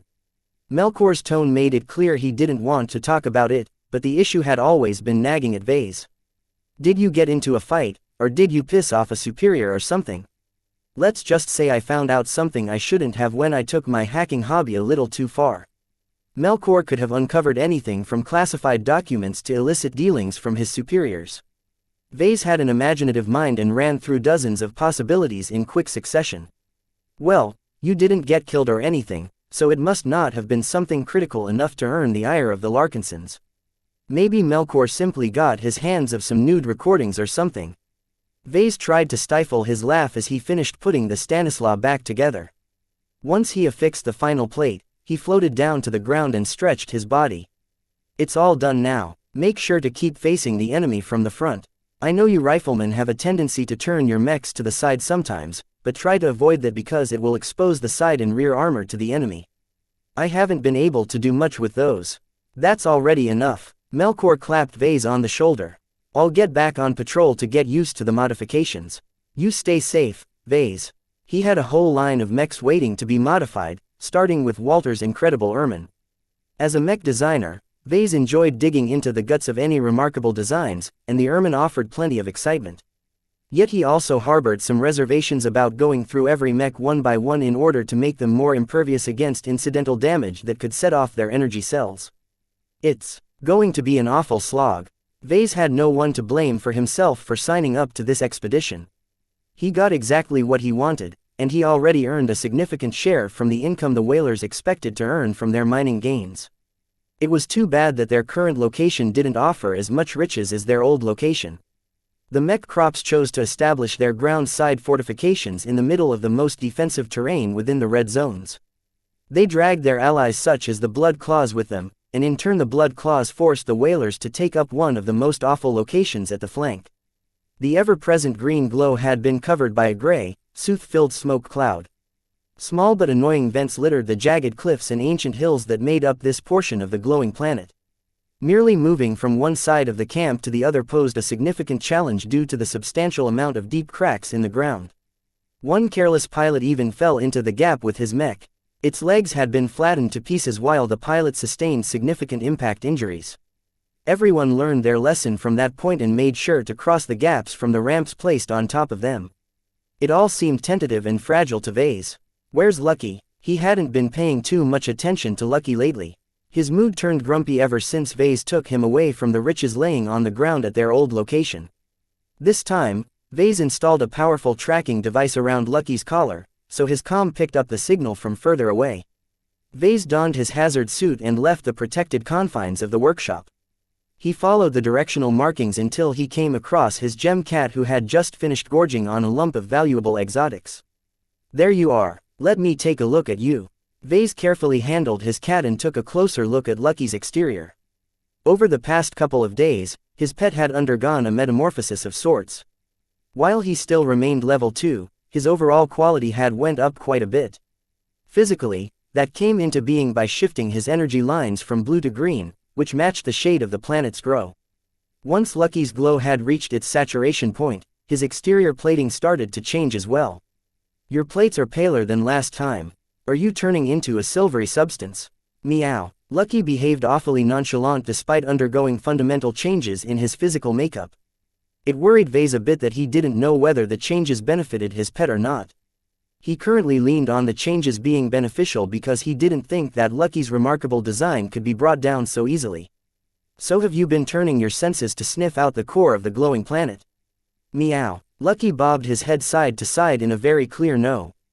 Damn, do I actually have to find a way to dig past the crust of this planet in order to get my hands on a so-called core? The system's mission put a sense of urgency behind his stay with the whalers. He doubted the gang possessed the hardware to dig that deep into this dangerous planet. He'd have to find a way to attach himself with a more capable force, such as the blood claws or the mech crops. The whalers won't last long enough to maintain their own camp anyway. He already planned his exit from their midst. The sheer amount of incompetence that hobbled the whalers would bite them back in the end. None of this mattered for the moment.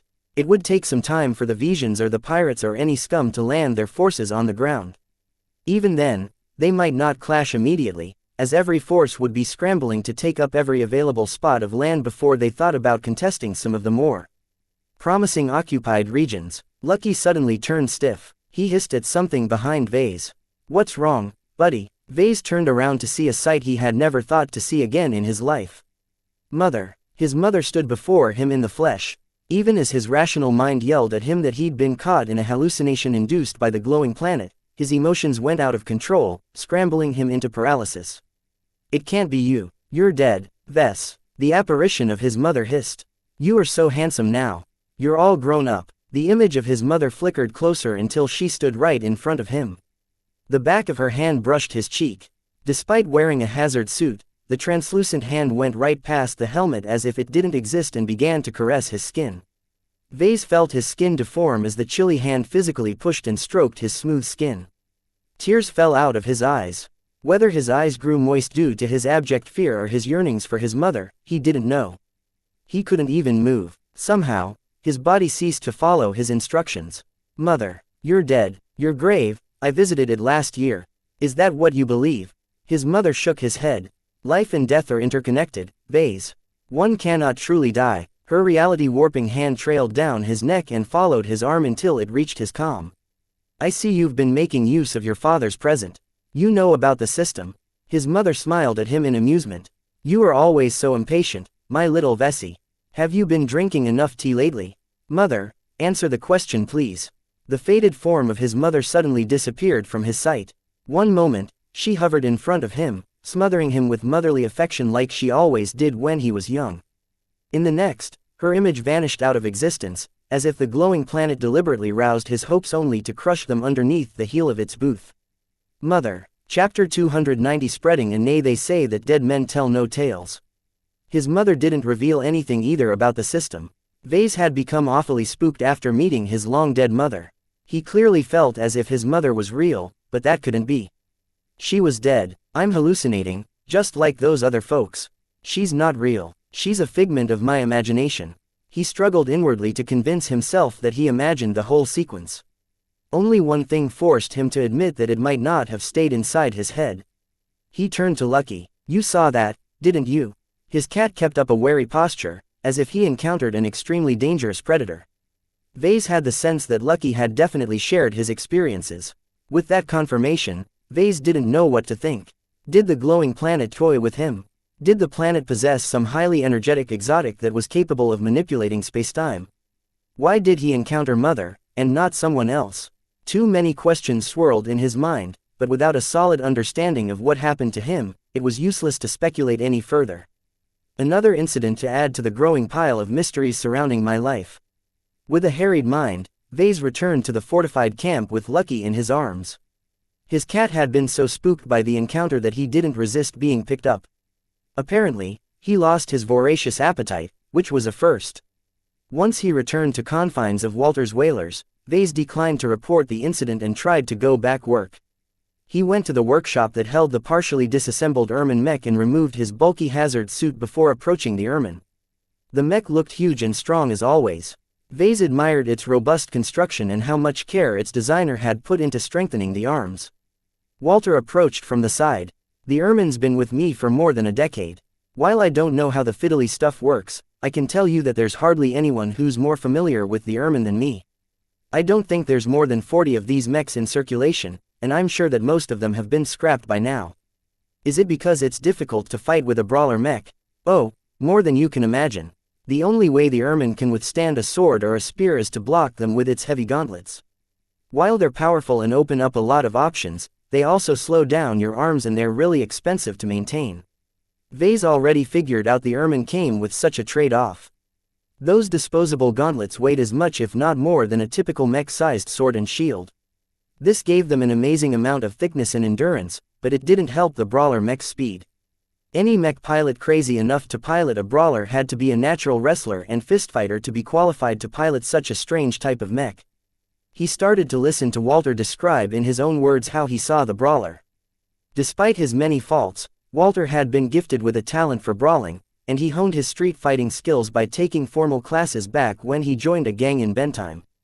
The gang leader didn't ruminate on his stay in Bentheim and turned his story back to his mech. The Ermine is a great mech, but it's a difficult one to pilot as well. The mech designer who sold me the Ermine went bankrupt soon after. He must be regretting that he designed a brawler mech in the first place. Why did you go for a brawler instead of a more conventional mech like a knight or a swordsman mech? Oh, I've tried those mechs. I've tried to find the right mech plenty of times. They didn't click me. It's like I'm being stuffed into the wrong body. Those knights are useless without their armaments and the swordsman mechs rely too much on their swords. All the time I've piloted those standard mechs, I always felt less of a man. Walter's discussion about his mech was fascinating to Vase. Hearing about his experiences successfully cleansed his fright and allowed him to forget his brief but frightening encounter with the apparition of his mother. All right, I think I've gained an understanding of your Ermine. Vase nodded in satisfaction. Let's move on to what you want to change. Since I'm overhauling your mech, I might as well be thorough. I don't know. Walter appeared serious as he considered the matter carefully. I'm already used to how it's built right now. There's hardly anything that stands out that I want done. It's not the best mech, but it's mine. Mechs like these won't be able to maintain a constant level of performance, especially if they are older than a decade. There must be something that you're annoying with. It could be something that worked fine at the start, but became increasingly more annoying over the years. Now that I think about it, I've always been wondering about the left elbow joint. It's just a little bit less supple than the other one. My mech technicians say it's fine, but maybe it's starting to break down. After jogging his memory, Walter listed over 24 pet peeves. Some of them sounded trivial to the point where Vase doubted a mechanical problem had been the case, but Vase noted them all down anyway. Once he got his list, he gathered a couple of mech technicians and got to work. Dismantling the Ermine, designing new modifications and implementing them on an existing frame proved to be a stimulating job to Vase. Over the course of several days, he became immersed in trying to understand this rare and exotic brawler mech. With each puzzle solved, Vase gained another insight into the operation of heavier mechs. Although the Ermine hadn't reached that particular threshold, it operated along the same principles as an orthodox heavy mech while retaining a couple of key features of a medium mech. As Vase went about his days, the universe around him moved on. The whalers dug out a decent underground refuge and finished putting up some rudimentary defenses. The Blood Claws used their extensive manpower and sophisticated equipment to establish a fort. Meanwhile, the mech corps that neighbored them both formed an even larger defensive position that could withstand a couple of Vision regiments at once, for a time. It could be seen that the whalers presented nothing but a feeble obstacle to any but the most pathetic raids. In the face of a determined invasion, their only role should be to buy enough time for the Blood Claws and the 4th Division to gather up their ground-side mechs. Such an attack could come at any time, especially since the battle in space turned chaotic. After the initial skirmishers, the Brighters and the Visions lost their appetite for more engagements. Their numbers closely matched each other, which meant that in battle would be too close to call. They didn't have any reason to retreat, but neither did they have a compelling urge to attack. The goal of the Bentime fleet remained protecting their ground-side assets. They placed a significant amount of ships in geosynchronous orbit over their red zone. The Visions responded by claiming the red zone directly opposite on the other side of the glowing planet. They placed some ships in geosynchronous orbit as well and started landed lots of landbound assets. When Vase heard about what happened, he wasn't too surprised by their actions. The planet is still big enough to fit the Visions. What's more important is what will happen when the other guests arrive. By this time, the massive pirate armada led by the mysterious dragons of the void almost made its way to the glowing planet. The frontier pirate group's unexpected capabilities had allowed them to get close without being affected by the glowing planet's incidental hazards. Ganso sat quietly in his mech. The mech technicians already fixed up his Vedra S in the past few days. Now, he sat on standby while he waited for the Visions or the pirates to make a move. What do you think the pirates are up to? Old man Alex chattered over the comm. If they arrive just like this, won't they be provoking both us and the Visions? Beats me. Ganso shrugged. I heard that they're not even using dimensional smoothers to suppress the gravitic anomalies around them. It's clear the dragons made a lot of preparations. I can't help but think they're up to something. I've got that feeling as well. The pirates mainly possessed converted carriers. None of them matched the capabilities of the combat carriers of the Mech Corps and the Mech Legion. They also didn't bring anything that could match the giant fleet carriers either. What the incoming fleet lacked in quality, they made up for it in quantity.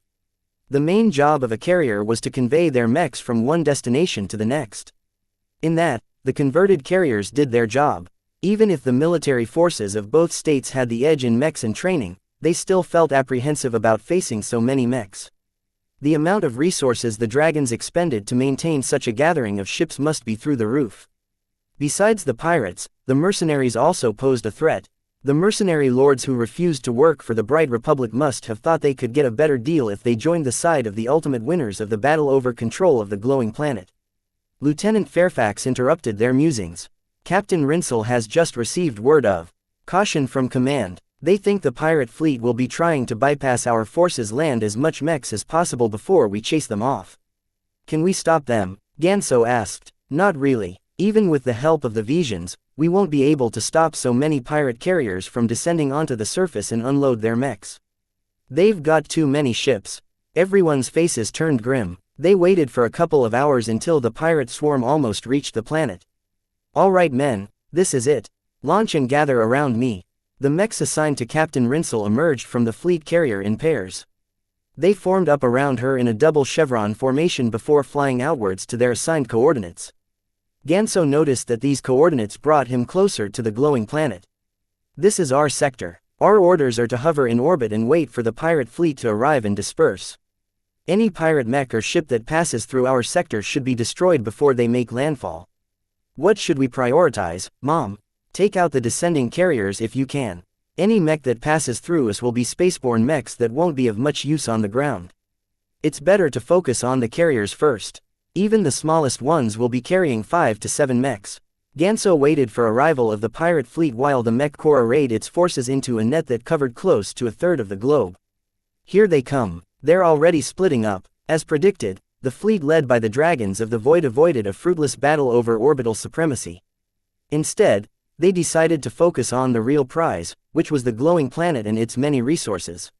Large numbers of spaceborne mechs emerged from the pirate ships. All of them flew forward in order to lead the charge and spoil the aims of Ganso and the other defenders as best as possible. They're spreading out their mechs. They shouldn't be aiming to take us out. Don't get distracted by their antics. They don't have the guts to fly close to us.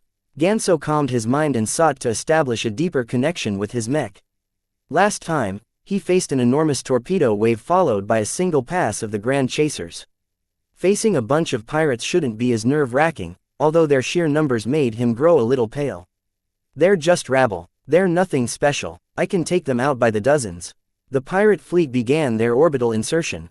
Chapter 291 Reigning Pirates. The battle against the pirates erupted in a mass of chaos and individual action. The Volary Starhawks and the other regiments had spread themselves thin, and that had forced the pirates to disperse as well. The Dragons of the Void could have chosen to concentrate their ships in Mech, but that would have allowed the Mech Corps to close the envelope and trap them in each direction. They decided it was better to remain elusive at all fronts. All of this meant that Ganso and his squad members only faced a couple of mechs at a time. Ganso methodically shot at the approaching mechs with his laser rifle set to medium. He didn't require any more power to take out half-rusted mechs that looked secondhand at best. Incoming ship, she looks like she's carrying at least 8 landbound mechs. Forget about the small fry and take her out. Ganso switched his target in a heartbeat and opened fire on the incoming carrier. His laser shots merely scratched the coating of the immense ship, so he cranked up his laser rifle until it released beams as thick as the arm of his mech. His superheated laser beam did almost nothing to the frontal cone of the carrier. My lasers aren't doing anything to the ship. My rifle bullets are bouncing off the cone. Captain Rinsel made a risky decision. Cease fire on the carrier and resume targeting her escort mechs. Once the carrier passes us by, try to hit it from behind. They exchanged fire with the escorts which drew closer, but Ganso had a hard time landing any hits due to their speeds. He lost his previous calm when frustration started to creep in. Why couldn't he hit any mechs? One of the pirate mechs swiveled his rifle and spat out a volley of explosive shells at his Vader S. Old Man Alex moved his mech in front of Ganso and shielded him from the blast. Get a hold of yourself, Larkinson. You're overheating your rifle, he cursed as he noticed the buildup of heat. If he continued firing at this pace, he'd hardly have anything left once the pirate ship passed by their squad. Ganso stopped his fire entirely in order to allow his rifle to cool as fast as possible. This isn't the first time you lost your mind. Old Man Alex admonished him as he moved away to shield another squad mate. Whatever crap you're dealing with, it's not as important as the mission. Everyone is counting on you to do your job, so do it. Ganso growled in frustration, but kept his opinion to himself. Alex had been right that he should be focusing on his mission instead of letting his emotions dictate his actions. Overheating his rifle early would only benefit the pirates instead of their own side. Even as his instincts yelled at him to take down the pirate mechs, Ganso remained fixated on the incoming carrier. Now that the pirate ship neared their position, he noticed that her dull black coating has a surprisingly thick frontal cone made out of random plates of scavenged mech armor. Damn, how many mechs worth of armor plating does this carrier have? More than 10, I bet. These plates must be the refuse that had been dislodged from their original mechs. Despite their damaged state, the plates possessed enough integrity to withstand most of the attacks sent in their way. Their thickness prompted Captain Rinsel to give up taking out the carrier from the front. Instead, they all waited until the ship came close. Get ready to turn around and shoot at the rear. 5, 4, 3, 2, 1, open fire. Not every member of the squad could open fire on the carrier. For some reason, the escort mechs turned berserk and assaulted the closest Starhawk mech they could find.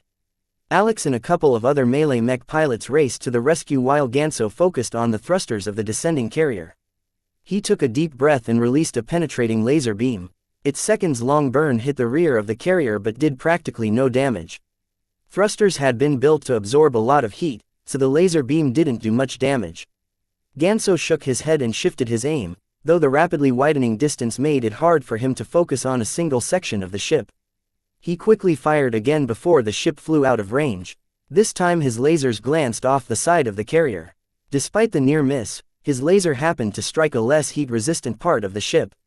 His highly potent laser beam melted through the armor and damaged a couple of compartments, though none of them seemed important. Nevertheless, the opening made by his lasers prompted his squad mates to focus on that vulnerability. Together, they widened the hole in the carrier and inflicted increasingly severe internal damage. A final explosive shell landed deep within the ship and destabilized her power reactor. The ship lost control and spun uncontrollably. She's dead, good job, Captain Rinsel praised. If the ship lost her power, her inertial dampeners would quickly drain their meager reserves. Once that happened, the occupants of the ship would have no way of protecting themselves against the G-forces induced by the ship's descent and uncontrollable spin. Everybody's body would undergo an experience akin to a blender. Their bodies didn't stand a chance. Eyes up, 2 more ships are passing through our sector. If they've got a strengthened cone as well, then wait until they pass us. Neither ship turned out to be as abnormal as the first one. Ganso and his squad comfortably blew up one ship, but they didn't spare enough firepower to take out the other one. Even as they shot at the rear of the surviving carrier, her mech escorts plunged into their midst, forcing them to deal with them first while the remaining pirate ship got away. This pattern repeated over and over the entire globe. Even the Visions dropped their vigilance against the Mech Corps in order to prevent the pirates from gaining a foothold on the planet. Both the Mech Corps and the Mech Legion soon found out they underestimated the resolve of the pirates. Many pirate mechs that accompanied their carriers towards the surface recklessly entered into mortal combat against the defenders that made up the net. They attacked with no regards to their lives and always fought to the death. Though costly, the distraction worked.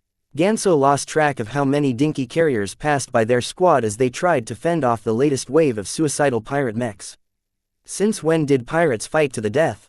Beats me. Pirates aren't the smartest bunch of people in the first place. My ammo is running low. I'm all out of high explosive shells. My energy reserves are dipping as well. Ganso reported. Even at the lowest settings, the rate at which he fired off his beams had led to an inevitable drain on his energy cells. Sometimes he wished his mech suffered from the overcharge phenomenon, but it appeared the glowing planet only affected mechs closer to its surface. Just in case, the mech technicians had overridden the power safeties of each mech, but it hadn't been necessary for now. Down on the surface of the glowing planet, Vase just finished affixing back the last piece of plating on the ermine. Your mech is back in one piece, Walter. Took you long enough. The big man gruffed as he zipped up to his cockpit. Don't wander off. It's going to get dangerous soon. As Vase watched the ermine come online and move out of the workshop, he felt a little lost. Due to the pirate incursion, Vase had been forced to curtail his extensive rework of the ermine and rush to put the mech back together. I could have learned much more if the pirates didn't choose to drop from above. He sighed with regret. He picked up Lucky, who had been staying alertly by his side as if he expected an imminent attack. Do you sense the pirates approaching from above? Meow. Lucky certainly became more perceptive ever since he gorged himself to the mineral wealth of the glowing planet. His exterior had turned into a soft and pliable silvery alloy, but Vase had no doubt that its toughness surpassed the previous bronze-like exterior. Well, Lucky, let's go up to the roof. I'm not content with holing up in this workshop. Vase didn't want to cower in the face of the pirates. He walked over to where he stored his hazard suit and put it on in record time before he raced up to a lifter platform that brought him to the upper ramps. There, he found a secured entryway to the roof which Vase easily opened with the access codes he received from the whalers. Once he stepped outside, he watched at the blinking lights falling down from orbit. The lack of air meant the mechs and ships descended without the pesky buildup of friction and heat. This made it rather difficult for Vase to spot the descending pirates with the naked eye. He had to establish a connection with the base's sensor net, which had to borrow the telemetry sent out by the Blood Claws in the Mech Corps before they could make out how many pirates fell from the sky. His helmet visor bloomed with menacing purple icons. The sunless sky over Vase alone contained over 50 falling mech carriers. Occasionally, the space around them flashed as the pirate mechs fought back against the forces of the Mech Corps trying to stop their descent. Too many ships are making it through, he determined. Only a fifth of the carriers encountered a mishap as the various spaceborne regiments of the Mech Corps feebly tried to catch as many pirates as they could. Vase didn't blame the Mech Corps for their failure. Unlike them, he knew how many cannon fodder the dragons of the void were willing to sacrifice in order to advance their goals. A spread of 7 different pirate vessels happened to aim their trajectory close towards their position. As the collective sensor net refined their readings, they even determined their most probable landing zones. One medium-sized pirate carrier happened to land a short distance away from this camp. Despite their threat, Vase remained in place. A single carrier shouldn't be able to convey enough mechs to threaten the whalers. The anticipation within him grew bigger as the carrier descended into visual range. Amidst the ever-present green glow, the underbelly of the pirate ship reflected back the light as if it was a star. Alarms rang out throughout the base as the anti-air turrets oriented their barrels towards the incoming carrier. After sounding out a final warning, the turrets thrummed as they shot laser beams after laser beams at the incoming pirate ship. The carrier happened to be a sturdier specimen from the rest. Her underbelly bore the laser beams without buckling. Each beam only left shallow furrows into the armored hull. A couple of turrets that fired kinetic projectiles opened fire after that. This time, they left deeper scars, but the sturdy carrier endured the rain of projectiles until it whooshed past their line of sight and landed a fair distance away behind some jagged cliffs and hills. For a moment, the base fell silent.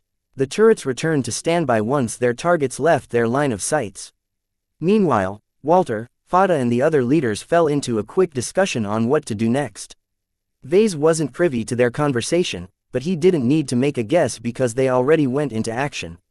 A couple of squads led by Fada and some other cadre exited the base and cautiously approached the landing site of the carrier. He approved of their action. The mechs and pilots inside the carrier must be suffering from the aftereffects of their crash-like landing. Even if the ship had survived the entry onto the glowing planet, that didn't mean the carrier had made it out unscathed. Vase patched into a private feed he surreptitiously added to the Blackbeak's systems. His helmet visor shimmered before it began to transmit the Blackbeak's view. He wanted to get a first-hand view of the Blackbeak's upcoming performance. He especially wanted to determine whether Fada could cope with all the changes he demanded from Vase. Don't screw up, Fada. Chapter 292 Rush Walter, Fada and the rest of the most experienced whalers approached the landing site with haste.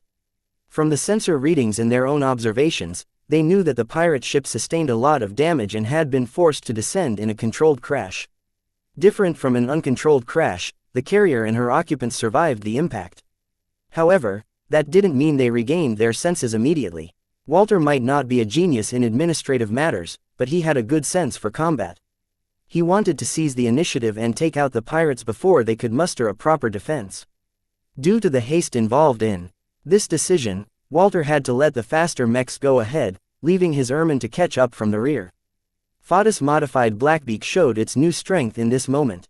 The slimmed-down medium mech caught up with the jogging light mechs without issue. The landing site is 5 kilometers away. We should spread out and cover the flanks. The light mechs split apart without any further acknowledgement. Everyone understood each other due to the camaraderie they forged over a span of decades. While the light mechs covered the flanks, the mainstay medium mechs took the lead and approached the dormant carrier from her rear. The ship dug a deep furrow into the craggy ground, leading to a messy stop at the foot of an obsidian cliff. The carrier is radiating a lot of heat. My sensors are going haywire from all of the junk. We don't know what's inside. That prompted the mechs to approach the carrier with a little caution. Fada and the others waited until Walter's Ermine emerged from behind. He took one good look at the downed ship before issuing a command. What are you afraid of? It's a sitting duck right now. Shoot at it. But boss, don't you want to salvage the ship? That's a medium-sized carrier. Who cares about a half-wrecked ship? A couple of containers worth of junk exotics is a lot more valuable than this carrier. Shoot. The whalers brought a handful of rifleman mechs and a single cannoneer. All of them unleashed their firepower on the static vessel. The rifles only dealt shallow damage to the hull, but the ballistic cannon tore through the hull armor like a dog chewing through bone. The alarming damage from the cannon prompted the pirates inside to action. Despite the hard landing, their mech pilots had all been safely ensconced in their landbound mechs. When they blasted open the hatch, they showed very little signs of losing their wits. They poured out of the carrier and fired back at the whalers. They set a trap for us. Calm down. They're out in the open and they don't outnumber us. The whalers had spread out in a half-moon around the crash site. Furthermore, their mechs all took cover behind some sturdy rocks and hills, preventing the pirates from dealing any effective damage. The pirates obviously realized that and shifted directions. If they charged down the middle, they'd be surrounded on all sides. Thus, they chose to charge towards the extreme left of the formation. Cycle clockwise, the whalers dynamically adjusted their formation in return. They spun the moon so that the pirates would be forced to cash against Walter's Ermine in a frontal clash. By then, it was too late for the pirate commander to change his mind. The pirates committed to the charge, shooting at the Ermine with their ranged weapons while brandishing their melee weapons to finish the bulky mech up close. The Ermine stoically withstood the impacts, having crossed its arms to let its thick armored gauntlets take the brunt of the blows. On the pirate side, 2 swordsman mechs and 1 knight led the charge. As for the whalers, they continued to maneuver from the sides in order to envelop the pirates. For this to succeed, Walter had to blunt the charge of the pirates by himself. He grinned inside his cockpit. Come, he roared as he urged his Ermine to lumber forward, building up momentum for the double fists it prepared to unleash. The knight in front sheathed its sword and held its shield with both arms. The Ermine looked like it could pack a mean punch, and the pirate mech didn't think it could withstand a lunging strike with a single arm. Too flimsy. The Ermine outright shattered the shield, pushing the knight back and taking it out of the action for a few seconds. The swordsman mechs that came right after slashed forth with their swords, only to be caught by the Ermine's heavy gauntlets. One pirate had been smart enough to let go of his sword, but the other pilot stubbornly clung to his only weapon. Walter grinned and pulled the sword forward, which forced the mech that held an iron grip on the handle to stumble closer. That was a fatal mistake. The Ermine let go of the words and wrapped the vulnerable knight in a clapping bear hug that squished its outer frame. Its heavy gauntlets dug into the thinner rear armor until they pried open the armor plating. After ripping open the rear armor, the Ermine dug into it with its clumsy fingers and demolished the critical internals underneath. The mech lost power, prompting the Ermine to drop its first kill. Who's next? Both the knight and the swordsman mech recovered somewhat, although they hadn't made it in time to rescue their unfortunate fellow pirate. Both of them flanked the Ermine and started to prod at the brawler mech with their swords.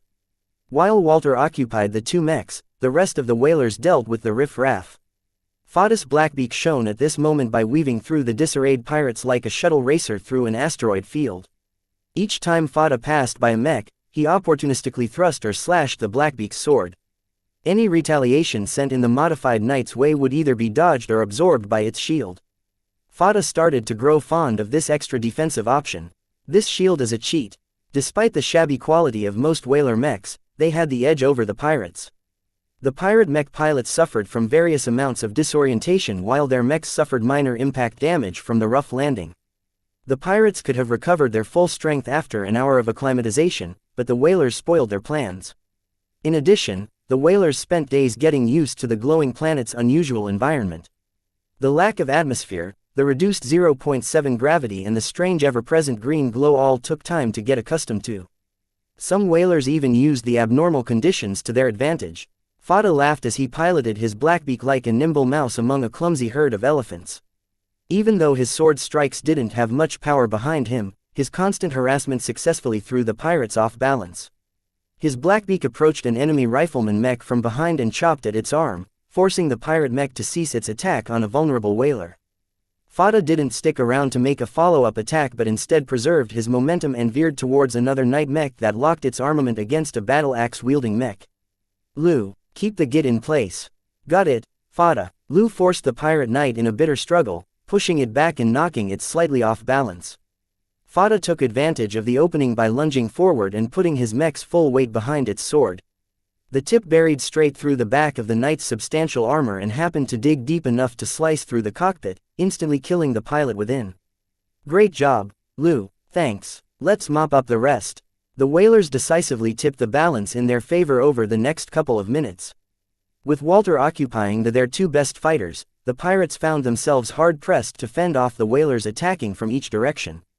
At some point in time, the pirate rifleman mechs shifted focus. Instead of shooting at the closest threat, they turned around and focused all of their firepower on one of the whalers piloting a light mech. A barrage of high-powered lasers and explosive shells struck the terrain around the light mech. The pirate mechs quickly corrected their aim and started landing solid hits on the whaler mech. Whaler, get out of there. I'm trying but they're boxing me in. An explosive shell ripped its leg, causing the light mech to falter in its steps.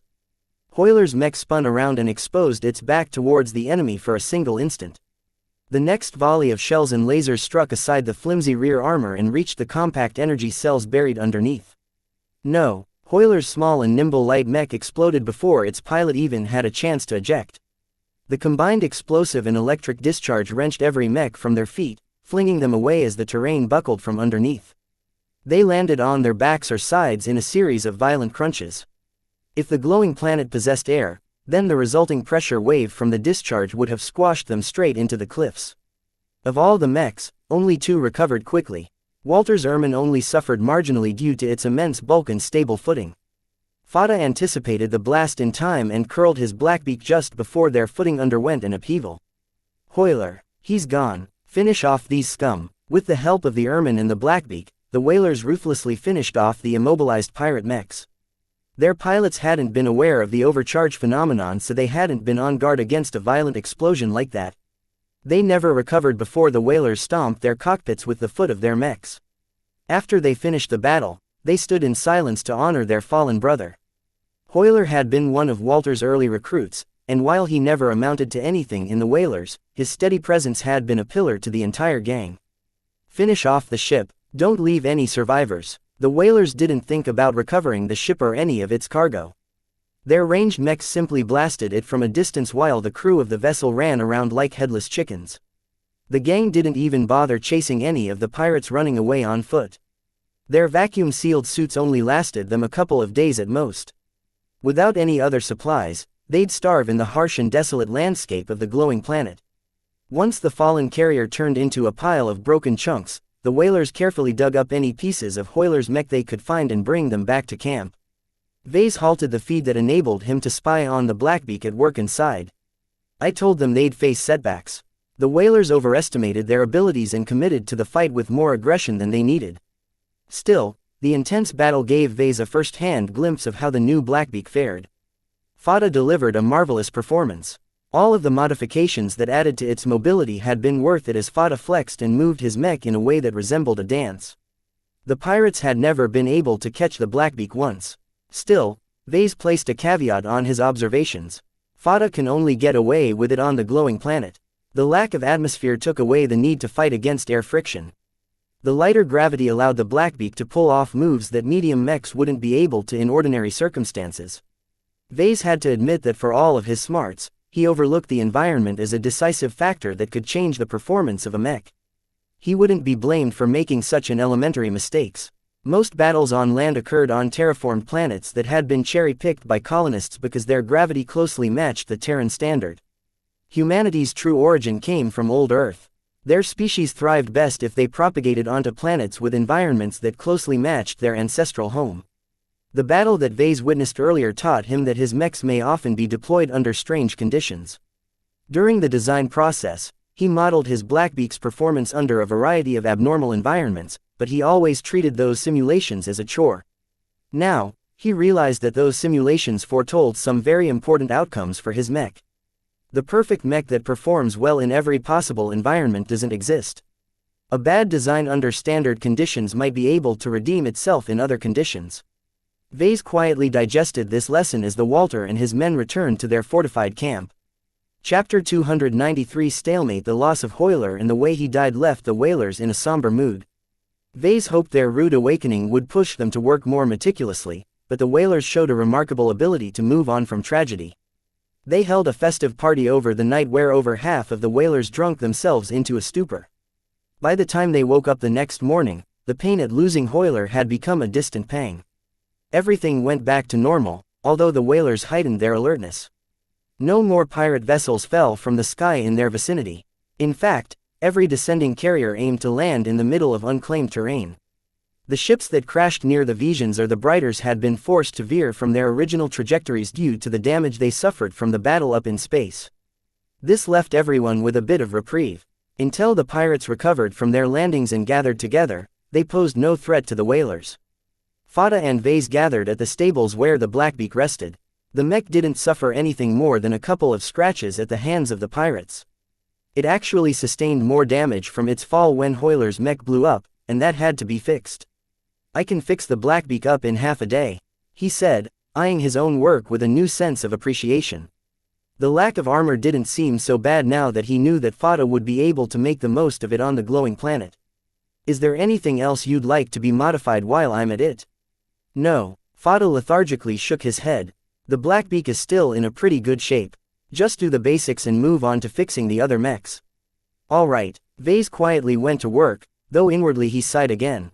Fada expected too much from him. He wasn't a miracle worker. The whalers piloted cheap and badly maintained mechs. Their workshops lacked a lot of advanced tools and the mech technicians resembled bums more than professionals. Still, he kept his complaints to himself and tried to make the best of it, knowing that he might need to get accustomed to working under trying circumstances. With his penchant for diving into trouble, he might be put into situations where he'd be forced to work on a mech without any tools or supplies. A couple of days went by as Vase modified mech after mech. Nothing much happened on the ground. The pirates that landed on the surface gathered up and formed a series of underground bases. Occasionally, the Mech Corps and the Mech Legion up in orbit bombarded their positions, but the sheer amount of distance and some unknown influences from the glowing planet caused most shots to miss their mark. It was a waste of time and energy to bombard the pirates unless they gathered at least an entire regiment. However, whenever they did so, the pirate fleet that remained in the vicinity of the glowing planet would move in and threaten the mechs. This led to complicated orbital maneuvering where the three sides tried to box each other into no avail. All of the fruitless course adjustments frustrated the pilots that had to remain on standby like Ganso. When will this ever end? He moaned inside his Vedra S. It'll end when the pirates slip up. Old Man Alex replied, like, that'll ever happen. Those dragons of the void bastards are cunning as hell, and slippery to boot. They keep bluffing us over and over and we keep falling for their tricks. That's spaceborne combat for you. It's not as if we're on land where we'll halt our movement once we shut off our engines. Everything is in motion. In order to thrive in space, you have to understand the mechanics behind all this stuff. Do you? Nah. Are you crazy? I'd rather improve my piloting skill than to go back to school. Leave the thinking to Lieutenant Fairfax and Captain Rinsel. I heard they took some extra courses in order to qualify for promotion. That opened up some doors in Ganso's mind. He understood the need to become more familiar with how movement worked in space. The basic courses taught in the academies only scratched the surface of what had happened here. Maybe I'll register for those classes as well. Good luck, then. You're young enough to keep learning, so make the most out of it while you still can. Don't ever stop improving. Ganso detected some regret in Old Man Alex's voice. Perhaps the man missed a lot of opportunities in his youth. Thanks for the guidance. It's nothing. You Larkinsons are able to figure things out sooner or later. If not me, then some other relative of yours would have clued you in. That did not detract from the value of Alex's advice. Ganso opened up his comm and browsed for the next available openings for the classes he had in mind. While a stalemate continued to persist in space, back on the ground, Vase took a break after modifying the 10th mech that passed in his hands. Alright, this is enough. Go take the rest of the day off. The exhausted mech technicians whooped as they dropped their tools on the deck. Vase winced at the careless treatment of their gear. If only the whalers had a proper chief to knock some sense into their skulls. Lately, Vase did all of his work underground. The whalers finished tunneling a coop of secure mech-sized halls, and finishing moving most of their surface assets to these empty spaces. Vase felt better for having layers of rocks stand between his head and a laser beam from orbit. Melkor. He met Melkor by the entrance of the workshop. Lately, his cousin had been volunteering to go on patrols. Even though Lucky had run off to dig up highly valuable exotics, Vase hardly felt any threat from the whalers. Thus, he allowed Melkor to volunteer for other duties. We need to discuss something. Melkor as he guided Vase by the arm. It concerns the battle in space. There's a chance we might get cut off from escape, at least for the next couple of weeks. Vase turned sour as he contemplated the possibility. Nothing good ever happened when a groundside force got cut off from support up in orbit. He already went through a Munity in his previous adventure to Graining IV. What's the Mech Corps up to? My guess is that they've decided the 4th Division ISS too exposed and outnumbered to make a play for orbital supremacy. It might even be impossible to maintain geosynchronous orbit over their men on the ground. They're pulling back to a higher orbit over the planet where they have much more room to maneuver. The Blood Claws and the Whalers and the other outfits who signed on with them will follow suit. So we're letting the pirates hover over the planet with impunity? Not exactly. They've been forced into an even higher orbit. They're so far away in the skies that they won't be able to threaten our base. The men I've talked with heard from other men who speculated that the pirates are waiting for reinforcements. Either they're expecting a lot of help, or they're holding secret talks with the mercenaries who haven't signed a contract yet. Vase understood Melkor's concern. They couldn't rule out the possibility that the mercenary lords would throw their lot with the pirates, who possess the most ships out of the three principal forces battling for control. They started to discuss contingencies. Anything could happen in the next weeks, and the whalers might end up facing a threat that none of them could beat. I'll divert some supplies from the whalers. They don't even guard them. All they're focused on is the growing pile of exotics that they've dug out of the soil. Melkor nodded. Okay, I will volunteer to go on patrol outside the walls. I'll be mapping our escape routes and note any dangers along the way. They both prayed that they never had to enact their contingencies, but the balance of power kept shifting out of the favor of the Bright Republic. The mercenary lords who decided to stay neutral did so because they lacked faith in the Republic's strength. Over time, the Mech Corps would continue to diminish in power. Melkor passed on to Vase that the Mech Corps refused to send more divisions to the glowing planet. They couldn't afford to strip their defenses in favor of chasing after riches onto an unknown alien planet. What about the Visions? I have no clue. Melkor shrugged. The Mech Legion doesn't appear to be expecting any reinforcements either. I think they're too scared to commit so many forces across the border. It's easier for us to ambush them if they have to enter our territory first. Vase nodded in understanding and walked away. Now that he had some time to himself, Vase intended to return to the barracks and sleep. He exited the workshop hall and traversed the hollowed-out corridors towards his destination. The grim underground tunnels cast his surroundings in a depressing light.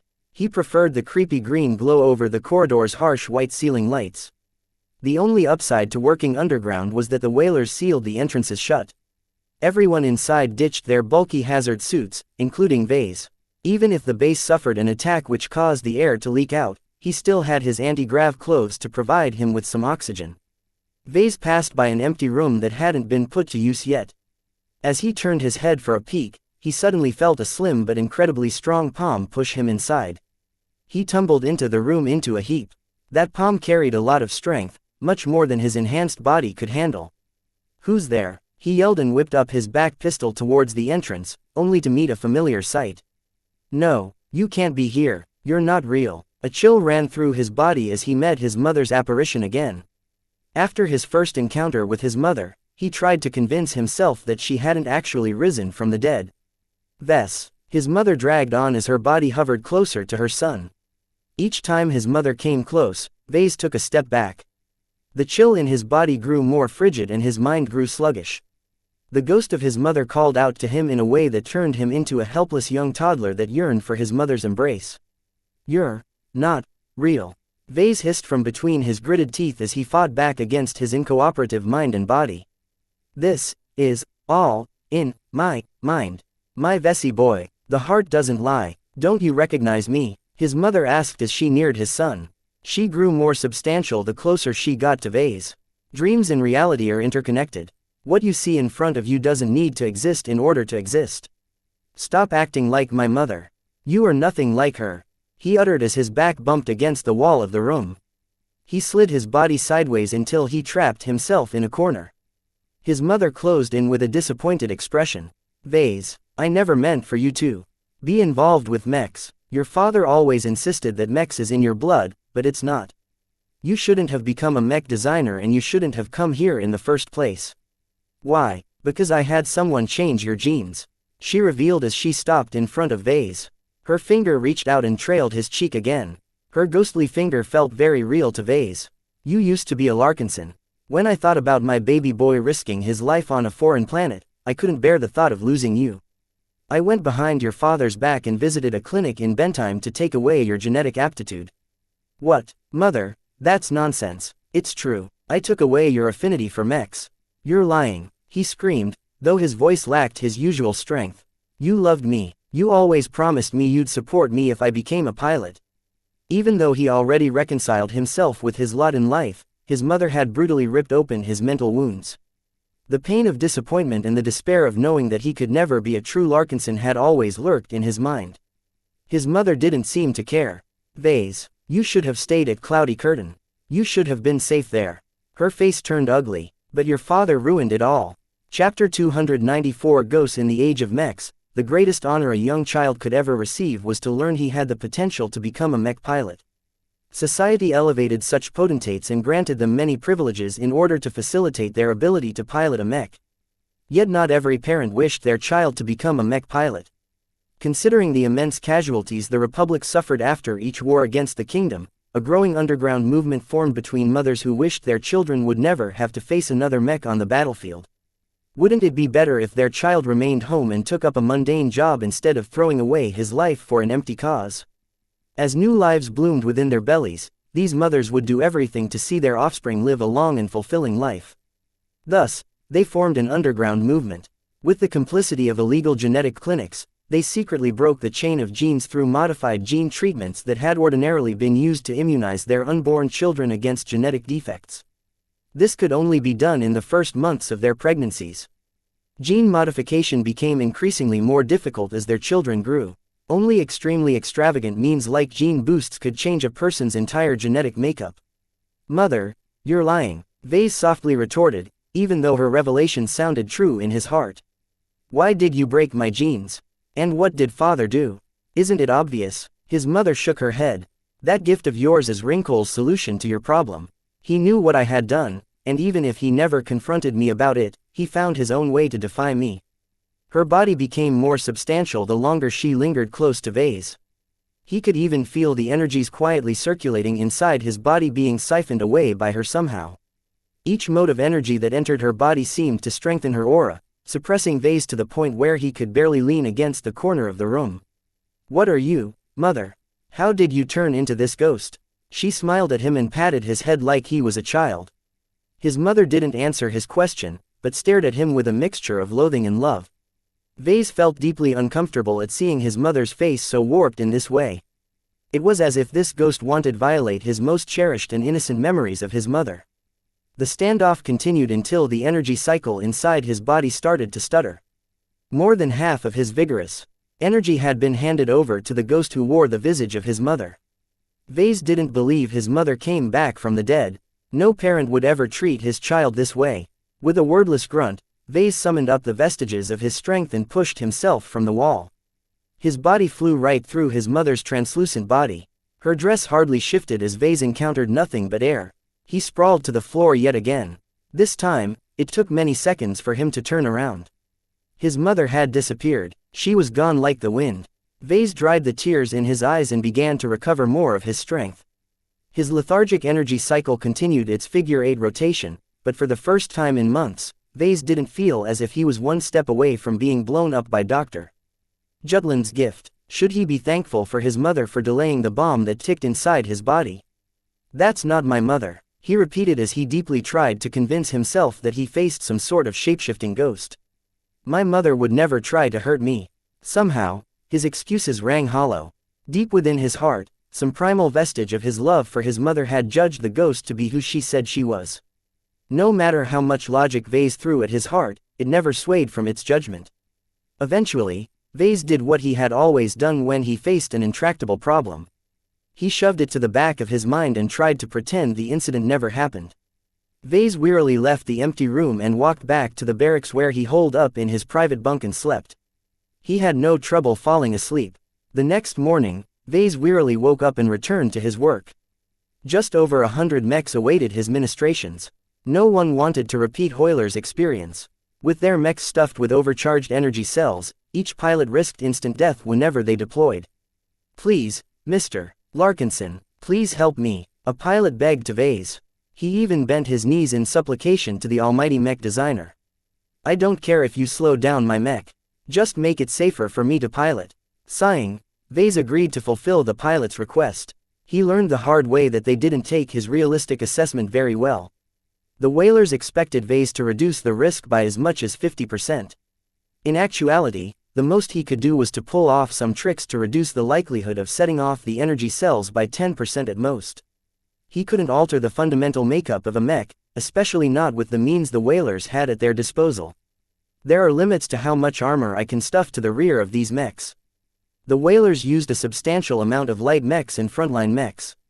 Both of them had very little tolerance for added weight.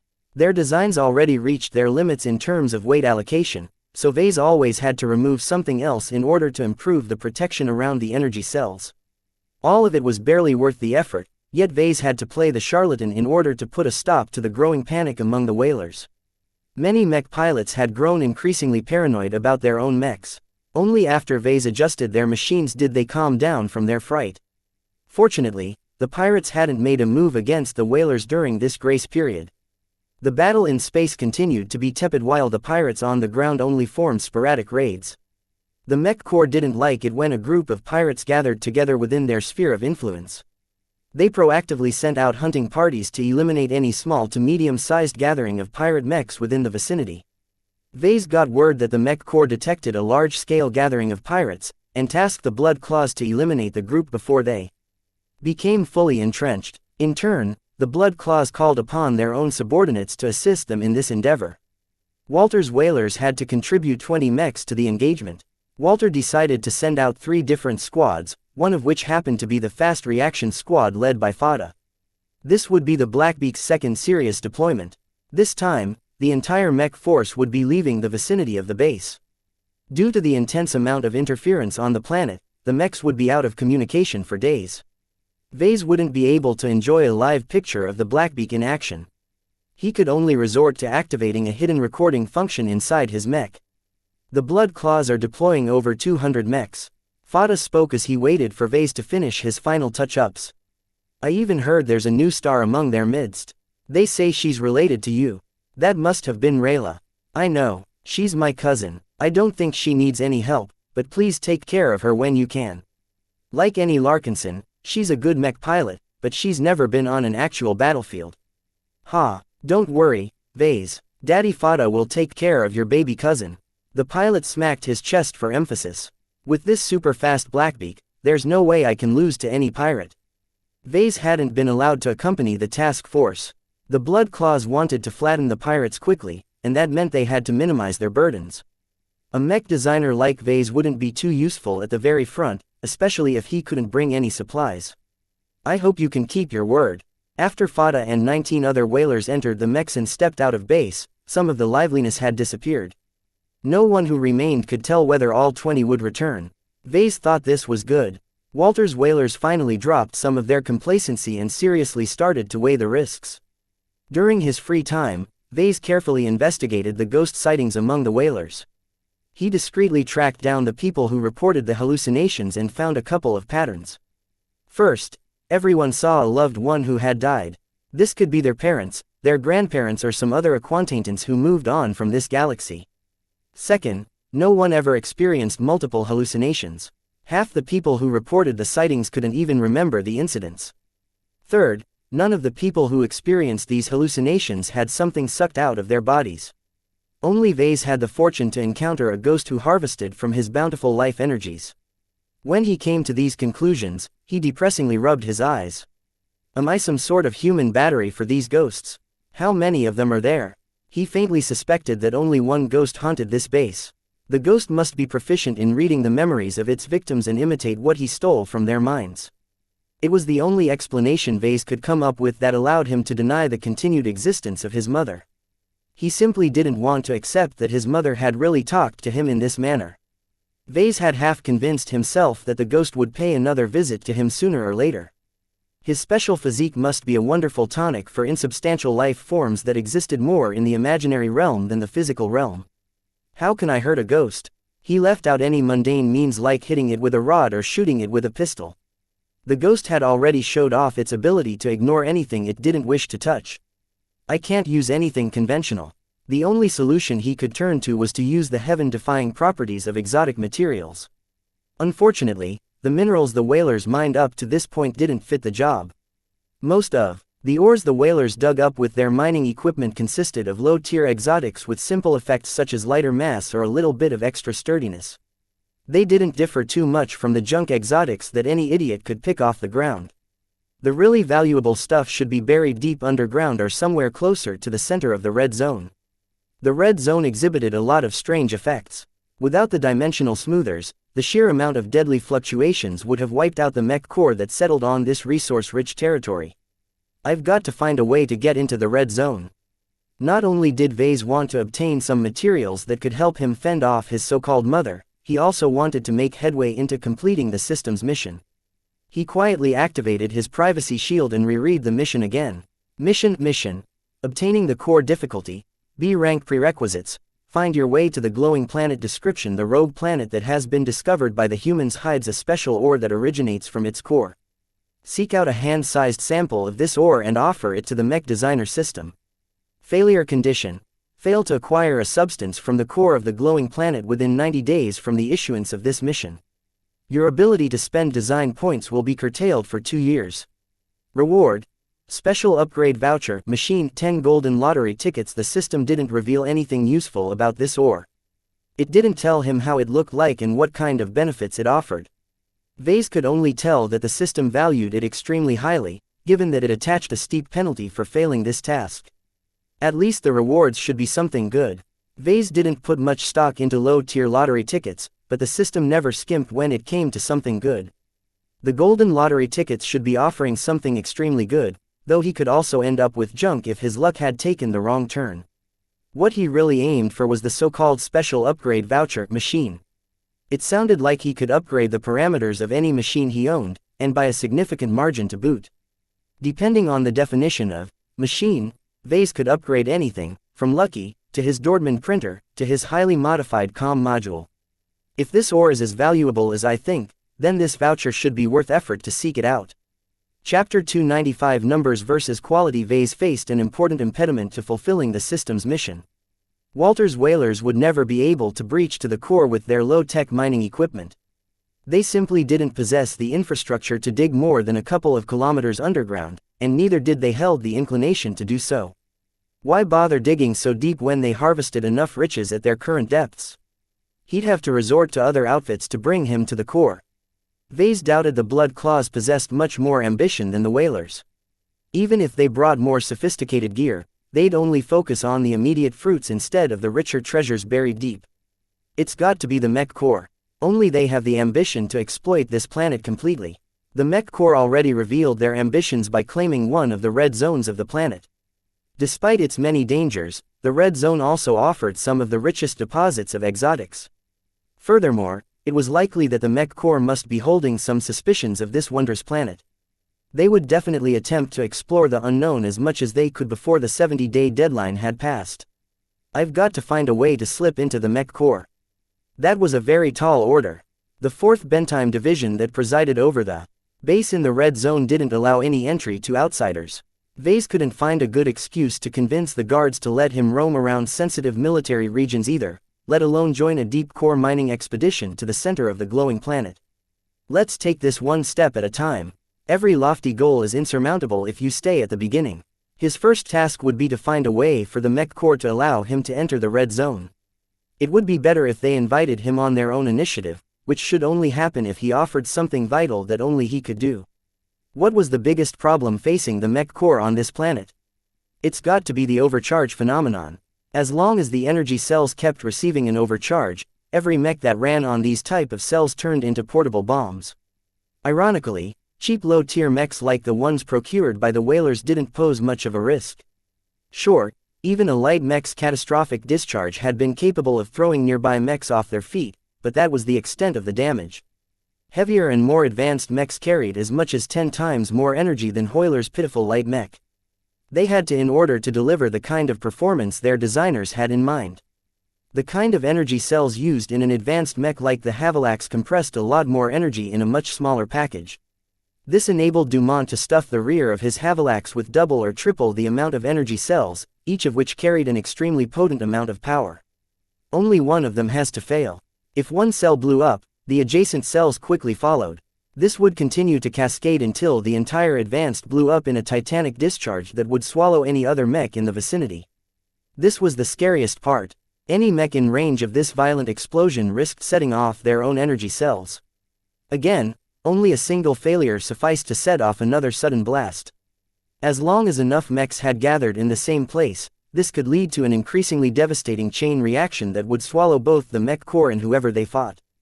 Nothing could survive these runaway explosions. While the Mech core can rely on their fuel cell mechs to do the heavy lifting, it won't be possible to furlough over 80% of their mechs. Mechs that ran on pure energy cells remained the norm in the Mech core. The convenience of working with a single, universal resource that could be replenished in a million different ways outweighed the higher amount of energy density that processed fuel provided. If an energy-driven mech somehow got stranded, its pilot could whip out the energy solar chargers and let the local sun replenish the spent cells. While it would take years to charge up a single cell this way, at least it offered hope. The only problem was that Vase didn't have a clue how to go about the problem. The Mech core undoubtedly put a lot of researchers together to fix the problem themselves. If Vase wanted to upstage those scientists, he'd have to find a way to cheat. That's where the system should come in. He still saved up a decent amount of DP. The last time he checked his reserve, he accumulated more than 50,000 DP, all of which he'd earned from selling his Blackbeak models. Strangely enough, the system included the bronze label mechs fabricated by Eam to his credit as well. Vase estimated that Eam must have earned a fortune by selling over 400 mechs so far. Since the system based its DP rewards by revenue instead of profits, Vase received a lot more DP from Eam than from the LMC's own in-house production. There's a benefit to a larger scale of production. The system's remuneration system prioritized the spread of his designs over how he could maximize the profits of each mech. In a way, their goals diverged, as Vase wanted to focus on selling a limited quantity of high-quality mechs while the system wanted to spread his mechs regardless of their merits. In any case, that was a problem for another day. First, he had to consider how to spend his DP. 50,000 DP sounded a lot, but it could easily be wasted if he invested in the wrong skills and items. I've got to learn more about the overcharge phenomenon first. Until I can narrow down the list of possible solutions, I have no clue where I can best spend my DP. Vase turned off his comm and went back to work. Even if he wanted to spend some time on researching the overcharge phenomenon, he still had to meet his obligations to the whalers. He made a promise, after all. Through his work, Vase became exposed to a variety of different mechs, almost all of which had been cheap, second-hand or modified to the point where he couldn't figure out their original design. Getting his hands dirty with each of these mechs had broadened his vision concerning the many ways in which a mech designer chose to reduce the cost of their designs. Vase had never thought up such extreme measures, and getting a detailed glimpse of other people's works enlightened him to a different style of designing mechs. I've always been straight and narrow with my designs. Quality comes first. Both the Mark Antony and the Blackbeak carried his philosophy of squeezing as much quality as possible out of the limitations set by his budget. For example, the Mark II had been designed to deliver the most amount of value for its recommended price tag of 30 million credits, while the Blackbeak tried to do the same for a base price of 60 million credits. Vase always set a budget and tried to exceed the average level of performance of other designs that cost the same. Through these cheap designs, Vase figured out a different philosophy. It was a philosophy that revolved around cost, and cost alone. Quality and performance didn't matter too much, not as this price range. Mechs that cost less than 10 million credits performed so badly that it didn't matter if you dropped a little lower. As long as you could shave off a couple of 100,000 credits here and there, any compromise in performance could be justified. All of this had to do with the inherent cost efficiency of numbers versus quality. The Bright Republic's mech industry maintained a very rough rule of thumb on this issue. Two mechs that cost 5 million credits each could beat a single mech worth 15 million credits. Two mechs that cost 10 million credits each could beat a single mech worth 30 million credits. Two mechs that cost 20 million credits each could beat a single mech worth 60 million credits. Two mechs that cost 50 million credits each could beat a single mech worth 120 million credits. Four mechs that cost 150 million credits each could beat a single mech worth 1 billion credits. These figures stated that it was always better to field more mechs than to invest in a smaller amount of more expensive mechs. Even that single mech worth 1 billion credits would be forced to run like a dog if it faced a swarm of mechs that each cost only 5 million credits. Smaller outfits like the Whalers didn't lack for low-quality mech pilots. They often worried about coming up with the money to buy more mechs. This led to the decision to invest in lots of cheap mechs. The elite portion of the mech corps and the better-off outfits faced the opposite situation. They often enjoyed abundant funding, but they faced an insurmountable bottleneck in terms of recruiting talented mech pilots. Each advanced pilot and hire was a treasure, and it would be a waste if they paired them with a worthless mech. These kind of buyers had to maximize the value they could squeeze out of their pilots. They didn't care as much about how much money they had to spend, so long as their pilots could fully exploit their talents. Vase had always focused on the latter clientele and completely neglected the segment of the market with the highest volume of sales. He thought that such cheap mechs lacked sophistication, and that they derived the majority of their cost savings by cutting corners. It's true, but there's more to it. His opinion turned out to be prejudiced. After multiple detailed studies of their designs, Vase gained a new appreciation of budget mechs. It's true that they cut a lot of corners, but they're always very inventive about it. They cut out anything that's superfluous and treat the parts that absolutely essential with reverence. The key to keeping down the costs lay in specializing the designs. An expensive design like the Blackbeak could fulfill multiple roles. While Vase designed it as an offensive knight, it possessed enough traits from other types to act like a skirmisher of defensive knight if the situation called for it. Any buyer would easily be able to accentuate these roles by applying some aftermarket modifications to the frame. Vase had already done so for Fadus Blackbeak. The cheap mechs in the hands of the rest of the Whalers lacked this fluidity in roles. Their designers only kept one rigid vision in mind when they came up with their designs. A light skirmisher always functioned as a decent skirmisher, but it lacked the advanced sensors to act as a scout. It also couldn't be employed as a light rifleman due to the lack of optimization in its arms. He learned that this wasn't a bad thing. A mech specialized for one single style of combat delivered so much cost savings that they'd been able to depress the production cost to an enviably low sum. A hyper-specialized design is probably 25% cheaper than a standard design. To gangs and mercenary corps with little funds at their disposal, the demerits of these designs didn't scare them off too much. Anything that couldn't be solved with quality could be compensated by numbers. For the first time since the start of his career, Vase felt the urge to design a cheap but effective frontline mech. Walter's whalers can do better. They're getting stiffed by their suppliers. Vase had casually inquired how much they spent on these mechs, and in his eyes they'd been scammed. The whalers spent 5 million credits on pieces of junk that shouldn't be worth more than 3 million credits. I can do better. Chapter 296 Preemptive Strike. Rayla Larkinson strode among the vanguard of the Blood Claws horde. Over 200 mechs spent days trying to traverse the rugged and uneven terrain of the glowing planet. Since she didn't bring her own mech along, the Blood Claws lent her a mech that fit her well. The Sliverth wasn't like her Vectrix at all. Her previous dueling-oriented mech excelled at quick bursts of performance, offering a lot of power at the cost of poor efficiency. That didn't mean the Sliverth turned those parameters around, but it offered a much flatter performance curve in order to extend its uptime. At their current power-saving pace of marching, the Sliverth could easily last a couple of days without replenishing its energy cells. The Blood Claws still did so after each day in case they met an ambush. A couple of low-hovering transports followed far behind them to supply the mechs.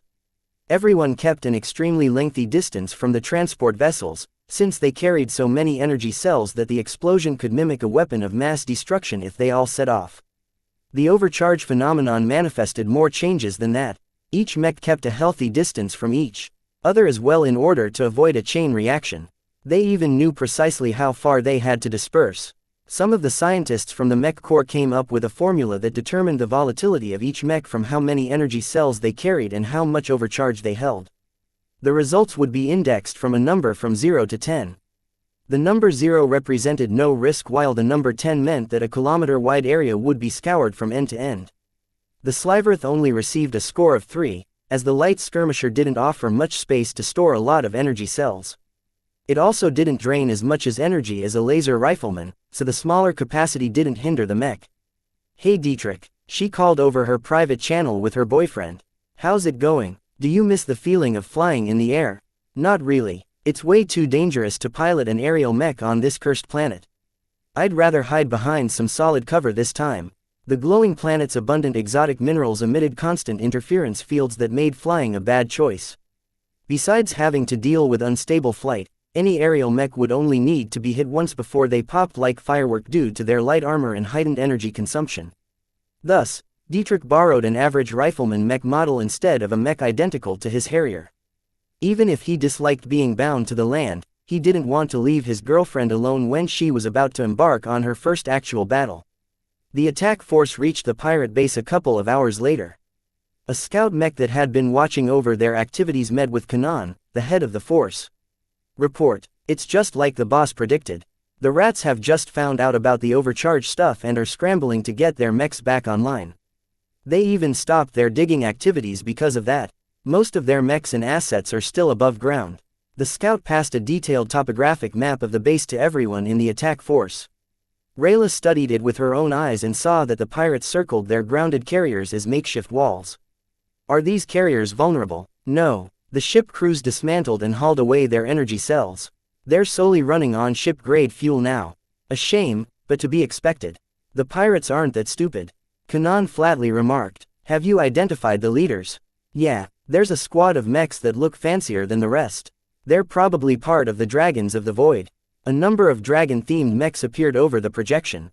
The command squad featured a high proportion of swordsman mechs and only included a couple of rifleman mechs for posterity.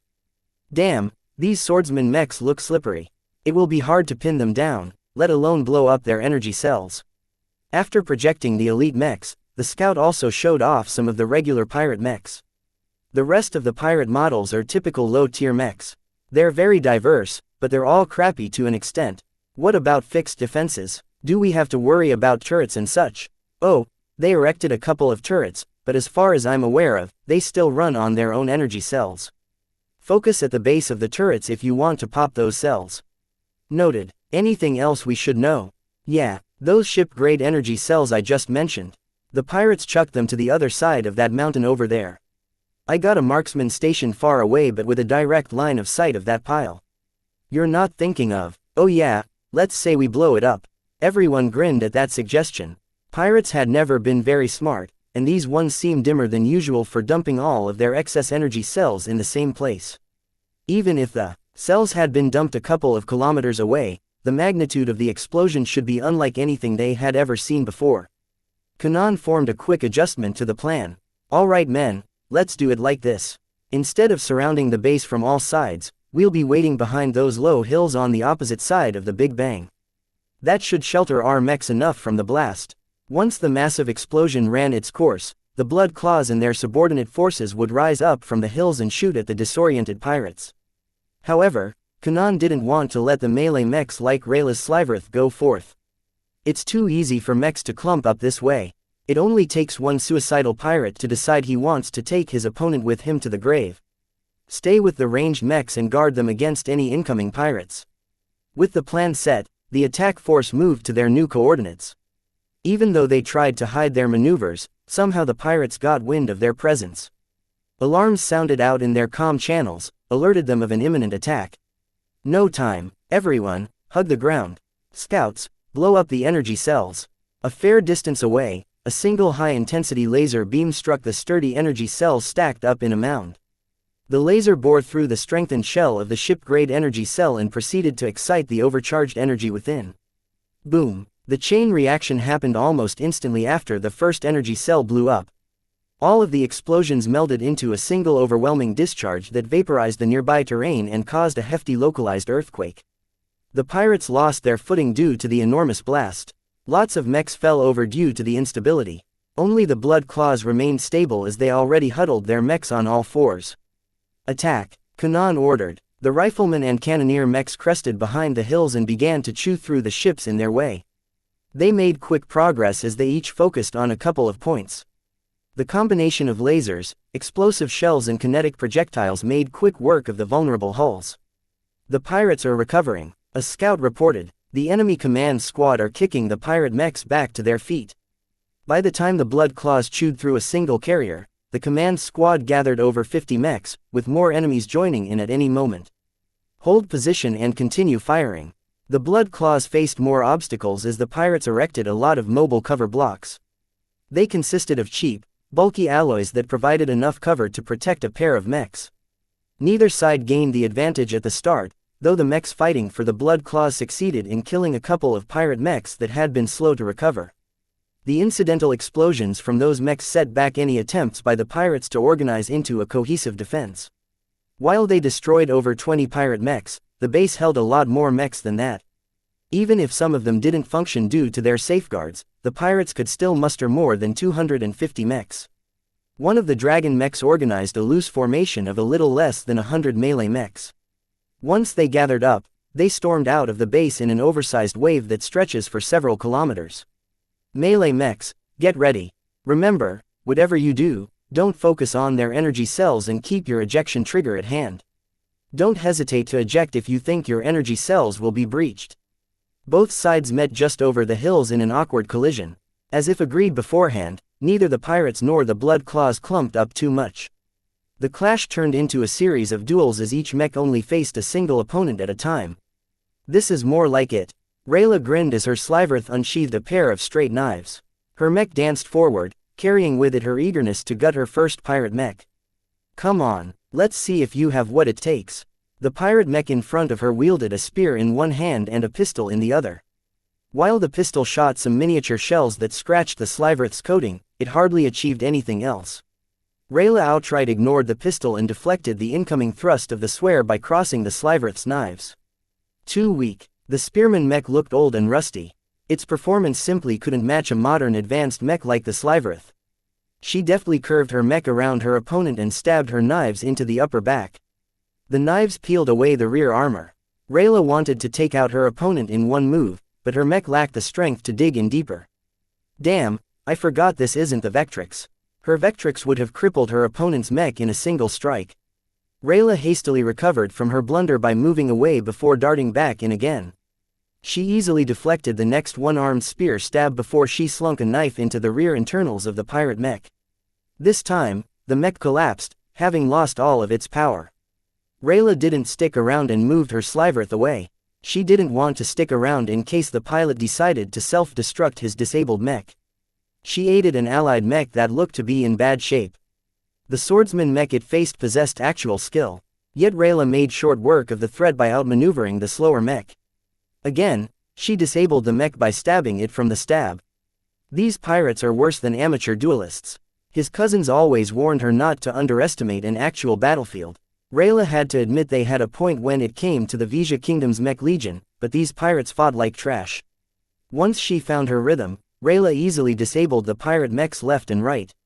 She achieved most of her results by teaming up with a fellow Blood Claw mech. Skirmishers like the Sliverth achieved the best results if their opponents had already been locked into combat with their opponents. To the side, Rayla absently noted that another mech copied the same strategy as hers. She recognized the distinctive black look of her cousin's Blackbeak mech. She sneered at the sight. I don't need a babysitter. You shouldn't have come here, Vase. She ignored the black mech that followed in her Sliverth's footsteps and brought her mech to her next victim. Over time, the 100 pirate mechs lost a third of their numbers.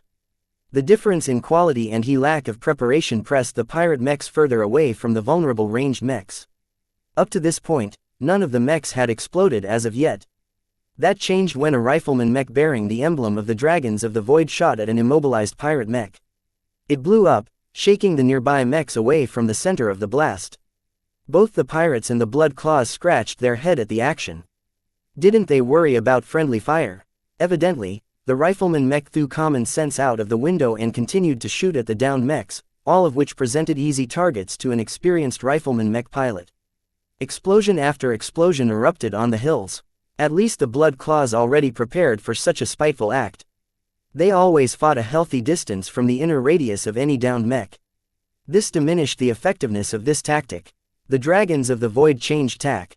They issued a command that drove the surviving pirates mad. Somehow, they all went berserk. Chapter 297 Takaru, I'm in trouble. Did they all take stimulants or something? They're fighting to the death. Ah, save me. They suffered their first casualty soon after the sudden change. A knight mech got surrounded by two sword-wielding pirates. The defensive knight lacked the speed to fend off both mechs. One of the pirates deliberately chipped away at the energy cells stored underneath its thinner rear armor. Once the pirate struck the energy cells, they both turned into conflagrations that further disarrayed the mechs around them and even crippled the other pirate mech. They're suicidal. Calm down. Kanan roared over the channel. Ranged mechs, suppress the pirate rifleman mechs. Don't let them set off any more mechs. Everyone else, don't hesitate to eject. If the pirates are eager to blow themselves up, then let's oblige them.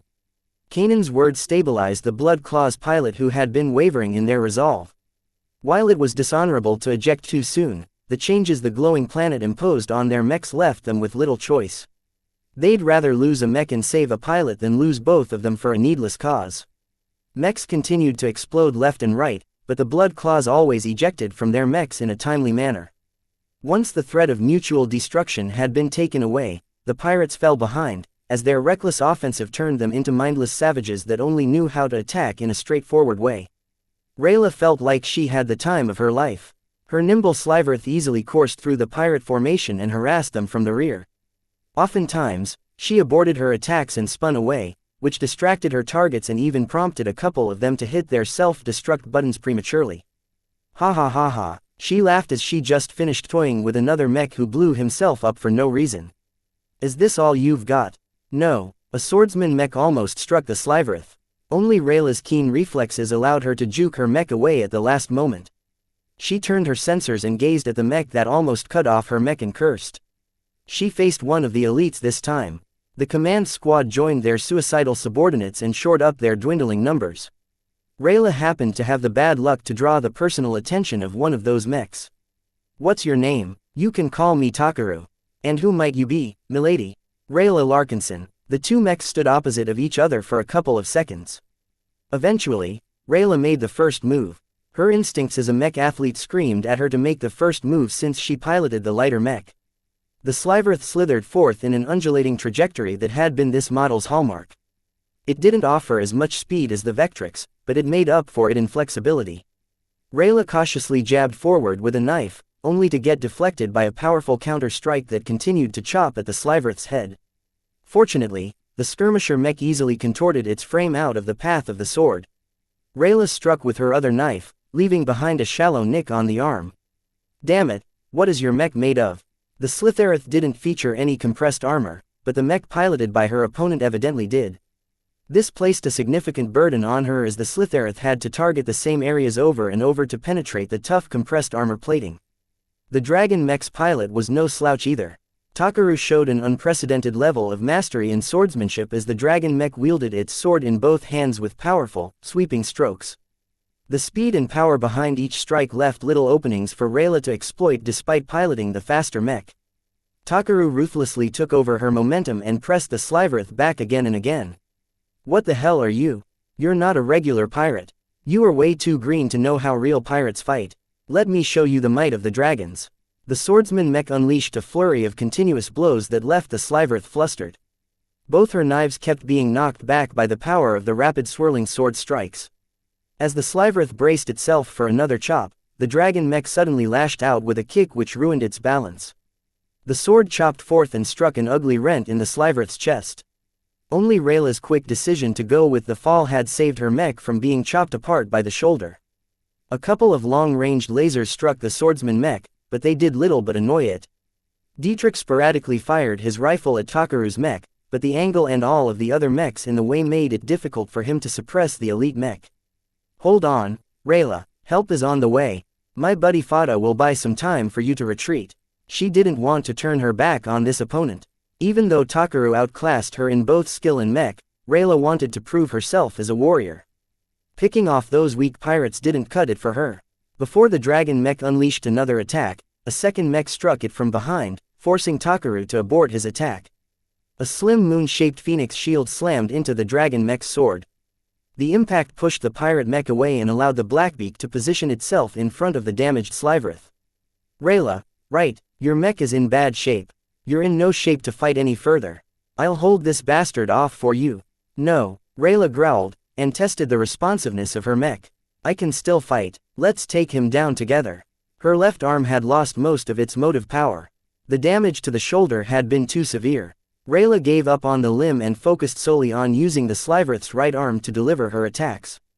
If her mech was in better shape, she would have insisted on taking on the elite mech alone, even though the odds of victory was low. Teaming up with Fada had already pressed against her limits. The Blackbeak mech shrugged and turned around to face the swordsman mech with its sword and shield.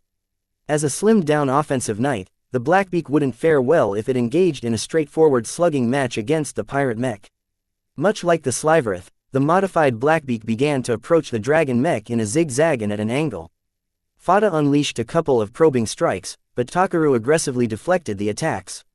He proved to be well versed in dealing with faster mechs. Once Takaru got the measure of the Blackbeak, his dragon mech surged forward and went on the offensive.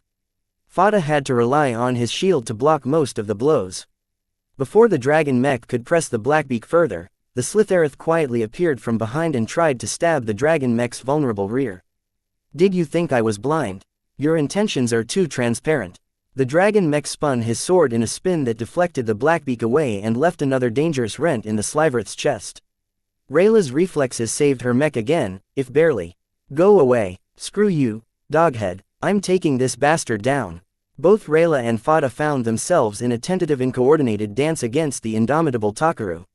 His dragon mech specs exceeded the Blackbeak by a fair margin, though it still ran on energy cells, so it was vulnerable to the same risks as the other machines that ran on the same source of energy. This enabled the pair to exploit this weakness by constantly threatening to attack the rear of the dragon mech. Even if Takaru didn't think much of Rayla, he still had to shift his attention to deflect her latest probe. Dietrich tried to lend a hand, but he never got a clear line of sight. The pirates had finally gotten their act together and sent out additional mechs to shore up the first wave of melee mechs. Despite the precautions taken by the Blood Claws, mechs continued to explode in a disturbingly regular interval. Kanan had largely lost control over his men as everyone fought for themselves. Only the ranged mechs maintained some sense of order as they coordinated their attacks on isolated enemies. They didn't dare fire their weapons into the middle of the grand melee for fear of setting off a chain reaction. Unfortunately, the pirates didn't hold as much scruples and constantly tried to aggravate the situation. This in turn forced the Blood Claws to allocate all of their ranged mechs to suppression duty. The pirate marksmen shouldn't be allowed to set off any energy cells with impunity. Takaru's dragon mech suffered a few more nicks and scratches after a minute of back and forth. Despite being outnumbered, the pirate elite possessed enough skill to fend off both of its opponents at once. Ha ha ha ha, amateurs, both your blades are dull. Without tempering your skill through life and death battles, how can you call yourself a mech pilot? Shut up, you criminal, Rayla roared as she pushed her anger into her damaged mech, willing it to slide the knife in the waist of the dragon mech. She completely forgot about the precarious risk of setting off an energy cell. The pirate mech spun away in the nick of time. Takaru even left another sword mark on the Blackbeak's chest armor. Fortunately, the Veltrex armor system held up decently well against the power of the dragon mech's sword strikes. For all of its speed and elegance, it relied mostly on technique and momentum for its bite. By pressuring Takaru from two directions, they prevented him from building up sufficient momentum for a heavy blow. Fada gained more confidence and started to regain some of the initiative. He didn't allow his opponent to wind up for one of his endless flurry of blows by making frequent but shallow attacks. He even struck with the edge of his phoenix shield to knock the dragon mech out of balance. Takaru's mech started to suffer. Even Rayla managed to sneak some superficial stabs in between the pirate's occupation with the Blackbeak. Takaru had to devote more and more attention to fending off Fada's frequent attacks. At some point, Fada felt something deep within him echo with the Blackbeak he piloted. Their connection somehow crystallized in a deeper form of synchronization. The line between man and machine started to blur, but only for an instant. Fada made his move in that brief window of opportunity. The Blackbeak surged forth at the swordsman mech's left flank. Takaru released a windmill chop that would have forced the Blackbeak to block with its shield. Instead of taking the chop head-on, Fada angled the shield in a way that put the brunt of the force on the rim of the shield. This gave his Blackbeak enough of a push to swivel around and put more strength into its stab. Fada's sword sunk into the dragon mech's joints. The thin, flexible plates of compressed armor only blunted half of the force in the stab. The remaining power proved to be sufficient to disable the joint between the arm and the shoulder. No, Takaru's mech lost a significant amount of threat after Fada succeeded in disabling one of its arm. Even though the dragon mech continued to put up a good fight with one arm, the mech obviously lacked a lot of power compared to before. This allowed Fada to be more unscrupulous with his attacks. The Blackbeak's sword and shield started to hammer the tough exterior of the dragon mech. In contrast, Takaru could barely bite into the Blackbeak's Veltrex armor with his feeble sword strikes. It didn't help that Fada decided to stick his mech close to his opponent's machine. The shortened distance proved ideal for the Blackbeak to attack with its one-handed sword. The dragon mech meanwhile couldn't leverage enough distance to enable its longer sword to exert its full power. Clang! The swordsman mech shuddered as Fada shaved off an important armor plate from the dragon's mech chest. Its internals became exposed. Shunk! At the same time, Rayla took advantage of Takaru's shock by stabbing the Sliverth's soul knife into the shoulder blade of the dragon's mech's sole functioning arm. While her knife didn't manage to cripple the arm, the damage it inflicted had severed a couple of minor systems, which reduced the pirate mech's responsiveness. I will not fall on this cursed planet. Oh, shut up, you pirate. Both Rayla and Fada went for the killing blow. The Blackbeak locked the dragon mech's sword with its shield while ramming the tip of its sword into the exposed chest of its opponent. Rayla meanwhile positioned the Sliverth low to the ground and sunk the knife into the dragon mech's knee. Takaru's mech lost its footing and much of its power. It fell down onto face. Get away, Dietrich yelled. He'd always been keeping an eye on their duel as he fired his laser rifle in support of other blood claws. He's going to blow. Both mechs retreated in an instant, already bracing themselves for the inevitable blow. Yet instead of an explosion, the dragon mech's cockpit ejected from the rear. Its powerful short-range boosters took Takaru away from the battle and back to the besieged pirate encampment. Damn it, he got away. Even though the escape spoiled some of the glory, Rayla still felt good about winning against her first formidable opponent. She didn't mind too much that she needed help. Thanks for the help, dude. Let's go clean up the rest.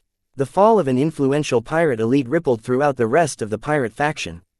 Despite their fanaticism, the rest of the pirates couldn't withstand the determined Blood Claws. Even the command squad from the Dragons of the Void suffered casualties, and Rayla and Fada teamed up to dismantle them one by one. This time, they didn't let their pilots eject. They both aimed to take out the cockpit from the start. After half an hour of intensive battle, the Blood Claws won the melee, though it cost them half of their melee mechs. Chapter 298 Approach. The Blood Claws and their subordinate forces lost too many mechs from a single engagement. Even though the pirates put up a decent fight, the battle shouldn't have been so deadly to their mechs and pilots. Ordinarily, mechs could soak a lot of damage. Even uncompressed mechs outperformed conventional tanks due to their mobility, which allowed them to dodge or mitigate a lot of incoming attacks. "It's this overcharge nonsense," Kanan uttered as he saw the devastation in front of him.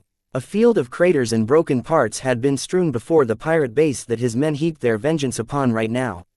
Any battle besides an ambush will result in a Pyrrhic victory for whoever's left. A few of the senior Blood Claws by his side nodded. "Our steeds have become our worst enemies. It's too difficult to guard your energy cells in a larger battle. We'll be turning our pilots into cowards if we allow them to eject too early. Mechs have turned into fragile scrap. Even the Mech Corps will run out of mechs by the end of the month at this rate." Their first actual battle had taught them a lot of lessons on the devastating consequences of the overcharge phenomenon. A single change to the functioning of an energy cell had resulted in far-reaching effects for any force that fielded mechs. The Blood Claws completely lost their appetite for further battles. None of the men found any glory to be had in the grueling fight they had just concluded.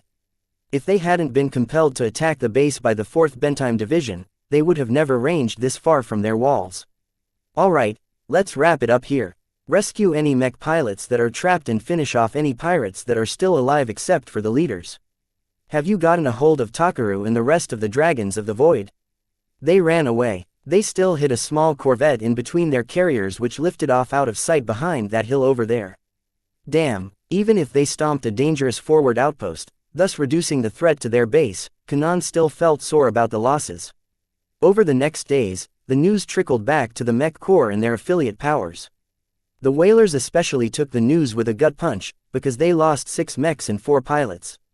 Proportionally, they suffered the worst casualties out of the outfits that took part in the assault. This time, the whalers hadn't been able to drink their gloom away. Vase quietly shook his head as he finished modifying the umpteenth mech. He developed an efficient routine that allowed him to come up with some basic modifications on the fly and implement them into the cheap mechs in 3 hours or less. He had to cut a lot of corners in order to achieve this speed, but Vase succeeded in overhauling every mech in the hands of the whalers within a week. "I can't waste too much time in this base. The whalers will be fine without me once I find a solution to the overcharge phenomenon." Vase had devoted some of his off time to researching what the glowing planet did to achieve this bizarre phenomenon. His current hypothesis was that some energetic exotic mineral emitted an all-pervasive energy field that changed the properties of stored energy. The worst trait about the energy field was that it couldn't be blocked by anything. To test this out, Vase repurposed some tons of scrap and built a thick enclosure around a freshly drained and recharged energy cell. The cell still gained an overcharge after a day. If Vase couldn't prevent the field from affecting an energy cell surrounded by meters of alloys, then nothing else but some other exotic alloy would be able to block the energy field. The problem was that Vase had no clue what kind of exotics would qualify. Walter's whalers accumulated more than 50 different minerals from their mining activities over 2 locations. The old site contained more active and more valuable minerals, but none seemed to possess any special interaction with energy. As for the new site, it contained an entirely different mix of exotics, but again nothing seemed to stand out to Vase. Perhaps some of these exotics held the key to solving the problem, but it would take too much time to probe each type of mineral. Vase needed a faster, surer solution than a gamble with exotics. Through his casual studies and experimentation, Vase developed a number of approaches on how to tackle the problem. He could invest in his physics sub-skills and become more knowledgeable in the abstract fields of energy. He could invest in metallurgy and reinvigorate his research on exotics in order to come up with a new exotic alloy that might be able to influence the mysterious energy field. He could also throw a Hail Mary and acquire some eclectic sub-skills from the metaphysics tree. Perhaps a deeper understanding into the imaginary would be needed to fight against the unknown. After lengthy contemplation, he rejected these approaches. All of them strayed too far from his core competence as a mech designer. I'm a mech designer, not a scientist. There's a difference between the two. The former took the tools at hand and combined them in a way that solved the problem at hand.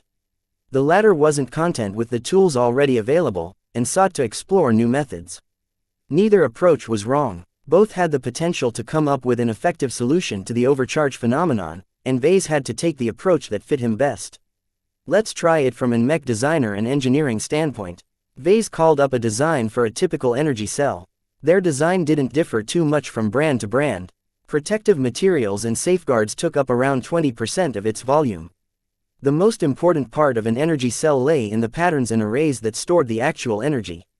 The cheaper cells used mundane alloys while the more expensive ones incorporated exotic resources that drastically increased their maximum capacity.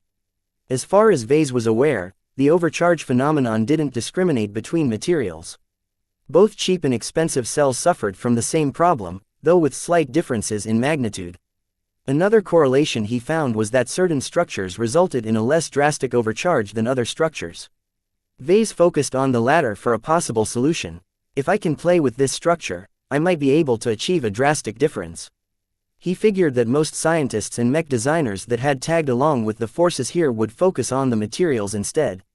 With the abundant amount of exotics dug from the ground, they may be able to figure out an effective new alloy that could mitigate the phenomenon. From the moment they heard about the glowing planet, the Mech Corps would have certainly brought along a lot of specialists who dedicated their lives to understanding exotics. In contrast, they probably didn't think of bringing any mech designers or engineers who specialized in energy cells. In truth, much of the innovation with regards to energy cells had been kept in the hands of the large trans-galactic corporations. Hardly any mech designers decided to specialize in something as boring as energy cells. They'd rather license an affordable ready-made design. After all, specializing in other components yielded easier performance gains and saved them a lot of money in licensing costs. What kind of skills and sub-skills do I need to specialize in designing energy cells? The worst part about working on the glowing planet was that the whalers didn't set up a quantum entanglement node. Neither did the blood claws do so for that matter. The Mech Corps forbid any communication with the rest of the galaxy and strictly prohibited the activation of any nodes on the ground. Only the Mech Corps themselves enjoyed that privilege. I don't have the right to access the galactic net from their access points. Vase shook his head and decided to explore another way. He returned to his barracks and entered his private bunk. After sealing it up, he activated his privacy shield and activated the mech designer's system before navigating to the skill tree. Let's see what you've got. With over 50,000 DP to spend, Vase had plenty of points to spend on various skills and sub-skills. The basic ones didn't take too much DP to unlock. I'm already a journeyman in electrical engineering, but I don't have a lot of sub-skills related to this field. To be honest, he hadn't found a use for that skill outside of coming up with new internal architectures for his designs. Vase made very little gains in this field ever since he forcibly upgraded it by spending his DP.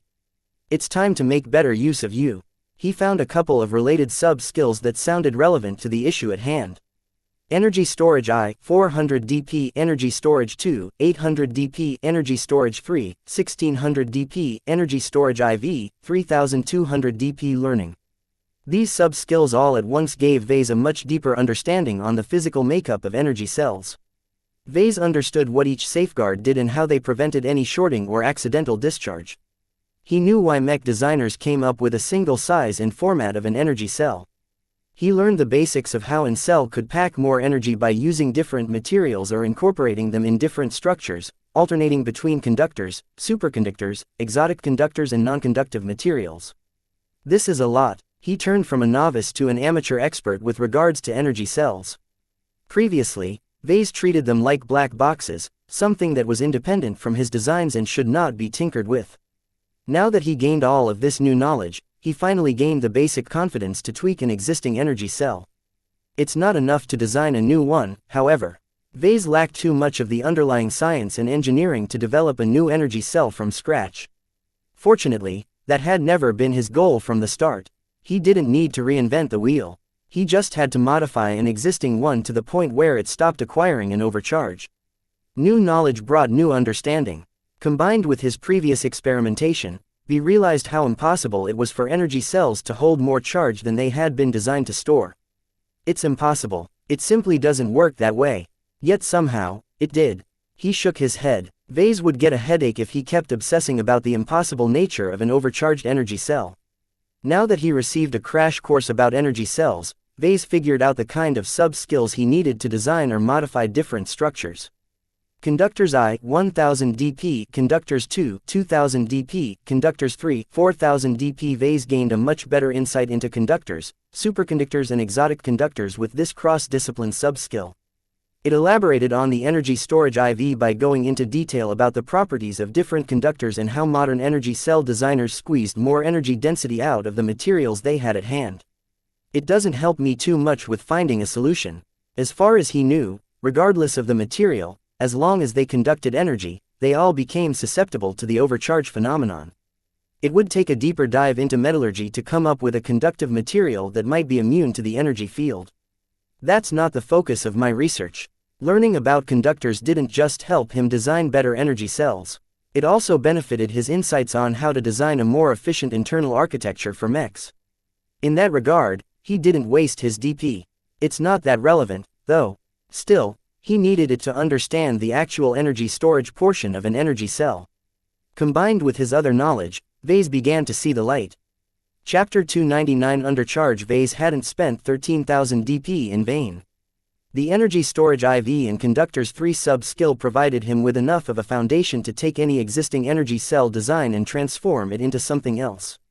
They also provided him with a promising approach on how to deal with the overcharge phenomenon. The glowing planet's energy field can't be stopped or blocked. An energy cell will acquire an overcharge whether they're empty or full. The energy field makes it so that energy cells won't let physics stand in the way of stuffing themselves full with energy. What did this mean? I should just let it happen. The key is to mitigate the problem after it has occurred.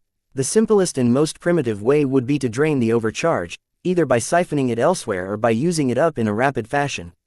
I'm sure someone is already figuring out a way to do that. It's not very efficient or safe, though. Dealing with such a deadly amount of charge risked courting disaster. Any excessive transfers also generated massive amounts of heat and stressed out any components involved. Mechs would require daily maintenance to continue to function this way. Such a solution merely exchanged one problem for another. Vase wanted to develop a more elegant solution. In order to gain entry into the fortifications erected by the Mech Corps, Vase had to present the brass with a new design that could impress them on the spot.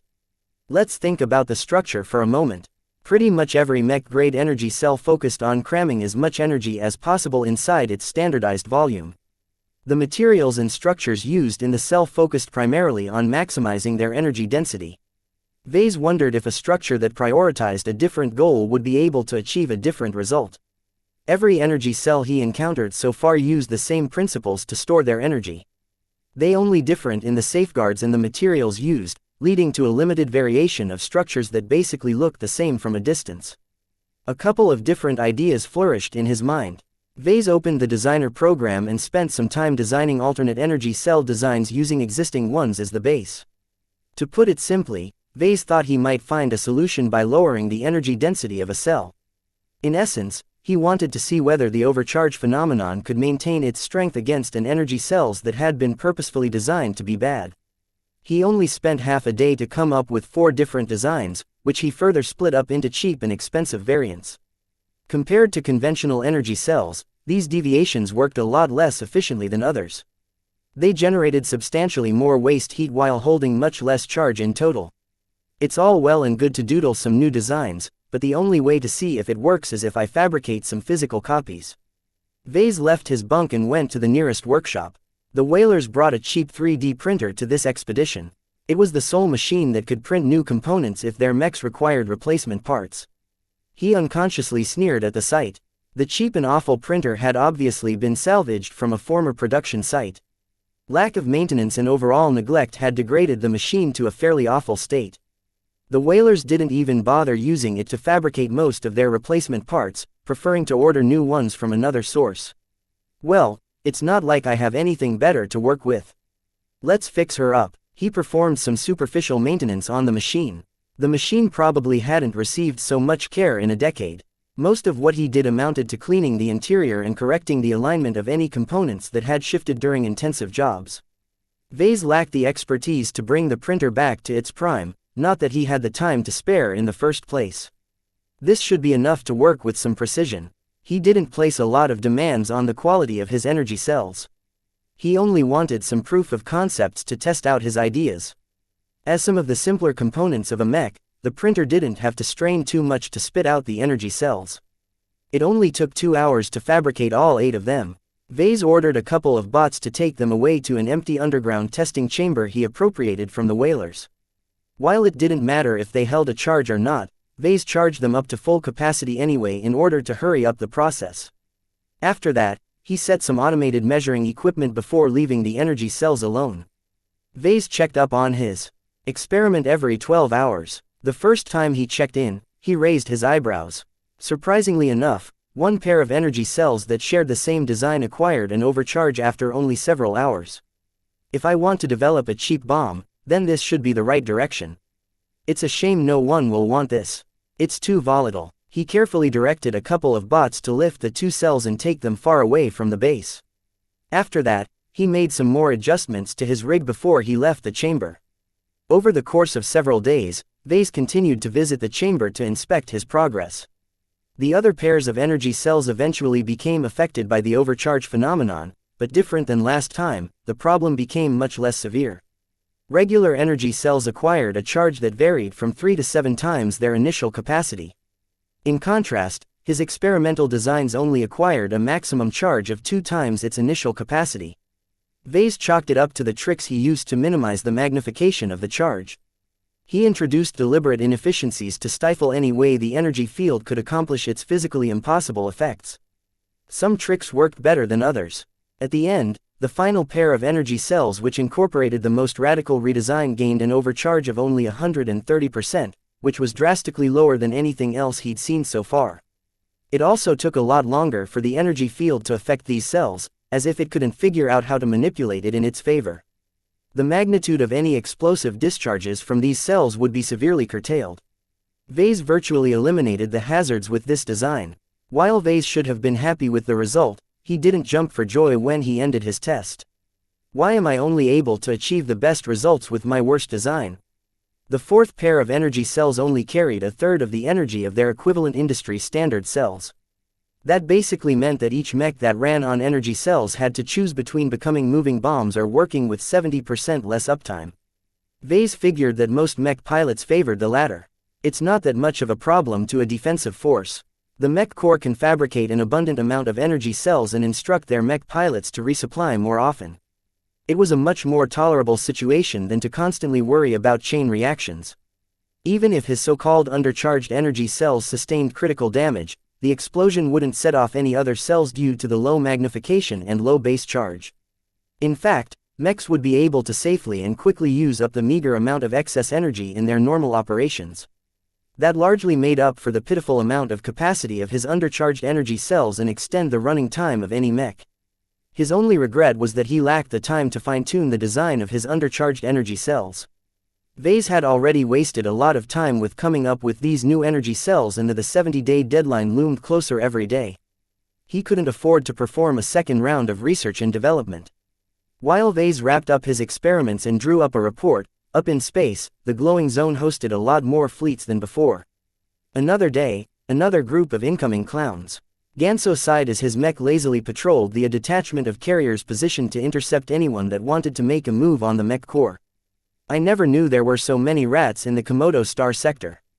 Old man Alex laughed as his space knight flew beside Ganso's Vader S. We're right up against the frontier. It's a given that our star sector is filled with criminals. I'm guessing that at least a quarter of the pirates from the Nixian Gap have made their way here. The amount of pirates that have reached the glowing zone had reached a disconcerting level. Many of them organized themselves around major pirate organizations like the Dragons of the Void. Over 10 such armadas have already formed and made their way towards the glowing planet. Do you think the rumors are true? Are we really going to sign a truce with the Visions? We have to, Alex said. There are too many pirates for us to continue our squabble. Even if we hate each other, we're not stupid. Any fight to the death will only benefit the scum watching from the side. Besides their initial skirmishes, the Mech Corps and the Mech Legion completely gave up any attempt to fob each other off from the glowing planet. Too many vultures had gathered to continue their schoolyard spat. They would rather allow their principal enemy to benefit from the glowing planet than to pave the way for lawless pirates to reap the ultimate rewards. For this, they buried the hatchet. All the armadas are on the move again. They'll be here within days. It took them long enough to get their hands on a batch of dimensional smoothers. How are they getting their hands on them? I thought only the government or the Big Two has access to that technology. It's not that much of a surprise if you assume the pirates are backed up by another major power. Ganso replied. He couldn't help but add an ominous tone to his voice. I've been thinking about what's going on lately. Did you ever feel that we're being stared at by another influence? Not at all. Who the hell is crazy enough to covet the Komodo Star sector? Besides our border to the frontier, we've got nothing that's worth a damn. Anyone who's stirring the pot is probably bored or brain damaged. Even if old man Alex had a point, Ganso still couldn't shake off the idea that the pirates secretly worked for someone else. An alert sounded out, prompting Captain Rinsel to issue new orders. Heads up, our fleet has detected incoming stealth vessels. They've been very sneaky in their approach, but our sensors spotted them out. The Volary Starhawks have been assigned to intercept this unknown fleet. Do we know of their origin, ma'am? Command is just as clueless as you. It's likely not the Mech Legion. We already have a fairly complete database on the kind of ships they use. It's either pirates, mercenaries or foreigners. That didn't reassure Ganso very much. His Vedra S fell into formation as the Volary Starhawks flew forward in a very obvious intercept of the unknown fleet. This prompted the sneaky bastards to drop their stealth, detecting 15 medium-sized carriers. They're deploying spaceborne mechs. They're turning around. Ha! The cowards don't have the guts to face the Starhawks face to face. They're also outnumbered 2 to 1. Those stealth carriers don't hold much capacity. They look awfully advanced, though. Captain Rinsel relayed another order. Pursue. We've got the advantage in numbers and they're still fighting back against their previous forward momentum. This is the only chance we have to catch up to them. The Volary Starhawks descended on the latest fleet of outsiders that attempted to sneak past the Mech Corps. They already destroyed or chased away a half-dozen different fleets. The Mech Corps held the advantage for now, but Ganso doubted they would be able to hold against the major pirate fleets. Chapter 300 Invention time was of the essence. Vase immediately entered the comm center and sent a priority message to the Mech Corps through the hardline connection that ran from the whalers. His message passed on to the Blood Claws, who didn't dare to delay its transmission in any way given the import of the claims that Vase had made. Just a couple of minutes later, Vase received a receipt from the base commander herself. He had to sit tight and wait for transport. They wanted to bring him over to verify his invention with their own eyes. Since this might be the last time he'd stick with the whalers, Vase quickly sought out Walter and filled him in about his breakthrough. You really did it. That's great news. Walter laughed and embraced the mech designer in a meaty hug. We won't get to blow up anymore. Vase didn't have the heart to hide the designs for the undercharged energy cells from Walter. He passed the gang leader a secure data chip that contained all of the technical specifications. You can hand that over to any decent mech technician. They're easy to fabricate, but it will take some time before you're able to replace all of your existing cells. At least they solved this pervasive problem. Vase also granted the whalers an opportunity to butter up to the Blood Claws by presenting the designs to them a little early. The sooner everyone replaced their energy cells, the safer everyone would be. Vase and Walter quickly discussed some logistical matters. The whalers dearly lacked some technical expertise, but this time Walter actually listened to the critique. I've been thinking about that as well. Our mechs fared worse than the others in the pirate base assault. We've got a lot of shaping up to do. If I hand over your invention to the Blood Claws, I can probably get them to lend us some of their senior technicians. Heavens know we need someone who can take over what you've done for us so far. They parted with each other on amicable terms. Vase quickly packed his meager luggage and sought out Lucky, who'd been digging for exotics near the mines. His gluttonous cat must have eaten tons of the stuff already, but he hadn't gained any weight at all. You must be chock full of energy right now. Vase grasped hold of his silvery mechanical cat. We might be moving to the red zone soon. Don't run around randomly, okay? There's a whole bunch of military men running around there, so you might be spooking them if you're trespassing into a restricted area. Meow. His cat appeared to look forward to entering the red zone. As for tripping alarms and alerting the guards, Lucky didn't seem to be worried about that. He only had more exotics in mind. Fada and the rest of the whalers who raided the pirate base hadn't returned yet, so Vase couldn't say goodbye to the inheritor of his Blackbeak in person.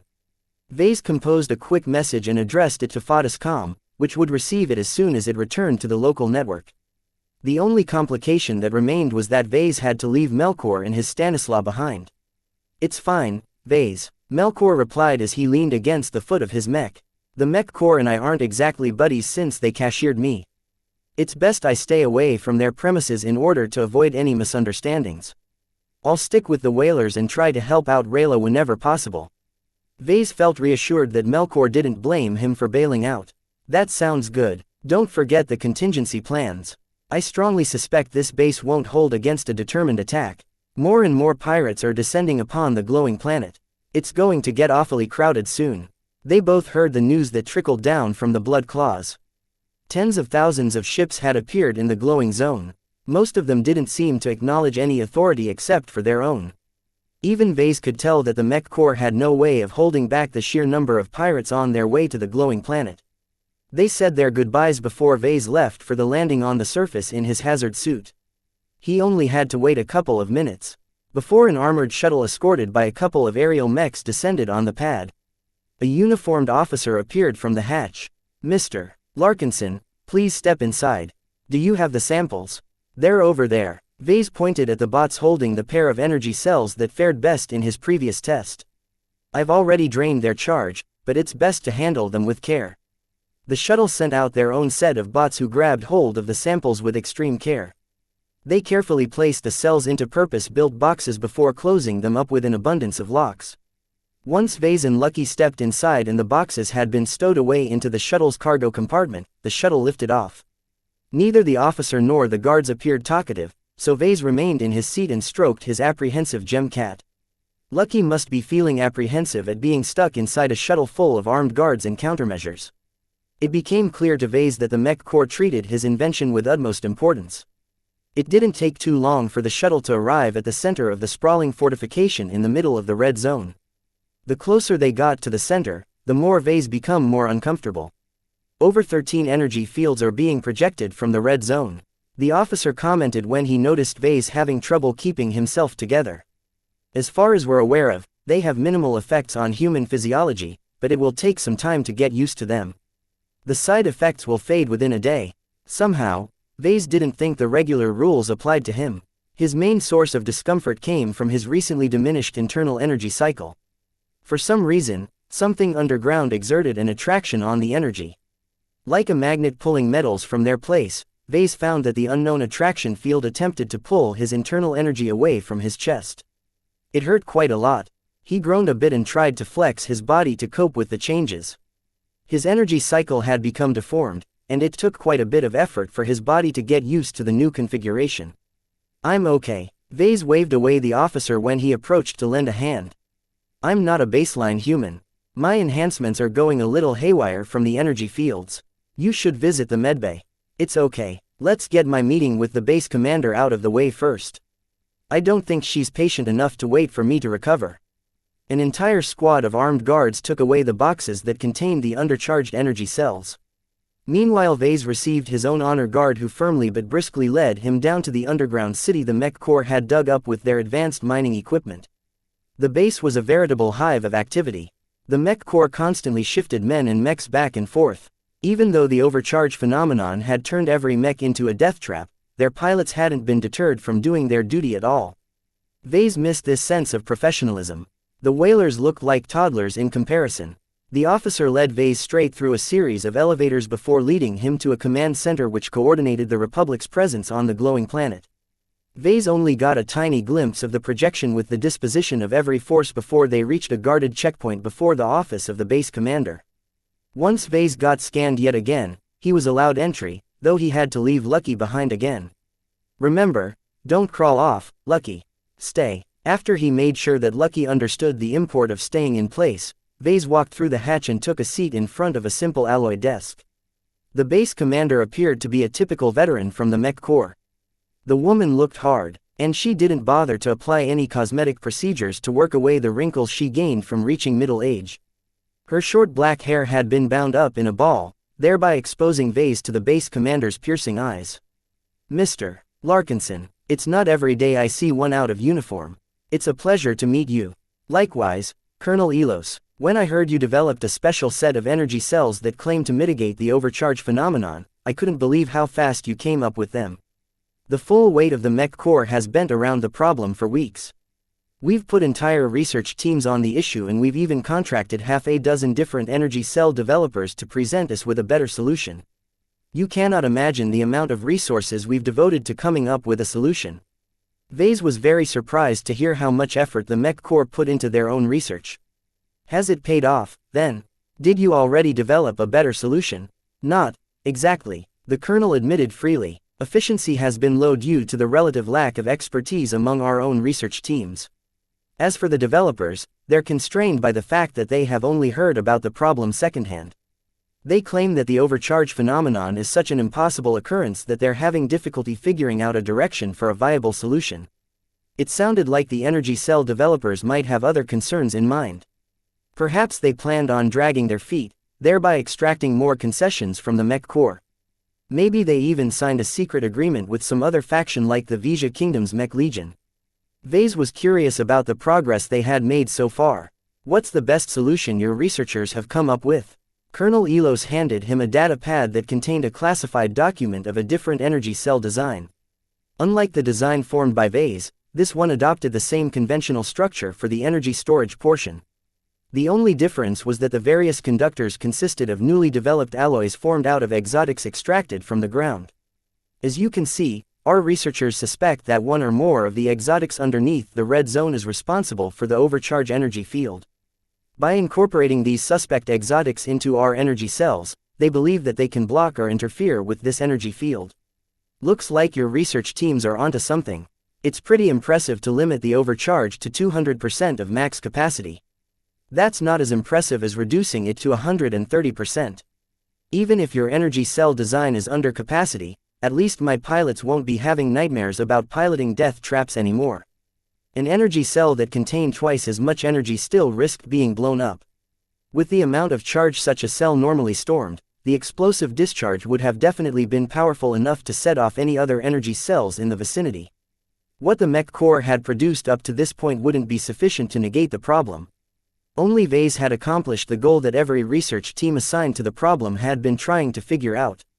While he didn't doubt that the energy cell developers would have come up with a similar solution, even a week's delay could lead to another disaster on the battlefield. The next wave of pirates and fortune seekers were about to descend on the increasingly crowded glowing planet. Battle could not be avoided any longer. The sooner the Mech Corps switched their energy cells, the faster they regained their confidence. As you know, I didn't present you with these energy cells for free. Vase laid out his intentions. Can you grant me a couple of favors? The colonel considered his request. We can't promise you anything, but I'll do my best to satisfy your wishes.